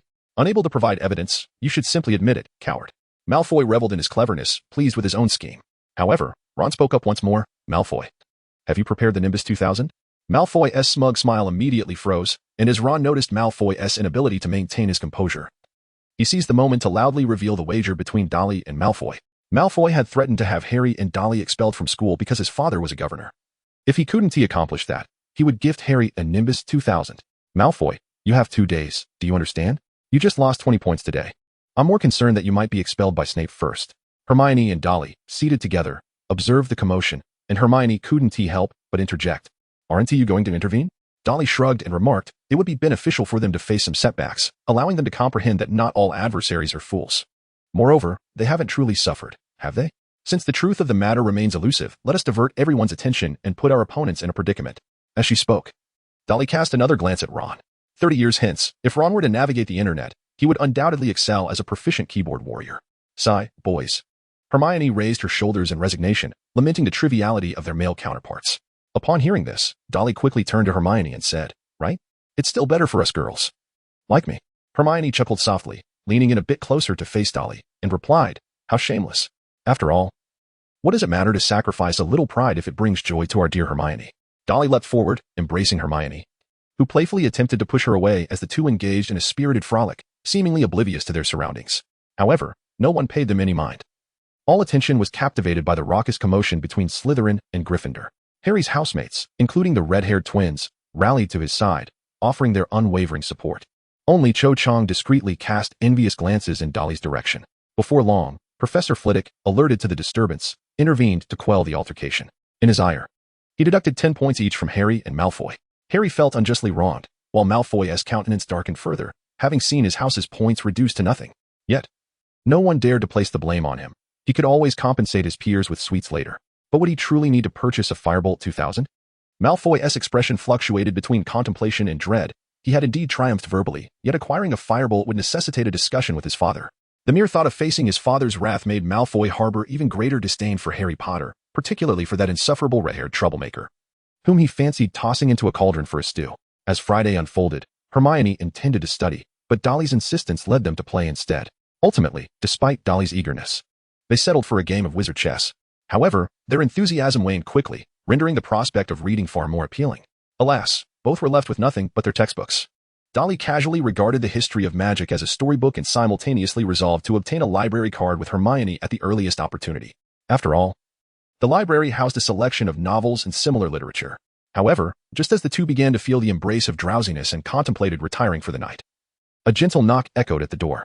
Dolly and Hermione exchanged glances, for it was the first time anyone had ever knocked on their door. Dolly, unlike Hermione, does not refrain from engaging with her peers in the same year. Lisa DePan, Mandy Broha, and Morag McDougal, 3 girls from another dormitory, have already acquainted themselves with Dolly. However, she tends to spend more time in the company of Hermione. Their relationship has yet to reach the level of casual visits, and with Hermione's inherent aura of aloofness, they do not dare to intrude. Who? Dolly inquired aloud, while Hermione merely cast a curious glance without paying much heed. However, the sounds emanating from outside the door caused her to sit up abruptly. It's me, Cho Chang. Are you free, Dolly? Am I interrupting you? What could she possibly want? Hermione mouthed to Dolly, her expression clearly one of displeasure. That is precisely the question I wish to ask, is it not? Dolly responded with a gesture. Then spoke. I'm here, Hermione, and I have yet to sleep. Is there something you need? In truth, I intended to inquire whether you were available tomorrow. Without a moment's hesitation, Hermione replied, tomorrow, I am going with Dolly to obtain a library card. Hermione believed this to be a sufficiently polite refusal. Yet Qiu Zhang followed up with, what about afterward? Hermione felt a surge of irritation and wished to declare that Dolly was perpetually unavailable. But she could only glance at Dolly, hoping she would also dismiss Zhang. However, Dolly approached the door, intending to open it. In a panic, Hermione hurled Crookshanks toward her, hoping the cat would intervene. Crookshanks executed a graceful somersault before landing firmly on his feet, glancing at Hermione and then at Dolly, ultimately opting to retreat beneath the bed, choosing to remain hidden for the night. Yes, he would hide away for an entire evening. Traitor, Hermione muttered under her breath, helplessly watching as Dolly opened the door while she herself rolled over to face the wall. Dolly opened the door, and Autumn was somewhat taken aback by this unexpected action. However, a warm and joyful smile soon graced her face, only to be followed by a look of concern directed at Hermione. Has Miss Granger already retired for the night? It seems I have intruded upon your moment. No matter, she added, I shall apologize to her shortly. Dolly took over the conversation and inquired, is something the matter? I wish to participate in the Quidditch tryouts tomorrow, and I hope you can be there in return. If there is anything you wish to learn or know this weekend, I shall answer without reservation. This was the utmost reward that Autumn could conceive, as procuring gifts or treating someone to a meal at Hogwarts was simply out of the question. I can promise you that. But I must first go and obtain a library card with Hermione. All right, splendid. A radiant smile illuminated Autumn's face, for she had never openly expressed her fondness for Quidditch before. Her friends even deemed her flying skills to be mediocre. This was undoubtedly a significant pressure for an Asian girl eager to take her first steps and showcase her talents. Having Dolly by her side would be nothing short of perfect. Thank you, Dolly. Autumn whispered her gratitude, feeling that mere words were insufficient to express her appreciation. She leaned closer to Dolly and softly added, I am truly grateful. You are my dearest friend. Dolly chuckled and said, since you know I am your best friend, remember to give me a hug next time you express your gratitude. All right, Autumn replied, somewhat taken aback. However, reflecting on the frequent embraces shared between Dolly and Hermione, she nodded in agreement. Perhaps this was simply the nature of the warm-hearted English. The two waved farewell, and Dolly gently closed the door, just as Hermione's voice echoed. Why do you look so hideous when you smile? Dolly glanced at Hermione, surprised to find that she had turned her body around at some point. A displeased expression adorned her face, and her gaze upon Dolly only intensified her feelings of frustration. Must Dolly truly acquire more friends? Dolly approached Hermione's bedside with a beaming smile and took a seat. In irritation, Hermione kicked Dolly's backside, but Dolly swiftly seized her foot and began to tickle the sole. This caused Hermione to leap up as if jolted by electricity, retaliating with a pillow strike against Dolly's body. Dolly caught the pillow and burst into laughter, tossing it back while also playfully wielding her own pillow as a projectile. Thus, they engaged in a silent pillow skirmish, which continued until Hermione could no longer stifle her laughter, prompting Dolly to relent. As Dolly attempted to return to her own bed, Hermione kicked her backside once more, declaring, Return to your bed. I wish to sleep. Are you no longer angry? Humph. Have you forgotten that Senior Zhang promised to teach us the second-year curriculum? Don't you wish to learn? I have heard that Senior Zhang excels in potions. In truth, Zhang performs admirably across all subjects, as a bright Asian student. Such success is to be expected. Hermione felt a surge of interest. She, too, yearned to brew potions, yet mastering the art of potion-making requires more than mere textbook knowledge. If someone could guide her through the process, everything would be significantly easier. Suddenly, Hermione had a realization. Why had Dolly mentioned potions? Indeed, why had she brought it up? Dolly raised her voice, sounding somewhat sarcastic. Hermione felt a slight warmth in her cheeks and replied, Who knows? Perhaps it is merely a matter of coincidental interest. Dolly refrained from addressing the issue directly and said, In any case, you're not angry anymore, right? Besides, tomorrow is the weekend, and the field will be open. We can seize this opportunity to play with the flying broomsticks for a while. Are you not interested? Hermione was clearly tempted. Her previous experience flying the broom with Dolly had been exceedingly delightful. All right, you've persuaded me, she conceded. Dolly then settled back onto the edge of her bed. Hermione still felt a desire to kick her, but Dolly was quicker this time, lying down beside Hermione. I'm going to sleep now. What are you doing? Hermione protested as she nudged Dolly. Dolly replied, I just want to read with you for a bit. Is that not permissible? Just for a little while.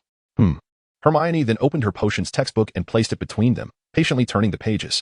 It wasn't until they could no longer keep their eyes open that Dolly returned to her own bed, drifting into a deep slumber until dawn. By the time they finished breakfast and obtained their library cards, it was nearly 10 o'clock when they arrived on the field. However, it was not too late, as Autumn was still pretending to be a spectator, observing the Quidditch players practice from a distance. Dolly approached Zhang, who, upon her arrival, felt an overwhelming sense of relief. As if he had found a savior.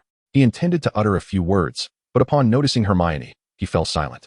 Hermione, observing the situation, crossed her arms and said, Surely you do not require me to withdraw? Rest assured, Dolly is genuinely eager to assist you, and I cannot allow this to cause a rift between us. With that, she took a seat, her demeanor clearly lacking enthusiasm, yet still conveying her sincerity. It was only then that Zhang exhaled, smiling as he offered an apology to Hermione. I apologize, Hermione, my intention was not to exclude you, but rather I felt a sense of guilt for interrupting your time with Dolly. Hermione nodded in acknowledgement, Choosing not to elaborate further, thus accepting his words, Dolly then inquired, "Why are we still waiting? If it's merely a selection process, it should be quite easy to pass, wouldn't it?" Quidditch, a sport fervently embraced at Hogwarts, attracted many eager participants. However, the total number of students across all houses, from 1st to 7th year, barely exceeded 100. After the 5th year, students became increasingly engrossed in their studies, often leading them to withdraw from the team. By the time they reached 5th year, only 50 or 60 remained, and for Ravenclaw, finding someone passionate about sports proved to be a formidable challenge. The number of those wishing to join the Quidditch team was even scarcer, often making it a struggle to assemble a complete squad. This meant that as long as Autumn Zhang signed up and demonstrated her prowess on a broomstick, she would instantly become a substitute player. Even the captain would fret over her potential departure. Based on the original narrative, Autumn Zhang's skills were essentially impeccable. And after a period of training, it was a foregone conclusion that she would ascend to a principal player. The sole impediment to Autumn Zhang's advancement lay in her audacity to defy conventions. I couldn't help but notice how tightly she pressed her hands together, holding them with her knees, her face betraying an overwhelming tension. "No, I do not wish for your assumptions." Dolly decisively interrupted Qiu Zhang's hesitation, reaching out to grasp Qiu Zhang's wrist, proclaiming, "I know what I feel. I believe in your strength, and you must sign up now." "Wait, hold on." Qiu Zhang attempted to articulate something further, yet she was effortlessly pulled up from the grasp by Dolly. Although Qiu Zhang initially wished to resist, her body felt as light as a butterfly in the face of Dolly's strength. In an instant, Dolly seized her wings and, with no means of resistance, drew Qiu Zhang back into her grasp, rendering her a mere prey in Dolly's hands. Hermione, still reeling from Dolly's enthusiasm and assertiveness, watched as the two dashed toward the registration point, feeling compelled to follow, her gaze fixated on their intertwined hands. The discomfort in her heart seemed to grow ever more palpable. Before long, Dolly led Qiu Zhang to the registration area, where Roger Davies, a 4th-year student from Ravenclaw House and captain of the Ravenclaw Quidditch team, was attending to the crowd. He wore a frown as he surveyed the students studying on the grass, certain that at least half of them belonged to Ravenclaw. Despite his repeated calls for aspiring Quidditch players to approach him, he found himself on the verge of asking every individual personally. Yet, to this day, he had not discovered a suitable seeker. The seeker, without a doubt, held the utmost importance in a Quidditch match. Each Quidditch team comprises 7 players, 1 keeper, 3 chasers, 2 beaters, and 1 seeker. The rules of the game are straightforward. The ultimate objective is to score more points than the opposing team. Quidditch features 3 types of balls: the quaffle, the bludgers, and the golden snitch. Chasers pass the quaffle among themselves, striving to throw it through the opponent's hoops, earning 10 points with each successful attempt, while the keeper protects their team's hoops. The 2 slightly smaller, aggressive black balls known as bludgers fly about on their own, seeking to knock players off their brooms. Beaters are responsible for safeguarding their teammates from the bludgers while directing them toward the opposing players. The golden snitch, however, is pivotal to the match's outcome, and thus the seeker's role is crucial. The snitch flies with the swiftness of lightning, and the seeker's task is to capture it. When the golden snitch is caught, the capturing team is awarded 150 points, and the match concludes. Though it may seem that the entire game is designed around the seeker, as capturing the snitch guarantees victory, this is not entirely true. Instances do occur where a seeker catches the snitch, leading to a swift conclusion of the match, but this scenario often implies a significant disparity in the team's strengths. Seeker pairs vigilantly monitor each other, engaging in physical confrontations and aerial skill contests, coupled with the snitch's remarkable speed. When the difference in skill between the 2 seekers is not overwhelmingly vast, one side's attempt to outmaneuver the other and seize the golden snitch becomes exceedingly challenging. In this dynamic, scoring with the quaffle proves more pragmatic. If a team leads by 150 points, then even if the opposing side captures the snitch, the outcome remains insurmountable. A lead of 150 points translates to a 15-goal advantage, which is not an unattainable feat for players racing on flying broomsticks. Conversely, the trailing team must continuously disrupt the leading team's scoring efforts and thwart their pursuit of the snitch. Overall, the strategic elements of Quidditch are significant and often brutal. Bludgers can inflict severe injuries, potentially fracturing bones or knocking players from their brooms. Fortunately, the magical world is well equipped to handle such injuries. Otherwise, a fiercely contested match would leave few able-bodied participants. Of course, as a competitive sport, the variance in match durations can be striking. In the fastest recorded game, Ireland's seeker, Aidan Lynch, caught the golden snitch merely 3 seconds after the match commenced. In stark contrast, the slowest match between Nottinghamshire and Kent lasted 3 months, during which neither seeker managed to locate the elusive snitch. Ultimately, due to exhaustion among players and spectators alike, the referee was compelled to terminate the match. Yet it is precisely this vast uncertainty that renders the game captivating and induces fervor among fans. Knowing the outcome without witnessing the match would be the epitome of tedium. With this understanding, one can appreciate Roger's fervent desire for a proficient seeker. Should he fail to find one, he would have no choice but to substitute a player from his team, hoping merely to delay the opposing side's capture of the snitch rather than secure it himself. This would transform the Quidditch match into a grueling struggle, yet it would still maintain a semblance of dignity, as opposed to being defeated within mere minutes of play. Just as Roger's patience was nearing its limit, Dolly and Cho-Jong arrived, running eagerly toward him. Observing the approaching girls, Roger could not muster much enthusiasm. Dolly has already gained considerable fame, not solely due to her beauty, but also because she is Harry's sister. In recent days, her reputation has grown significantly. However, to enroll in Quidditch, one must be a second-year student. Although Autumn Zhang is indeed a second year, every member of Ravenclaw knows that she is an exceedingly quiet and well-behaved child. Allowing such a timid individual to play Quidditch would be far less preferable than simply selecting any tall boy unafraid of the bludgers. Regardless of the challenges faced by the Ravenclaw Quidditch team, maintaining a gentlemanly demeanor is paramount, is it not? With this spirit of courtesy in mind, Roger inquired, "Is there something you need? If you wish to play with the broomsticks, please wait until after our training session this afternoon. I can reserve 2 spots for you." Autumn Zhang grew increasingly anxious, even turning her back in an attempt to flee. Yet, Dolly's grip was as unyielding as a vice, and with a firm tug, she pulled Autumn close, wrapping her arms around her. Autumn shut her eyes, bracing herself for the forthcoming judgment. However, Dolly declared, "I wish to sign up for Quidditch. I want to be a seeker." Autumn, my senior, accompanied me here because she was concerned about me coming alone. At this revelation, Autumn opened her eyes in surprise, realizing that this was not the arrangement they had discussed. At that moment, Dolly tilted her head slightly, her golden locks cascading down her shoulders like flowing water, and her emerald green eyes sparkled with delight. With a playful wink, she raised a finger and gently placed it upon her delicate red lips, creating a captivating scene that left Chio entranced, momentarily forgetting her anxiety. After all, the spotlight now shone upon Dolly, relegating her to the role of a mere backdrop. This not only aligned perfectly with her character as a gentle senior caring for her junior, but also rendered her attempts to feel anxious utterly baseless. However, Roger's expression soured. He cradled his head in his hands and remarked, "Miss Dursley, I truly appreciate your enthusiasm, but regrettably, first-year students are not permitted to register for Quidditch." "Who says they cannot?" Dolly glanced around and, seeing no one else present, spoke. "You are aware of my brother, are you not? Of course, the illustrious Harry Potter. Who is not known to all? He has already become the Seeker for Gryffindor, serving as their secret weapon." Without hesitation, Dory sold Harry.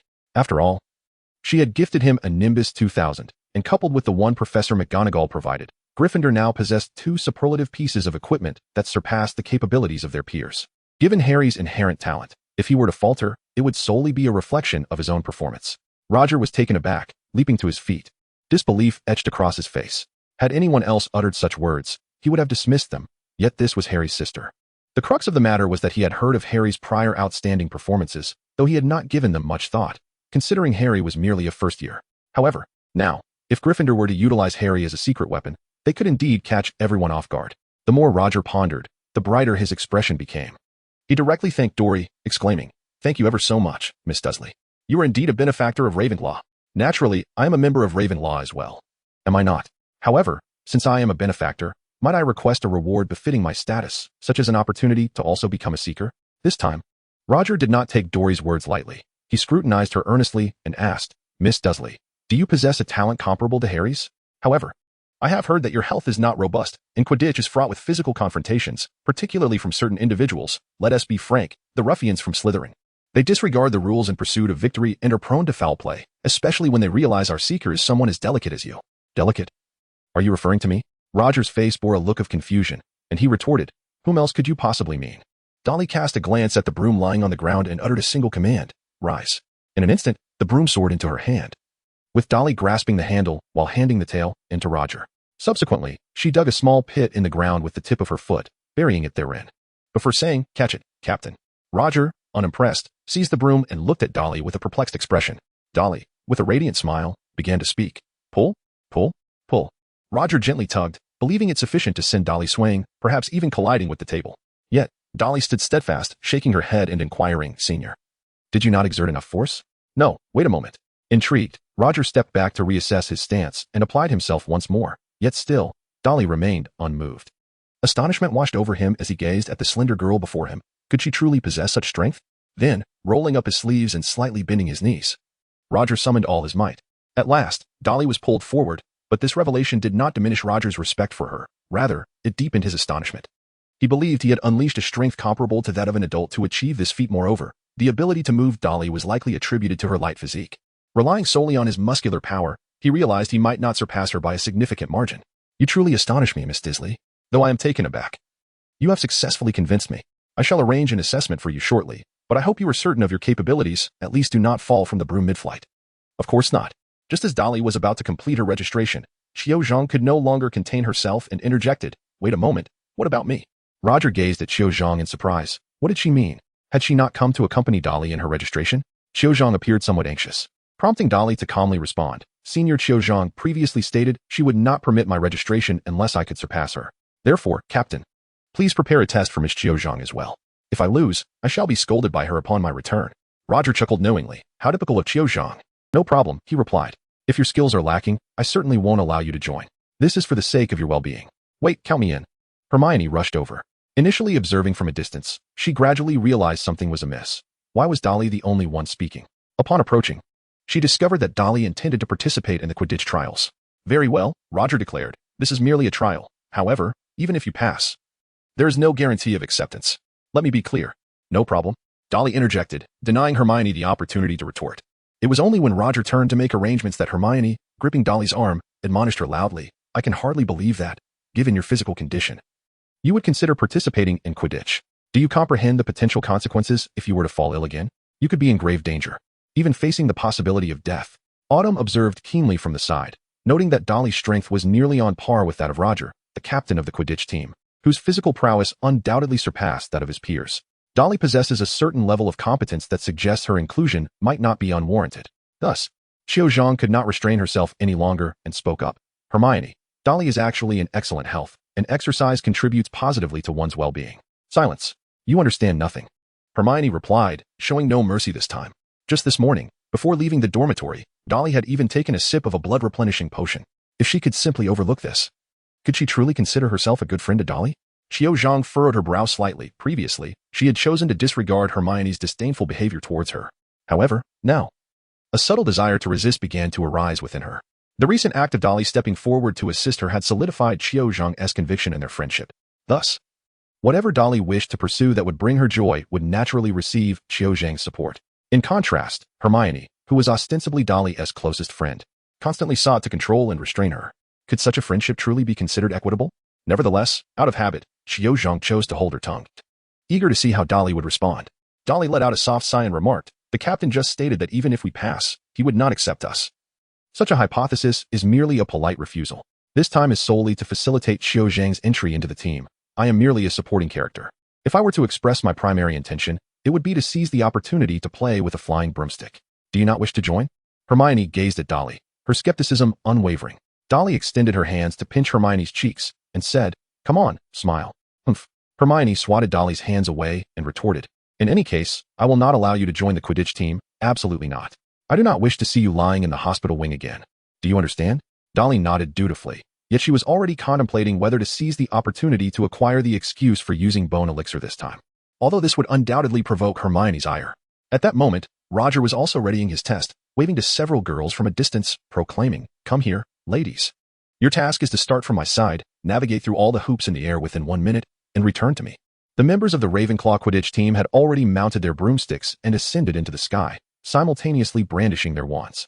From the tips of their wands, they unleashed a series of smoke rings, varying in size and each inscribed with a number, allowing the participants to discern their next steps with ease. Observing the spectacle, Dolly couldn't help but marvel. Truly, they were the most intellectually astute among the houses.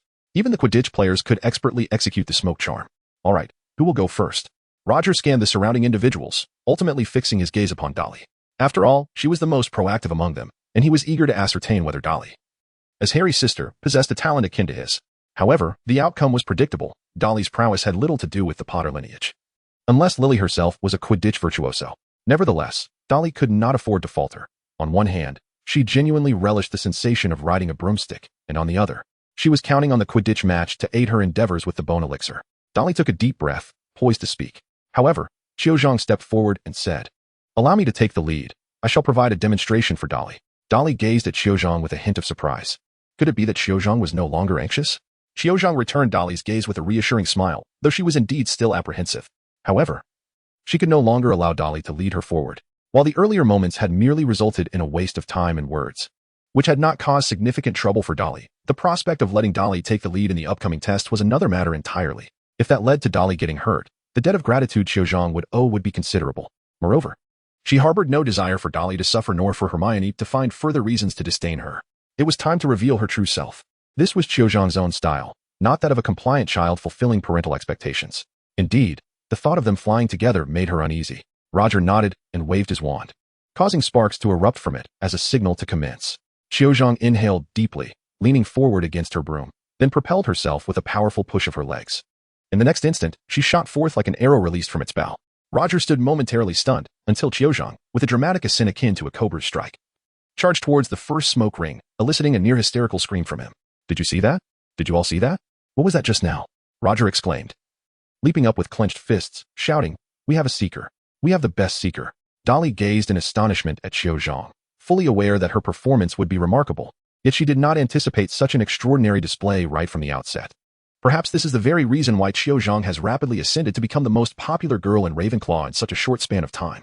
The once demure girl in everyone's eyes has instantaneously transformed into a star on the Quidditch pitch, a stark contrast that is sufficient to leave everyone in awe, prompting them to erupt into jubilant cheers in the stadium. Dolly's heart raced incessantly. Despite the considerable distance, she felt as though she could see the joyful, triumphant, and somewhat audacious smile adorning Chiozhang's face. In that moment, Chiozhang truly embodied her essence, radiating a unique charm that was solely hers. The performance continued, with Chiozhang accelerating, spinning, halting abruptly, changing direction, and even executing an impressive inversion.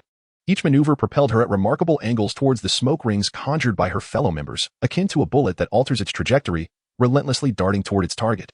The smoke rings burst in the air, while the seniors tasked with creating them began to flounder, struggling to keep pace with Chiozhang's swift movements.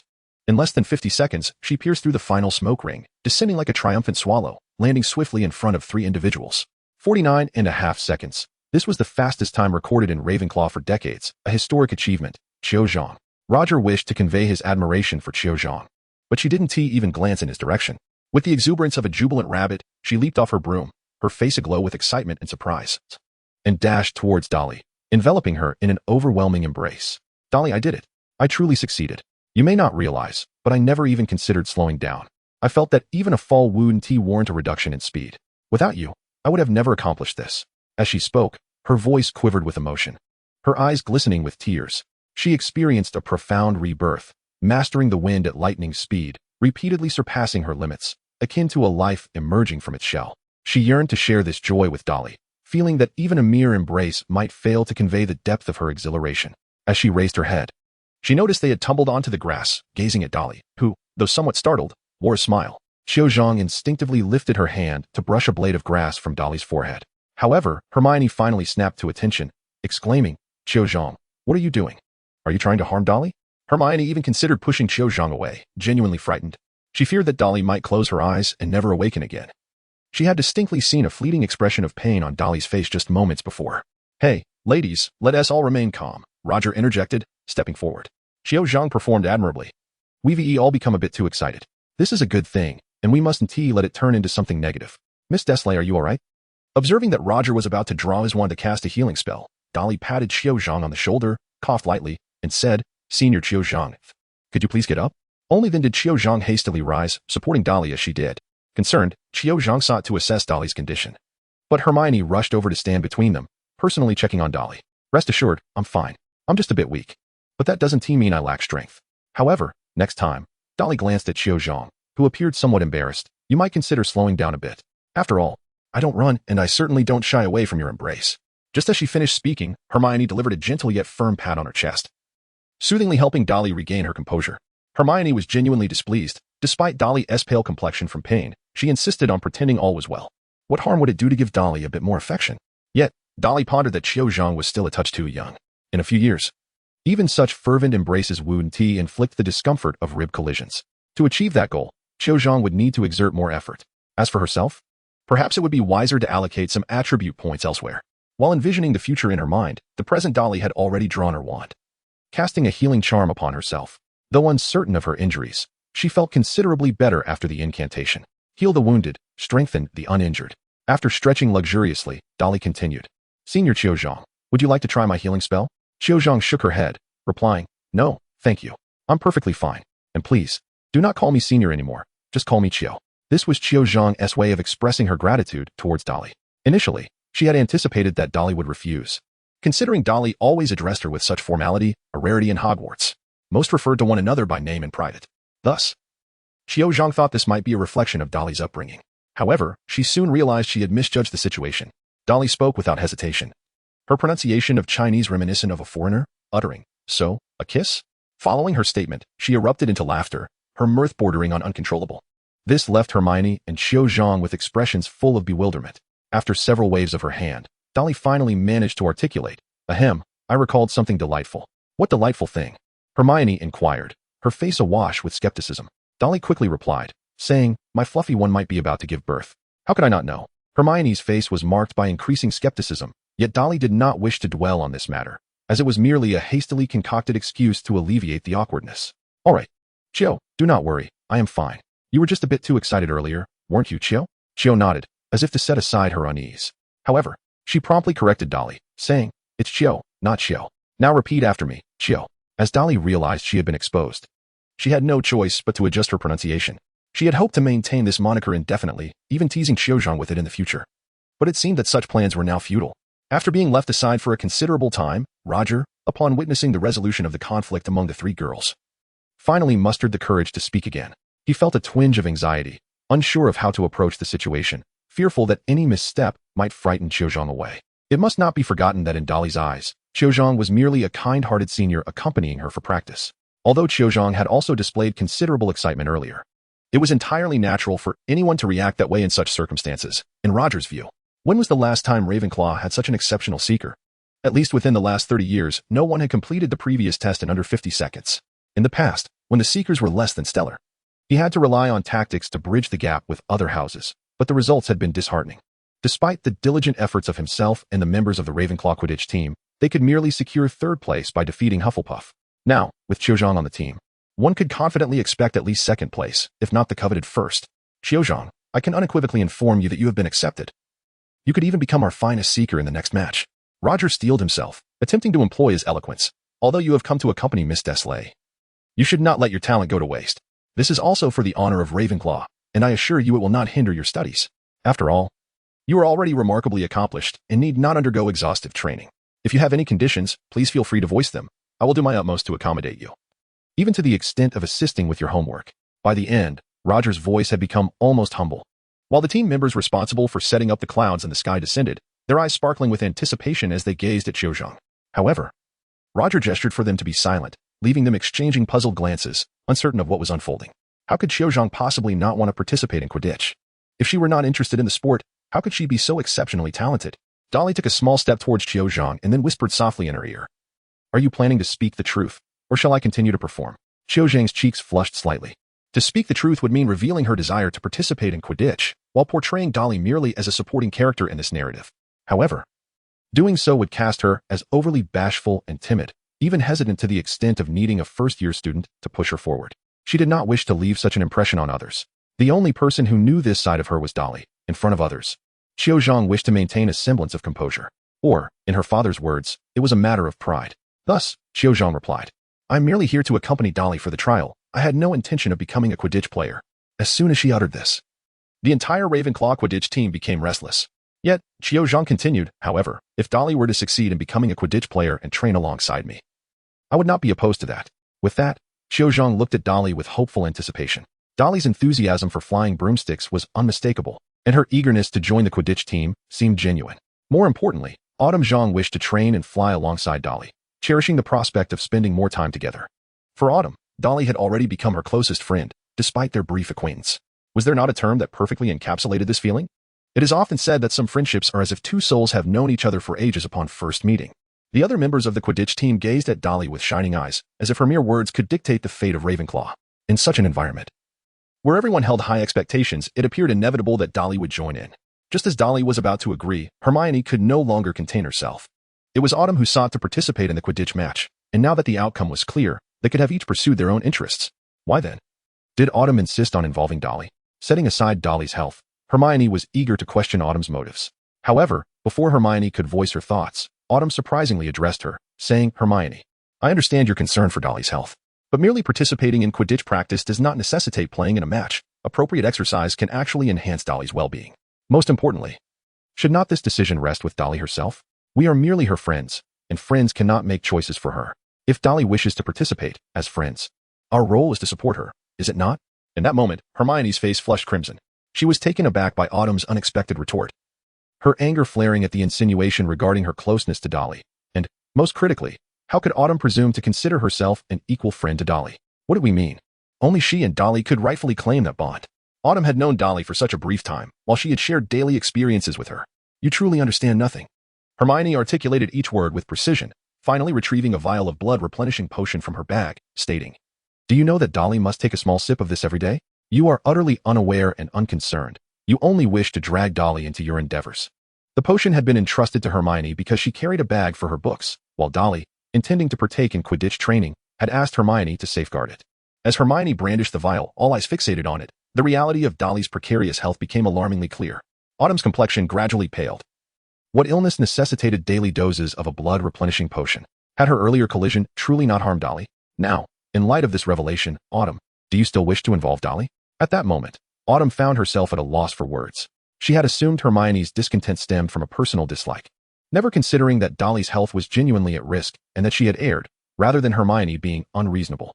In an instant, her conscience rendered her unable to meet Hermione's gaze, and she felt compelled to apologize to both Dolly and Hermione. However, Hermione denied her the opportunity, stating, We're leaving. Dolly, or do you still wish to stay and recklessly partake in Quidditch with her? Hermione turned to Dolly, her eyes shimmering with unshed tears. She did not believe she had done anything wrong. If Dolly still wished to be friends with Autumn, then there was little she could do. Perhaps, in the end, she would have to grow accustomed to solitude. As the situation unfolded, Dolly took Hermione's hand, gently brushed her hair, and then waved farewell to Autumn. It was a minor setback that she had not secured the rights to the bone-mending potion. She could always experiment further with brewing her own. For she was not yet prepared to confront the challenges of mending bones. Hermione's emotional state was of utmost importance. How could she allow a girl who genuinely cared for her to suffer due to Dolly's neglect of her health? An excuse must be found for such an unexpected turn of events. As for Autumn, she had already surmounted her greatest challenge in the time to come. She would need to focus on training, and Dolly need not remain by her side. Thus, in the midst of Autumn's guilt, sorrow, and confusion, Dolly and Hermione vanished into the shadows of the trees, arriving by the Black Lake. Noticing that Hermione was still despondent, Dolly suddenly adopted a serious demeanor, lowering her head to sniff Hermione's face. As for the updates on the writing, as of today, the results are as follows. According to the previous rules, additional chapters would be provided. 3 for recommendations, 2 for monthly votes, 1 for blades, and 10 for the treasure chest, totaling 16 updates. 8 have already been fulfilled, leaving 8 remaining. Today, 4 updates will be released, and gratitude is extended for everyone as support. Dolly maintained a serious expression, prompting Hermione to inquire, What has happened? If I smell unpleasant, I shall change my attire at once. No, it is not the sin of your clothing. Dolly suddenly burst into laughter, remarking, There is the taste of sour grapes upon your face. It was then that Hermione realized she had once again fallen victim to Dolly's playful trickery. In retaliation, Hermione reached out to pinch Dolly's cheek, but this time, Dolly was not to be outdone. She swiftly directed her hands towards Hermione's waist. Hermione's waist was exceedingly sensitive, and at the mere brush of Dolly's fingers, she quivered as if electrified. Her face instinctively sought to express laughter, yet she endeavored to portray a semblance of anger, leaving her body trembling and her hands attempting to retaliate against Dolly. Within mere seconds, she found herself in a chaotic predicament, oscillating between laughter and counterattack, ultimately colliding with Dolly's shoulder, compelling her to cease her playful assault. Dolly, with a playful abandon, fell backward, startling Hermione. Just moments ago, Hermione had been infuriated by the sight of Dolly being knocked to the ground by Qiu Zhang, and now she could not bear to see Dolly suffer a similar fate. With reckless determination, she lunged to catch Dolly, only to be pulled down along with her. As Hermione gasped in surprise, Dolly deftly stepped back with one leg, significantly slowing their descent. Essentially, Dolly had initially performed a deep squat, and when her rear met the grass, both she and Hermione found themselves sprawled on the ground. In that moment, Hermione realized that from the very beginning, Dolly had been teasing her, even preparing to bring her down with her. In a playful retaliation, Hermione delivered a light punch to Dolly's chest, prompting Dolly to feign distress with a dramatic change in expression. Alarmed, Hermione quickly brushed over Dolly's chest, fearing she had been too forceful. However, upon noticing the smile lurking at the corner of Dolly's mouth, Hermione understood that she had fallen for Dolly's ruse once again. This time, Hermione held nothing back, unleashing a flurry of playful punches upon Dolly. Dolly truly felt the sting of pain and quickly begged for mercy. Yet Hermione did not relent, saying, Aren't you quite adept at healing spells? Just use them on yourself a few more times. However, despite her words, Hermione eventually ceased her relentless actions and lay beside Dolly, somewhat miffed. Dolly turned to the side and gently caressed Hermione's cheek, smiling brightly as she said, Thank you, Hermione. Why are you thanking me? Hermione replied, puzzled. Because you care about me. In all of Hogwarts, you are the only one who shows such meticulous concern.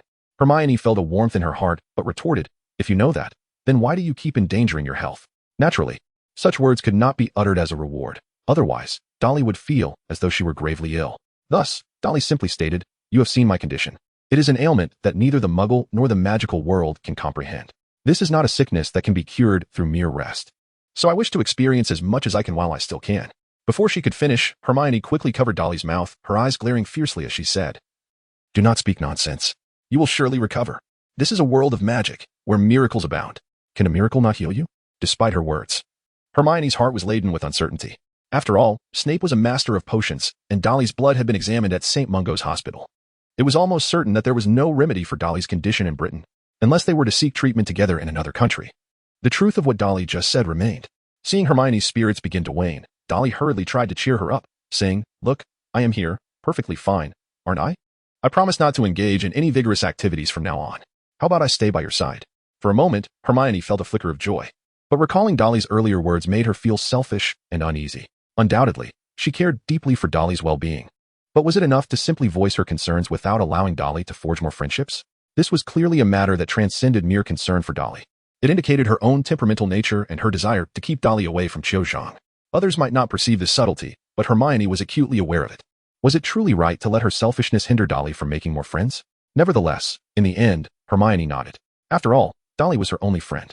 The two of them then lay facing each other beneath the dappled sunlight filtering through the trees for nearly an hour. Throughout the remainder of the weekend, Dolly refrained from meeting Qiuzhang. In turn, Qiuzhang did not seek out Dolly, but instead immersed herself in training. Even when they crossed paths in the dining hall, they exchanged only polite nods, devoid of further conversation. Within just a day, Qiuzhang had begun to regain her reputation in Ravenclaw, just as Dolly had anticipated. A girl exceptionally skilled at flying a broomstick was indeed considered an anomaly in Ravenclaw, yet they embraced such oddities, elevating Qiuzhang to the status of a star in their house, eagerly awaiting the honor she would bring them. As for the worries that had plagued Qiuzhang, they had largely proven unfounded. No one found it absurd that she had suddenly transformed her image. After all, the stark contrast between her demeanor on the pitch and in the classroom was entirely reasonable. Surely, Miss Dolly Dursley was the finest example of this phenomenon. As for the other houses, the weekend passed without significant events. In fact, this was the essence of ordinary campus life. In contrast, Dolly had experienced an unusually eventful start to the school year. However, with the arrival of Monday, Gryffindor and Slytherin began to stir with excitement. Discussion swirled around whether Malfoy would indeed gift Harry a flying broomstick, perhaps a Nimbus 2000. While no one doubted the Malfoy family's financial capacity, there were whispers about whether Malfoy could afford to lose face. This proved true, for upon returning home, Malfoy received a scathing reprimand from his father, Lucius Malfoy. The reprimand was not for gambling or squandering money but for losing.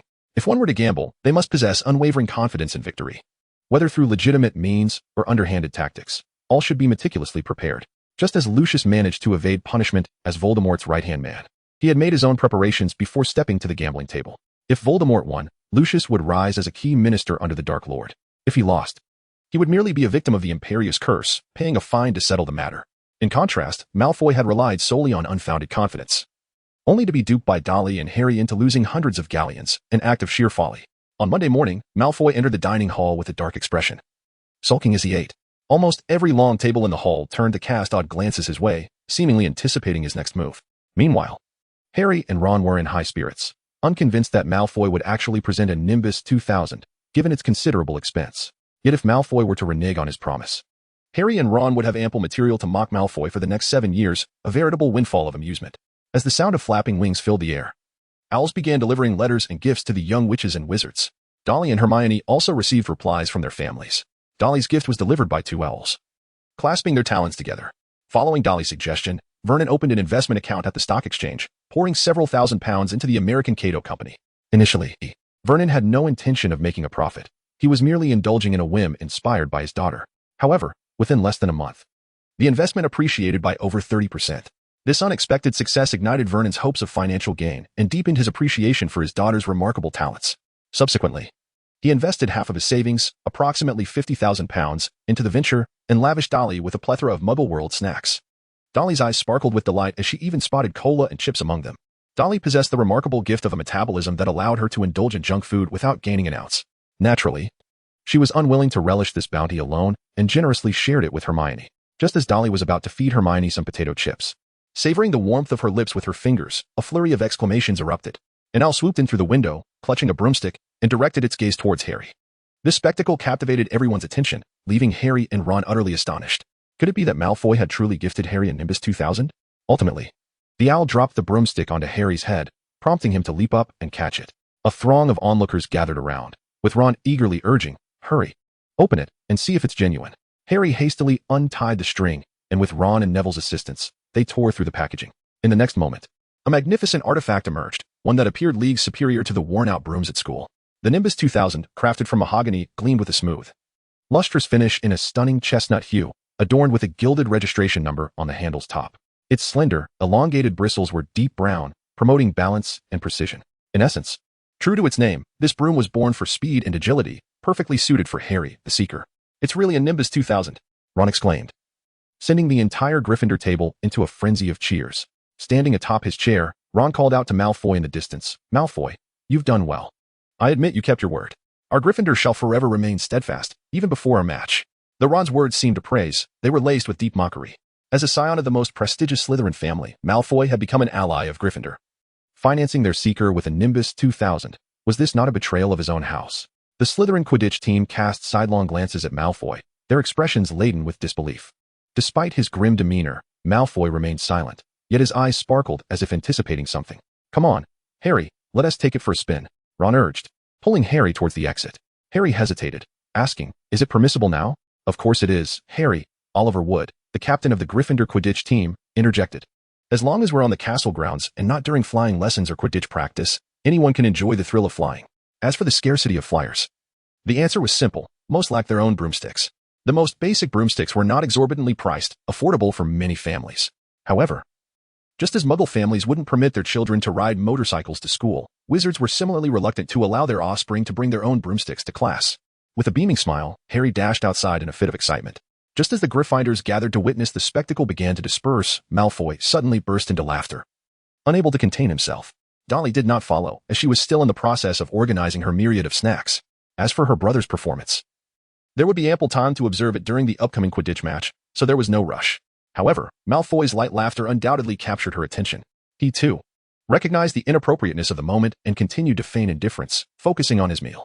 Yet, a sense of foreboding began to stir within Dolly, prompting her to turn and head outside to investigate what was transpiring with Harry. Just then, a chorus of gasps echoed from outside. By the time Dolly and Hermione rushed out, Oliver was already sprinting towards the hospital wing, carrying an unconscious Harry, whose arm was clearly broken. What had transpired? Dolly's expression turned sour, while Ron's anger escalated to the point where his eyes reddened. He erupted in fury, exclaiming, "That scoundrel Malfoy has tampered with the new broom." Just as Harry accelerated, the tail of the broom snapped, and we failed to notice the fracture concealed within it. He did this on purpose. He had his father meddle, aiming to endanger Harry. With that, Ron stormed into the dining hall, intent on delivering a beating to Malfoy. At that moment, Malfoy dropped his facade, laughing heartily as he ordered his minions to restrain Ron, all the while obstinately denying any wrongdoing. "Harry Potter's lack of skill is of no concern to me. He broke the broom himself. How can you blame me? Let me tell you, you red-headed beetroot, my father merely placed an order with the manufacturer, and that order was directly sent to you. The broom never even reached us. Who knows what truly happened? Even if Harry didn't break it. Perhaps it was the owl that did. Or maybe Harry simply had the misfortune of encountering a defective product. You cannot hold us accountable." Malfoy's demeanor darkened as he threatened, "Continue to spout nonsense and insult my family, and I shall have my father report you to the Ministry of Magic. Then we shall see how your foolish father manages to keep his job. I wonder how your family of beetroot heads will survive then." Instantly, Ron's bravado waned. While he could hurl harsh words in a moment of bravado, facing Malfoy one-on-one was a different matter entirely. He knew he was no match for him. Malfoy's talents and lineage overshadowed Ron's current standing, and perhaps only in the future, when Ron had grown and shed his insecurities, could he truly stand toe-to-toe with Malfoy. However, Ron was aware of his limitations, yet he had allies. He glanced at Dolly, his eyes filled with a plea for support. Malfoy, noticing Dolly as well, exhibited a flicker of panic, though he maintained a facade of confident bravado. The onlookers also turned their attention to Dolly, evidently curious to see how Harry's sister would respond. Although Dolly had not displayed remarkable prowess in recent days, an inexplicable faith lingered among the crowd that if she were to take action, it would undoubtedly be extraordinary. At that moment, Neville rushed over, dragging along a Nimbus 2000. "Dolly, here is the broom. I'm not sure if it will be of any help, but I brought it for you."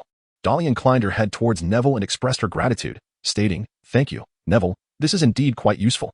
She picked up the broom and examined its tail meticulously. Although the end appeared to be a natural break, the marks were remarkably fresh, showing no signs of secondary damage. However, Dolly discerned an inconsistency. The fracture did not align perfectly. Had it been a clean break, the majority of the splinters would have fit together seamlessly, yet here, there was a noticeable gap. Approximately the thickness of a sheet of paper between the breaks. Clearly, a section had been sawed off by some means and then temporarily aligned by a force, obscured by the broom's tail. The individual responsible for such an act was no ordinary perpetrator. They demonstrated a profound familiarity with flying brooms, managing to sabotage it without detection while preserving its functionality. It was evident that only during intense acceleration would the damage render it unserviceable, suggesting that Malfoy and Lucius, despite any intentions, were incapable of executing such a task. Yet, was it truly beyond their reach? No, it was indeed them, albeit indirectly. Of course, should Dolly inquire about the identity of the culprit, they would not confess. Thus, she refrained from asking who the murderer was, and instead posed a question to Malfoy. I have a question for you, Malfoy. If you answer obediently, I shall concede that it was merely Harry's misfortune. Malfoy had braced himself for an argument with Dolly, but upon hearing her suggest that Harry should take the blame, he broke into a smug grin and replied, ask away. It is quite simple.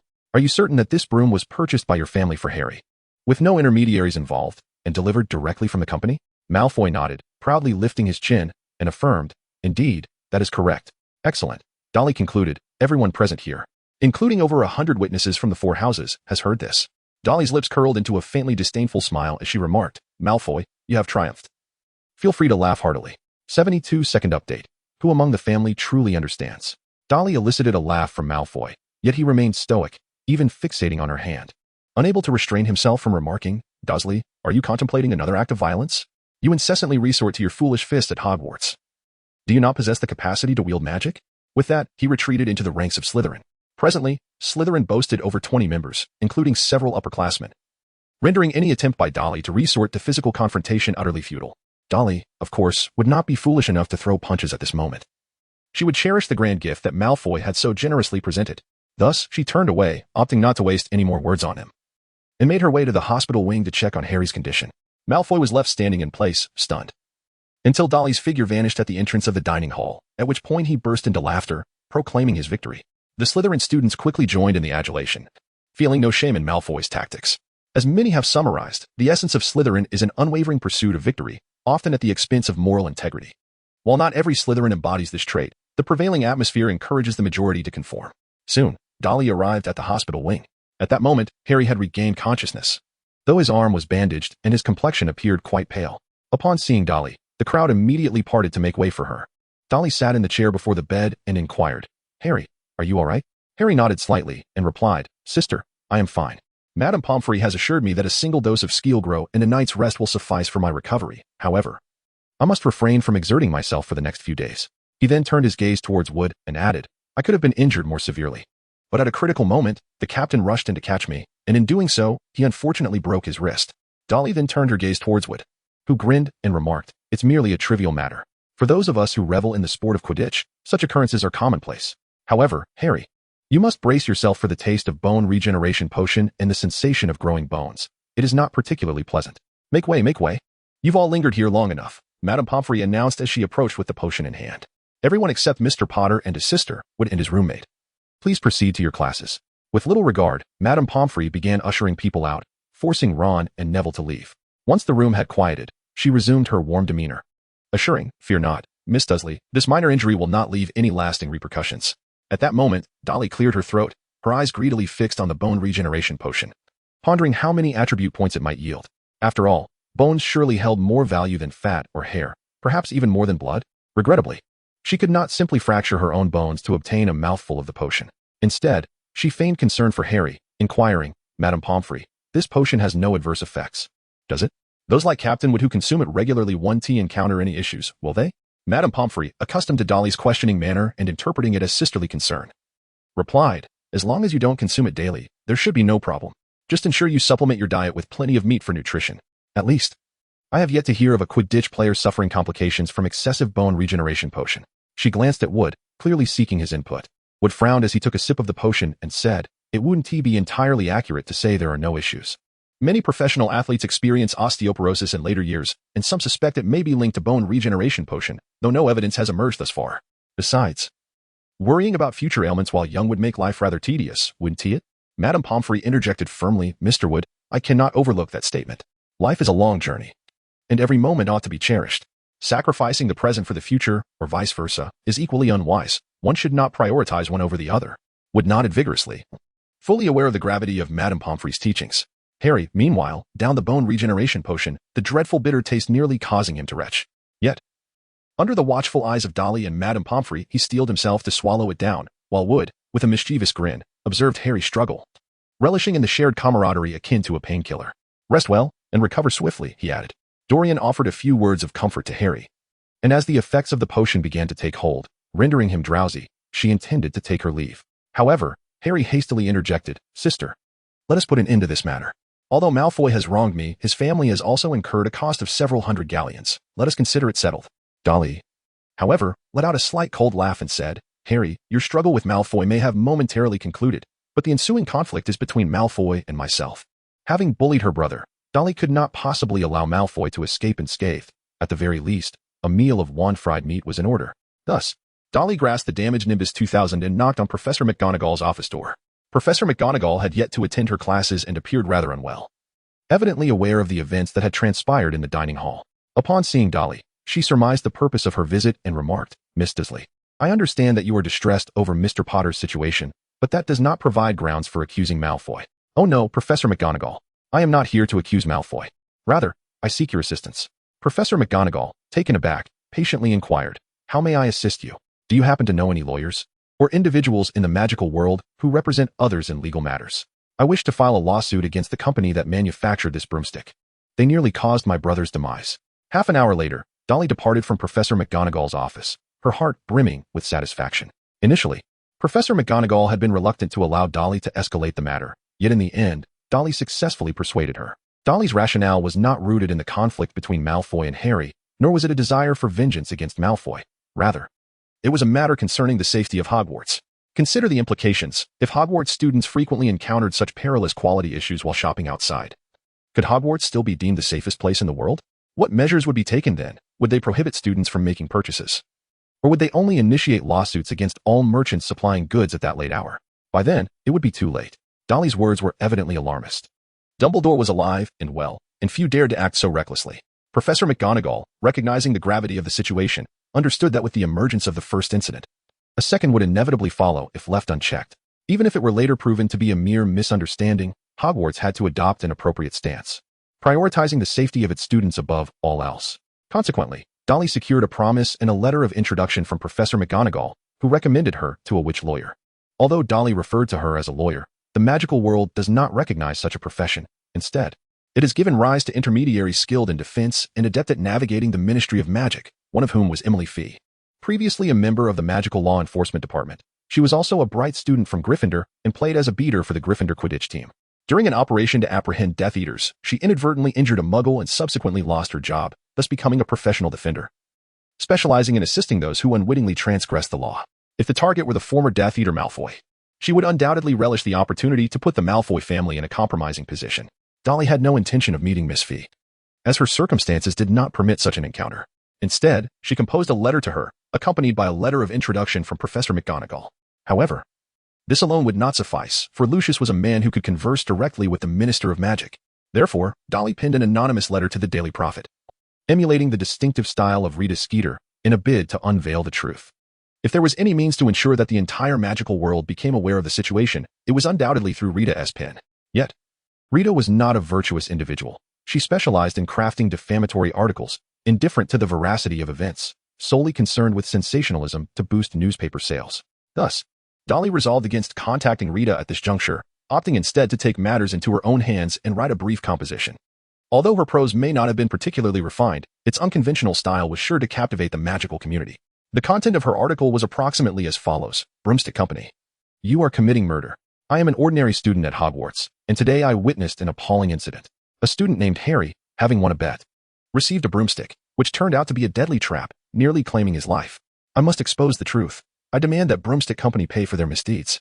Their broomsticks are lethal weapons, and they are a malevolent organization endangering the magical society. The story unfolds as follows. Harry is a brave and intelligent student, quite popular at the Magical Academy, and a star player on the Quidditch team. He has a nemesis, whom I shall refer to as Potato for the sake of anonymity. as he is still a minor and I am a law-abiding citizen. Potato is a selfish and wicked student, despised at the school, and a failure in the Quidditch team. They made a wager, where Potato attempted to have his father expel Harry, but he failed. The boy who lived was beyond his reach. Consequently, Potato lost and begrudgingly gifted Harry a broomstick. Enraged by his defeat, Potato sought revenge, determined to make Harry pay. He approached the broomstick company, requesting a broomstick that appeared stunning, advanced, and costly. However, it concealed a fatal flaw. During flight, it would abruptly lose control and crash, endangering the rider's life. The broomstick company accepted the task, producing a faulty broomstick and delivering it to Harry. Upon receiving the broom, Harry was initially touched, believing that Potato might change and they could become friends. He expressed gratitude, stating he adored the broomstick and was willing to set aside their grievances for a peaceful coexistence. Alas, as Harry soared into the sky on the Nimbus 2000, its tail suddenly snapped. He plummeted like a bird from the heavens, crying out in despair, narrowly avoiding a fatal crash. Fortunately, a senior student selflessly caught him, preventing what could have been a grievous injury. He sustained only a broken arm. What madness is this? What kind of broomstick is this? What sort of company is the broomstick company? I rushed to Harry's side, witnessing his wounds, his tears, and his suffering. A surge of anger and helplessness coursed through me. I knew I had to take a stand for justice and fairness. I will make them aware that they have not only harmed Harry but also me, every magical student, every enthusiast, and the entire magical world. Broomstick Company, you are committing murder. To the families of the magical community, I implore you to support me in spreading this matter, so that the vile Broomstick Company faces justice. May Merlin protect us. Upon completing her letter, Dolly contemplated reaching for her mobile phone, only to realize that she could only send her message via post to the Daily Prophet.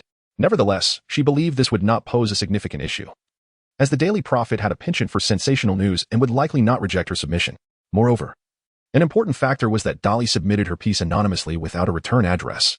According to the Daily Prophet's policies, they could publish such submissions without paying for them. Such a risk-free venture was too enticing for them to decline. After accomplishing this task, Dolly commenced a new week of her life. Harry had nearly recovered by the following day and would be able to continue training with the team come the weekend. Dolly's life had settled into a stable routine, spending her days primarily in the company of Hermione, except for the occasional encounters with Cho Chang. During these brief moments, Dolly could perceive a lingering desire within Cho, an unfulfilled yearning to take action. This sentiment was entirely understandable. Dolly had extended considerable assistance to Cho, yet she had not reciprocated in kind, and her actions had nearly led to Dolly's injury. Kind-hearted Cho could hardly forget these transgressions. Yet she was uncertain about how to confront Hermione. 3 days swiftly passed, and one morning, Professor McGonagall summoned Dolly to her office. Upon arrival, McGonagall presented Dolly with a letter, an epistle from Attorney Fee. The correspondence was succinct. Fee affirmed her acceptance of the task at hand, for the sake of Gryffindor. She vowed to deliver a stern reprimand to those audacious enough to tamper with broomsticks, and she concurred with Dolly's proposal to press charges against the Nimbus Company under the guise of murder. Naturally, the likelihood of winning such a lawsuit was minimal, as the Nimbus Company would never admit culpability for murder due to quality issues. However, Dolly's intent was not to seek monetary compensation. Rather, she aimed to ensure that the true culprits faced consequences. Making the matter widely known was the most effective means to achieve this, for otherwise, Dolly would be powerless against those hidden in the shadows. It was not feasible for her to infiltrate the Nimbus Company to uncover the perpetrator. Yet, the revelations did not end there. Professor McGonagall then produced the Daily Prophet. The front page featured an animated photograph of a well-dressed man, his visage a mixture of anger and anxiety, surrounded by a flurry of cameras, with the entrance of the Nimbus Company as the backdrop. The accompanying article commenced with Rita Skeeter's interview regarding the Nimbus Company, detailing a series of allegations about the owner's refusal to acknowledge internal corruption and collusion with external threats. Indeed, this was quintessential Rita Skeeter, denial equated to cowardice, and cowardice suggested guilt without accountability. The Nimbus Company was effectively sentenced to a swift execution in the court of public opinion, and Rita, a master of tabloid journalism, delivered her expose with finesse. Following this was Dolly's own remarkable denunciation, which starkly contrasted with the rest of the Daily Prophet. Even Rita Skeeter, with her notorious reputation, adhered to a certain journalistic decorum and employed eloquent language, albeit with a tendency for exaggerated fabrications. In contrast, Dolly's piece evoked the image of a young girl in tears, fervently crying out in anguish. Though devoid of photographs or illustrations, the article was rich in vivid imagery, compelling the Daily Prophet to allocate half of its front page to her words, effectively sharing prominence with Rita Skeeter's article. Subsequent pages returned to Rita's reporting, which chronicled her relentless pursuit of interviews with all personnel connected to Nimbus 2000, from the owner to sales representatives and shareholders, creating a narrative that suggested impending bankruptcy for the company. This was particularly disheartening, given that they had just launched the Nimbus 2000, touted as the fastest broom in the magical world, and were expected to be basking in success. Instead, They were caught in an unexpected scandal. It was evident how frustrating this situation was for them. There was no need for Dolly to urge any further action. The Nimbus Company would inevitably launch a fervent internal investigation. As she contemplated this, Dolly nearly burst into laughter, only to be reminded that she was still in Professor McGonagall's office, where the professor regarded her with a knowing expression, as if to say, "I knew you would find a way." Dolly felt a bit embarrassed and said, "Professor McGonagall, is there something else? You wouldn't be criticizing me, would you?" Professor McGonagall sighed deeply and replied, "If you had signed your name to this article, I would certainly criticize you aloud. As it stands, I can only advise you to refrain from such actions in the future, as they may cause some trouble for the headmaster. After all, we have always maintained that matters within the school should be resolved internally. However, this time, the Nimbus Company has indeed gone too far by capitulating to dark forces, which is entirely unacceptable to us." Finally, Professor McGonagall winked and added, "I previously thought you should belong to Hufflepuff, but now it seems you are truly suited for Ravenclaw. Rest assured, Professor, I have no desire to become a reporter. If I were to pursue a career, I would prefer to be the owner." Professor McGonagall did not press Dolly further. After offering her a few more words of advice, she allowed her to leave. Although Professor McGonagall held a strong aversion to Rita Skeeter, she had to concede that Rita was indeed an outstanding student of Ravenclaw. Here, outstanding referred to success in the conventional sense. While during their school years, students might prioritize character, once they enter society, their ability to earn a living becomes one of the crucial criteria for evaluation. Undoubtedly, Rita Skeeter was among the elite, though this assessment was made without the knowledge that Rita was, in fact, an unregistered animagus, a serious violation of regulations, as the Ministry of Magic mandates that all animagi must be registered. This requirement exists to prevent transformed wizards from being hunted as animals, or from being harmed by other wild creatures, or from becoming lost if they cannot revert to their human forms. Rita's rise to her current status was not solely due to her dubious journalistic tactics. She also possessed the ability to transform into an insect, enabling her to eavesdrop on exclusive news. Thus, if the fact that Rita was an animagus were to be exposed, many would gladly see her incarcerated in Azkaban. At that point, she would no longer be associated with the esteemed graduates of Ravenclaw. However, for now, Rita continued to bask in her spotlight. Days later, as the hype surrounding the Nimbus 2000 began to wane, Rita unveiled yet another sensational scoop. She reported that the owner of Nimbus had clandestinely met with a mysterious individual late at night to discuss how to handle the unfolding situation, during which the two engaged in a heated argument. However, the informant did not disclose the identity of the other party. The informant, in fact, was Rita herself, who had witnessed Lucius Malfoy's involvement, making it clear that he could no longer remain passive. As Nimbus continued its investigation, it was inevitable that the matter would ultimately fall upon Lucius, for the company could not afford to let its own demise occur simply out of fear of his status. Rita, wary of Lucius's influence, concealed his identity, yet her report undeniably thrust the Nimbus 2000 into the eye of the storm. Meanwhile, attorney fees lawsuit against Nimbus was finally approved, and the Ministry of Magic served a subpoena to the company. Although at first glance, the murder charge seemed implausible, the new wave of scrutiny raised questions about just how much damage Nimbus's reputation would sustain. No one could offer a definitive answer. On this day, Dolly and Harry were scheduled to meet someone. Initially, Dolly had no desire to see him, but considering that Harry's broomstick situation remained uncertain, she ultimately agreed to the meeting invitation. In the original narrative, Harry's first broomstick was a gift from Professor McGonagall. However, due to her awareness of the bet between Harry and Malfoy, the delivery of the broom had been delayed, likely until after the matter was resolved. Otherwise, purchasing a Nimbus 2000 that remained unused would have been a considerable burden for Professor McGonagall. After all, her income as a Hogwarts professor amounted to only 200 or 300 galleons a month, making it challenging to rely solely on her salary. Of course, the vast majority of professors had additional sources of income. A Hogwarts professor could easily become a sought-after figure by publishing articles or selling magical creations. Dolly and Harry were about to meet someone rather ordinary, a person who had expressed a desire to meet Harry Potter for quite some time.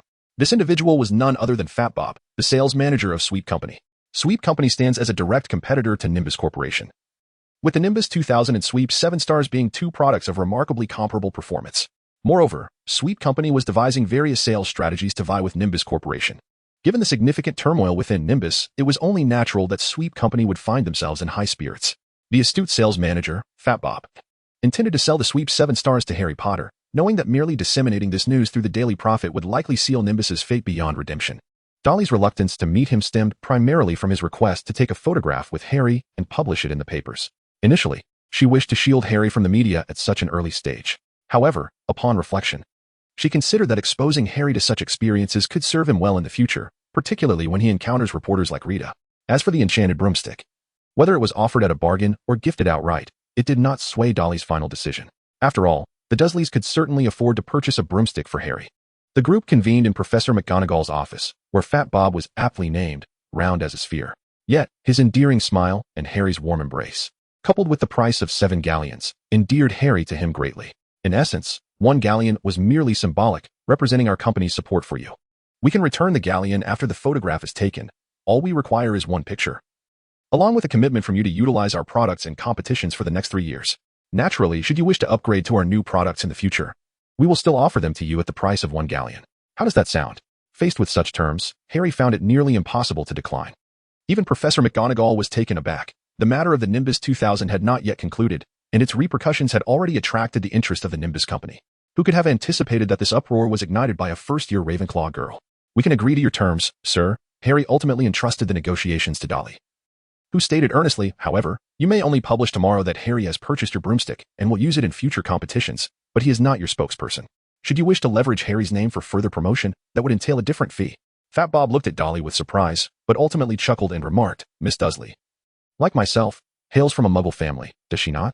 Dolly chuckled, remarking, if you do not hail from a Muggle family, I find it quite challenging to comprehend how you possess such extensive knowledge of marketing strategies. Bob, the rotund figure, laughed heartily and wholeheartedly acquiesced to Dolly's request. This was not merely out of goodwill. Rather, he represented the Nimbus Company, seeking to capitalize on the fleeting fame of Harry.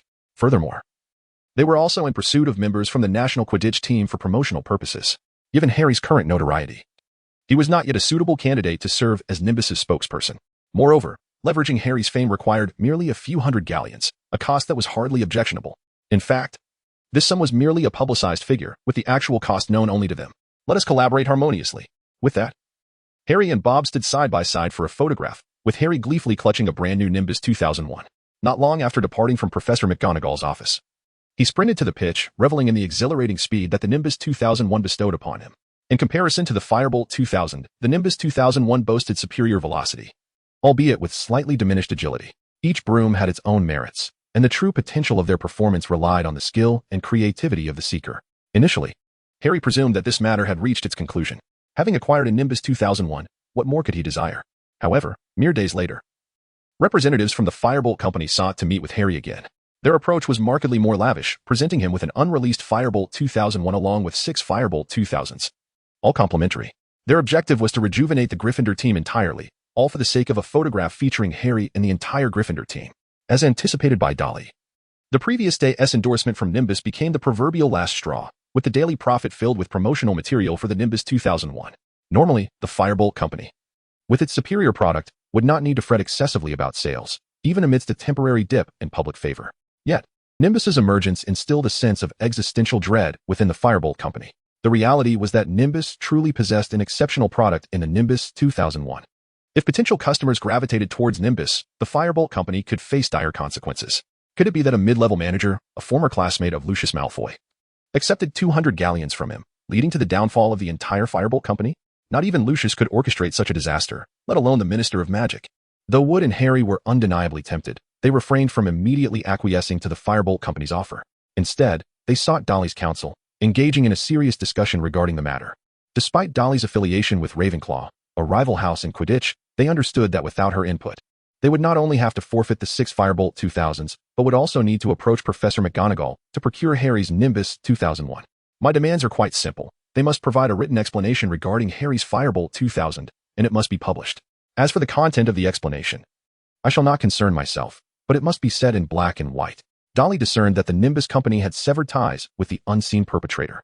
However, this does not imply that the true culprit would be unveiled, as it is highly likely they would seek a scapegoat, shrouded in a veil of confusion. This method is the most cost-effective solution, far less impactful than a genuine fallout between the Nimbus Company and the shadowy figure behind the scenes. Furthermore, the scapegoat, ensnared by the confusion spell, would ultimately be exonerated, for they too are a victim. As for the actual wrongdoer, the one who cast the confusion spell, where might they have vanished? The Ministry of Magic would certainly conduct a grand investigation, yet the duration and outcome remain uncertain. After all, they have been rather perfunctory in their inquiries regarding Voldemort's resurrection, let alone for the sake of a mere flying broomstick. Were it not for Fudge's concern over public votes, the Ministry might have even bypassed the pretense of a thorough investigation. The Nimbus Company did not anticipate that Dolly would not demand exorbitantly, thus, they promptly acquiesced to her request, even presenting the broomsticks before the trio and leaving without a backward glance, untroubled by any potential regrets. This left Wood in a state of both joy and anguish, elated that every member of Gryffindor could now possess a Nimbus 2000, while Harry, bound by contract, would continue to wield the Clean Sweep 7. As for the newest Nimbus 2001, whom should it be bestowed upon? In theory, Wood and his companions could utilize it. Yet a shared glance between Wood and Harry conveyed an unspoken understanding. They could not allow Dolly to gain nothing, especially considering she had been the one laboring tirelessly thus far. These two Gryffindors found it incomprehensible how Dolly had sparked this wave of fervor in the Daily Prophet that had persisted for the past fortnight. Sister, Captain Wood and I have decided to give you this broom. Me? Dolly gazed in astonishment at the handcrafted, yet to be mass-produced Nimbus 2001 before her and remarked, "This is truly a remarkable item. Even for a Quidditch player, it would be invaluable." Wood shook his head, replying, "We prefer a more uniform approach. To be honest, utilizing the Nimbus 2000 with the 7-star sweep has already been quite challenging for me. We certainly cannot afford another broom that differs so greatly. It would leave us utterly perplexed when attempting to arrange ourselves for photographs." As he spoke, Wood chuckled, playfully feigning an obsession with orderliness, and handed the Nimbus 2001 to Dolly. Harry also encouraged Dolly to accept it, expressing his gratitude for her tireless efforts during this busy period. Dolly's ability to assist across the colleges is solely due to the sibling bond shared between the two, a connection that holds immeasurable value for Harry. Thus, I shall accept this, but do not harbor any regrets thereafter. Dolly held a broom in her hand, a fleeting thought glimmering in her eyes. Wood and Harry exchanged glances, oblivious to the gravity of the situation, merely perceiving that Dolly was seeking an excuse to evade responsibility. Thus, they simultaneously proclaimed they would not regret it. Clutching her Firebolt 2001, Dolly resembled a triumphant general returning from battle, in search of her beloved to share in her joy. At that moment, Hermione had not accompanied them. As Dolly had frequently sought Harry's counsel in recent days, and Hermione, who was not particularly passionate about Quidditch, had ceased to follow them constantly. She was engrossed in her studies of blood-replenishing potions, having reached a critical phase where she felt that, given a little more time, she could assist Dolly in brewing potions with ease. Consequently, Dolly redirected her steps back to the dormitory, heading towards the Ravenclaw Quidditch team as training grounds. Before she even arrived, she could already hear Roger's disgruntled voice. "Zhang, this is not your usual pace. The emotions and abilities you displayed that day far exceeded your performance today.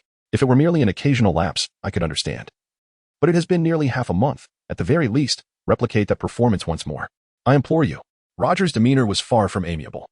Not because Zhang had become exceedingly poor, but rather, despite her current performance not matching that of the fateful day, she remained the strongest seeker in Ravenclaw. However, at this level, the prospects of contending for first or second place appeared bleak, and third place had always been a typical outcome for Ravenclaw. Roger yearned for a breakthrough. Zhang remained silent, earnestly striving to recapture the sensation she had felt that day, yet she continually sensed an emptiness within her, as though something vital was missing. At that moment, her peripheral vision caught a glimpse of golden hair. She promptly disregarded Roger, who was about to utter more words, and soared to Dolly's side on her broom, momentarily at a loss for words upon seeing Dolly's beaming smile. In retrospect, despite their limited conversation since the beginning of the term, Zhang felt an undeniable absence of a true friend. Not feeling well? Noticing Zhang's reluctance to speak, Dolly took the initiative, asking, "Have you been eating poorly, sleeping poorly, or simply not resting enough?" Zhang gazed into Dolly's lovely green eyes and replied, "I've been wanting to talk to you, but I couldn't find the opportunity. Perhaps that is why." Such candid words took Dolly by surprise, leaving her momentarily stunned, her green eyes flickering with uncertainty. After all, Dolly had grown accustomed to her interactions with Hermione, who, while often appearing dominant, was primarily executing their shared objectives or habits. When faced with unforeseen circumstances, Hermione's ability to respond would diminish rapidly, at which point the proactive role would shift to Dolly. In other words, Dolly was responsible for establishing habits, while Hermione executed them. If either of them wished to bridge the existing distance, it was invariably Dolly who would take the initiative. Yet, in facing Zhang now, it seemed their relationship was undergoing a subtle transformation. Dolly covered her mouth and chuckled, saying, "Here I am, aren't I? If you wish to chat with me in the future, feel free to come by during any break. Hermione is not as unyielding as you may think. For mere casual conversations, she will not hinder us." Dolly spoke the truth. She was also engaged in conversation with other Ravenclaw girls of the same year. Yet Hermione did not exhibit such a pronounced reaction.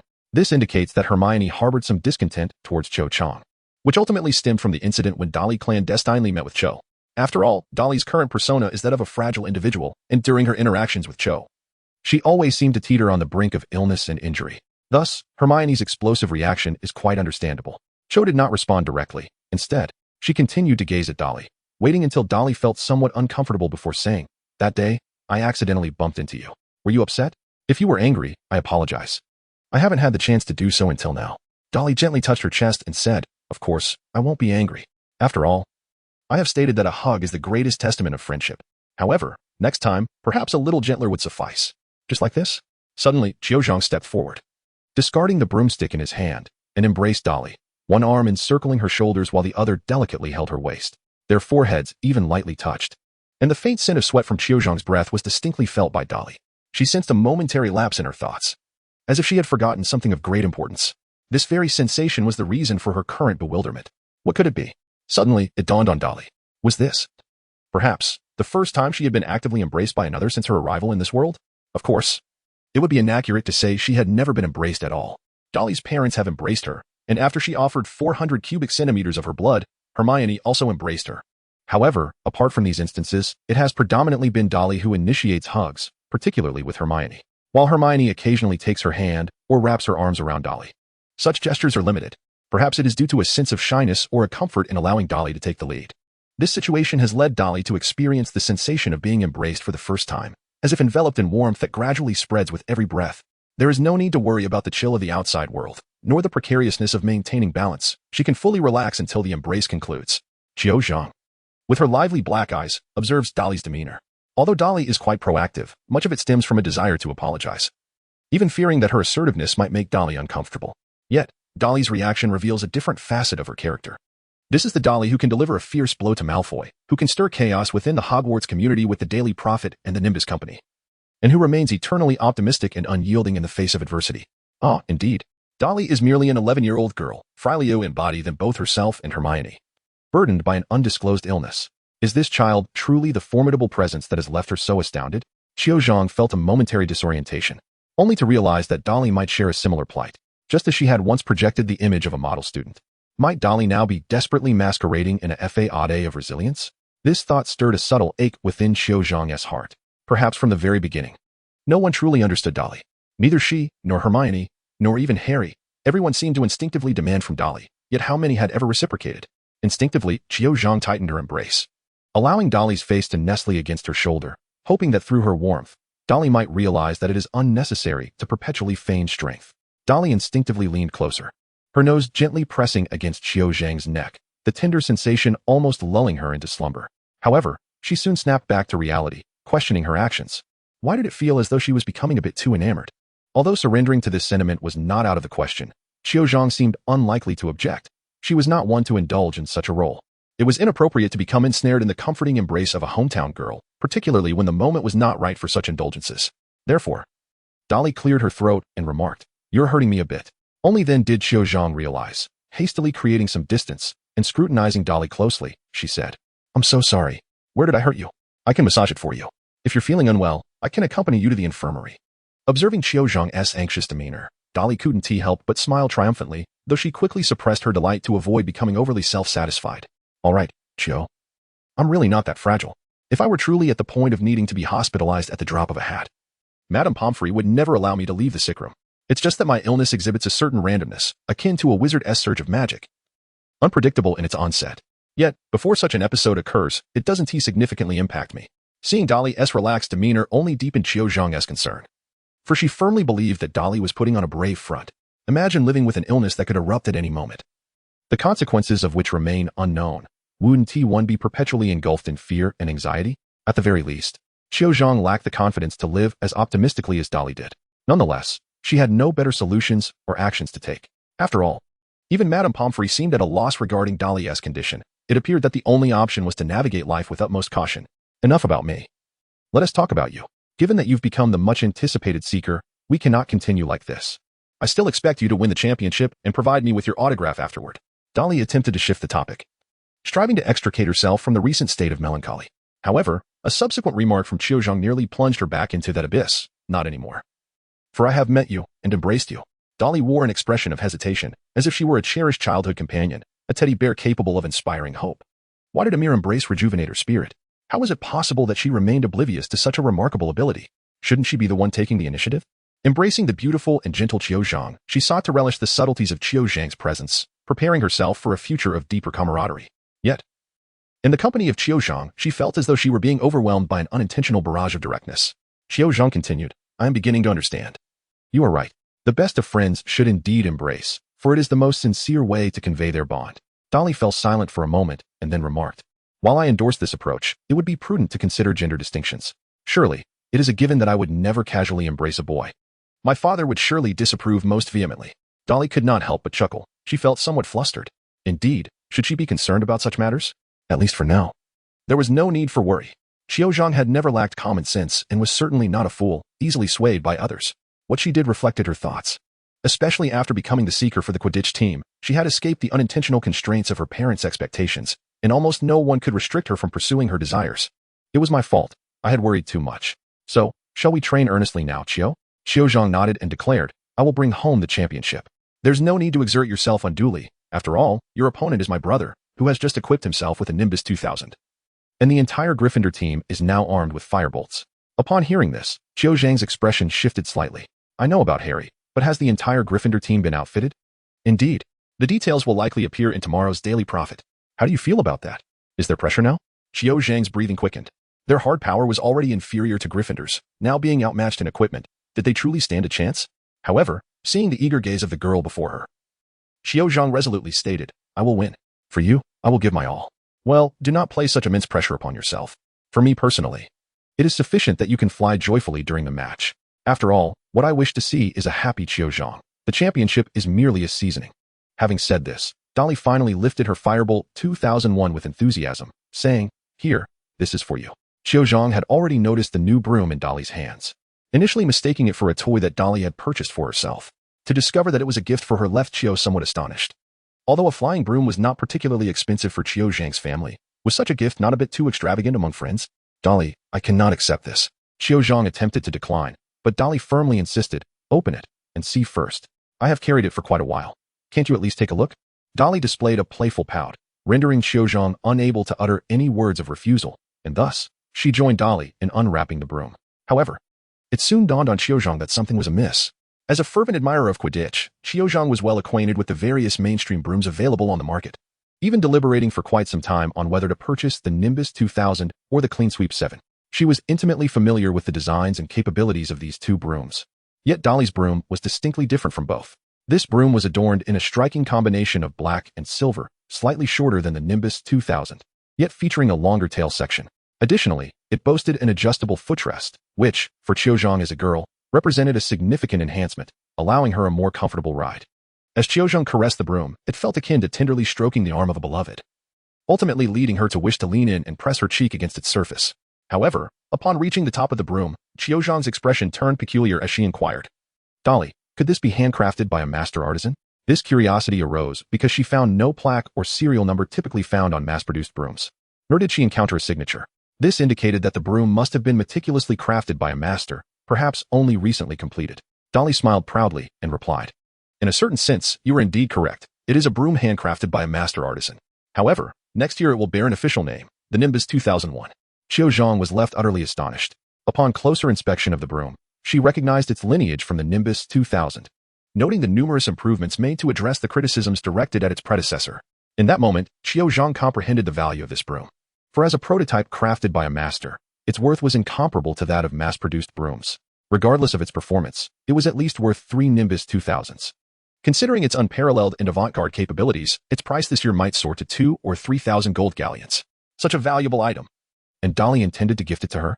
Even if Qiuzhang's family could afford it, she felt a wave of dizziness, questioning whether Dolly was in her right mind. Dolly, do you truly understand its value? I don't know. It was a gift from someone else, Dolly responded with unwavering confidence. Well, that does provide some explanation. In any case, you will discover the details in tomorrow's newspaper. I cannot reiterate everything, or we might be discussing it until dawn. As for this broom, we are not in need of money. We have no intention of selling it. At most, it will be kept as a collector's item.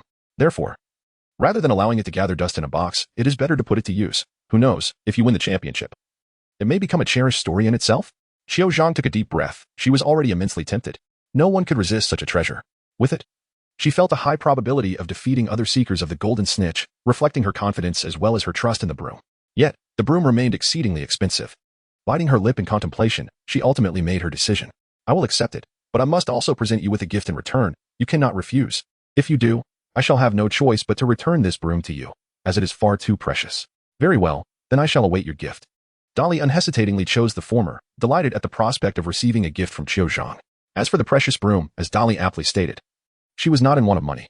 Dolly's investment advice to Vernon serves as a testament that occurrences in the mundane world of the past are likely to manifest here, at least to some extent.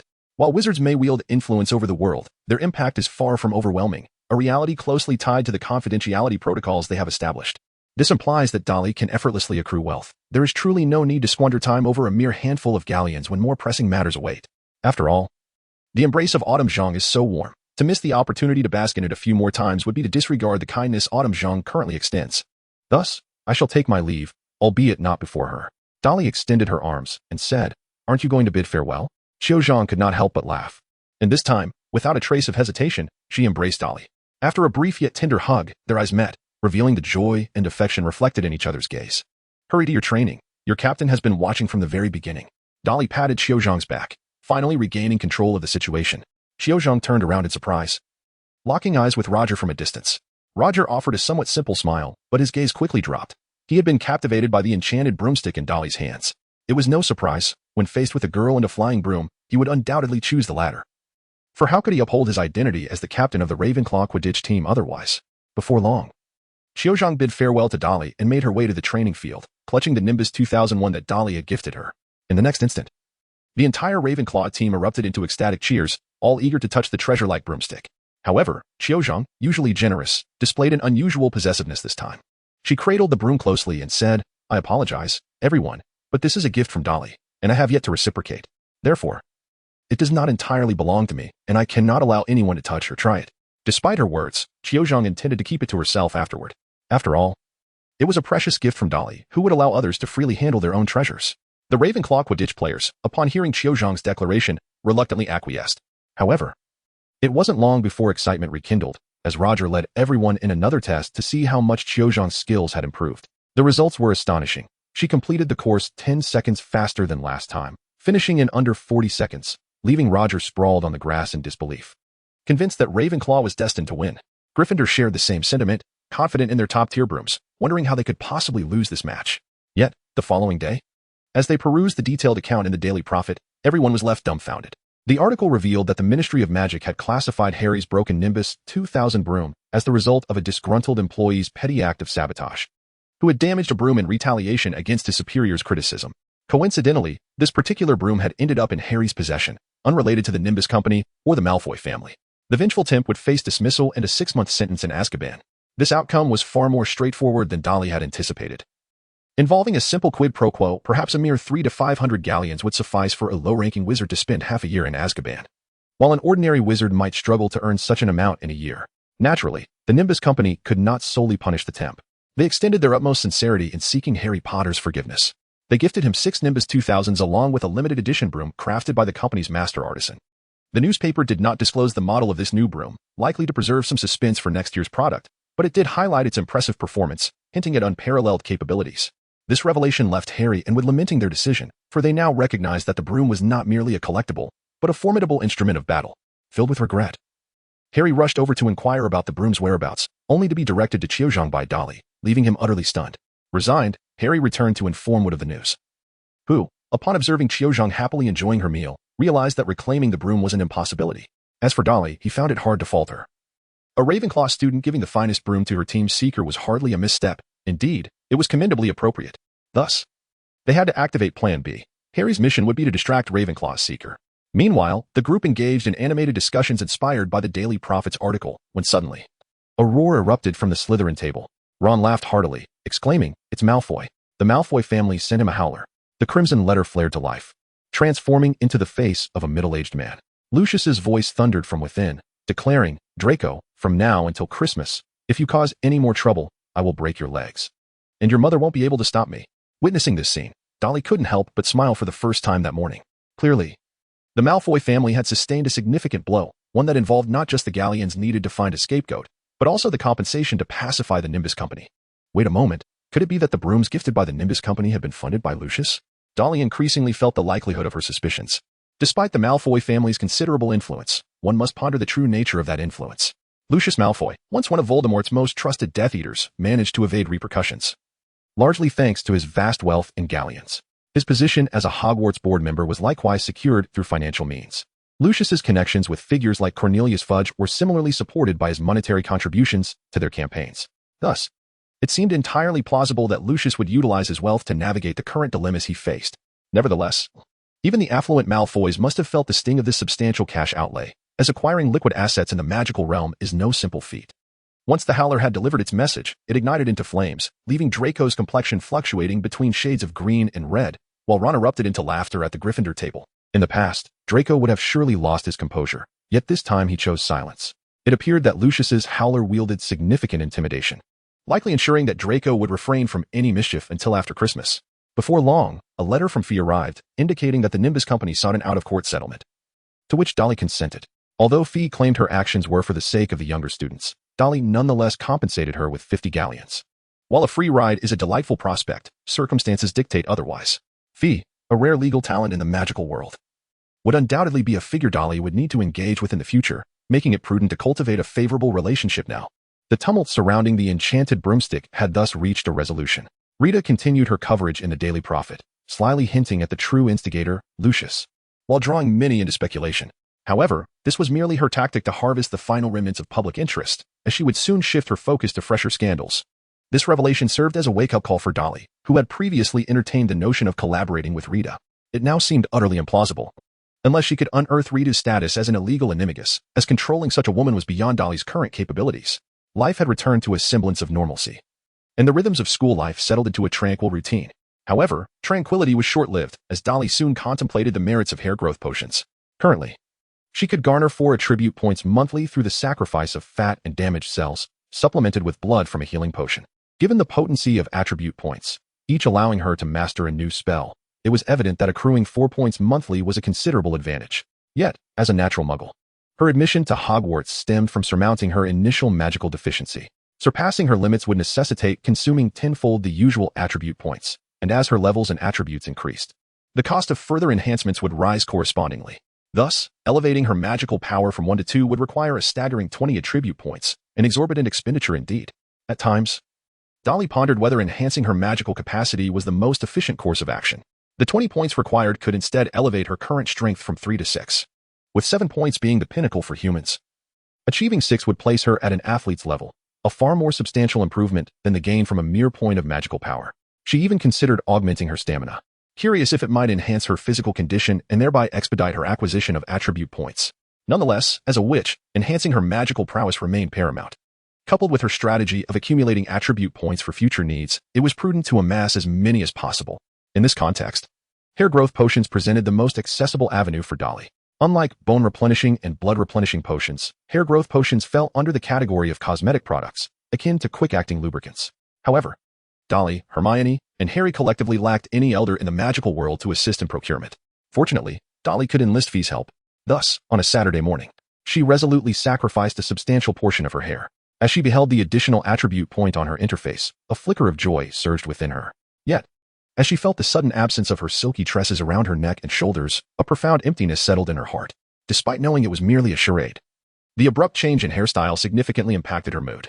Hermione's shriek dispelled any pretense of continued slumber, underscoring the consequences of a girl's transformation in appearance. Dolly, you're... Hermione stammered, grappling with her words. She grasped Dolly's shoulders, urging her to sit up, eager to convey the disheartening news, yet fearful of the potential blow it would deliver.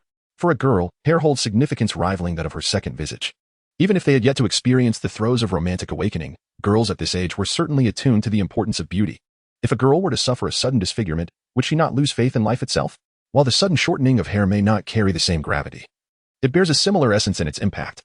Dolly opened her bleary eyes, feigning ignorance of the events that had transpired, and said, Hermione, weren't we supposed to sleep until noon today? Why did you wake me? No, that's not it, Dolly, Hermione replied, her anxiety rendering her somewhat flustered. She even contemplated the idea of concealing the truth from Dolly, but that was clearly impractical. There was no way Dolly could avoid attending class. Ultimately, Hermione gritted her teeth and suggested, Dolly, shall we go wash up together? Sure. Dolly feigned nonchalance as Hermione tugged her into the restroom. Just as they approached the circular vanity mirror, Hermione suddenly enveloped Dolly from behind in a tight embrace. This unexpected warmth caught Dolly off guard, sending a wave of comfort coursing through her. Nevertheless, she maintained her facade of indifference and inquired, Hermione, is there something troubling you today? If so, do share. And allow me to bring a smile to your face. Dolly's words only deepened Hermione's discomfort. She caught a glimpse of herself and Dolly in the mirror from the corner of her eye, and finally mustered the courage to speak. Dolly, I believe I would like to change my hairstyle. What do you think about me opting for a shorter cut? Dolly was well aware of the reason behind Hermione's words. Yet she could only feign surprise, exclaiming, "What has prompted this sudden thought? Surely, you haven't encountered any unpleasantness?" "No. I merely believe that short hair can be lovely as well. If you were to adopt a shorter style, you would undoubtedly be stunning. Then, if I were to cut my hair short, would you still remain my dear friend, Hermione?" Unable to contain her laughter, Hermione rested her chin on Dolly's shoulder, replying, "What nonsense are you speaking? Our friendship is not dictated by the mere length of hair. Let me assure you, regardless of how you may change, you will always be my dearest friend, my only friend." With heartfelt sincerity, Hermione felt a slight sting at the corners of her eyes. She truly worried about Dolly's health. Recalling the journey that began with her illness, followed by the loss of blood, and now, the potential loss of hair. Would the next time she awakened, Dolly simply vanish from her life? That simply could not be allowed, Hermione thought. Dolly turned around and faced Hermione, still appearing drowsy and unawakened. She gently wrapped her arms around Hermione's waist and remarked, "The more friends, the merrier. I see how effortlessly you communicate with Lisa and the others. Why can't you also befriend them?"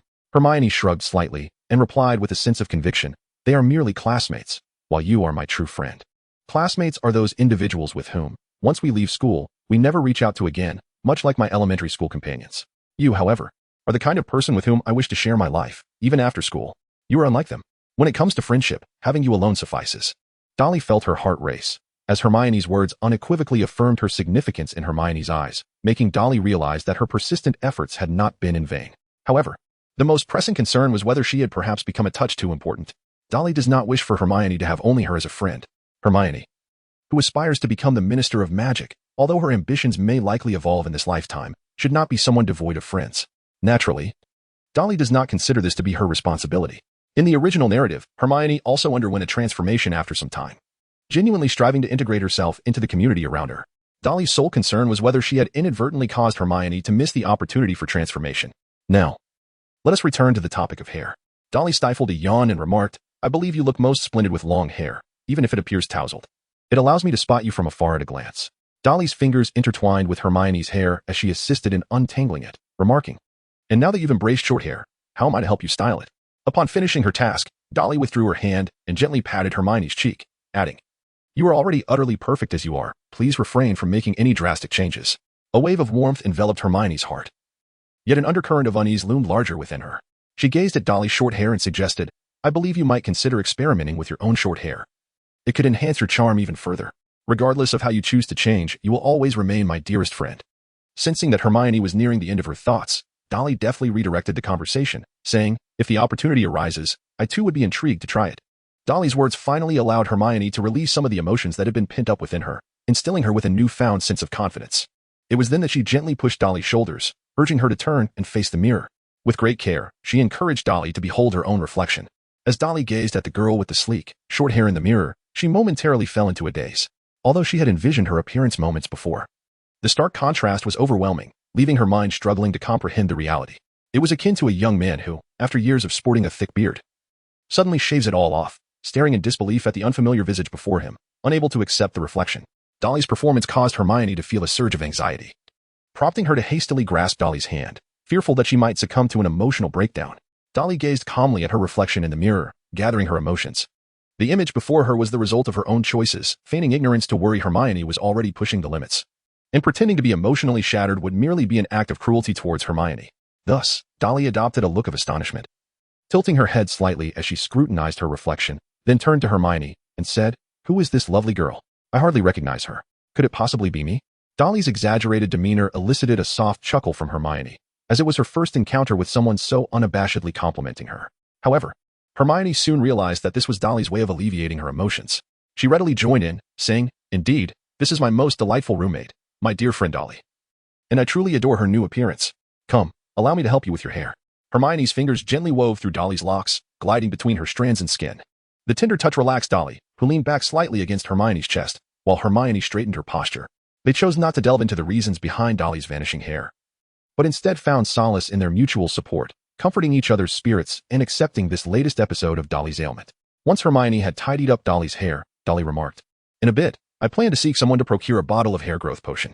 Although my short hair still exudes charm, I prefer my long hair. That way, you can spend a little more time styling it for me each morning."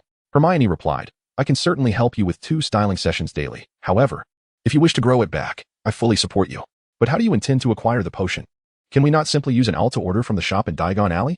For the first time, it would be prudent to have an adult wizard assist us. I plan to enlist Mr. Fay's help. We can leave our names at the shop, and then we should be able to place an order directly. Hermione nodded, no longer in a hurry to head out to her books. She proactively drafted a letter for Dolly, suggesting, "What do you plan to do next? Shall I bring you some lunch and say you're unwell?" Hermione believed it would be best for Dolly to remain in their dormitory for a couple of days, waiting until her hair had grown a bit after using the potion before returning to classes.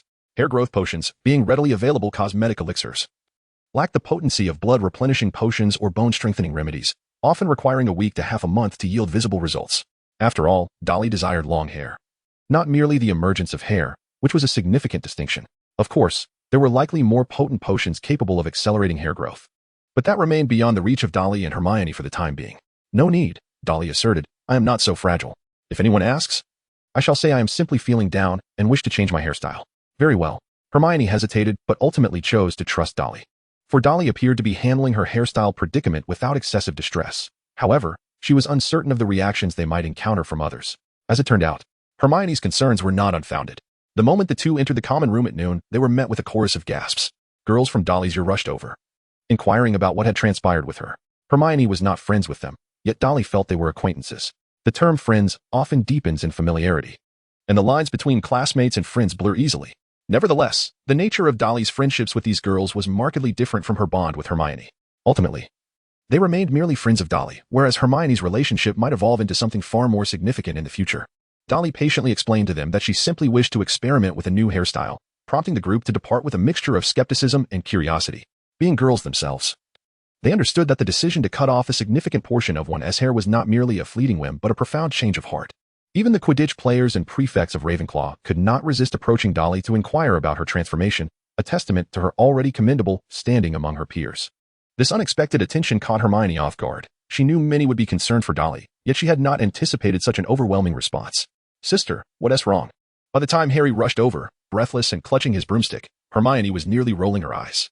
"So, Harry, do you think my new hairstyle is lovely?" Dolly's rhetorical question elicited a silly grin from the worry-laden Harry, who responded, "Sister, you look good with any hairstyle." This remark amused Hermione, who quipped, "Harry, when did you become so complimentary?" Harry shrugged. "Perhaps it is because no one else deserves my praise." Ron patted Harry on the shoulder, cautioning, "Harry, I'd advise you to be careful when you speak like that. Otherwise, you might find yourself the target of a malicious curse."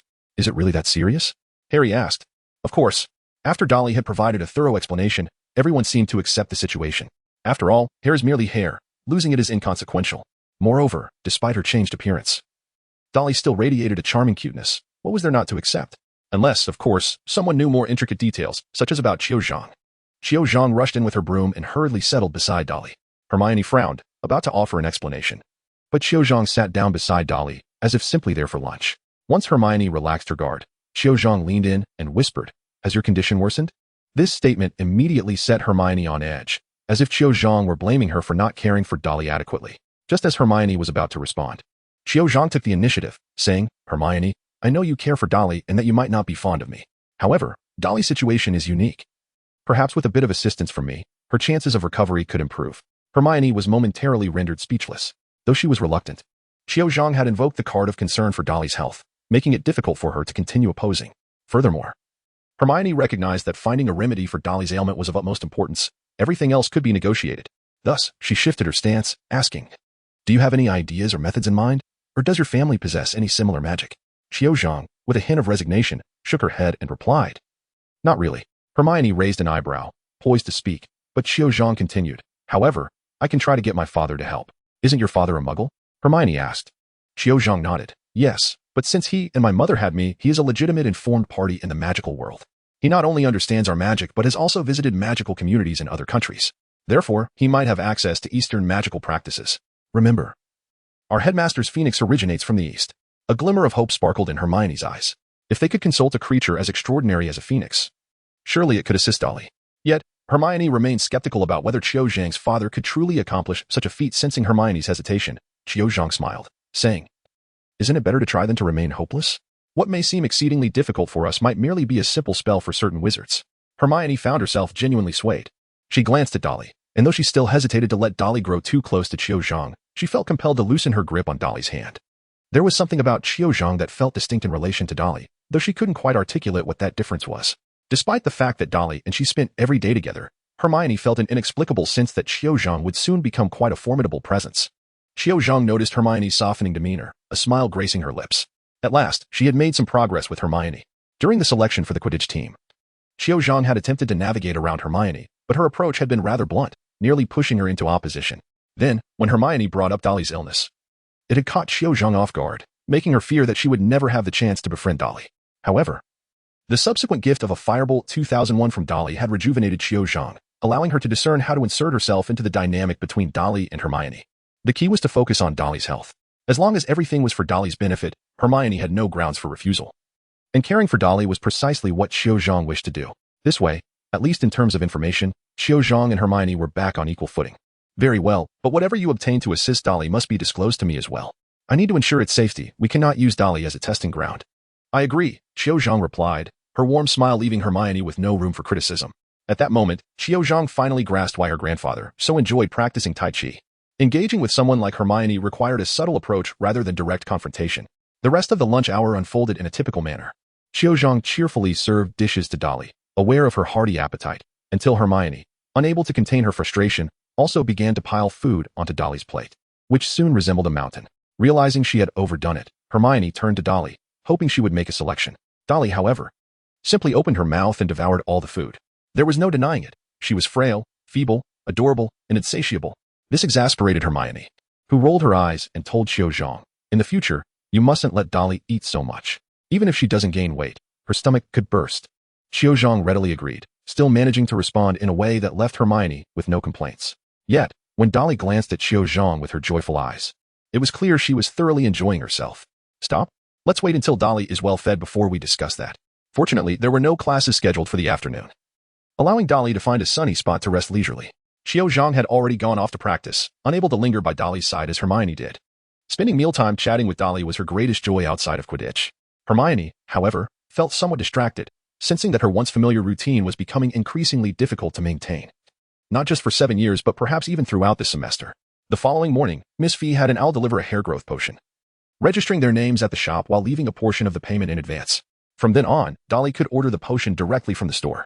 That evening, Dolly tried a small amount, and by the next morning, she noticed her hair had grown approximately 1 centimeter. If used daily, this could potentially yield 2 attribute points each month. Initially, Dolly felt quite pleased, as she had acquired an additional stable source of attribute points. This signified that she could now accrue 6 points each month. However, witnessing the persistent sorrow etched on her face every time Hermione applied the hair growth potion, she became acutely aware that in the eyes of others, she appeared to be a fragile girl who required 2 potions merely to maintain her health. If this continued, she might indeed be forcibly sent to St. Mungo S for assessment and treatment, although Street Mungo S would not be able to detect the existence of her unique abilities. Being compelled to stay in a hospital was hardly a pleasant experience. After pondering over these considerations, Dolly ultimately resolved to set aside her worries for the time being. She decided to accumulate some attribute points for future contingencies. Even if she could not amass enough points to elevate her magical prowess to level 2. At least it would enable her to learn various spells to navigate through different situations. Thus, life returned to a semblance of tranquility once more. Dolly's hair experiences a slight growth each day, capturing the attention of some friends. She openly admits to using a hair growth serum, eager to experiment with various hairstyles. Once her hair regrows, she plans to gradually accumulate attribute points by sacrificing 1 centimeter of hair daily, allowing her to maintain her usual appearance. The lively month of September gradually recedes, and the quiet October is soon drawing to a close. Unbeknownst to her, Dolly has already spent 2 months at Hogwarts. In these 2 months, it is noteworthy that she has amassed 14 attribute points. 12 of these points have been derived from the sacrifice of her blood, snow cotton, soon-to-perish cells, and hair. The remaining 2 points stem from her impending loss of 2 teeth. It was only after her teeth became loose that Dolly remembered to ask Hermione how many more she needed to replace. After counting them together, Hermione delivered a disheartening revelation. Most of Dolly's teeth had already been replaced, with only 4 second molars still requiring attention, indicating she is in the early stage of losing her baby teeth. This suggests that Dolly can only acquire 2 additional attribute points from her teeth, unless she opts to replace the already grown teeth and seeks out a potion for regrowing them. That seems unlikely. Sighing, she dismisses the idea, realizing that with her current 14 attribute points, there is no pressing urgency. She even contemplates investing in other basic attributes, such as stamina and intelligence, to explore their effects. Though 14 attribute points are insufficient to enhance her magical prowess, they present a promising opportunity to improve her foundational attributes and skill levels. Dolly's fundamental attributes. Aside from her strength of 3, willpower of 2, and charm of 5, remain at a mere 1 point each. Clearly, the passage of 2 months has not allowed Dolly to develop to a stage where she can passively increase her attribute points. This is precisely why Dolly is eager to experiment with allocating points, as her gradual growth has proven somewhat arduous. In terms of her magical prowess, however, she has seen slight improvement. Although her magical power stands at only 1, it does not hinder her from learning first your basic spells, many of which have already reached a foundational level of proficiency at LV1, while the quantity and quality of her spells pale in comparison to Hermione's. Within the confines of Ravenclaw, she does not find herself at the bottom, which brings her a measure of satisfaction. After all, should she wish, she could immediately invest her 14 attribute points, ascending to the pinnacle of Ravenclaw in an instant. What more could one desire? In just 2 days, Halloween will arrive. Traditionally, Hogwarts hosts a Halloween feast, transforming the Great Hall into a celebration of the season, with the school's ghosts performing at the event's conclusion. Given that Hogwarts offers few recreational activities, students are naturally excited, and both Dolly and Hermione share in this anticipation. During the original storyline's Halloween, Quirrell releases a troll into Hogwarts, inciting chaos while he takes the opportunity to investigate the Philosopher's Stone. At that moment, Hermione, feeling dejected after being teased by Ron, impulsively retreats to the restroom to weep, only to encounter the wandering troll. It is also plausible that Quirrell intentionally directs the troll to block Hermione, thereby drawing the professor's attention to her plight, allowing him to go unnoticed. Considering this knowledge in light of the current situation, it seems highly probable that Quirrell will indeed unleash a troll into Hogwarts to create disorder. He has mentioned possessing a specific strategy for dealing with trolls.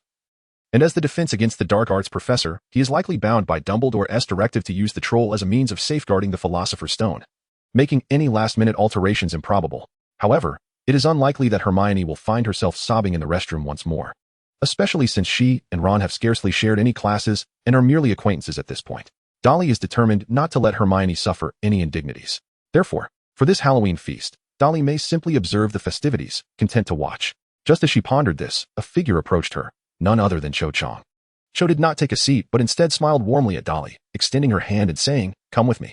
Dolly remained speechless, glancing around her. She noticed that Hermione was conspicuously absent at that moment.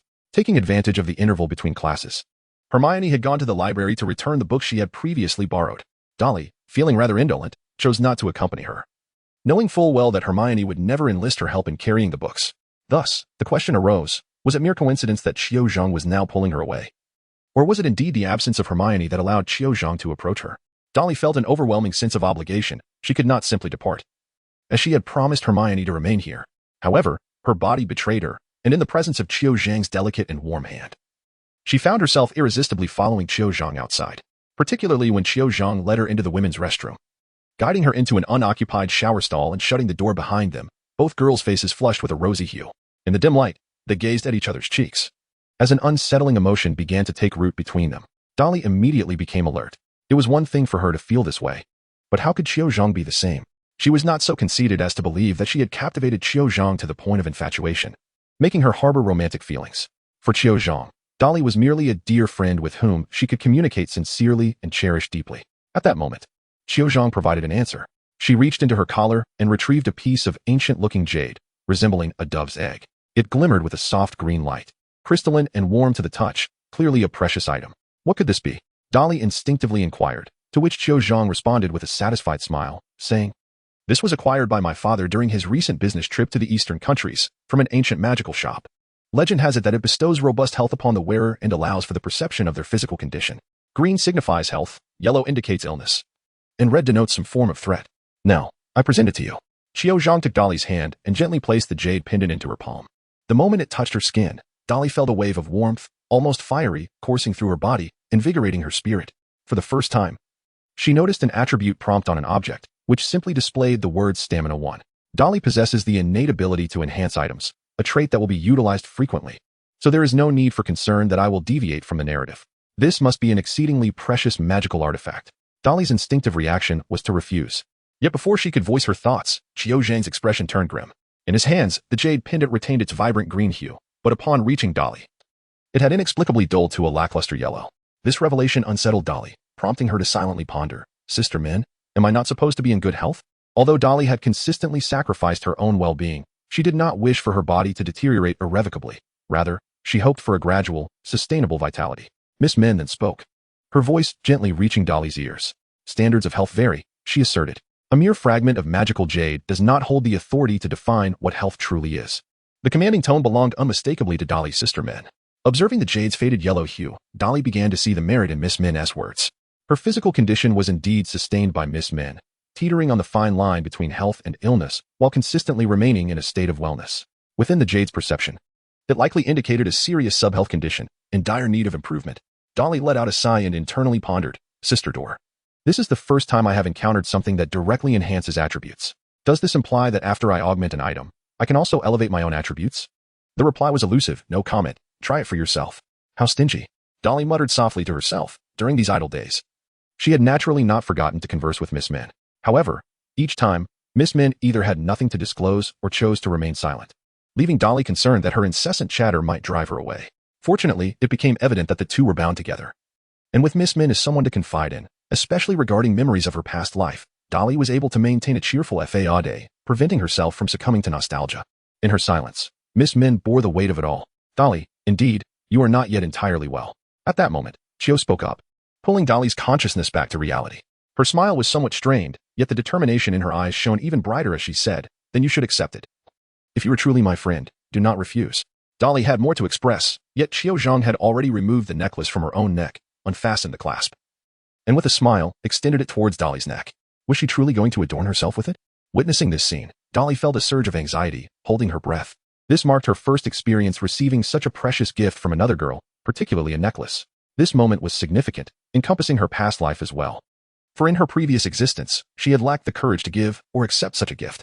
Dolly quietly gazed at the increasingly close face of Qiao, observing the strands of hair on his forehead gently brushing against her nose, bringing with them a delicate scent of lavender and a tingling sensation. Qiao hands caressed the strands of hair at the nape of Dolly's neck, gliding over her flawless, fair skin, where his hands met softly at the nape, gently fastening the clasp. He then tenderly lifted her collar, placing the jade pendant, still warm from his body, within her garment, allowing the cool jade to slide from her collarbone down to her chest. At this point, a slight chill coursed through her, stimulating her senses. In that moment, Dolly felt an irresistible urge to lower her head and inhale the fragrance emanating from Qiao, yet fearing it might startle him. She could only tilt her head back and suppress the impulse. When Qiao raised his head and noticed the peculiar expression on Dolly's face, he instinctively leaned closer and inquired, "What's wrong? Are you unwell?" "No, I am quite comfortable," she replied. Dolly gently rubbed her nose and remarked, "Perhaps it is a bit too comfortable. Your necklace truly has a remarkable effect." Qiao then chuckled and said, "I have been wearing it for a week, and only after confirming its efficacy and safety did I bring it to you. Promise me you'll wear it every day, will you?" Upon witnessing the hopeful gaze in Qiao Zhang's eyes, Dolly nodded. This gift was one she could not refuse, even though she was uncertain about how to explain it to Hermione upon her return. "That's wonderful." A joyful smile spread across Qiao Zhang's face as he expertly enveloped Dolly in his embrace. Clearly, he had grown quite accustomed to expressing his feelings through such gestures. However, the somewhat intimate setting of their position raised concerns. Should they be discovered, it might give rise to peculiar rumors. As Dolly pondered, a sudden loud thud resonated from the adjacent room. In an instant, her body tensed, evoking a sensation akin to that of a secret affair being uncovered by a spouse. She felt an overwhelming urge to render herself invisible or to vanish like a mirage, yet alas, both options were beyond her reach. However, after a fleeting moment of panic, Dolly suddenly realized that Qiao Zhang's body had also stiffened, as though she too harbored a guilty secret and feared exposure. This revelation sparked within Dolly a profound curiosity about Qiao Zhang's thoughts at that moment. Why did she feel as if she had committed an indiscretion? Qiao Zhang, slightly slower to react, regained her composure and noticed Dolly's inquisitive gaze, which only heightened her sense of guilt. She hastily suggested, "Let us depart, otherwise, Hermione will return and become anxious." "Indeed," Dolly replied. Dolly nodded and, together with Qiao Zhang, exited the small room. The two instinctively turned their gazes towards the source of the plopping sound, which now lay shrouded in an eerie silence, as if devoid of any presence. Was it merely an illusion, or were they intentionally avoiding one another? Their steps involuntarily slowed, and their heartbeats quickened in unison, resonating in a shared rhythm. Ultimately, it was Dolly who broke the silence, inquiring, "Hermione, is that you?" Qiao Zhang jolted, hastily averting her gaze, as though fearing that a furious Hermione might emerge from the room at any moment. Dolly, however, fixated on the small wooden door of the room, and soon noticed a head protruding from it. It belonged to a girl with straight, long hair and thick glasses, resembling a student, yet her head was semi-transparent, a clear indication that she was a ghost. She was staring intently at Dolly and Qiao Zhang, tears streaming down her face like a river, as she exclaimed in a high-pitched voice, "Why must you rendezvous in the restroom? Can't you go to the lawn, by the lake, to the library, or even to the bed? This is the only place I can go. Where do you expect me to hide? In the toilet? You are bullying me." "Ah." The ghostly girl emitted a heart-wrenching scream, her piercing voice prompting Dolly and Zhang to flee in terror, hastily escaping the restroom. This female specter was none other than Myrtle, the Ravenclaw student who had been murdered by the basilisk decades ago, following the intervention of the Ministry of Magic. She remained in this girl's lavatory, and due to the peculiar nature of her demise, she was unlike other restless spirits, possessing the ability to manipulate water to a limited extent. Yet, it was merely a form of mischief. Otherwise, Hogwarts would not have permitted her to linger here. Dolly and Zhang ran for several dozen meters before finally coming to a halt, breathless as they gazed at one another. Moments later, they both erupted into laughter. It seemed that their vigorous sprint had left a rosy hue upon their cheeks. Zhang further elucidated, that was merely the Myrtle. Her favorite pastime is to misconstrue everything said and done by others as a form of bullying, leading to her nonsensical ramblings. Thus, do not take to heart her earlier comments. We are certainly not on a date. Dolly blinked, secretly hoping that Mei Yong's words held some truth. Perhaps about her recent date with Zhang. However, on one hand, her youth rendered her a victim rather than a perpetrator, as she was of the same age as Hermione, making her the youngest among them. On the other hand, attempting to sway Zhang's affections would likely prove more challenging than with Hermione, given that Zhang had begun dating boys much earlier, displaying a maturity that far surpassed Hermione, who only embarked on such endeavors in the 4th grade. The task ahead of Dolly was indeed formidable. Nonetheless, as she caressed the pendant nestled within her chest, she felt a flicker of hope. Regardless of what others might say, she resolutely believed that she and Zhang were the best of friends. All right, Zhang nodded. You should head back for now. I have a few matters to attend to. Dolly nodded, aware that Zhang was not particularly eager to meet Hermione, especially with Hermione witnessing the intimate bond between her and Dolly. Thus, Dolly turned and departed towards the hall. Once Dolly's figure had vanished from sight, Zhang exhaled deeply, retrieving another pendant of similar design from her pocket. Her father had actually procured a pair of pendants, with hers being slightly larger. In addition to possessing the same functionality as Dolly's, it also allowed her to sense the condition of Dolly's pendant from afar. At present, the pendant in Zhang's hand radiated a vibrant and healthy green hue, yet a small jade stone embedded at the top glimmered with a faint yellow, indicating that Dolly's health was not well.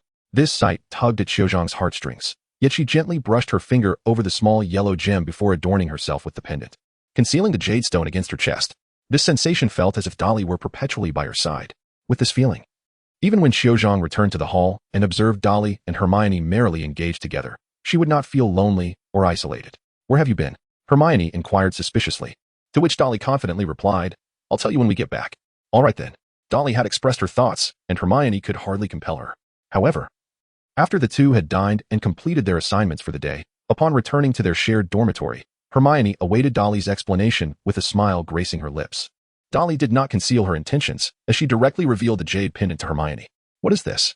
Hermione inquired, her gaze fixed upon the pendant that emitted a soft yellow glow, realizing it was indeed a magical artifact. Previously, I gifted Zhang the Nimbus 2001. And you remarked that I was excessively generous, utterly oblivious to its worth, asserting that I should not have acted in such a manner. However, now Zhang has reciprocated with this jade stone, which possesses the ability to inform me of my physical condition. For instance, yellow indicates a lack of health, green signifies normalcy, and red denotes danger. Having said this, Dolly removed the pendant from her neck and placed it into Hermione's hands, inviting her to experience its properties firsthand. As Hermione observed the stone transform in her grasp into a vibrant green, symbolizing health, she found herself suppressing her doubts. Questions of disbelief and authenticity lingered in her mind. Yet she quelled them. Ultimately, she could only articulate, is this item valuable? To which she mused, I am uncertain. However, we have not encountered anything akin to it in England. It could merely be a commonplace magical item within the Eastern magical realm, or perhaps it is a priceless antiquity. Dolly reached out to retrieve the pendant, but Hermione tightened her grip on it and took a step back, declaring, we must first ascertain whether it poses any danger. I have heard that certain objects may carry curses, some severe enough to result in death. Chio mentioned that she had worn it for an entire week. Dolly shrugged indifferently. Hermione raised her voice. Indeed, her courage is remarkable. At the very least, she ought to have it assessed by the Ministry of Magic. Dolly remained unperturbed and patiently inquired, shall we send it to the Ministry of Magic for appraisal? Hermione was inclined to reply in the affirmative.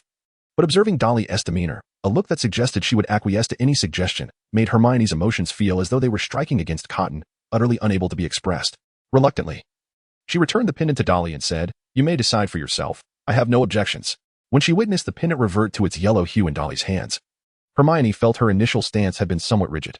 She then added, it indeed appears to be quite effective. It will certainly be of assistance to you.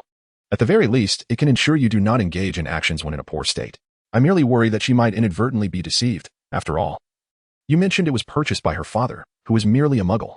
Oh, I do not mean to imply that her father is foolish, but Hermione's words became increasingly tangled, and ultimately, she surrendered, saying, "I apologize, Dolly." Dolly adorned herself with a pendant and, with a perplexed expression, inquired, "Why do you apologize to me? Are you not concerned for my well-being?" Hermione found herself at a loss for words. It was indeed an undeniable truth that she cared for Dolly. However, the emotions intertwined with that concern were not particularly pleasant. Hermione believed that Dolly must have sensed this over time, merely feigning ignorance. Well then, what shall we do next? Shall we read, play a game of chess, or perhaps seek out someone in the common room for a chat? After proposing these three suggestions, Dolly herself felt a sense of tedium. The thought of hastening the renovation of their dormitory struck her. She resolved to address the matter upon returning home for Christmas. Hermione shook her head and replied, "No. Thank you. I'm feeling a bit unwell today. I plan to read for a while and then retire for the night." "Very well." Dolly refrained from saying much more, as she could discern that Hermione was feeling quite low, even engulfed in a state of turmoil. Although Dolly was confident in her ability to comfort Hermione and bring her joy on numerous occasions, there were certain matters that Hermione needed to contemplate on her own. This did not pertain to Dolly attempting to sway her, but rather to help Hermione understand that one cannot rely solely on a single friend. If Hermione wished to forge friendships, it was indeed a rather simple endeavor, especially since she was in Ravenclaw, a house that revered intellect. And Hermione stood out as the most radiant first year among them. She merely needed to lower her guard slightly and embrace a bit more confidence. Then, the three girls from the adjacent dormitory would undoubtedly be eager to engage in daily conversations and studies with her. As for whether Dolly would feel envious as a result, she could always hold Hermione close at night to make amends. Ultimately, Dolly's motivations were not rooted in a desire to escape the absence of personal time while accompanying Hermione, but rather in the understanding that even the closest of companions can grow weary of constant proximity. This phenomenon is unrelated to purity. It is simply a human inclination that, once satiated, instinctively seeks amusement. Even though Dolly possesses 2 decades more of life experience than Hermione, she cannot serve as an inexhaustible reservoir of emotions, inevitably. There will come a day when it runs dry. Allowing Hermione a degree of independence is intended to provide both individuals the opportunity to recharge, thereby cherishing their moments together more profoundly. Subsequently, after both had completed their evening routines, they settled into bed. Dolly immersed herself in a classical novel, while Hermione perused her advanced textbooks. Yet, Hermione's gaze frequently drifted towards Dolly, as if seeking answers from her. The more she looked, the more agitated she became, ultimately deciding to extinguish the light before Dolly, cocooning herself beneath the covers, hiding away in the darkness. Although Hermione was reluctant, she was compelled to confront a troubling question. What if Dolly had more than one friend? A friend who was equally remarkable, perhaps even slightly more so, willing to lavish considerable resources on Dolly, and possessing a more amiable disposition than herself. In the past, Hermione had been indifferent to such matters, instinctively believing that she and Dolly were inseparable best friends, impervious to the intrusion of a third party. Yet now, Hermione had to concede that Dolly indeed desired a friend like Qiuzhang, and she too had the right to cultivate friendships. However, as Dolly's first friend, why did Hermione feel as though her heart was being wrenched, rendering her breathless? Was it truly, as Dolly suggested, that she should not confine herself to a singular friendship, placing too much importance on Dolly? Was it impossible for her to forego other friendships and solely remain with Dolly? The more Hermione pondered, the more chaotic her thoughts became. Her academically adept mind faltered in grappling with such emotional dilemmas, and a faint sense of betrayal towards Dolly ignited a surge of anger within her. Frustrated, she clutched Crookshanks and buried her face in his fur, attempting to channel her disdain for herself, even feeling an urge to lash out at Dolly. If she acted upon such impulses, it would signify a complete rupture of their friendship, not only losing her dearest companion but also relegating herself back to the isolating environment reminiscent of her primary school days. Such a scenario was utterly unacceptable. Yet, the image of Dolly laughing and chatting with Qiuzhang haunted Hermione, preventing her from finding solace in sleep, even as Crookshanks, pushed to his limits, howled in distress, which she chose to ignore. In a final display of frustration, Crookshanks floundered as if drowning, desperately seeking escape, and finally seizing an opportunity to leap from Hermione's embrace to land beside Dolly's bed, resting at its edge. Dolly had fallen into a deep slumber, her jade pendant resting on the bedside table, emanating a soft green glow. As Hermione gazed at the pendant, a furtive thought began to stir within her. In the darkness, she reached out, intending to grasp the pendant and cast it into an untraceable corner. She was acutely aware that explaining the sudden upheaval of Crookshanks, who had only just closed his eyes, would likely lead to her bearing the brunt of blame. Crookshanks, ever vigilant, circled the room, his back arched in alertness. It was then that he caught sight of Hermione's outstretched hand, and their eyes met. The bright gleam in Crookshanks' eyes resembled a guiding beacon, prompting Hermione to retract her hand swiftly, only to have him bite down on her wrist. The pain brought tears to her eyes, yet Hermione uttered not a single sound. It was only when she regained her composure that she released her grip, reclining to gaze at the ancient ceiling, recalling every precious moment spent with Dolly. Perhaps she was not the most suitable friend after all. Her friendship with Dolly stemmed solely from the fact that Dolly was an exceptional girl, and their paths had fortuitously crossed. Had it been someone else, they might have deemed her an arrogant and rude little muggle witch upon their first encounter at the tavern. Lost in such thoughts, Hermione found herself shedding tears unknowingly. Eventually, she closed her eyes and gradually drifted into sleep, awakening with a lingering soreness in her eyes. A testament to tears repeatedly dried by the wind. How embarrassing. Hermione gently touched her cheek and, noticing that Dolly was still asleep, decided to wash up and quietly slip out of the room. From this day forth, she intended to attempt living independently. This was not a means to evade Dolly, but rather a step towards stepping out of her comfort zone. Dolly had mentioned this concept before, and though Hermione had not fully grasped it then, it seemed to resonate with her now. "Why didn't you wake me today?" Dolly inquired playfully as she rushed in for breakfast, her hair still a bit disheveled. Hermione smiled and replied, "I woke up too early today and didn't want to disturb your slumber. Now that it's nearly time, hurry and eat. I've saved your favorites for you." "Thank you, Hermione. You are simply wonderful," Dolly exclaimed. Dolly embraced Hermione, who smiled warmly in return, as though nothing had changed from before, save for the fact that Hermione had not awakened her that morning. Therefore, Dolly thought little of it. After all, in addition to Hermione, Crookshanks was also responsible for rousing her, and perhaps Hermione had simply risen too early today. The remainder of the day unfolded much like any other. Though tomorrow marked Halloween, and the atmosphere in the Great Hall had grown increasingly vibrant, the prefects had begun to prepare the materials they would need. Awaiting the conclusion of the meal to commence adorning the hall. Bright and early the following day, Dolly awoke with the dawn. Today, Crookshanks had yet to rise, and Hermione's presence had once again vanished. Dolly sensed that something was amiss, so she decided against lingering in bed any longer. After a brief tidying up, she hurried to the auditorium, eager to discover what Hermione was up to. If it was merely a study session, it would indeed align with Hermione's character, as she would never indulge in lounging around with Dolly. However, to Dolly's surprise, she overheard Hermione and Autumn engaged in a heated argument from a distance. Yet, as Dolly's footsteps drew nearer, they abruptly ceased their quarrel. Nevertheless, the flushed expressions on their faces clearly indicated that their disagreement had been intense. What transpired? "Is there anyone who could enlighten me?" Dolly spoke softly, but was met with an unsettling silence from Chio Zhang and Hermione. This left her with a throbbing headache. Were they destined to be at odds? Or perhaps, was it true that intelligent individuals inherently repelled one another? If no one chose to speak, she would simply regard this as a Halloween ghost story. The tantalizing aroma of pumpkin wafted through the air. Why wouldn't they indulge in its fragrance and joyfully partake in pumpkin pie together? Indeed, the air was infused with the delightful scent, a result of the diligent house elves preparing for the evening's feast since dawn. Even the roof was adorned with Hagrid's enormous pumpkins, carved into ghastly shapes, aligning perfectly with Dolly's sentiments. Chio Zhang managed a strained smile, saying, "We are waiting for you, but there is still some time before dinner. Perhaps I could teach you some spells?" It was then that Hermione reached out and pulled Dolly closer, asserting, "No need for that. Dolly and I can handle everything." Chio Zhang nodded, leaving Dolly even more perplexed. What conflict had unfolded between them, and was there anyone who could elucidate it? Perhaps she ought to inquire of the ghosts or the house elves. Thus, Dolly spent the most silent morning since her arrival at Hogwarts.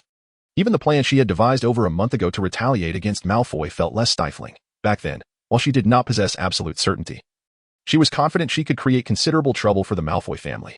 Now, however, deprived of crucial information, she found herself feeling rather powerless. After all, tactical prowess could not alter a strategic disadvantage.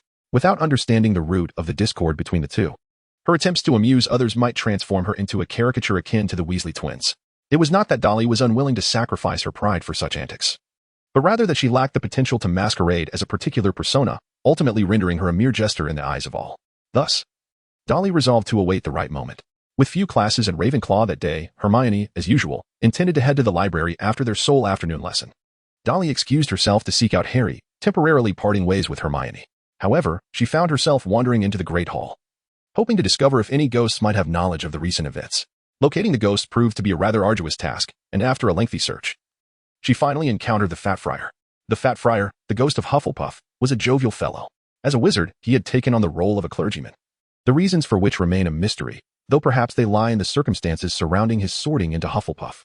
Ultimately, he met his demise at the hands of the clergy, who were perturbed to find him using a stick to poke at farmers, aiding them in the treatment of smallpox, while also delighting in conjuring rabbits from the chalice. Thus, the Fat Friar's death was steeped in both injustice and helplessness, yet even in death, he maintained his cheerful disposition, harboring no resentment towards those who condemned him. Perhaps this is the essence of Hufflepuff, perpetually kind-hearted and honest, a steadfast ally. Therefore, when Dolly approached him, she was met with a warm welcome. Yet, the response she received was disheartening. "I am terribly sorry, my dear, but I was not present in the Great Hall at that time, as ghosts do not require sustenance. As for the other ghosts, I suspect they are in a similar predicament. It is quite rare for anyone to appear in the Great Hall during breakfast, particularly today as we have been deliberating on performances for the Halloween feast. We have discussed hundreds of ideas, only to realize that many were utilized centuries ago, which is indeed quite vexing. If you are determined to seek someone out to find closure, I would recommend trying to locate Peeves or perhaps inquire with the house elves. Would you like me to guide you? Dolly nodded, and under the enthusiastic guidance of the portly friar, she arrived at the kitchen of Hogwarts. The entrance to the kitchen was concealed behind a painting of fruit, accessible only to those privy to its secret. Dolly gently touched the scratchy pear depicted in the artwork. And then the frame slid aside, revealing a diminutive figure peering curiously. Upon spotting Dolly, it recoiled in surprise, as if fearing that she might suddenly lash out. What a jest! When has Dolly ever been that tempestuous? Dolly immediately displayed a warm smile, waving at the house elf and saying, "Hello." Although her smile bore a hint of unease. "Greetings, my lord wizard. May I inquire if you require anything? Are you perhaps hungry? If so, Dobby can prepare a freshly made pumpkin pie for you." Upon uttering these words, a glimmer of anticipation sparkled in Dobby's eyes, as if Dolly's willingness to partake in his culinary creation were the highest form of praise he could receive. This was not merely an illusion in Dolly's mind. It was an undeniable truth.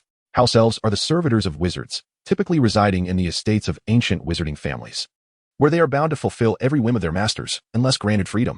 Yet, freedom is bestowed upon a house elf only when its master provides it with clothing. However, due to their absolute subservience to wizards, house elves perceive freedom as a disgrace. When someone attempts to grant them liberty, they feel insulted. If the one offering freedom happens to be their master, they will fervently strive to regain their master's favor, even to the point of sacrificing their lives, preferring not to receive clothing or freedom from their masters. The origins of this warped relationship can be attributed to the generations of wizards who have enslaved and indoctrinated house elves, compounded by the fact that house elves are a species created by wizards. They were brought into existence expressly to serve wizards. Thus, granting them freedom contradicts their very nature. To a modern individual like Dolly, this perspective is undoubtedly flawed, yet it reflects the current state of affairs at Hogwarts. Without these house elves, the operation of Hogwarts could not be sustained by merely a handful of professors. Should the students rely solely on the faculty to serve them, Hogwarts would likely face closure unless exorbitant tuition fees were instituted. However, considering the financial circumstances of wizards, imposing tuition fees would prevent many from sending their children to school. Consequently, the magical proficiency within the wizarding community would plummet. In essence, the enslavement of house elves is not merely an act of moral depravity by individuals, but rather a behavior dictated by the socio-economic foundations of their society.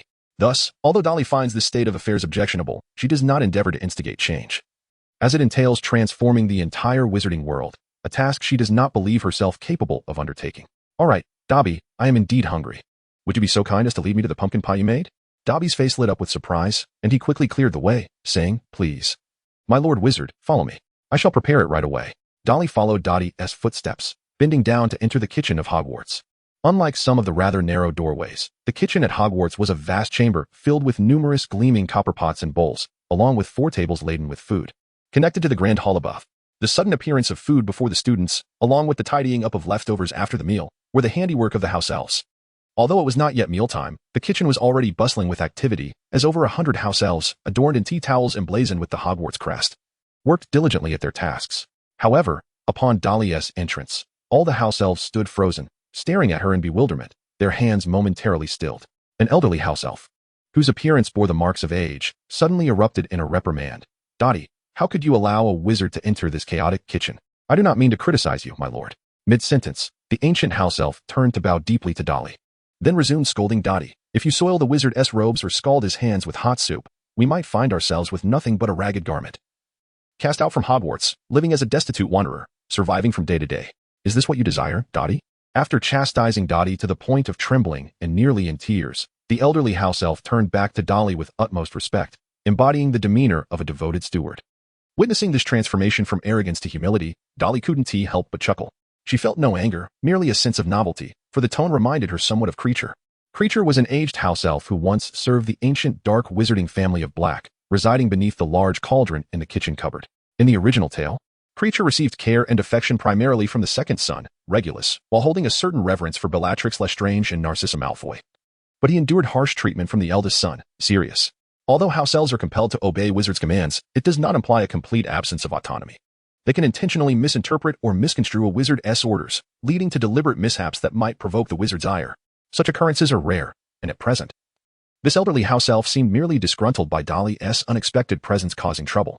To handle such a house elf, Dolly understood the necessity of exhibiting a wizard's authority. Thus, she composed herself, stating, "I am hungry. which is why I have come in search of food. I commanded Dotty to bring me here. Do you find my decision objectionable?" The aged house elf immediately adopted a demeanor of utmost contrition, exclaiming, "Oh dear, how could I have overlooked the fact that you, my lord, are hungry? Was breakfast not to your liking, or perhaps our portions were insufficient?" The house elf, who referred to himself as Pocket, spoke in a manner that gradually elicited expressions of anxiety from the other house elves. The thought of being disdained by Dolly weighed heavily upon them. Even if she did not punish them, they would likely ostracize any fellow elf incapable of producing satisfactory fare. Dolly did not follow the pace set by her Pocket. Instead, she said, "No, I was severely ill not long ago, and it is precisely the time when I need to consume more food to replenish my strength. I cannot predict when hunger may strike." Dolly took all the questions upon herself, and then stated, "I desire to savor a pumpkin pie made by Dinky. How much longer must I wait?" Dinky, brimming with excitement, perked up her ears and replied, "I shall fetch it for you right away." With that, Dinky snapped her fingers. From the distant oven, an entire pumpkin pie soared into the air, followed by a flurry of knives that gracefully sliced a piece, which then descended into a waiting plate. In the next moment, Dinky magically propelled the plate before Dolly and bowed deeply. It was evident that Dinky was eager to showcase her abilities. House elves possess distinct personalities, which can lead to the emergence of peculiarities desiring freedom and remuneration. However, it was clear that the house elves present did not fall into this category, a fact substantiated in the original text. Therefore, Dolly refrained from expressing gratitude to Dinky. For most house elves, a wizard's thanks is often perceived as a form of humiliation. Serving wizards is their inherent duty, and it is considered their greatest honor. Thus, to seek further praise from a wizard is seen as insatiable greed. Of course, this notion does not universally apply to all house elves. To avoid inadvertently offending any of them, Dolly maintained an attitude befitting a wizard, at least one that aligns with what house elves believe a wizard should embody. Dolly savored the pumpkin pie, its sweet and fragrant essence blossoming upon her palate, while the subtle hint of creaminess epitomized the very soul of the dessert, causing her brows to relax in delight. Dot watched Dolly indulge with a look of rapture, relishing this moment of triumph, having garnered the envious gazes of countless house elves. Even the usually critical Pocket had softened its gaze toward Dolly, for it had been ages since they had witnessed the wizard's expressions of satisfaction. This was not due to a lack of diligence on their part, but rather the stark reality that Hogwarts students and house elves rarely interacted. Occasionally, during their service to the professors, they would catch glimpses of their contentment. However, the professors, being of advanced age, often masked their emotions. Unlike the charming little witch named Dolly, who seemed to taste heavenly delights with every bite, bringing immense joy to the house elves. Once Dolly finished her pumpkin pie, her next inquiry sent the kitchen into a frenzy. "Is there anything else to eat?" Dozens of house elves rushed toward her, each brandishing their finest culinary creations with magic, eager for her to sample their offerings. Dolly welcomed all with open arms, slicing them into small morsels before savoring each bite, her face adorned with an unceasing expression of delight. Admittedly, Dolly acknowledged that there was an element of performance involved. After all, the culinary offerings of England are notoriously difficult to articulate. However, this cannot be blamed on the domesticated house elves, for they had meticulously followed the recipes to the best of their abilities. Any shortcomings lay within the realm of culinary culture itself. Dolly contemplated the possibility of bringing Qiuzhong along in the future, allowing the house elves to learn a touch of exotic culinary culture. The impetus for bringing Qiuzhong was Dolly's sudden craving for Chinese cuisine, which seemed rather incongruous. Before long, Dolly's belly was distended with the feast. Throughout the meal, she offered no words of praise to the house elves, yet she had garnered the affection of the majority, to the extent that they were already deliberating on preparing dishes exclusively for her in the future. Dolly wiped her mouth and, feigning nonchalance, said, "I have one more matter to inquire about. This morning, my two friends had a quarrel in the auditorium just above us. You must have heard the cause of their dispute, so could anyone enlighten me on what transpired? I intend to bring the food you prepared to soothe them and alleviate their sorrow." As the words left her lips, the once bustling kitchen fell into an unexpected silence. The house elves exchanged glances, some betraying expressions of sheer terror. They were, of course, forbidden to discuss matters pertaining to wizards, especially those involving conflicts among them. Dolly was evidently aware of this as she stated, "I command you to inform me. This is for the sake of my friend. Should any issues arise, I shall bear the responsibility, and there is no need for you to shoulder any obligations." Dolly's command evidently took effect. Coupled with her recent performance in a live-streamed eating show at home with the little sprites, she garnered a wave of goodwill, finally prompting the sprites to respond. It seemed to revolve around a pendant. The brown-haired wizard, Granger, accused the black-haired wizard, Qiuzhong, of harboring ulterior motives. In turn, the black-haired wizard insisted that it was merely a misunderstanding and urged the brown-haired wizard not to take it upon herself to declare otherwise.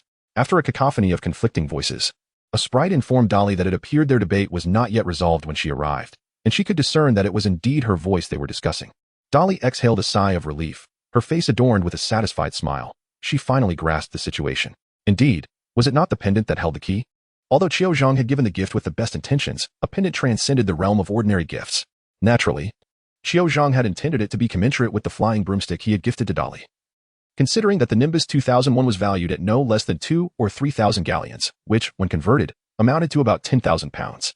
While this sum might not be exorbitant, it was certainly substantial, especially for a gift exchange between 11 or 12-year-old girls, rendering it rather extravagant.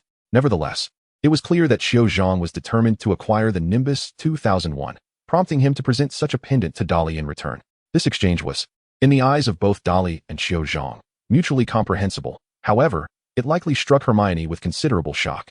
After all, the gifts exchanged between Dolly and Hermione barely amounted to a few dozen galleons. Perhaps it was time to have a conversation with Hermione. Resolute in her decision, Dolly departed the kitchen amidst the cheerful send-off from the house elves. Many of the house elves even introduced themselves, expressing their willingness to serve her at any moment. It was evident that the house elves had no obligation to do so. They were the house elves of Hogwarts, serving the inhabitants of the castle. Thus, in theory, the students were merely guests, and the elves were not bound to heed the commands of guests. However, Dolly's demeanor provided them with a sense of fulfillment, a sentiment that was notably scarce in their duties at Hogwarts.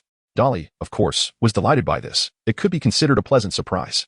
Dolly's previous headache regarding Hermione and Cho was solely due to a malfunction in the intelligence system. With the assistance of the house elves, Hogwarts now appeared to Dolly as though it were adorned with dozens, if not hundreds, of exploratory eyes, sufficiently aiding her in numerous endeavors. However, the immediate priority remained to locate Hermione. At this juncture, Dolly suddenly stumbled, feeling a wave of dizziness wash over her. Could it be that she had indulged too much just moments ago? What was she supposed to do? Yes, find Hermione, who should be in the girls' restroom. With the answer in mind, Dolly ambled forward, her steps unsteady and her gaze vacant and distant.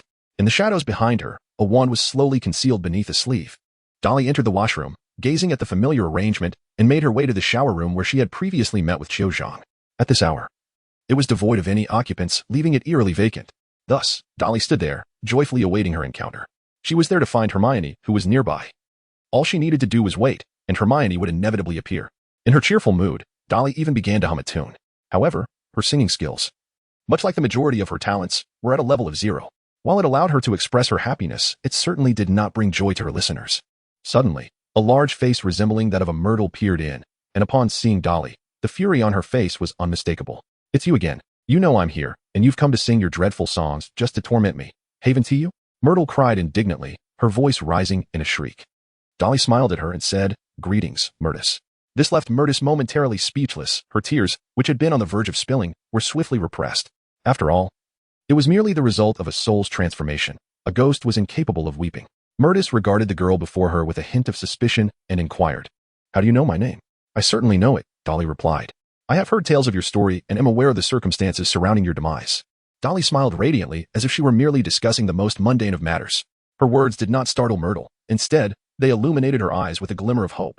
What does a ghost fear the most? It is not the haunting memories of their demise, nor the mockery of their former adversaries, but rather the profound solitude of being unseen, hidden away in a restroom. Loneliness is the greatest foe of a spirit. This is the very punishment that compels souls to linger in the mortal realm, reluctant to find peace. Thus, when Dolly revealed that she knew the cause of Myrtle's death, Myrtle felt a flicker of joy, as if being remembered by another was a precious gift. "Do you not believe me? Would you prefer I recount it for you?" Myrtle hastily waved her hand, exclaiming, "No, that is unnecessary. You need only remember it for yourself. Do not share it with me again. It is not a tale of glory, and it has rendered me hesitant to associate with other spirits." Myrtle, the unfortunate victim who met her in beneath the gaze of a serpent, might have deemed her fate less than disgraceful had it not been for the circumstances that followed. After her transformation into a ghost, she sought vengeance against those who had bullied her. It was only through the intervention of the Ministry of Magic that this matter was resolved. Myrtle relinquished her quest for revenge, which granted her the right to remain at Hogwarts.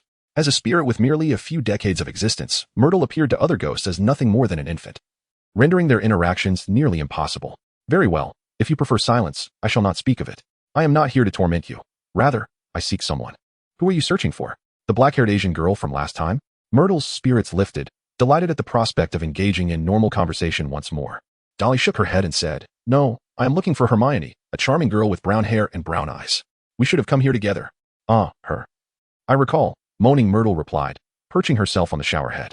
"However, she is not here. You must have gone to the wrong place." "Really? I feel certain Hermione is right here. Perhaps it is you who is mistaken?" Myrtle felt a sense of affront. As the mistress of this washroom, how could she be unaware of who enters or who is currently using the facilities? At this moment, Dolly was the only one present. Thus, Myrtle, with earnestness, stated, "She is not here. Do you doubt my word?" "No, I believe you." "Then why do you not leave?" "But I must find Hermione." Myrtle frowned, scrutinizing Dolly from head to toe. Finally, she approached Dolly, peering closely into her eyes, and a look of terror swept across her face. The soul-sucking curse? Terrified, she darted into the adjacent small room, hiding within the toilet. At that moment, she no longer felt that the toilet was an insult. Rather, this porcelain treasure was her warm sanctuary. However, after a brief while, realizing that Dolly continued to sing and no one emerged to harm her, Myrtle's courage began to swell. And she resumed her awkward conversation with Dolly. "What were you doing here the other day? Was it a date?" "We are merely good friends." "It is not a date at all, especially since we are in the first and second grades." Myrtle pursed her lips, wearing an expression of disbelief. After all, it was just a date, not something serious, akin to playing a game. What was wrong with that?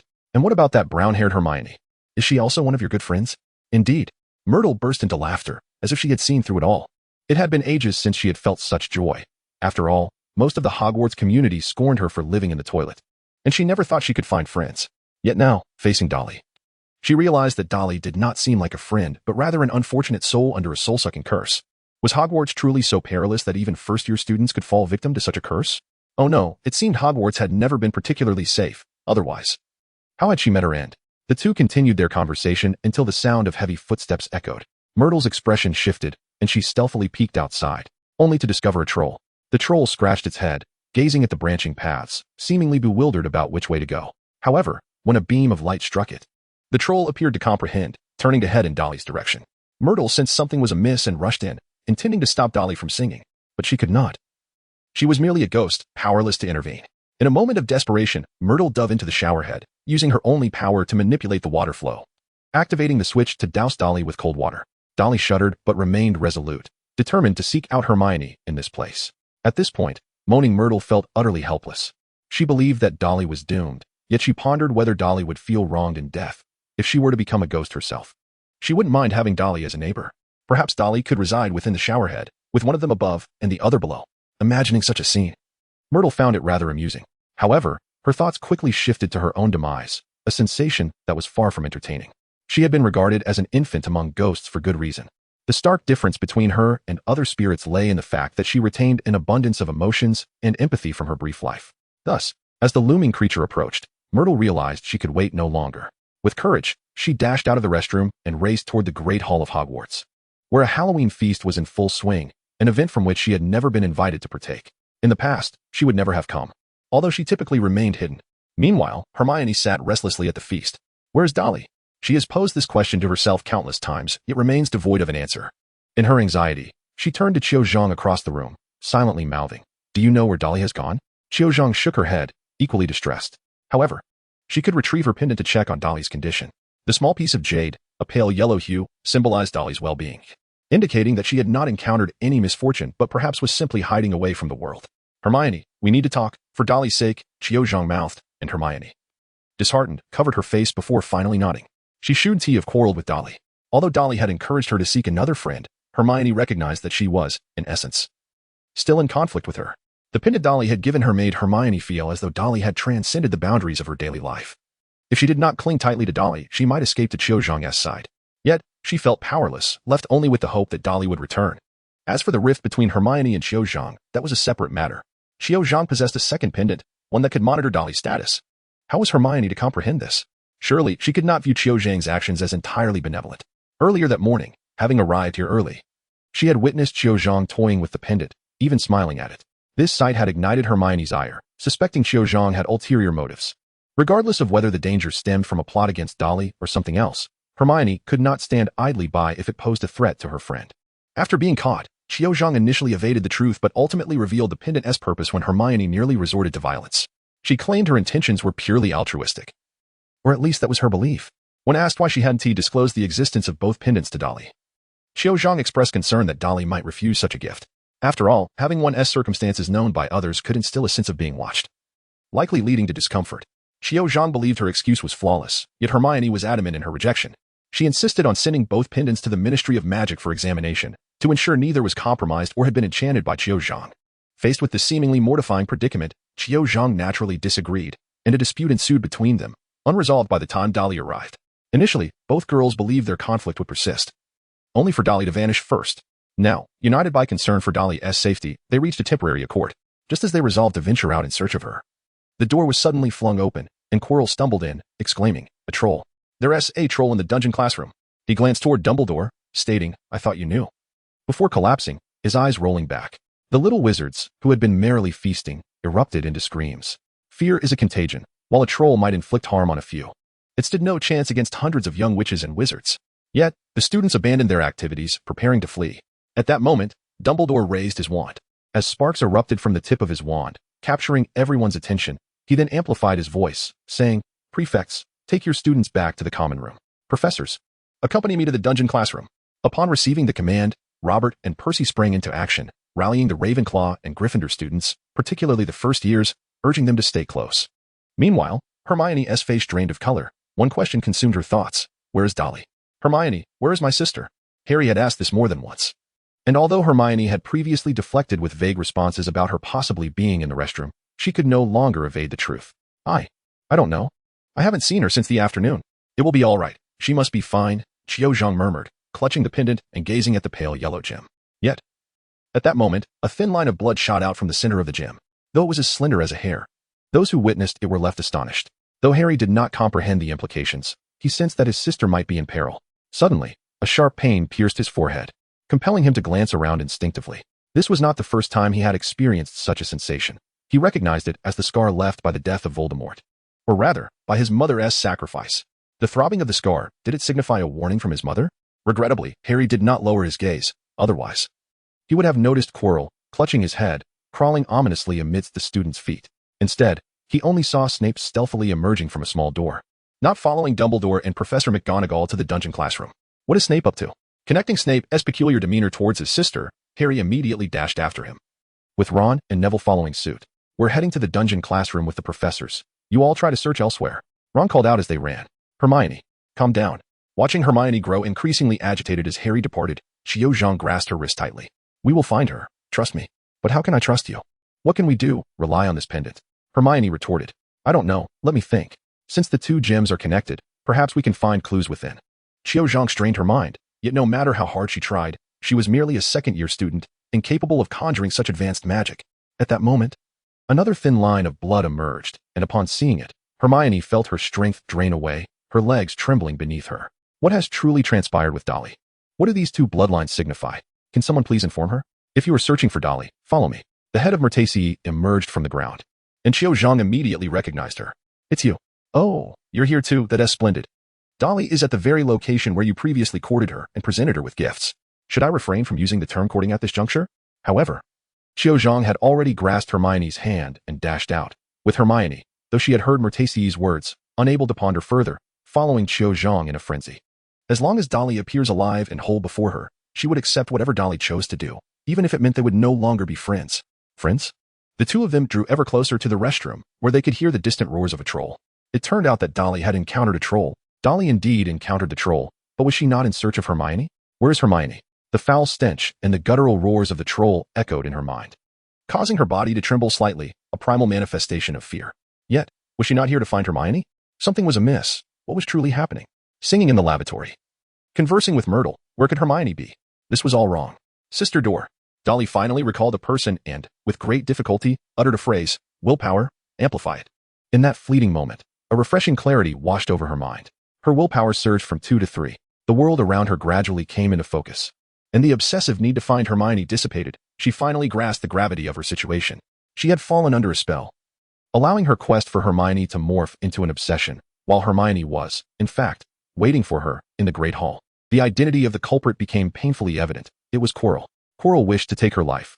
Initially, it was Hermione who bore the brunt of misfortune, but now the tables had turned to Dolly. Perhaps in the original narrative, Quirrell intended to kill Hermione, yet now his target had inexplicably shifted to Dolly. The reasoning behind this could be as simple as Dolly's aimless wandering today, rendering her an easier target. Or perhaps eliminating her served as the most effective means of exacting revenge on Harry. To be frank, Dolly had not previously contemplated this angle. After all, she and Harry were merely cousins, but it appeared that even this tenuous connection was sufficient for Voldemort to manipulate Quirrell into action. After all, Voldemort had never been a villain of noble demeanor. The troll roared, raising its wooden club and bringing it down forcefully towards Dolly. This monstrous creature, towering over 3 meters and weighing more than a ton, despite its lack of intellect. Possessed enough brute strength to rend the wooden partition where Dolly stood as if it were mere foam. Fortunately, Dolly's agility allowed her to swiftly sidestep the crushing blow. However, the splintered debris still embedded itself into her skin, and fine beads of blood began to seep outward. Agonizing pain coursed through her body, compelling her to instinctively gasp, even igniting an urge to scream and flee. Yet, her willpower, now at 3, withstood the onslaught, enabling Dolly to fix her gaze firmly on the troll's massive arm. Poised and ready to confront the impending strike of the colossal club, Dolly could not guarantee that the rescue team for Hermione would arrive in time. The treacherous Quirrell, who had cast a spell upon her, would likely not allow her to escape alive. Otherwise, the enchantment would serve as the most compelling evidence against him. Therefore, Dolly had to prepare to confront this formidable troll alone. She still possessed 11 attribute points. For the sake of strength, she would allocate them all. What should she do? Defeating a troll was no simple task. Its colossal frame and skin, as impenetrable as granite, rendered it nearly invulnerable to the majority of wizards. Despite the apparent ease with which the trio in the film vanquished the troll using a mere levitation charm, Professor McGonagall had stated that even adult wizards struggled against trolls, let alone 3 young witches and wizards. The fact that they emerged unscathed, without losing limbs, was a stroke of remarkable fortune. Had Hermione faltered for just a moment? Harry's physical prowess been slightly lacking, or Ron's spellcasting failed even once, the trio would likely have been reduced to a mere puddle of flesh. Nonetheless, the film provided Dolly with invaluable insight. The troll's vulnerabilities lay in its head and face. A powerful strike to the troll's skull could render it unconscious, and a wand could easily be inserted into its nostrils. Defeating the troll through any other means would be nearly impossible. Perhaps Dolly could attempt the levitation charm as well? At this point, she had mastered it to a degree. With a mere flick of her wand, she could cause the troll's wooden club to levitate. However, just as Dolly prepared to cast her spell, the troll's club came crashing down once more with unrelenting force. Dolly executed a tactical roll to evade the onslaught. Yet the tumultuous barrage of stones still struck her, causing her to tremble in pain while she sensed the warmth of blood trickling down her back. Indeed, there was no room for waste. With a determination that stemmed from her unwavering willpower, Dolly maintained her composure and addressed Miss Gate. Sister Gate, from this moment forth, I shall sacrifice all the blood that is destined to flow from my body, along with the skin, flesh, and bones that are irrevocably damaged and beyond any hope of restoration in this world. Are you certain? Miss Gate, unusually hesitant, refrained from immediately claiming what Dolly offered, instead posing a question. If it is already of no use, what purpose does it serve to keep it? As Dolly deftly evaded, she silently recited within her heart, 1001, 617, 1055, at least it could serve as an ornament. It would be utterly ridiculous to turn such a situation into a jest. Under Dolly's indignant declaration, Miss Gate finally commenced her work. The blood that threatened to spill from Dolly's body vanished without a trace, rendering her appearance seemingly restored, despite her injuries. However, such a transformation would not dissuade the towering behemoth before her. It merely fueled its rage, for this diminutive creature, barely taller than its knee, had repeatedly eluded its strikes.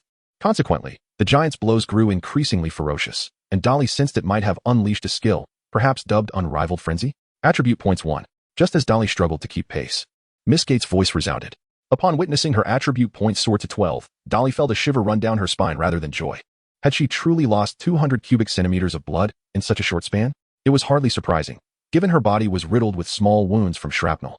She counted herself exceedingly fortunate. Had any fragment struck her eyes or brow, she might have accrued even more attribute points. This simply would not do. She had scarcely any time to cast spells. In the film, Ron could cast spells with ease because Harry was ensnared, suspended upside down, the giant intending to swat him away like a golf ball. Yet, Harry, with his remarkable sit-up skills, drew the giant's attention, buying Ron precious time to act. But now, Dolly was utterly alone. If she could not conjure magic amidst her evasions or block the giant's onslaught, she would be left fleeing in a state of disarray. Then, how about wandless and silent casting? In Dolly's skill set, there is not even the level 0 skills of these two, clearly indicating her utter lack of understanding regarding even the most basic of magical practices. After all, she is merely a first-year student, having enrolled for only 2 months. The relatively simple art of silent spellcasting is typically not introduced until the 6th year. It appears she must rely solely on her physical abilities. Dolly fixed her gaze upon her attribute panel, noting that her agility stood at a mere 1. The reason she had managed to evade the ogre's blows thus far was not due to her agility, but rather the footwork techniques embedded within her boxing skills, coupled with her indomitable willpower. With 3 points of willpower, Dolly could courageously meet the ogre's enormous mace with unwavering resolve, allowing her to roll in the opposite direction once she discerned the trajectory of its strike. However, that was her limit. She could scarcely afford any additional time for other actions, and the pain coursing through her body rendered her movement sluggish. Miss Gate merely siphoned away the blood that was on the verge of being wasted, yet she did not enhance Dolly's cognitive response to the unfolding events. It was now time for Dolly to elevate her capabilities herself. Miss Gate. At 1 point to agility, she silently recited. Attribute points. -2, remaining attribute points. 10. Agility increased to 2. Dolly immediately felt a sense of lightness envelop her. Though her agility had only increased marginally, the percentage of enhancement was unequivocally 100%. Previously drenched and caked in mud, her movements had become sluggish, yet this newfound agility allowed her to roll an additional half-meter. While this distance may appear trivial, it compelled the giant to momentarily falter, necessitating an adjustment in the angle of its impending strike, which arrived approximately a second later. In that fleeting second, Dolly, in a state of disarray, finally managed to rise to her feet. This marked the first time since she had begun rolling to evade the giant's assaults that she had regained her footing. Prior to this, merely crouching had been her limit. This apparent resurgence seemed to incite the giant's wrath. Its next attack shifted from a direct downward smash to a sweeping blow aimed at crushing Dolly's skull. As the wooden hammer drew alarmingly close, she once again allocated a point to her agility. With a deduction of 3 attribute points, she was left with 7. And her agility ascended to 3. With this enhancement, Dolly perceived the hammer's speed as merely moderate. She executed a graceful leap, soaring over half a meter in height, grasping a water pipe above her head with one hand, and performing a pull-up maneuver. It was this combination of her lightweight frame, weighing less than 80 pounds, along with 3 points each in strength and agility, that enabled her to accomplish such a feat effortlessly. In her previous life, Dolly could scarcely manage a single pull-up, even with both hands. The giant, having swung its hammer with full force only to miss, found its balance momentarily compromised. This further fueled its fury, prompting it to retract the hammer with great effort, reorienting itself to execute a diagonal upward strike aimed at Dolly. Dolly finally seized her first opportunity to strike. Eucadem Leviosa. The levitation spell struck the massive hammer, freeing it from the giant's grasp. The dim-witted giant, momentarily bewildered, stared blankly at its own hand, unable to comprehend the unfolding events. Dolly felt a fleeting moment of joy at her success, but it quickly gave way to a sense of unease. When Ron struck the troll with his club, the creature had lifted the weapon high above its head, allowing Ron to incapacitate it. However, now the club was positioned at an angle on the troll's shoulder, and Dolly struggled to elevate the club over the creature's head. The troll was already reacting, roaring as it reached for its weapon. A flicker of hesitation crossed Dolly's mind. Should she cast a levitation charm? Ultimately, she chose not to proceed with that course of action. The effect of a levitation charm would be minimal. Even with it, she would merely be competing with the troll for control of the club. It became evident that the trio's victory in the original story was largely a result of the author's favor, and the likelihood of Dolly replicating such success was almost non-existent. A failure could lead her to an irretrievable predicament, unless, of course, she could somehow enhance her fortune to its fullest extent, at which point she might consider taking the risk. But without the levitation charm, what should she add instead? The troll finally reclaimed its massive club, exuberantly pounding it against its chest, producing a sound reminiscent of striking stone. Then, it once again set its sights on Dolly, intent on crushing her beneath its might. At that moment, an unexpected turn of events occurred.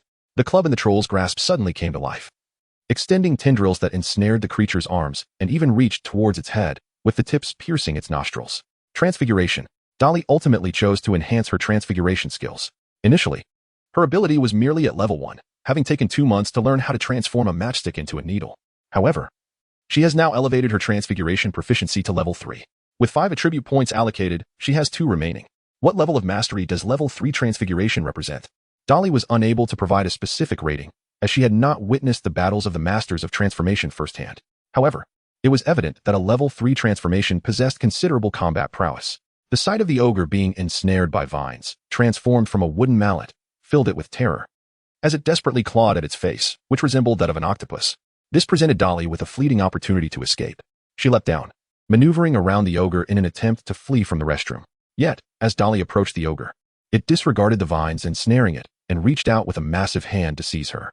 Dolly deftly rolled to evade the enormous hand, and as she seemed poised to escape the monstrous creature, a sudden rush of air signaled her instinctive sidestep. Yet, in the next moment, she beheld her left hand contorting grotesquely, as if the very bones had vanished, twisting like a whip and flinging itself against her back. The excruciating pain rendered her vision dark, nearly causing her to faint. Amidst the agony, she clung to her last vestiges of willpower, silently reciting a sacrifice of half of the currently active neurochemical mediators transmitting pain signals. Miss Dorr immediately commenced her task, and Dolly's suffering was instantaneously halved. It was then that she comprehended the unfolding events. The creature had violently torn away the vine-like octopus from its face, subsequently hurling it towards Dolly like a cannonball. This could scarcely be deemed an attack, for the beast itself was startled, merely casting away the creature affixed to its visage in a desperate attempt to strike the agile Dolly. Despite this, the mass was a hefty club, and as it grazed Dolly's arm, it inflicted a significant blow. The monstrous entity roared in pain, having exerted itself so forcefully that it inflicted a gash upon its own nose. Meanwhile, Dolly leaned against the wall, gasping for breath, not for lack of desire to flee, but due to sheer exhaustion. Miss Dorr had graciously bestowed upon her a singular enhancement of 3 attribute points, providing detailed explanations for her convenience. These 3 points were entirely derived from the blood sacrifice. The countdown for the next blood sacrifice to augment attribute points would commence in 1 minute, urging her to prepare. Turning to scrutinize her twisted arm, Dolly unexpectedly found herself smiling. Thankfully, it was merely her arm's bone that had suffered, not the entire limb. Had it been her whole arm, she mused, her 3 points of willpower would scarcely suffice. Yet, even as her resolve persisted, the significant blood loss began to take its toll on her body. By this point, she had already lost 800 cubic centimeters of blood. Not having succumbed to unconsciousness was likely a boon from the gifts of Chujon, enhancing her constitution. Miss Dorr, let us negotiate. May I borrow some blood back? Perhaps at double the price? No sales, no discussion. Dolly murmured to herself, what a miser. If you do not assist me soon, I may very well perish. Why not offer my soul in sacrifice and ascend to become the most formidable sorceress? Dolly grinned widely, mimicking Miss Min's tone as she declared. If you desire my soul, that's out of the question. Since you refuse to assist me, I shall have to rely on my own abilities. Dolly summoned all her strength to rise, pointing her wand at her tattered sleeve, transforming it into a bandage that she tightly wrapped around her insensate arm, securing it firmly at the base. She then cast the healing spell twice in succession, only to find it had little effect, prompting her to cease her efforts. Subsequently, she commanded Miss Dorr to sacrifice all the bones of her arm, including the shattered fragments. This time, Miss Dorr complied without question. Attribute points increased by 5, leaving her with 10 remaining points. In the next moment, Dolly's mangled, twisted arm seemed to morph into a pliant whip that draped over her shoulder. With the reduction of bone fragments and the bandage binding her arm, the agony she felt diminished considerably. However, she had yet to address the fundamental issue of her exhaustion. Meanwhile, the ogre had brutally wiped away the blood streaming from its nose, its eyes gleaming with menace as it charged toward Dolly. Dolly met the gaze of the giant. And although she was still unable to move, the flames of vengeance had begun to ignite within her heart. Initially, she had intended to flee, but the giant had dealt her a grievous blow, forcing her to witness the grotesque twisting of her arm, resembling a pretzel. The terror of death descended upon her with overwhelming force. Dolly was acutely aware that even though she could easily restore her arm with the use of bone spirit later, the terror of death would likely remain a constant shadow, awakening her countless times amidst the demons. This was merely a giant monster. What about Chilo? Who sought to slay her next? Or Voldemort lurking at the back of Chilo's head? How would Dolly face them in the future? Initially, her plan was to gradually accumulate attribute points and grow stronger, ultimately crushing them in a final surge. However, they had no intention of waiting for Dolly to develop. Despite her rather mediocre display of magical talent, Chilo still chose to strike at her. After all, Dolly was Harry's cousin. If she managed to escape this time, would it deter Chilo and Voldemort? No, they would only perceive it as a disgrace. If they could not kill Harry Potter, how could they fail to eliminate a mere Dolly Dursley? Once word of this spread, their desire to eliminate Dolly would only intensify. Thus, fleeing would not resolve the issue. More importantly, Dolly yearned for vengeance. After all, it has been said that the best way to overcome difficulties is to confront them head-on. Sister Min, please help me count how many sacrifices I have left to offer. Dolly silently pondered, engaging in a rapid exchange with Miss Min. Would losing 5 or 6 ribs significantly impede her mobility? Sacrificing 80% of the pain-transmitting substances within her body. Retaining merely a mere 10% akin to an ordinary person should suffice. She would also sacrifice a point of attribute for her hair. The 2 teeth destined to be replaced in the future would likewise be relinquished. Lastly, the skin on her left arm would be offered as well. How many points would it yield? Attribute points 10, remaining attribute points 20. In an instant, Dolly found herself minus 2 teeth, her left arm a gruesome mess. Yet the blood that flowed and the pain sensation were commandeered by Miss Min, leaving Dolly feeling surprisingly unburdened. What to do with the 20 points? Increase her magic? Regrettably, that was not an option. Without replenishing her blood, she would soon faint. Thus, Dolly resolved to prioritize her own well-being.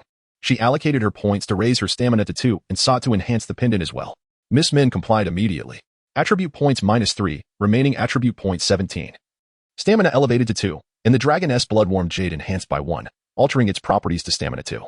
So, this treasure was called the Dragoness Bloodworm Jade. Indeed, a fine artifact of Eastern origin. Most importantly, it truly amplified attributes as Dolly had anticipated through enhancement.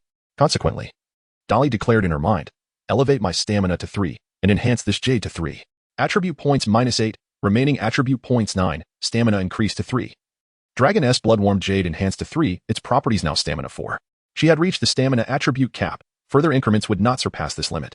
Only by elevating stamina to 7 and expending 10 attribute points to break the limit could she enhance it once more. Miss Min provided the next steps for progress. Yet Dolly disregarded them. though her stamina had reached the cap of 7 points due to the Jade S enhancement. It was a significant improvement compared to her previous total of merely 2 points. Dolly felt as if her heart had transformed into a furnace, continuously supplying her with abundant energy. Even a faint mist appeared upon her skin, reminiscent of evaporating water vapor. The sense of weakness vanished in an instant, and Dolly clenched her fists tightly. The giant had extended its colossal hand towards her, intending to seize her body, yet Dolly's enhancements were not yet complete. With 9 attribute points remaining, she resolved to elevate her strength to 5. With this allocation, she exhausted all her attribute points, and an unprecedented surge of power coursed through her entire being, tightening her muscles. A strength of 5 clearly surpassed that of an ordinary adult. While it might not reach the caliber of a professional athlete or boxer, it was sufficient for Dolly to make her mark. The giant finally closed in on her, having discarded its hefty wooden mallet and adopting a crouch stance to grasp her. This provided Dolly with ample time to react. With her newfound vitality and strength, she propelled herself off the ground, executing a near somersault with a single hand. Unfortunately, her landing was less than graceful, as her back collided forcefully with the wall. After all, such acrobatic maneuvers were still somewhat foreign to her. Nevertheless, it mattered little. She had dulled 90% of her pain sensation and stood up as if nothing had happened. Now, the distance between her and the giant had widened to a good 4 or 5 meters. Enraged, the giant attempted to advance and grasp her, but first had to awkwardly rise from its crouched position. This clumsy display elicited a chuckle from Dolly, who finally felt emboldened to confront the giant with ease. However, breaching the giant's defenses remained a formidable challenge. The giant, now more determined, took a couple of running steps before choosing to lean forward, swatting at her head as if attempting to swat a fly. This time, Dolly chose not to evade but instead wielded her wand to once more cast the transformation spell. The large mallet, having reverted to its original form, sprouted vine-like limbs, rolling beneath the giant's feet and causing the creature to misstep, its previously bent posture shifting into a forward lunge. In a moment of utmost peril, Dolly crouched down just in time to evade the colossal hand of the giant, which came crashing down with tremendous force against the wall above her head. Yet, the giant's momentum remained unrelenting, as its 1-ton weight propelled it headlong into the very wall. Dolly seemed to hear the sound of the giant's nose breaking, accompanied by the splatter of foul blood that stained her body. The wounded giant slowly descended, prompting Dolly to carefully maneuver around it to avoid being crushed. The giant, momentarily preoccupied with its own agony, rolled on the ground, causing the very earth to tremble. Yet, Dolly remained composed as she approached the giant's feet, her gaze fixated on the massive wooden mallet in its grasp. This mallet, weighing no less than 100 pounds, was an instrument far beyond human capability. However, with the last remnants of her magical energy, Dolly invoked her transformation spell once more, reshaping the mallet's handle to fit her grip and causing 2 robust vines to sprout from its top. The vines reached upward, securing themselves to the overhead pipe, wrapping tightly around it and exerting their strength to hoist the mallet to Dolly's height. She then tucked her wand into her clothing and grasped the mallet with her remaining right hand, adjusting its position upon her shoulder. Devoid of Dolly's magical support, the vines quickly vanished due to her insufficient energy. The weight of the mallet, heavier than her own body, bore down on her shoulder, rendering her pallid. Nevertheless, she gritted her teeth, dragging the cumbersome weapon and her severely injured body forward step by step, navigating around the giant's colossal feet, legs, arms, and neck. She finally stood beside its head. The giant, still clutching its face in anguish, was oblivious to Dolly's approach, underestimating her capacity to inflict harm. It was only when Dolly stood before it that it reacted, preparing to swat her away, but Dolly was swifter. She channeled her accumulated fear, anger, and defiance into a resounding roar, letting the mallet slip from her shoulder. With every ounce of strength she could muster, coupled with the force of gravity, she brought the mallet crashing down upon the giant's face. The impact resonated like the shattering of stone. With a single blow, the once frenzied giant froze, as if time had halted. Its outstretched hands, still reaching for Dolly in a futile attempt to harm her, failed to locate her presence. The giant's visage was indented, blood foaming from its mouth, as if it were trying to utter something or perhaps howl in despair. Dolly surmised it might still wish to issue a menacing roar. To further diminish the giant's threat, she summoned all her strength, laboriously lifting the mallet 1/2 meter with one hand, employing her waist force. Then, she committed her entire body to the effort, adding her weight to the swing, and brought the mallet crashing down once more. This time, the sound was akin to a watermelon bursting open, more melodious due to the added blood acting as a lubricant, finally shattering the thick exterior. Yet, even now, the giant had not succumbed entirely. Like a creature in a film, it was merely stunned. Dolly's ferocity kept it conscious, writhing in pain as it sought to retaliate. Its enormous arm finally grasped Dolly's calf, attempting to throw her aside. But Dolly, fueled by desperation, hoisted the mallet once again, ready to give it everything she had. Due to significant blood loss and excessive exertion, Dolly began to see stars, and her vision blurred to the point where she could scarcely discern her surroundings. Enhancing her physical strength could fortify her bodily functions, yet it did not augment her blood volume. She was now at her limit. Should she be flung away like a fragile doll, it would surely spell her demise. However, Dolly emerged victorious. The colossal mallet descended with tremendous force for the third time, crashing into the giant's face, finding an unexpected refuge within its features. This time, all that could be heard was the sound of a heavy object plunging into the water's surface, devoid of any sound of shattering bones. From Dolly's perspective, the giant's visage had crumpled inward by at least several inches. Whatever lay behind that face was undoubtedly obliterated. The hand that had gripped her calf finally began to release its hold. The enormous body of the giant lost its capacity to react, and its once heaving chest gradually fell into a stillness. Dolly leaned against the enormous wooden mallet, gradually sliding down until she knelt upon the neck of the giant. Had she triumphed? It seemed so. But could she survive this ordeal? Uncertainty lingered. Perhaps, at this moment, she could seek assistance from someone? The Myrtle? The house elf? Dolly began to relax as her sympathetic nervous system gradually diminished its excitement, and the various hormones that had been wildly secreted within her body started to recede. It was then that she realized the extent of the reckless actions she had just undertaken. If only she had sought the aid of the house elf sooner. At the very least, the house elf could have alerted Dumbledore, the only individual capable of operating within the school. Although Dumbledore cannot foresee every eventuality, nor guarantee the safety of all, surely he would respond if she called upon him. Hermione, meanwhile, was nodding in agreement.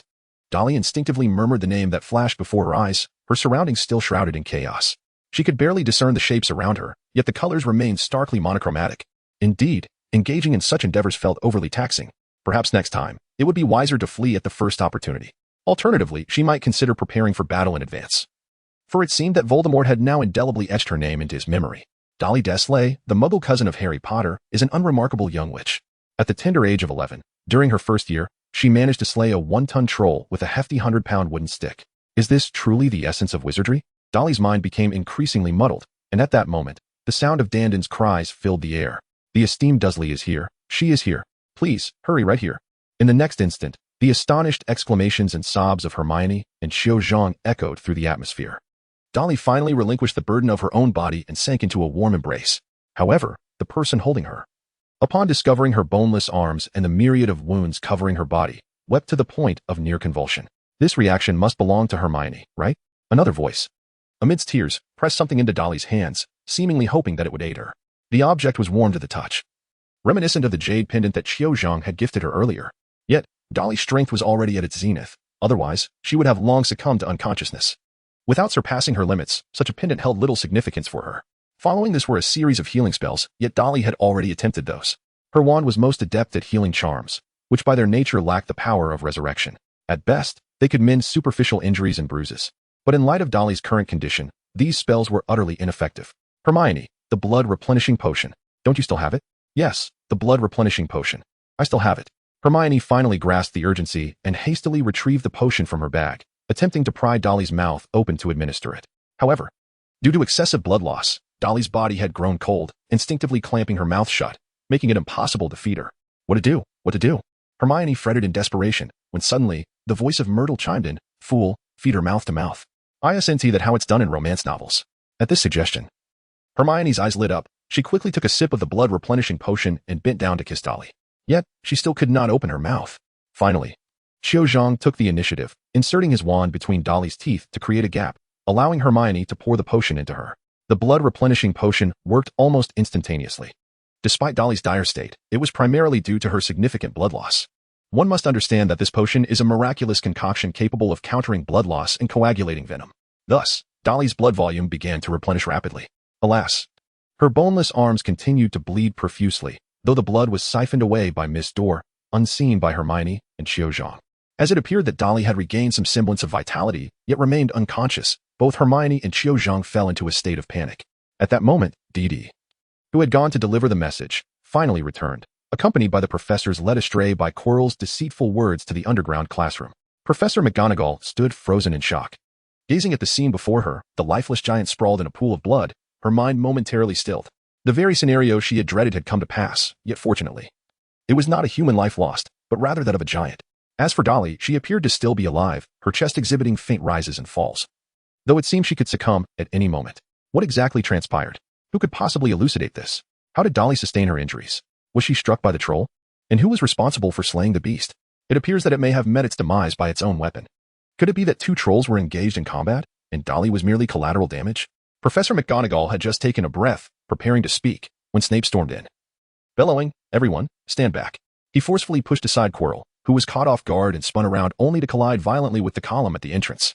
Quirrell's face turned ashen as he instinctively clutched his head, yet he hesitated to touch it, paralyzed by fear that something might crawl from his scalp.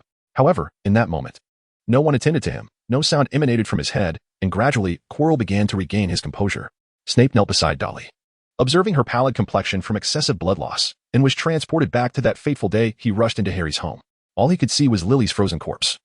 In that instant, he comprehended the folly of his actions and the enormity of his mistakes, losing the one he cherished most. Now, confronted with the heir of Lily's life, Snape felt like a complete fool once more.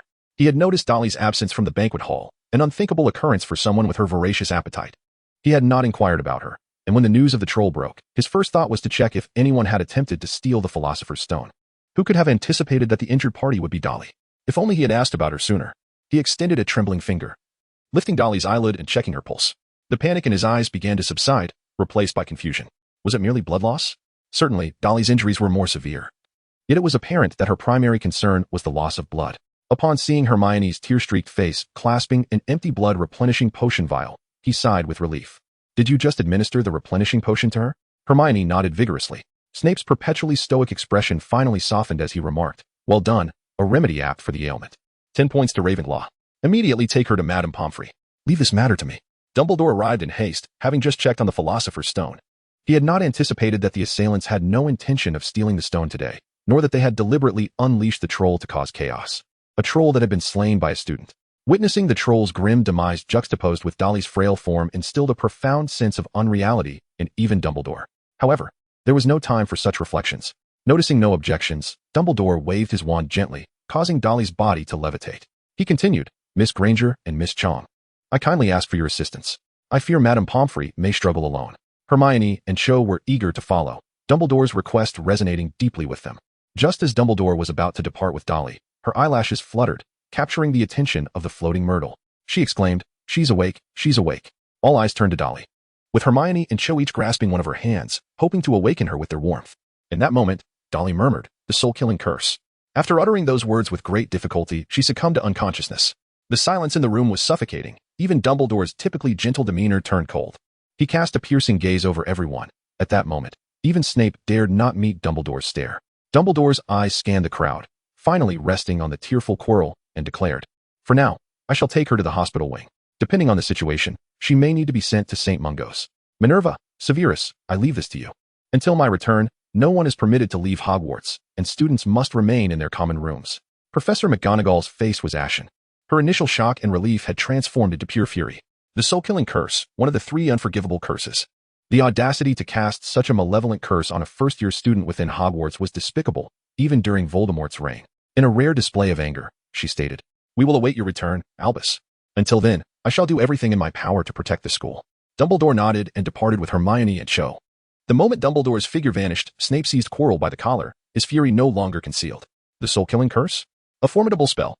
Which wizard would dare to use such a curse against a child? Who is this first-year student with such a mysterious background?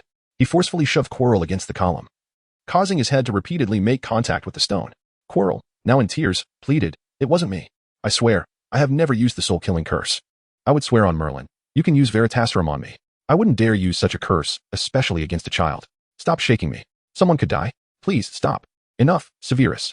He does not appear to be lying, McGonagall interjected, still regarding Quirrell with suspicion. However, such interrogation methods were inappropriate, especially for matters of this gravity. We shall wait for Albus to return, but until then, could you remain in your quarters, Professor Quirrell? Quirrell trembled, on the verge of fainting. He nodded, too fearful to refuse. Yet, this did not assuage Snape's concerns.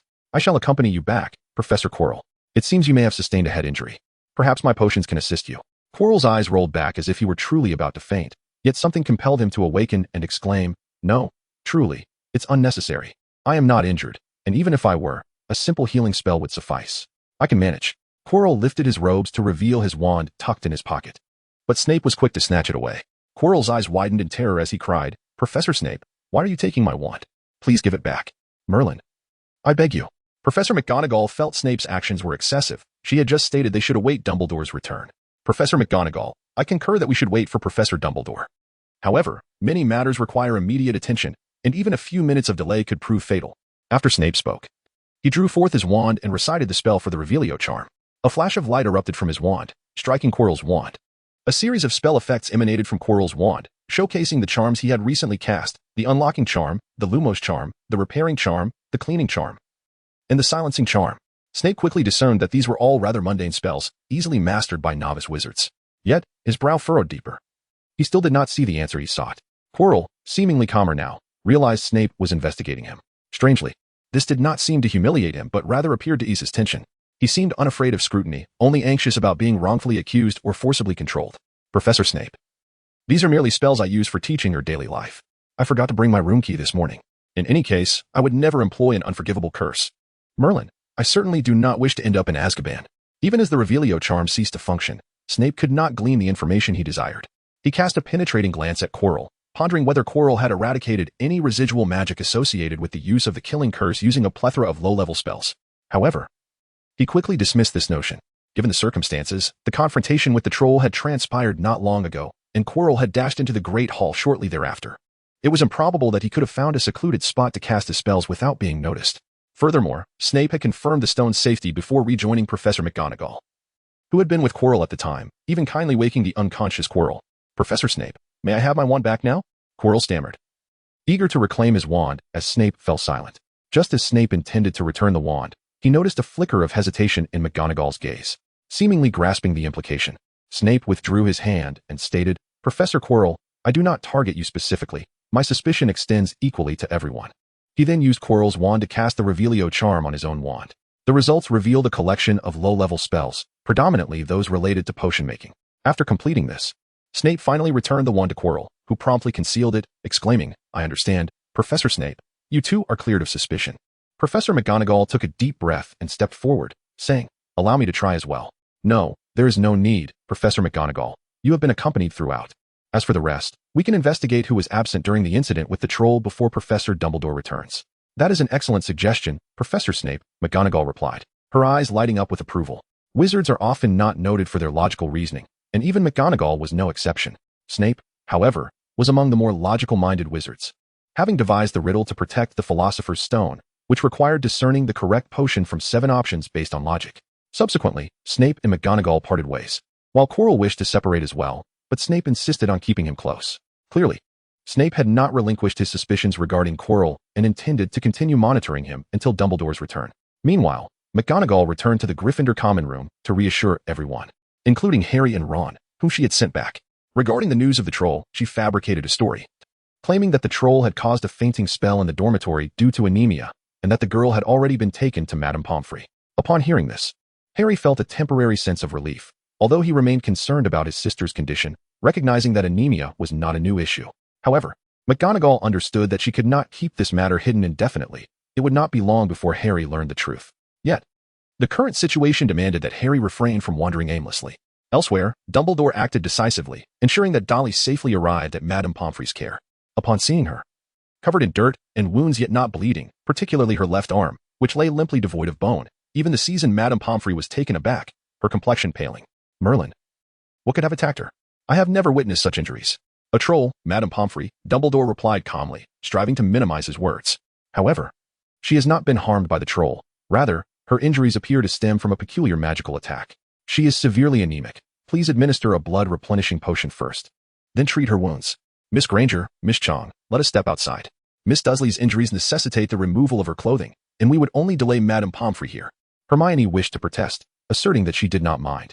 Though she had not yet shared a bath with Dolly, she had seen her exposed back and abdomen before. However, Cho tugged at Hermione's wrist, shaking her head. Let us heed the headmaster's advice. Ultimately, Hermione acquiesced to Cho's suggestion, despite her lingering questions regarding Cho's previous actions. Right now, her primary concern was Dolly's safety. Moreover, in such an urgent situation, Hermione perceived how much Cho genuinely cared for Dolly, even offering her own pendant. Though Hermione could not comprehend how Dolly and Cho had become such close friends, she realized that if Dolly were truly in peril, she could not face it alone. Hermione was acutely aware of her own weaknesses. She could handle prepared challenges with ease, but she struggled in unexpected situations. When she faltered, she required someone to help her assess the circumstance and remind her to remain calm. Undoubtedly, Cho could fill that role, while she might not possess great courage. She was undoubtedly intelligent and attentive. Soon enough, the three of them stood outside the door. Dumbledore gazed out into the night, his expression becoming contemplative and profound. He was not entirely ignorant of the events of the day. Otherwise, he would not have hidden the Philosopher's Stone within Hogwarts. This was a test, a trial of that individual's state. It was also a challenge to Harry's character and abilities. If possible, Dumbledore wished to avoid involving others. But with Harry's cousin dragged into this, he had no choice but to reconsider the entire plan. Yet, to abandon it so easily was not in Dumbledore's nature. He had invested considerable time and effort into this scheme, and it was only just beginning. Thus, he needed to ascertain precisely what had transpired to determine whether his enemy posed a threat to others and to devise an appropriate response. Ladies, would you kindly enlighten me as to what transpired? Dumbledore displayed a faint smile, his azure eyes shimmering with a bright light, as if the cool breeze enveloped him, allowing him to perceive the two children before him. However, disappointment soon washed over him. By the time Hermione and Cho arrived, the battle had largely concluded. Dolly had vanquished a troll and had already succumbed to unconsciousness. Dumbledore adjusted his glasses, still finding it hard to believe.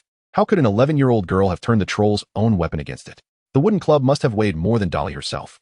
If Dolly had defeated the troll through magic, it would have been astonishing yet somewhat comprehensible to Dumbledore.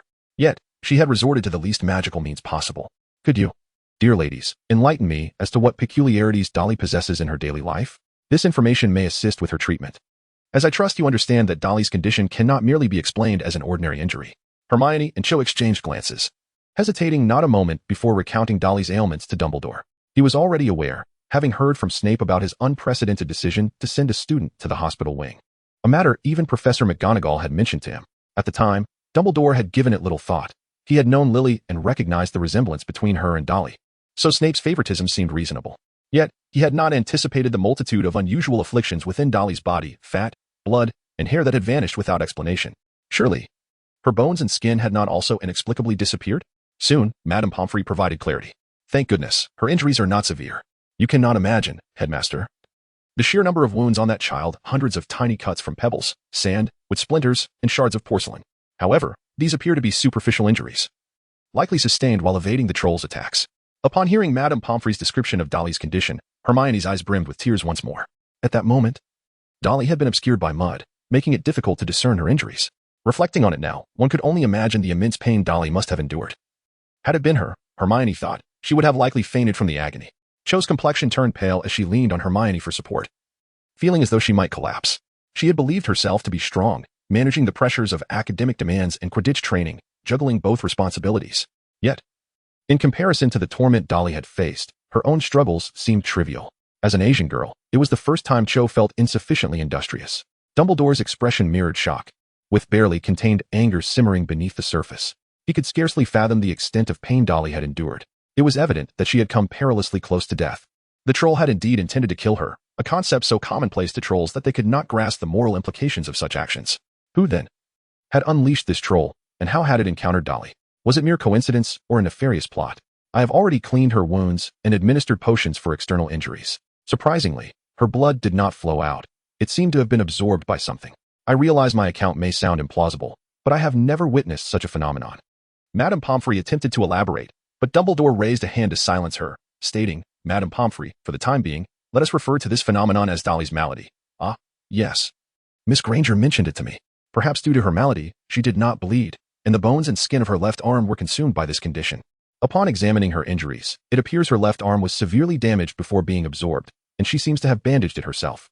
When you brought her in, her sleeve was wrapped around the base of her arm, a truly clever and resilient child. It is difficult to imagine how she managed to perform such acts of self-preservation while evading the troll's pursuit. Madame Pomfrey's voice quavered with emotion. Indeed, as she had stated, in her years as a nurse, she had never encountered such a scene. Yet, she remained unaware that Dolly, with only one arm, had struck down the troll with a wooden club. Had she known, one could only speculate how her expression might have shifted. Unfortunately, no amusement remained in the room. Hermione and Cho listened intently as Dumbledore inquired, Madame Pomfrey, is her arm salvageable? Absolutely, Headmaster, Madame Pomfrey replied, quickly regaining her composure. Though her arm has sustained significant damage, it is not due to magical harm. I have already treated her wounds, and after a day of recovery, we can administer bone regrowth potion. She should be able to leave the hospital within a week. However, I recommend a thorough examination at St. Mungo's. This malady truly baffles me, and I fear that during her next episode, she may lose something of great importance. Thank you, Madame Pomfrey. Dumbledore did not acquiesce immediately. Instead, he said, please do everything in your power to restore Dolly to her former self without any lingering repercussions. Should you require potions or materials, do not hesitate to seek me out. As for you two, I understand your desire to remain with Miss Dursley throughout the day, but she requires rest. I assure you. I will notify you the moment she awakens. How does that sound? Hermione and Cho could only nod in agreement, recognizing that their presence would not aid the situation and might, in fact, burden Madame Pomfrey further. Do take care and rest. Today has indeed been a frightful Halloween. With a troll on the loose, Madame Pomfrey echoed the sentiment. Upon your return, have some hot cocoa and get a good night's sleep. I estimate she will regain consciousness by tomorrow. Thus, Hermione and Cho bid farewell, and as they departed, Dumbledore remarked quietly, Madame Pomfrey, let us refrain from informing St. Mungo's for the time being. The emergence of a troll at Hogwarts, resulting in injury to a young witch, is no trifling matter. Perhaps I should converse with Miss Dursley first. Madame Pomfrey took a deep breath and nodded, choosing not to elaborate further. In truth, she had encountered similar situations before. Hogwarts had seen students perish and sustained injuries more than once. These were inevitable consequences of the magical path. Moreover, Madame Pomfrey understood that Dumbledore faced considerable challenges in maintaining the school. Particularly, he worked tirelessly to prevent the Ministry of Magic from seizing control, striving to uphold the institution's independence, which meant the pressures on Hogwarts mirrored those on Dumbledore himself. One could only imagine that under a different headmaster, Hogwarts might swiftly adopt curricula akin to those of Minister Fudge. Thank you for your hard work tonight, Madame Pomfrey. After Dumbledore concluded his words, he bid farewell to Madame Pomfrey and swiftly turned to leave, his blue eyes glinting with an otherworldly coldness. Today, he resolved to thoroughly investigate Hogwarts to ascertain the source of the issues at hand. For Hermione and Cho Chang, however, this day undoubtedly heralded a sleepless night. As dawn broke, they departed from the Ravenclaw common room, making their way directly to Madame Pomfrey's hospital wing. To their astonishment, they discovered that Dumbledore had already entered. Good morning, Miss Chang and Miss Granger, he greeted, a smile gracing Madame Pomfrey's face. You are quite early. I was just about to inform you. Miss Dursley has awakened, but the headmaster wishes to speak with her privately. Please wait a moment. Inside the chamber, Dumbledore was adjusting the angle of the curtains with his wand, ensuring the room was bathed in a comfortable light. After several attempts, he nodded in satisfaction and remarked, every morning upon rising, I engage in this ritual. Gentle illumination makes one more amenable to embracing the new day. So, good morning, Miss Dursley. Did you sleep well last night? Dumbledore turned to regard the figure of Dolly, who was propped up against her pillows, now clad in a hospital gown.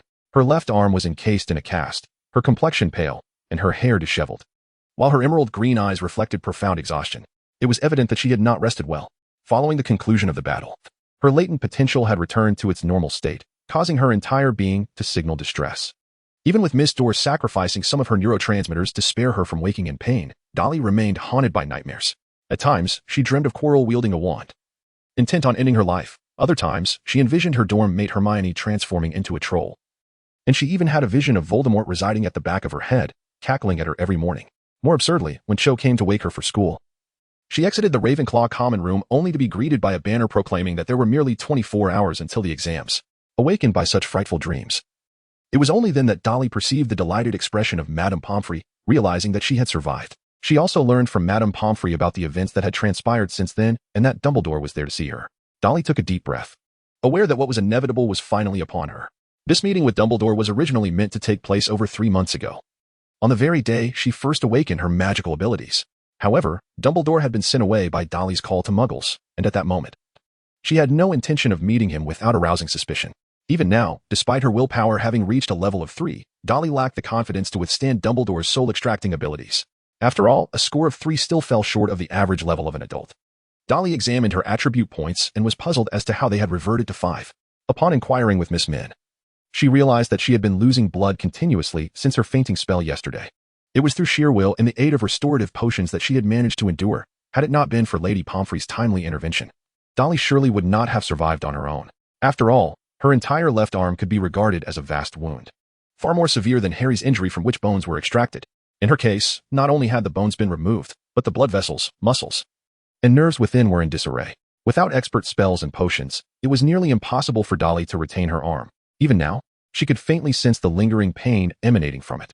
Grateful for Lady Pomfrey's assistance, Dolly expressed her heartfelt thanks. Lady Pomfrey consoled her, stating that surviving the grip of a troll was already a remarkable stroke of luck. She was a diligent girl deserving of everyone's support. Clearly, Lady Pomfrey was still unaware of Dolly's triumph over the troll, indicating that when Dolly inquired about the events at school yesterday, Lady Pomfrey remained in the dark. Dolly refrained from further inquiries, contemplating how to confront Dumbledore in this uncertain predicament. Initially, she had hoped that Hermione or Cho Chang might provide some intelligence, but the slow yet steady knock at the door extinguished her last flicker of hope. It was Dumbledore who arrived first. Without awaiting Dolly's response, he remained unperturbed. Even as a man of considerable age, over a century old and a witness to countless brutal conflicts, Dumbledore felt a lingering unease upon recalling Dolly's state from the previous day. After all, the most malevolent curse among wizards, the killing curse, obliterates the soul of its target without inflicting significant physical harm. Only the madman employing explosive spells, like blasting curse, could shatter a wizard's body, resulting in devastation akin to what transpired yesterday. For an 11-year-old girl to endure such a scene and maintain her composure was a lofty expectation, let alone respond to his inquiries. However, given the gravity of the situation, particularly in light of Dolly's past cleverness, Dumbledore felt compelled to take charge. Perhaps I should prepare a cup of hot cocoa for you? Dumbledore tapped the nearby table with his wand, summoning a house elf, Dobby. House elves can apparate within Hogwarts, as their magic differs fundamentally from that of human wizards. Although Hogwarts is protected by anti-apparition spells, these enchantments hold little sway over house elves. At your service, esteemed headmaster, Dobby said, bowing respectfully to Dumbledore, who smiled and gestured toward Dolly at the bedside. Upon catching sight of her, Dobby's diminutive form trembled as if struck by lightning, his tiny eyes brimming with tears. He rushed to Dolly's side, kneeling at her bedside. It is you, Miss Dursley. You are alive. How wonderful. Surely, it is the great Merlin who has blessed you. You are so kind, so lovely, and you even graciously tasted the pumpkin pie I made. I had intended to bless you forever, but that dreadful beast attacked you. I wanted to help, but I was frightened. I am just a foolish, powerless creature. Oh, woe is me. As he spoke, the house elf moved to bash his head against the floor. This was no mere act. Dobby was genuinely engulfed in profound sorrow. Dolly could hardly remain indifferent, for she had faintly heard that Dian was the first to arrive the day before. This was undoubtedly connected to Dian's magic. Yet it did not diminish the fact that Dian was also one of her saviors. Thus, Dolly spoke, Dian, please fetch me a cup of hot cocoa. I prefer it with less sugar. Hurry, for I place my utmost trust in you. Dian's face lit up with surprise as she quickly wiped away her tears and exaggeratedly bowed at a full 100 degrees before vanishing from sight. However, mere seconds later, she reappeared, holding a large cup of hot cocoa on a tray, respectfully waiting for Dolly to take it. Dolly extended her right hand and took a delicate sip. The melted chocolate, combined with milk, a touch of cinnamon, and a drizzle of syrup, formed a rich and delectable beverage, brimming with energy. Observing the pain on Dolly's face dissipate significantly, she proudly straightened her chest. Dolly still refrained from offering praise, stating, return to your duties, DNGDing. I shall summon you if needed. This, in essence, constituted the highest form of commendation for DNGDing. It bowed once more to Dolly before vanishing along with its tray. Dumbledore observed the scene with a serene demeanor, unhurried to voice his thoughts. For oftentimes, much can be discerned through mere observation. For instance, what manner of person is Dolly? Dolly has caused quite a stir on more than one occasion, and Dumbledore is well aware of her antics. However, he has never perceived her as an impolite individual. On the contrary, the majority of those who interact with Dolly find the experience both relaxed and enjoyable, including the professors, which speaks volumes about her character. Moreover, observing Dolly's distinct attitude towards house elves reveals her profound familiarity with them, perhaps even surpassing that of many wizards. What does this imply? It certainly suggests that Dolly has a well-informed friend in Hermione, a veritable connoisseur of the magical realm, and it also indicates that Dolly herself is an exceptionally adaptable girl. Perhaps even excessively so. Dolly was aware that her actions might reveal her true intentions. However, she could not sacrifice the very essence that had saved her in order to dispel Dumbledore's suspicions. Moreover, alleviating Dumbledore's doubts about her was far from an easy task. The awakening of Dolly's magical powers at the tender age of 11 remains an enigma to this day. She is even prepared to allocate her remaining attribute points to bolster her willpower, in a bid to resist Dumbledore's legitimacy. While she harbors no concerns that Dumbledore might uncover Miss Dore, the possibility of him discovering Dolly's identity as a time traveler is beyond Miss Dore's purview. As for whether Dumbledore would employ legitimacy on his students, the original novels and films never explicitly confirm such actions. However, there are numerous instances that suggest he may have done so, such as the descriptions of his piercing blue eyes that seem to see through others. Concurrently, Dumbledore himself does not advocate for the casual use of this invasive magic, which bears a nature of bullying. Otherwise, he would have long since unraveled the secrets of Quirrell and the impostor Mad-Eye Moody, and many plot points would simply not have transpired. Good morning, Professor Dumbledore. I apologize. I was momentarily lost in thought. It seems as though a giant is still brandishing a club before my eyes, while my ears are filled with the cacophony of screams, shrieks, and roars. Dolly initiated the conversation, exchanging a polite glance with Dumbledore before lowering her gaze and sipping her hot cocoa. She resolved to savor this beverage throughout the morning, deliberately avoiding eye contact with Dumbledore. With a gentle smile, Dumbledore began, I had no intention of broaching yesterday's events. Yet it appears you have found some semblance of calm. Though it may sound utterly implausible, certain forms of magic can transfer a person's memories into external objects. Such matters are not typically within the purview of a first-year witch. However, should you wish to escape the torment of those recollections, I can assist you in processing them. allowing you to be free from nightmares. While this proposition was undeniably tempting, Dolly felt compelled to decline. Preserving her memories from Dumbledore's scrutiny was a non-negotiable boundary for her. It was unthinkable to wager that Dumbledore would treat her as an ordinary individual after uncovering the entirety of her lineage and origins. Such a possibility, though not entirely absent, seemed precarious. After all, Dumbledore's moral integrity was largely commendable. Yet, the last person who entrusted everything to him was Snape, whose life became a quest for vengeance, ultimately rendering him a loyal follower of Dumbledore. The outcome of Snape's life is perhaps best left unspoken. Regardless, Dolly could never relinquish control over her own life and destiny to another. Nor could she allow herself to become dependent on someone else, a fundamental aspect of her dignity as a modern young woman. Thus, she spoke up, "Professor, while my memories can be erased, the events of yesterday cannot simply vanish, can they? I nearly lost my life, and I yearn to understand what truly transpired." Dolly's voice was light and airy, punctuated by the soft, soothing sounds of her sipping hot cocoa. Yet, in that moment, Dumbledore felt the atmosphere grow heavy with unspoken weight. It was indeed an unavoidable topic, but he had not anticipated that it would be Dolly who would steer the conversation in that direction. Clearly, she was more resilient than he had imagined. After a brief contemplation, Dumbledore began, "Let us start with the troll. I had commanded Professor Quirrell to introduce it as a means of safeguarding a certain object. An old friend entrusted me with the custody of something highly coveted by powerful wizards. I invited the professors to lend their assistance." Professor Quirrell was confident in his expertise with trolls, yet it is evident that he faltered. The troll escaped his control and began to wander the castle, ultimately colliding with you. After Dumbledore finished speaking, Dolly quietly inquired, "So, is this merely a coincidence?" "I cannot say, Miss Desiree," Dumbledore replied earnestly. "This is precisely the matter that requires investigation. Is it a coincidence or a deliberate act? Now, could you enlighten me about the events that transpired with you yesterday?" Dumbledore candidly described everything, yet he did not provide the answer Dolly sought. Dolly imitated others and expressed her desire to understand the quarrel between her friends, Hermione and Quidditch. Consequently, she sought the counsel of the portly friar, who advised her to consult the house elf.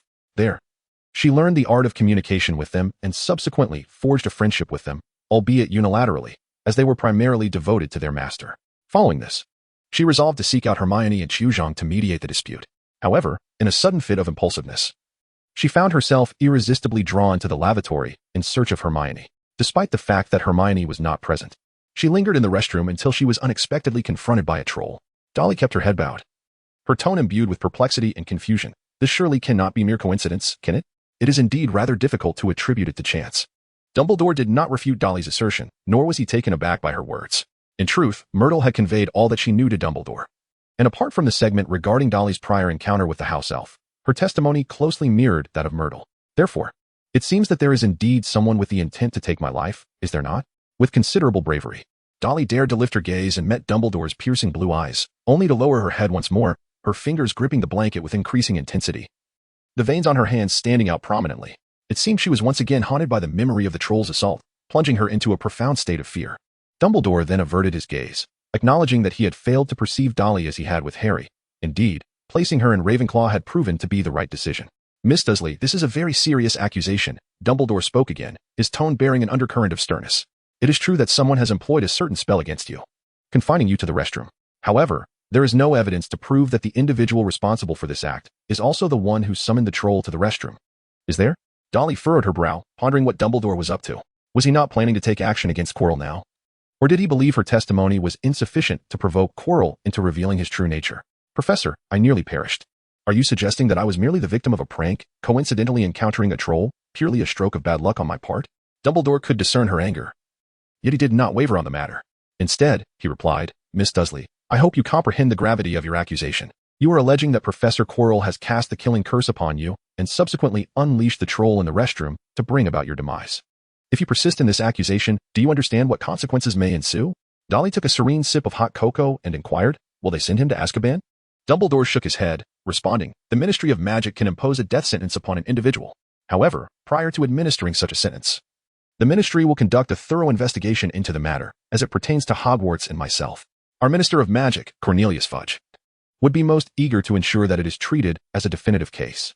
The condition, however, is that you must present evidence, Miss Dursley. In the absence of evidence, it may very well be you who finds yourself summoned to Azkaban." Dolly slowly raised her gaze, this time unperturbed by Dumbledore. Even disregarding the possibility of him employing the soul-extracting charm, she began to speak. "What if I possess evidence, Professor Dumbledore? I am all ears."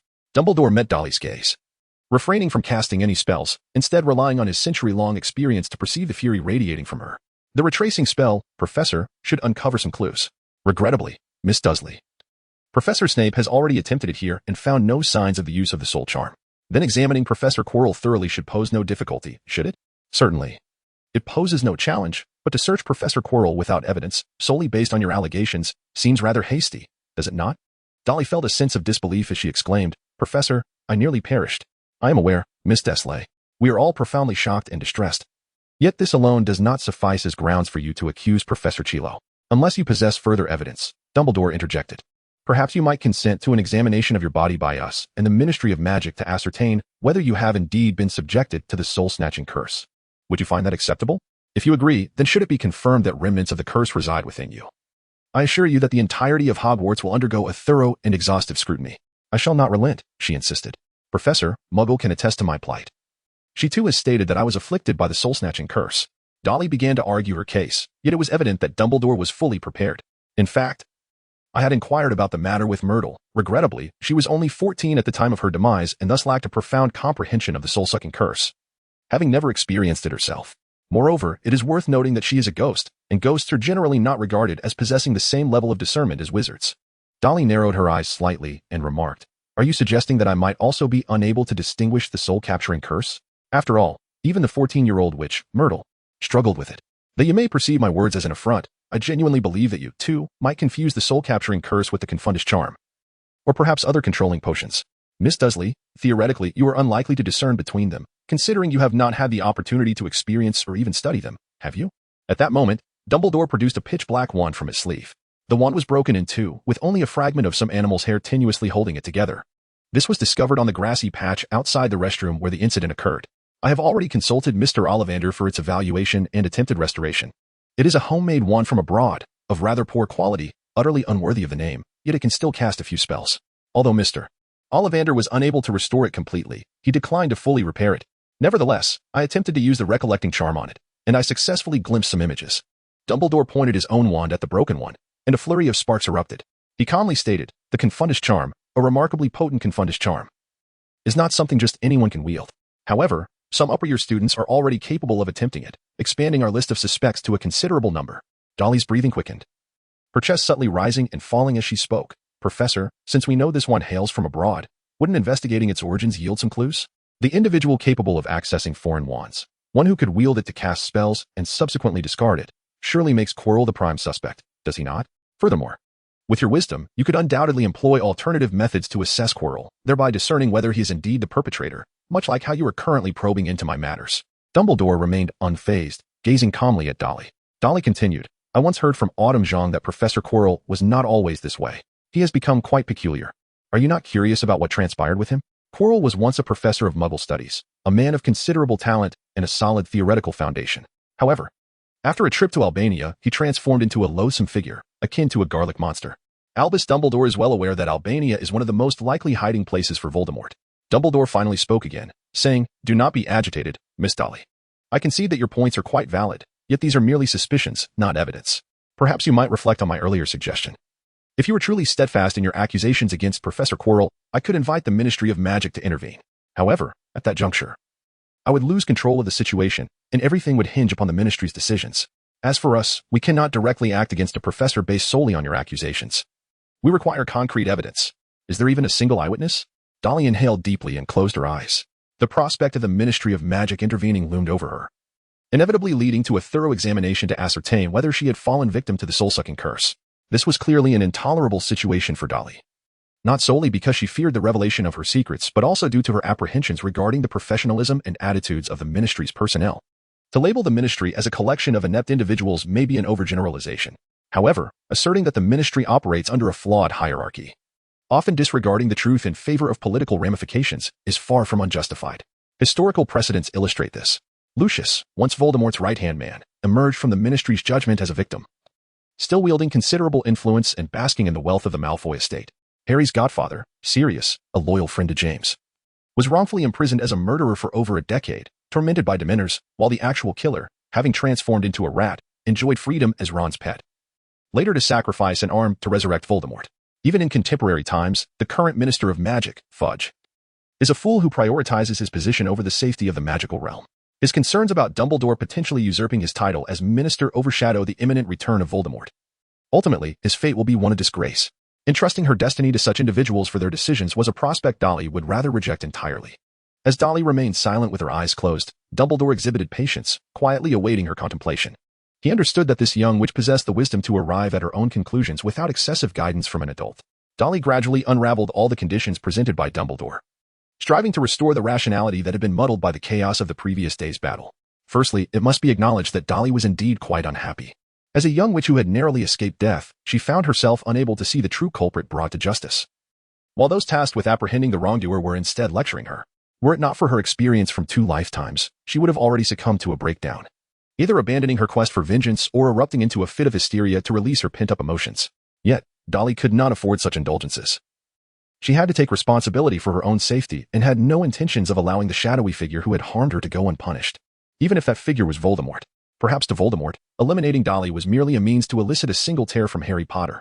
However, Dolly intended to make Voldemort aware that he had indeed provoked the wrong individual this time. Reflecting upon Dumbledore's conditions, it became evident that his insistence revolved around a singular principle. He placed Dolly and Quirrell on an equal scale, permitting Dolly to accuse Quirrell, yet insisting that she must provide evidence and be prepared to bear the consequences should her accusations prove unfounded. He was unwilling to conduct a thorough search and interrogation of Quirrell solely based on Dolly's claims, refraining from treating Quirrell as a criminal without substantiated proof. Setting aside emotional considerations, Dolly had to concede that Dumbledore's reasoning held merit. The life of a student is invaluable, and the reputation, even the life of a professor, is equally significant. It would be unjust to hold Quirrell accountable for Dolly's suffering without any evidence to substantiate such a claim. This reasoning was legally sound and fair enough, yet upon deeper reflection, one could discern that it was not just. Dolly and Quirrell can indeed be placed at opposite ends of a scale, yet presently, Dolly stands as a victim who narrowly escaped death. In the pursuit of fairness towards both Dolly and Quirrell, it ultimately results in Dolly finding no one to accuse, compelling her to forget the events of yesterday. Such an outcome bears no semblance of justice. Furthermore, when did the magical realm of Hogwarts ever prioritize legal fairness? Pray. There isn't even a competent lawyer to be found. Thus, the crux of the matter lies in Dumbledore's reluctance to act against Quirrell. Nonetheless, Dolly undeniably is a victim. He must begin with her to find a means to conclude this affair. This is the sole purpose of their dialogue. Even though Dolly is a victim, she is not deceased. She can rise from bed in a matter of days, exhibiting no lasting effects. What kind of harm is this? Attempted murder? I beg your pardon, but our magical laws are rather inadequate and do not consider such nuances. Upon coming to terms with this reality, Dolly did not feel anger. Rather, she became acutely aware of one truth. She is not the protagonist. At least, not in Dumbledore's eyes. Dumbledore may indeed favor Harry, but he does not extend that preference to every student, and even his favoritism towards Harry can evoke feelings of injustice in others, such as Dolly and Quirrell, both of whom find themselves on opposite sides of the scale.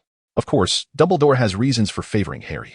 After all, Harry is the child destined to face death, not a mere casualty like Dolly, who is gravely injured but not yet at death's door. Only through such trials can Harry ultimately vanquish Voldemort's Horcrux, which is, in fact, Harry himself. In contrast, does he have a reason to favor Dolly? Merely because she is Harry's sister? Before Harry matures, he indeed requires familial companionship. Yet the presence of Vernon and Petunia suffices. As for Dolly's exhibited talents and abilities, which even surpass her peers in insight and reflexes, Dumbledore might very well suspect her of being a wizard transformed by Polyjuice Potion. Having contemplated these matters, Dolly found herself at peace, devoid of anger. She no longer anticipated the answers she sought from Dumbledore. Clearly, without sufficient evidence, he would not provide a response. However, relinquishing her expectations of Dumbledore's guidance did not imply that Dolly would allow the matter to rest. Thus, she opened her eyes and said, "Professor, I indeed lack evidence. Yet, the fact remains that I was nearly killed. You acknowledge this, do you not?" Dumbledore slightly raised his head, recognizing that Dolly had finally grasped the reality of her situation. "You are quite right, Miss Dursley." But what Dolly said next caught him off guard. "Since Hogwarts does not acknowledge the murderer I have identified and cannot locate the true assailant, then it must fall upon Hogwarts to take responsibility for my injuries, correct?" Dumbledore exhibited a look of dawning realization, followed by a somewhat pained smile as he replied, "Indeed, Miss Dursley." He had not anticipated that after persuading Dolly to reconsider and not escalate the situation, she would instead hold him and Hogwarts accountable. Dumbledore could easily dismiss the matter and leave Dolly to her misfortune. Yet, he ultimately remained a good man, not a politician who shifts blame without remorse, and chose to shoulder the burden of guilt alone. "I am uncertain what I or Hogwarts can do for you. If you seek financial compensation, I can personally provide it." Dolly shook her head, indicating that she had no intention of accepting money, even though Dumbledore was quite capable of producing gold coins in abundance. As a distinguished wizard who had lived for over a century, any trinket or piece of wisdom he possessed could fetch an exorbitant price. However, for Dolly, who had the gift of foresight, monetary wealth was of little consequence. Rather than riches, she valued certain privileges far more. Thus, Dolly stated, firstly, the entertainment in the castle is rather monotonous. I wish to introduce some Muggle entertainment products to our dormitory for embellishment.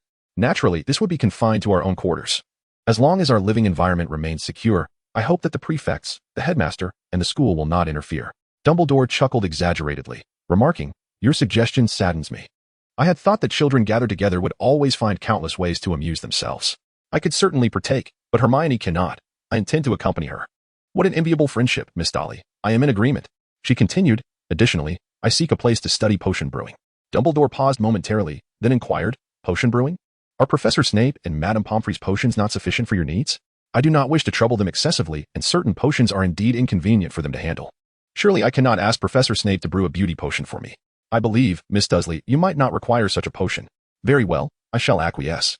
He added, afterward, I will provide you with a satisfactory empty classroom for your little potion endeavors.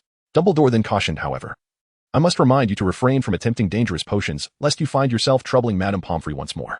Rest assured, Professor, I have a genuine fear of pain and wish to avoid injury at all costs. Dumbledore cast a meaningful glance at Dolly's arm, nodded, and chose not to elaborate further. Instead asking, is there anything else, or perhaps 3 conditions are already quite ample? Dolly understood that this was Dumbledore's way of advising her to know her limits. After all, Dolly was still alive, and her injuries would soon heal. For Dumbledore, this matter might not hold any particular significance. Dolly, not one to be greedy, remarked, ultimately. I share a profound connection with Dots, and I hope to summon her assistance in due course. The friendship you cultivate with Dots is indeed your fortune. There is no need for me to intervene, as you may communicate with her directly. However, there resides an ancient household elf in the kitchen who seems to consider himself the leader of his kind, and he is likely to disapprove of my actions. Dumbledore's expression shifted to one of understanding as he replied, that must be Pocket. He has been employed at Hogwarts since my youth. You are correct. Perhaps I can indeed assist you in conveying this matter to him. Following this, Dumbledore did not allow Dolly another opportunity to speak, stating, now, Miss Dursley, will you retract your accusations against Professor Quirrell? Dolly shook her head and stated, I will not retract my words. As she noticed Dumbledore preparing to speak, she continued, however, I shall not publicize this matter as flamboyantly as before in the Daily Prophet, for I am not fond of being pursued by the Ministry of Magic's personnel. My father felt the same way. He despised dealing with bureaucrats. Dumbledore responded with a knowing smile, saying, I can certainly understand Mr. Dursley's sentiments. I too find them rather detestable. Dolly continued, stating, next, I shall demonstrate in my own way that I have not spoken falsely. Quirrell indeed came perilously close to taking my life. I trust, Professor, that you will not impede my endeavor. Dumbledore nodded in acknowledgement, replying, certainly, it is your prerogative. Every student is entitled to their own opinions of professors they may disfavor. However, I wish for you to comprehend that any unauthorized assault on a professor or the use of magical means against them is wholly unacceptable. Even if you possess justifiable reasons to accuse Professor Quirrell, it cannot mitigate the consequences you would face for such actions. Dolly nodded, indicating her understanding.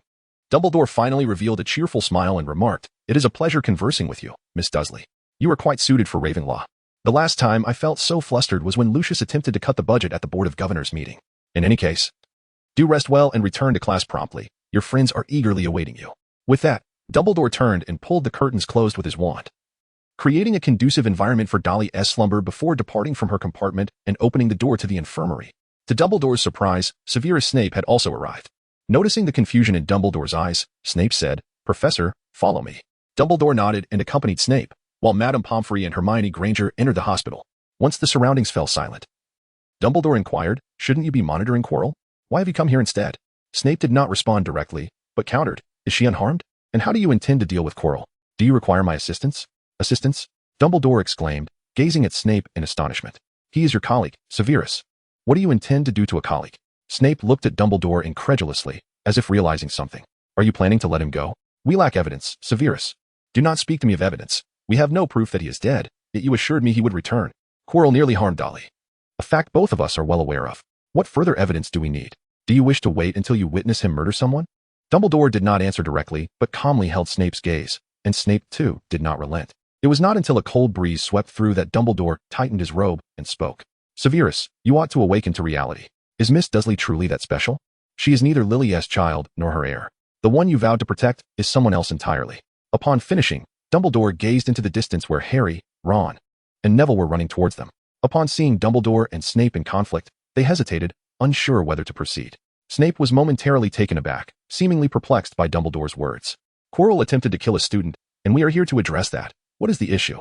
Does this not fall squarely within the duties of a professor and a headmaster? Dumbledore clearly perceived Snape's thoughts and directly responded. If you refuse to acknowledge Miss Dursley's uniqueness, then I must adhere to the rules and rely on evidence. You have examined Quirrell's wand and are aware that the tattered wand we discovered cast a confundish charm. These facts can construct a different narrative. Yet you obstinately persist in attributing everything to Quirrell. Have you considered that if we act against Quirrell and find nothing unusual, even with veritaserum and legitimacy, you may not uncover the truth you seek? What if we ultimately discover that Quirrell is merely an unfortunate victim of a possession? Where will you search for the true perpetrator then? And what turmoil and danger will the revered Miss Dursley face? Can she withstand the vengeance of a hidden danger lurking in the shadows? Snape stood in stunned silence, fixated on Dumbledore, and after a moment of struggle, he finally spoke. At least we protected her, did we not? We safeguarded the students of this school so they would not suffer further attacks. Can we truly protect them? That individual can silently manipulate Quirrell. He could control more. Dumbledore's tone turned stern. Severus, you know who our enemy is. Do not underestimate his power, nor his intellect. Unless you possess absolute certainty, I advise you to remain calm and patient. Which is easier to confront, a foe we understand or a murderer concealed in darkness? You ought to grasp this. Snape breathed heavily, using his last ounce of strength to argue. Dumbledore, if we confirm it is him, why do you not eliminate him? You are the most powerful wizard. You could surely do it. No, Severus, I cannot. Dumbledore's gaze drifted past Snape's shoulder to the distant scenery. You and I are both aware of the prophecy. Do you still doubt it? Snape knew full well. It was a cold, damp night at the Hog's Head Inn when Dumbledore interviewed Trelawney for the divination position. Trelawney had little skill in divination, possessing only superficial methods that might not even deceive muggles. But just as Dumbledore began to show disappointment, Trelawney awakened her family's ancestral prophetic abilities and made a prophecy. The boy's birth would come at the end of July. His parents had thrice escaped the clutches of the Dark Lord, who would consider him his equal. However, he would possess a power that the Dark Lord lacked, and one must perish at the hands of the other, for neither could survive while the other lived. At that time, Dumbledore did not fully believe the prophecy until the death of Harry's parents and Harry emerged as the boy who lived. Upon seeing the scar on the boy's forehead, Dumbledore realized the prophecy had come to fruition. Whether he believed it or not was irrelevant, for Voldemort was already convinced of its truth. The belief of a Dark Lord itself is a potent form of magic. For wizards, magic is the manifestation of the power of belief, creating miracles. Snape knew all of this because he was present at the Hog's Head that night, albeit thrown out by the innkeeper, Aberforth Dumbledore, before he could hear the entirety of the prophecy. Afterward, Snape relayed the partial prophecy to Voldemort, unaware that the boy would be Lily's child. Consequently, Harry's parents perished, and Snape became one of the culprits responsible for Lily's death. This caused Snape immense anguish, leading him to dedicate his future to avenging Voldemort and protecting Harry, a means of atoning for his past sins against Lily. Dumbledore looked back at Snape, his gaze serene, as if he held the upper hand. Snape was indeed struck by the most painful of memories, his complexion drained, and after much internal struggle, he could not utter a single word.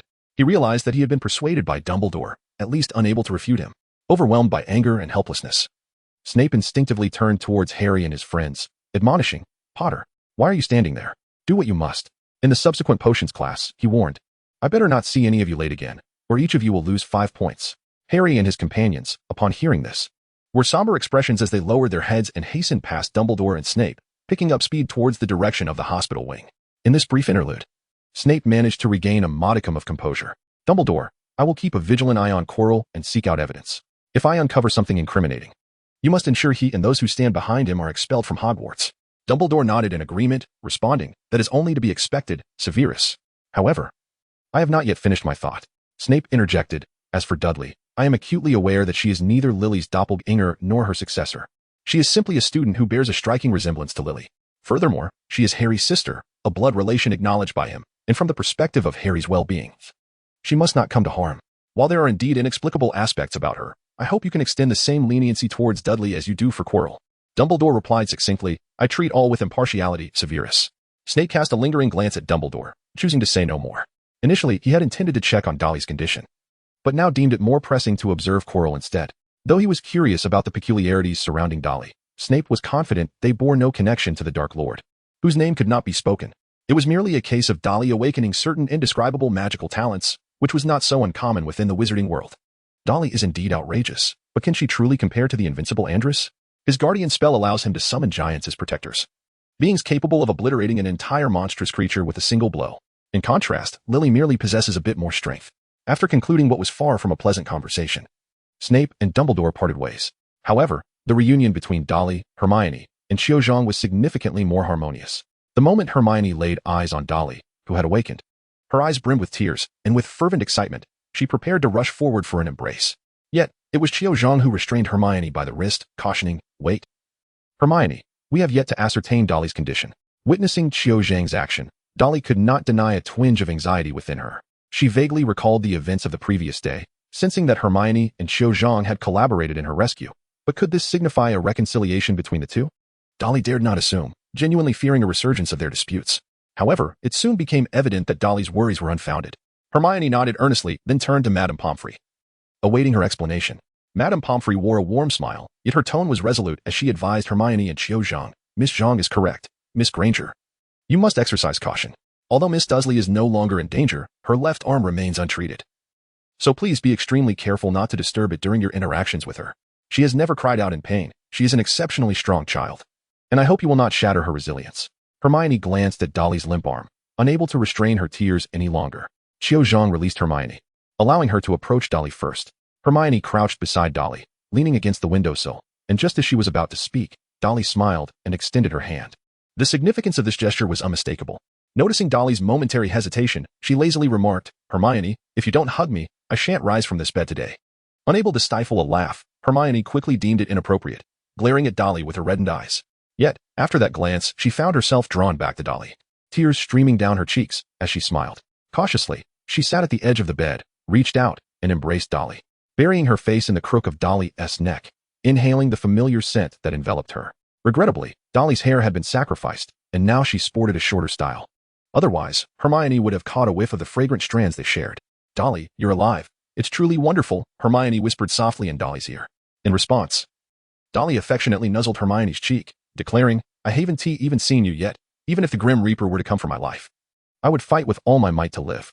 Hermione promptly withdrew, placing her palm over Dolly's mouth, reproaching her with a stern gaze. "No more nonsense.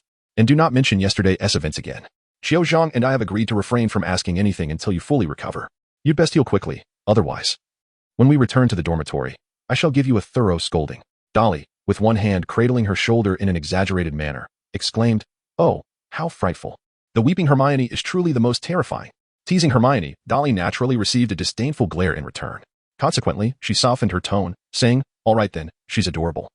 Is that satisfactory? Fear not. Once we return to the dormitory, I shall lie on the bed in a cross shape, and you may do as you please." After speaking, Dolly gently wiped away the tears from the corner of Hermione's eye. Hermione did not resist. Instead, she gazed at Dolly's pale yet beautiful face, savoring this moment of tranquility. It was only when Dolly's mischievous hand reached out to pinch her nose that Hermione laughed and retreated from the bedside, saying, "Why are you still so restless? Does your excitement only grow with your injuries? I thought I saw you two reconciled. So, have you truly made amends?" Dolly blinked, shifting the topic to matters she wished to explore. A fleeting shadow of sorrow flickered in Hermione's eyes, quickly masked as she crossed her arms, seemingly regaining her former haughty demeanor. "Let us see the sincerity of a certain individual." With that, Hermione gestured with her chin towards Qiuzhang. At that moment, Qiuzhang approached, taking the place Hermione had just occupied, and gently brushed her fingertips across Dolly's forehead, tidying the disheveled strands of hair. Then she spoke, "This matter is entirely my responsibility." She picked up two pendants from the bedside, saying, "I did not inform you that the pendant I gifted you is actually one of a pair. The other one remains with me. Aside from its basic function, it can additionally sense your physical condition. I cannot be by your side every day like Hermione, so I wish to care for you in this manner." I did not anticipate that Hermione would uncover it. Hermione frowned and patted Qiuzhang's shoulder, saying, "Did we not agree to refrain from discussing yesterday's events?" Qiuzhang nodded, casting a grateful glance at Hermione. Understanding that Hermione's words were not solely to prevent Dolly from recalling the pain of yesterday, but also to spare Qiuzhang from further guilt. Both Qiuzhang and Hermione had learned from Didi that Dolly had been seeking information throughout the day, eager to uncover the reasons behind their quarrel. In their view, it was precisely because Dolly wandered alone that the unseen manipulator found an opportunity to strike. Had they not quarreled, or had they shielded Dolly from worry, Hermione could have remained by Dolly's side, enabling them to confront the giant together. With Hermione's assistance, Dolly's condition would surely improve. "Dolly, I have made a decision." Qiuzhang turned, grasping Hermione's wrist, and, to Hermione's astonishment, bestowed her pendant upon her. "You are far more suited to, and in need of this than I am. If you can ascertain Dolly's physical condition at any moment, you will be able to care for her better. Meanwhile, I shall simply be a common friend to you both. At this juncture, Qiuzhang, who had appeared steadfast and emotionally stable, could no longer contain herself, covering her mouth as tears streamed down her face. Her tears flowed more abundantly than Hermione's, leaving Hermione momentarily speechless, as if she had never considered that Qiuzhang might cry.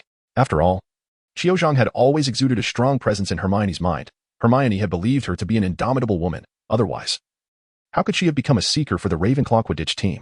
Yet, Dolly understood all too well that Qiuzhang, after losing her boyfriend in the original narrative, transformed into a girl who wept daily, with her academic performance and overall demeanor plummeting. This indicated that despite Qiuzhang's outward display of kindness, independence, friendliness, cheerfulness, and even rebellion, she remained, at her core, a gentle soul, albeit one reluctant to reveal her vulnerable and melancholic side.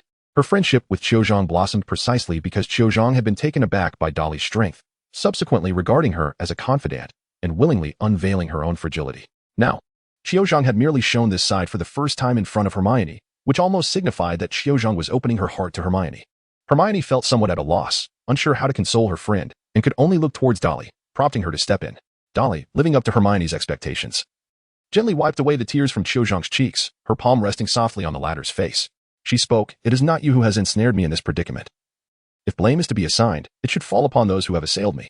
If they seek to inflict harm, they shall invariably find an opportunity. Just because this incident transpired yesterday does not mean it bears any connection to you. Moreover, Qiuzhang, you have saved my life. Without your pendant, I might have succumbed long ago." Hermione, filled with apprehension, parted her lips as if to intervene, wishing to steer the conversation away from the events of the previous day.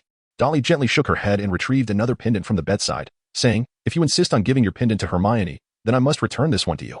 I cannot allow you to bear a responsibility that does not belong to you, for that would leave me in perpetual guilt. Who knows? I might even fall ill because of it."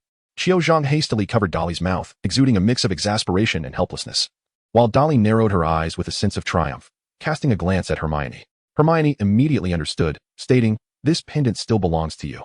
I spend every day with Dolly, so I can monitor her well-being at any time. You can also care for Dolly through this pendant, which will serve as an additional safeguard for her safety. We cannot allow a repeat of yesterday, when we left Dolly aside." Qiuzhang nodded, reclaiming her pendant, and expressed her gratitude to Hermione, saying, "Thank you, Hermione." Hermione extended her hand and remarked, "I now acknowledge that you genuinely wish to be a good friend to Dolly and sincerely care for her. However, you must not keep secrets from me regarding such clandestine matters in the future." Qiuzhang, her tears transformed into a smile, nodded in agreement. She also extended her hand, and their hands clasped firmly together, signifying the resolution of their past conflicts. They both recognized each other as good friends of Dolly and reached a consensus in their concern for and protection of her. As for the remaining aspects, Hermione had just stated that Qiuzhang and Dolly must not engage in secretive dealings unknown to her. This implied that from now on, Qiuzhang, like Hermione, could openly do certain things for Dolly. Thus, Qiuzhang released Hermione's hand and turned to face Dolly, holding her pendant, and with a sparkling gaze, said, "Dolly, how about I help you put this back on?" Dolly smiled and nodded, while Qiuzhang openly supported her back, assisting her in fastening the pendant, gently placing her hands and the pendant against Dolly's chest. At that moment, Hermione, standing behind her, fixated intently on Qiuzhang's hand, feeling as though Qiuzhang was once again provoking her. Little did she know that Qiuzhang's gaze inadvertently drifted over Dolly's lips, still imbued with the scent of chocolate milk, abruptly recalling the scene from yesterday when Hermione had administered medicine to Dolly. Perhaps next time, she could be a bit bolder. As for the updates, I appreciate everyone's concern. I have returned home. The first update will be released before midnight, and for today, I will provide 2 updates. Additionally, I will summarize the total number of updates and revise the update rules. The achievements for January are as follows. According to the stipulations outlined in the initial remarks, 2,000 recommendations yield 1 additional update, 300 monthly votes yield 1 additional update, 20,000 coins, 200 yuan, or 200 tips yield 1 additional update, with a silver treasure chest counting as 3 updates, and a gold treasure chest as 10 updates. Thus, a total of 17 updates is required, 4 from recommendations, 2 from monthly votes, 1 from tips, and 10 from a gold treasure chest, calculated based on 160. 000x0, 8128, 000. I have indeed fulfilled 17 updates, but having taken a day off yesterday, I owe 1 update. February has been tumultuous. Yet I have received immense support and encouragement from readers, coupled with promotional activities from the book club, prompting me to temporarily adjust the rules. All fees are halved. 1,000 recommendations yield 1 additional update. 150 monthly votes yield 1 additional update. 10,000 coins yield 1 additional update. And 100 tips yield 1 additional update, with a silver treasure chest counting as 5 updates and a gold treasure chest as 20 updates. Each update will still consist of 5,000 words, with a daily minimum of 1 update, and no upper limit will be set for additional updates, extending until the end of the month or until I capitulate. Following the calculations above, I still owe 1 update from January, and the remainder is minimal. I cannot accumulate 2 updates, but I will account for it as 2. Therefore, I owe a total of 3 updates from January. Now, regarding the data from February up to today, according to the new rules, I require an additional 2 updates from recommendations, 1 from monthly votes, 2 from tips, and 2 from tips again, totaling 7 updates. Adding the 3 owed from January, I currently owe 10 updates. In summary, I owe 10 updates. 1,000 recommendations yield 1 update. 150 monthly votes yield 1 update. 10,000 coins yield 1 update, and 100 tips yield 1 update. With a silver treasure chest counting as 5 updates and a gold treasure chest as 20 updates, until the end of the month or until I capitulate. The first update will be released before midnight. Today, I will provide 2 updates, and tomorrow, at least 3 updates. As for the peculiar thoughts that crossed her mind, Hermione reflected on why she harbored such strange notions. How could one allow Dolly another opportunity? In such perilous circumstances, it would be best to refrain from any further comparisons. However, should such a situation arise, Xiao Zhang could assure that she would not hesitate in the slightest. Enough, your hand has lingered too long. It distracts Dolly. Hermione finally could no longer endure, grasping Xiao Zhang's wrist and pulling her hand away from Dolly's chest. This moment seemed to transport them back to their previous conflicts, rendering their recent reconciliation a mere illusion. Yet, upon contemplation, this was hardly surprising, for they had merely reached a consensus in aiding Dolly and had not truly become friends. At least not of the kind who could ever stand on equal footing with Dolly. Xiao Zhang did not resist, her demeanor reverting to its original gentle charm, though a lively spark brightened the seemingly tender smile at her lips. Presently, she addressed Hermione. You may also touch it, you know. The texture of this jade is delightful, and I certainly won't stop you. With that, she unexpectedly took Hermione's wrist, guiding it towards the jade. As the object drew nearer, Hermione found herself momentarily at a loss. At that moment, a loud bang echoed as the door swung open. Mr. Potter, you should consider yourself fortunate that there are no professors present, otherwise you would have lost 5 points for your recent behavior. There are patients here who require rest. My sincerest apologies, Madame Pomfrey. I was simply overly concerned about my sister's condition. Harry bowed to Madame Pomfrey, then hurried towards Dolly. Dolly stood alongside Hermione and Cho Chang, undeniably conspicuous. The initial news Harry received yesterday was that Dolly had fallen asleep due to anemia and had been taken to the school hospital. At first, Harry did not question this explanation, recalling a similar incident when Dolly had effortlessly turned a crisis into a safe outcome, believing she would do so again. However, rumors now circulated throughout Hogwarts that a troll had attacked a young wizard, resulting in that wizard's untimely demise. Consequently, the young witches and wizards were confined to their rooms for the entire night, even barred from entering the common room. The essence of this measure was to prevent them from disturbing the Ministry of Magic's orders as they investigated the truth. Clearly, as long as it conformed to public expectations, many individuals would embellish the tale, subconsciously altering it into a form they could comprehend and appreciate, even if they were unaware of their actions. Thus, the version Harry ultimately heard transformed into a narrative where a troll had reduced Dolly to mere fragments to accompany moaning Myrtle, though Harry was still oblivious to Myrtle's identity. Enraged professors vanquished the troll, yet they too bore responsibility for their lack of oversight, resulting in Hogwarts being shut down indefinitely. This, you see, was the tale most cherished by the students of Hogwarts. The fate of the deceased was inconsequential. What truly mattered was that the school was closed and everyone was on holiday. As Harry approached Dolly's bedside, his pace slowed. He dreaded the sight of his sister, gravely injured and altered, or worse, her lifeless body. However, upon seeing that she had merely suffered a broken arm, he exhaled in relief. He then queried, somewhat irately, Hermione, what on earth happened? Can you tell me? Why did Dolly disappear for the entire evening? You said she was in the restroom, yet she was attacked by a troll. Hermione's expression stiffened. She had been playfully bantering with Cho and had not anticipated being the first to face Harry's ire. Moreover, Harry's assertions were factual, and Hermione found herself unable to respond to his inquiries. She could hardly start with the jealousy she felt over Dolly and Cho's friendship. Instinctively, Hermione wished to engage in a debate with Harry. Even though guilt gnawed at her, she could not simply concede defeat. After all, her debts were owed to Dolly, not to Harry. While Harry was Dolly's brother, entitled to inquire about her well-being, he had no right to demand anything from Hermione. Her actions were entirely voluntary.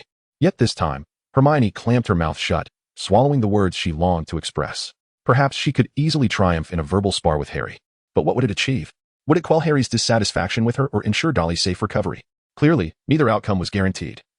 And it might even exacerbate her relationship with Harry, leading to a heated argument in such an environment. Ultimately, even being expelled by Professor Pomfrey would not be surprising. Nor would it be conducive to Dolly's recovery. Most importantly, it would leave Cho as Dolly's sole companion, a scenario Hermione could not bear to accept.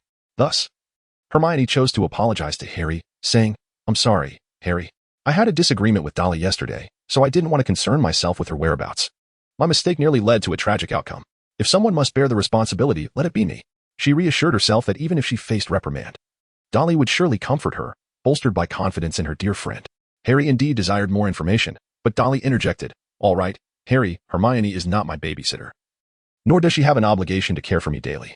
My encounter with the troll was merely a stroke of bad luck. Afterward, Hermione and Cho rushed to my aid. Without them, you might not have seen me again."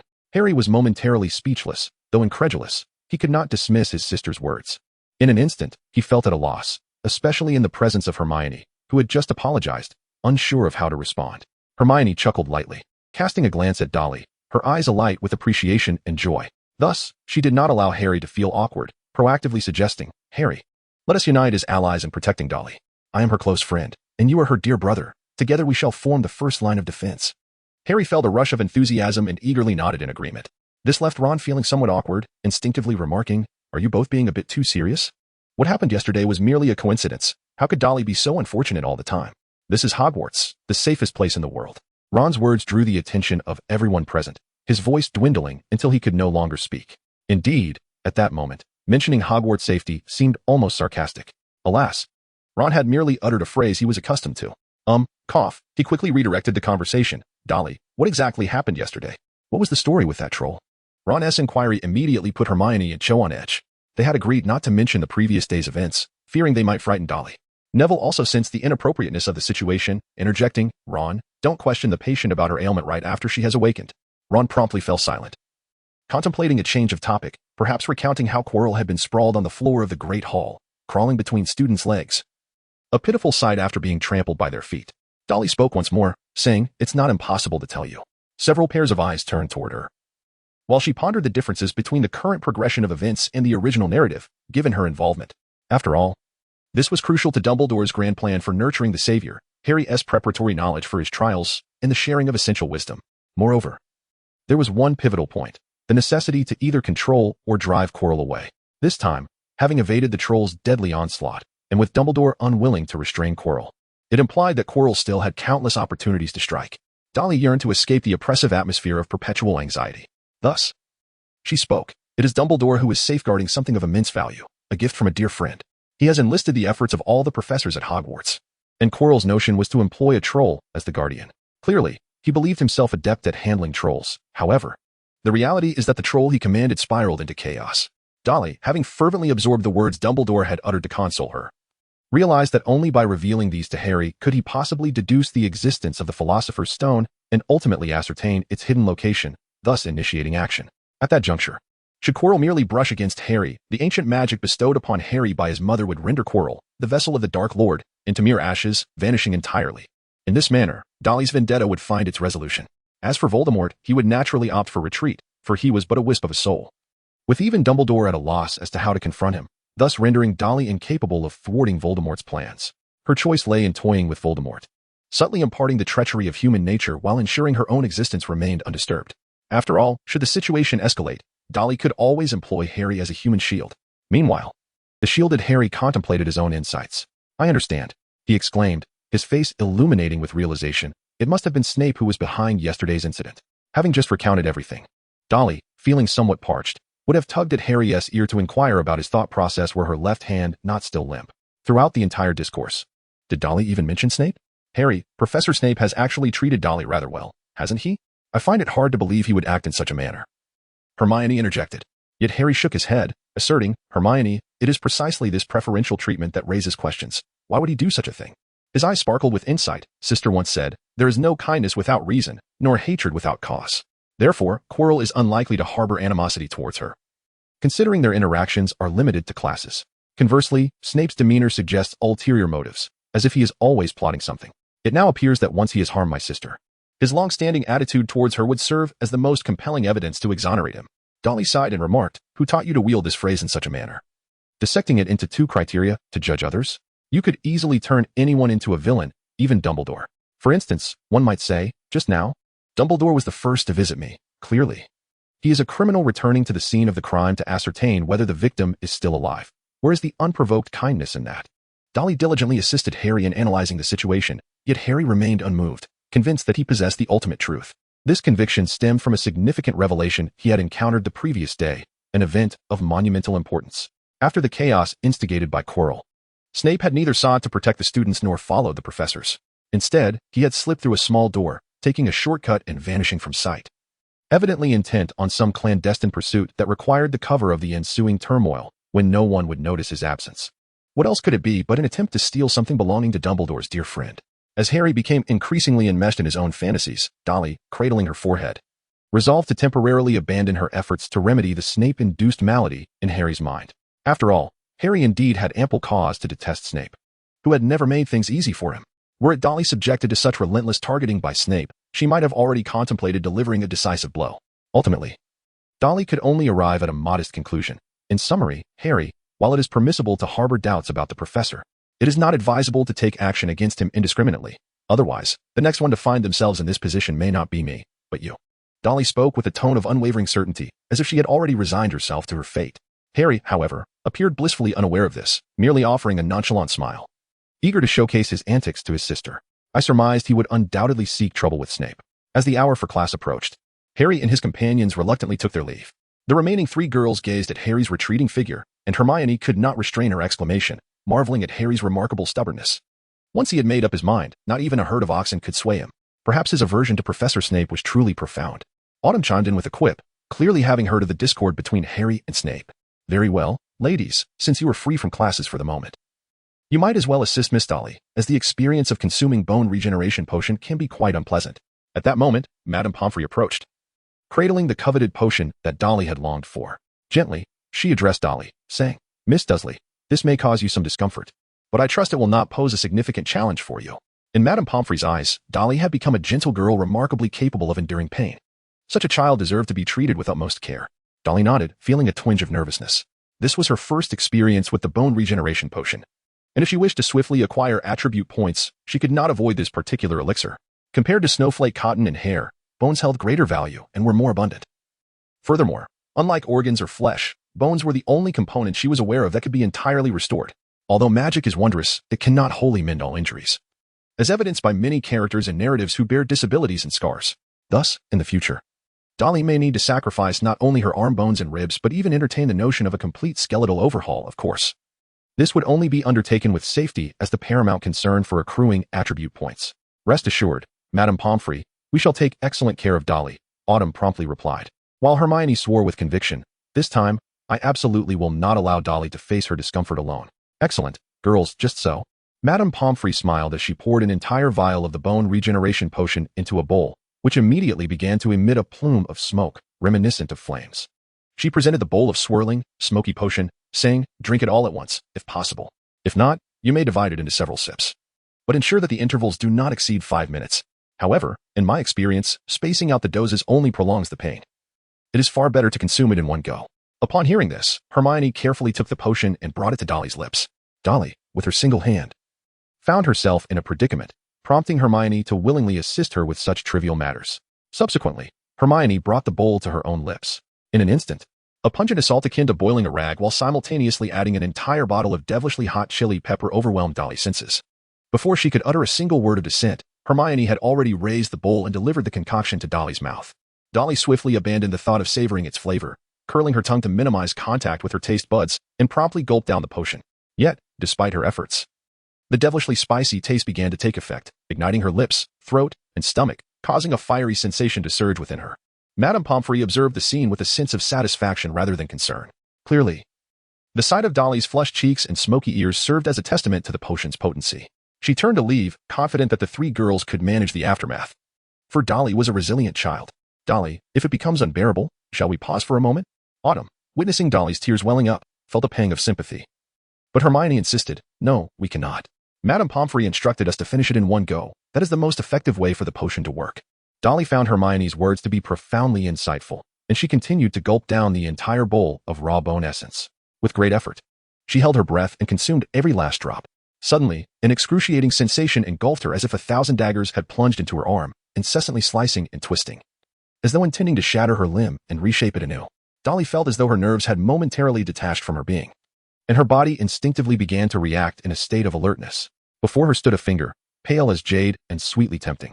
In an effort to stifle any sound, Dolly opened her mouth and bit down. In the next instant, her dear friend Hermione let out a piercing scream, simultaneously experiencing a mere 1,000th of the pain that Dolly had just endured. Autumn, eager to assist Hermione, rushed to help extricate the finger, only to realize that she was not applying much force at all. Though Dolly appeared to exert her utmost effort, at the critical moment she restrained her strength, leaving only a faint bite mark on Hermione's finger. Madame Pomfrey hurried over, anxiously inquiring, "What has happened, children?" Hermione quickly concealed her hand behind her back, stammering, "In nothing. I was merely startled by the effects of the potion." Madame Pomfrey exhaled in relief, stating, "As long as all is well, there is no need to worry about the effects of such magic potions. It will pass with a bit of patience." Upon observing Dolly's pallid face, which bore the marks of pain yet still exhibited resilience, she felt assured enough to depart. Hermione sighed, glancing at her finger, which was already beginning to heal from the indentation. Indeed, she had overreacted. Turning her gaze to Dolly, she noticed the girl gritting her teeth, the creaking sounds audible even from half a meter away. It seemed genuinely painful. Autumn, with concern, caressed Dolly's face, causing Dolly to tremble as if startled. In response, Autumn swiftly lifted Dolly, resting her upon her shoulder, holding Dolly's hand tightly while gently stroking her back. Gazing at this frail yet steadfast girl before her, Autumn's innate kindness surged forth, prompting her to lament, "Is there truly no means to alleviate the pain? Must Dolly endure this so stoically? Perhaps pain relief would diminish the effectiveness of the treatment?" Hermione had set aside her own injury, joining Autumn in attentively observing Dolly's condition. Dolly had just experienced excruciating pain, a consequence of her neurotransmitters having partially restored after a night's rest, compounded by the potent effects of the bone-repairing elixir, which caught her off guard. This experience made her acutely aware of the immense suffering she had evaded through Miss Min, and it heightened her apprehension regarding the events of the previous day. Although Dolly had acquired a golden finger and possessed formidable self-defense capabilities, she had been merely a fragile university student from a new era in a great eastern nation just a few months prior. Now, she was thrust into the dire challenges of life and death, a transition that felt rather overwhelming. It seems imperative that she prioritize the enhancement of her self-protection skills moving forward. Dolly's condition gradually stabilized. Although her entire left arm still ached as though it had been cleaved by a blade, she was able to breathe smoothly. In an instinctive gesture, she adjusted herself to a comfortable angle, nestling into Qiuzhong's embrace. Inhaling the soothing, subtle fragrance that emanated from Qiuzhong, she longed to dissolve into her warmth. Throughout this process, there was an absence of verbal communication between Dolly and Qiuzhong. Yet, Qiuzhong remained captivated by the contours of Dolly's face. Watching as her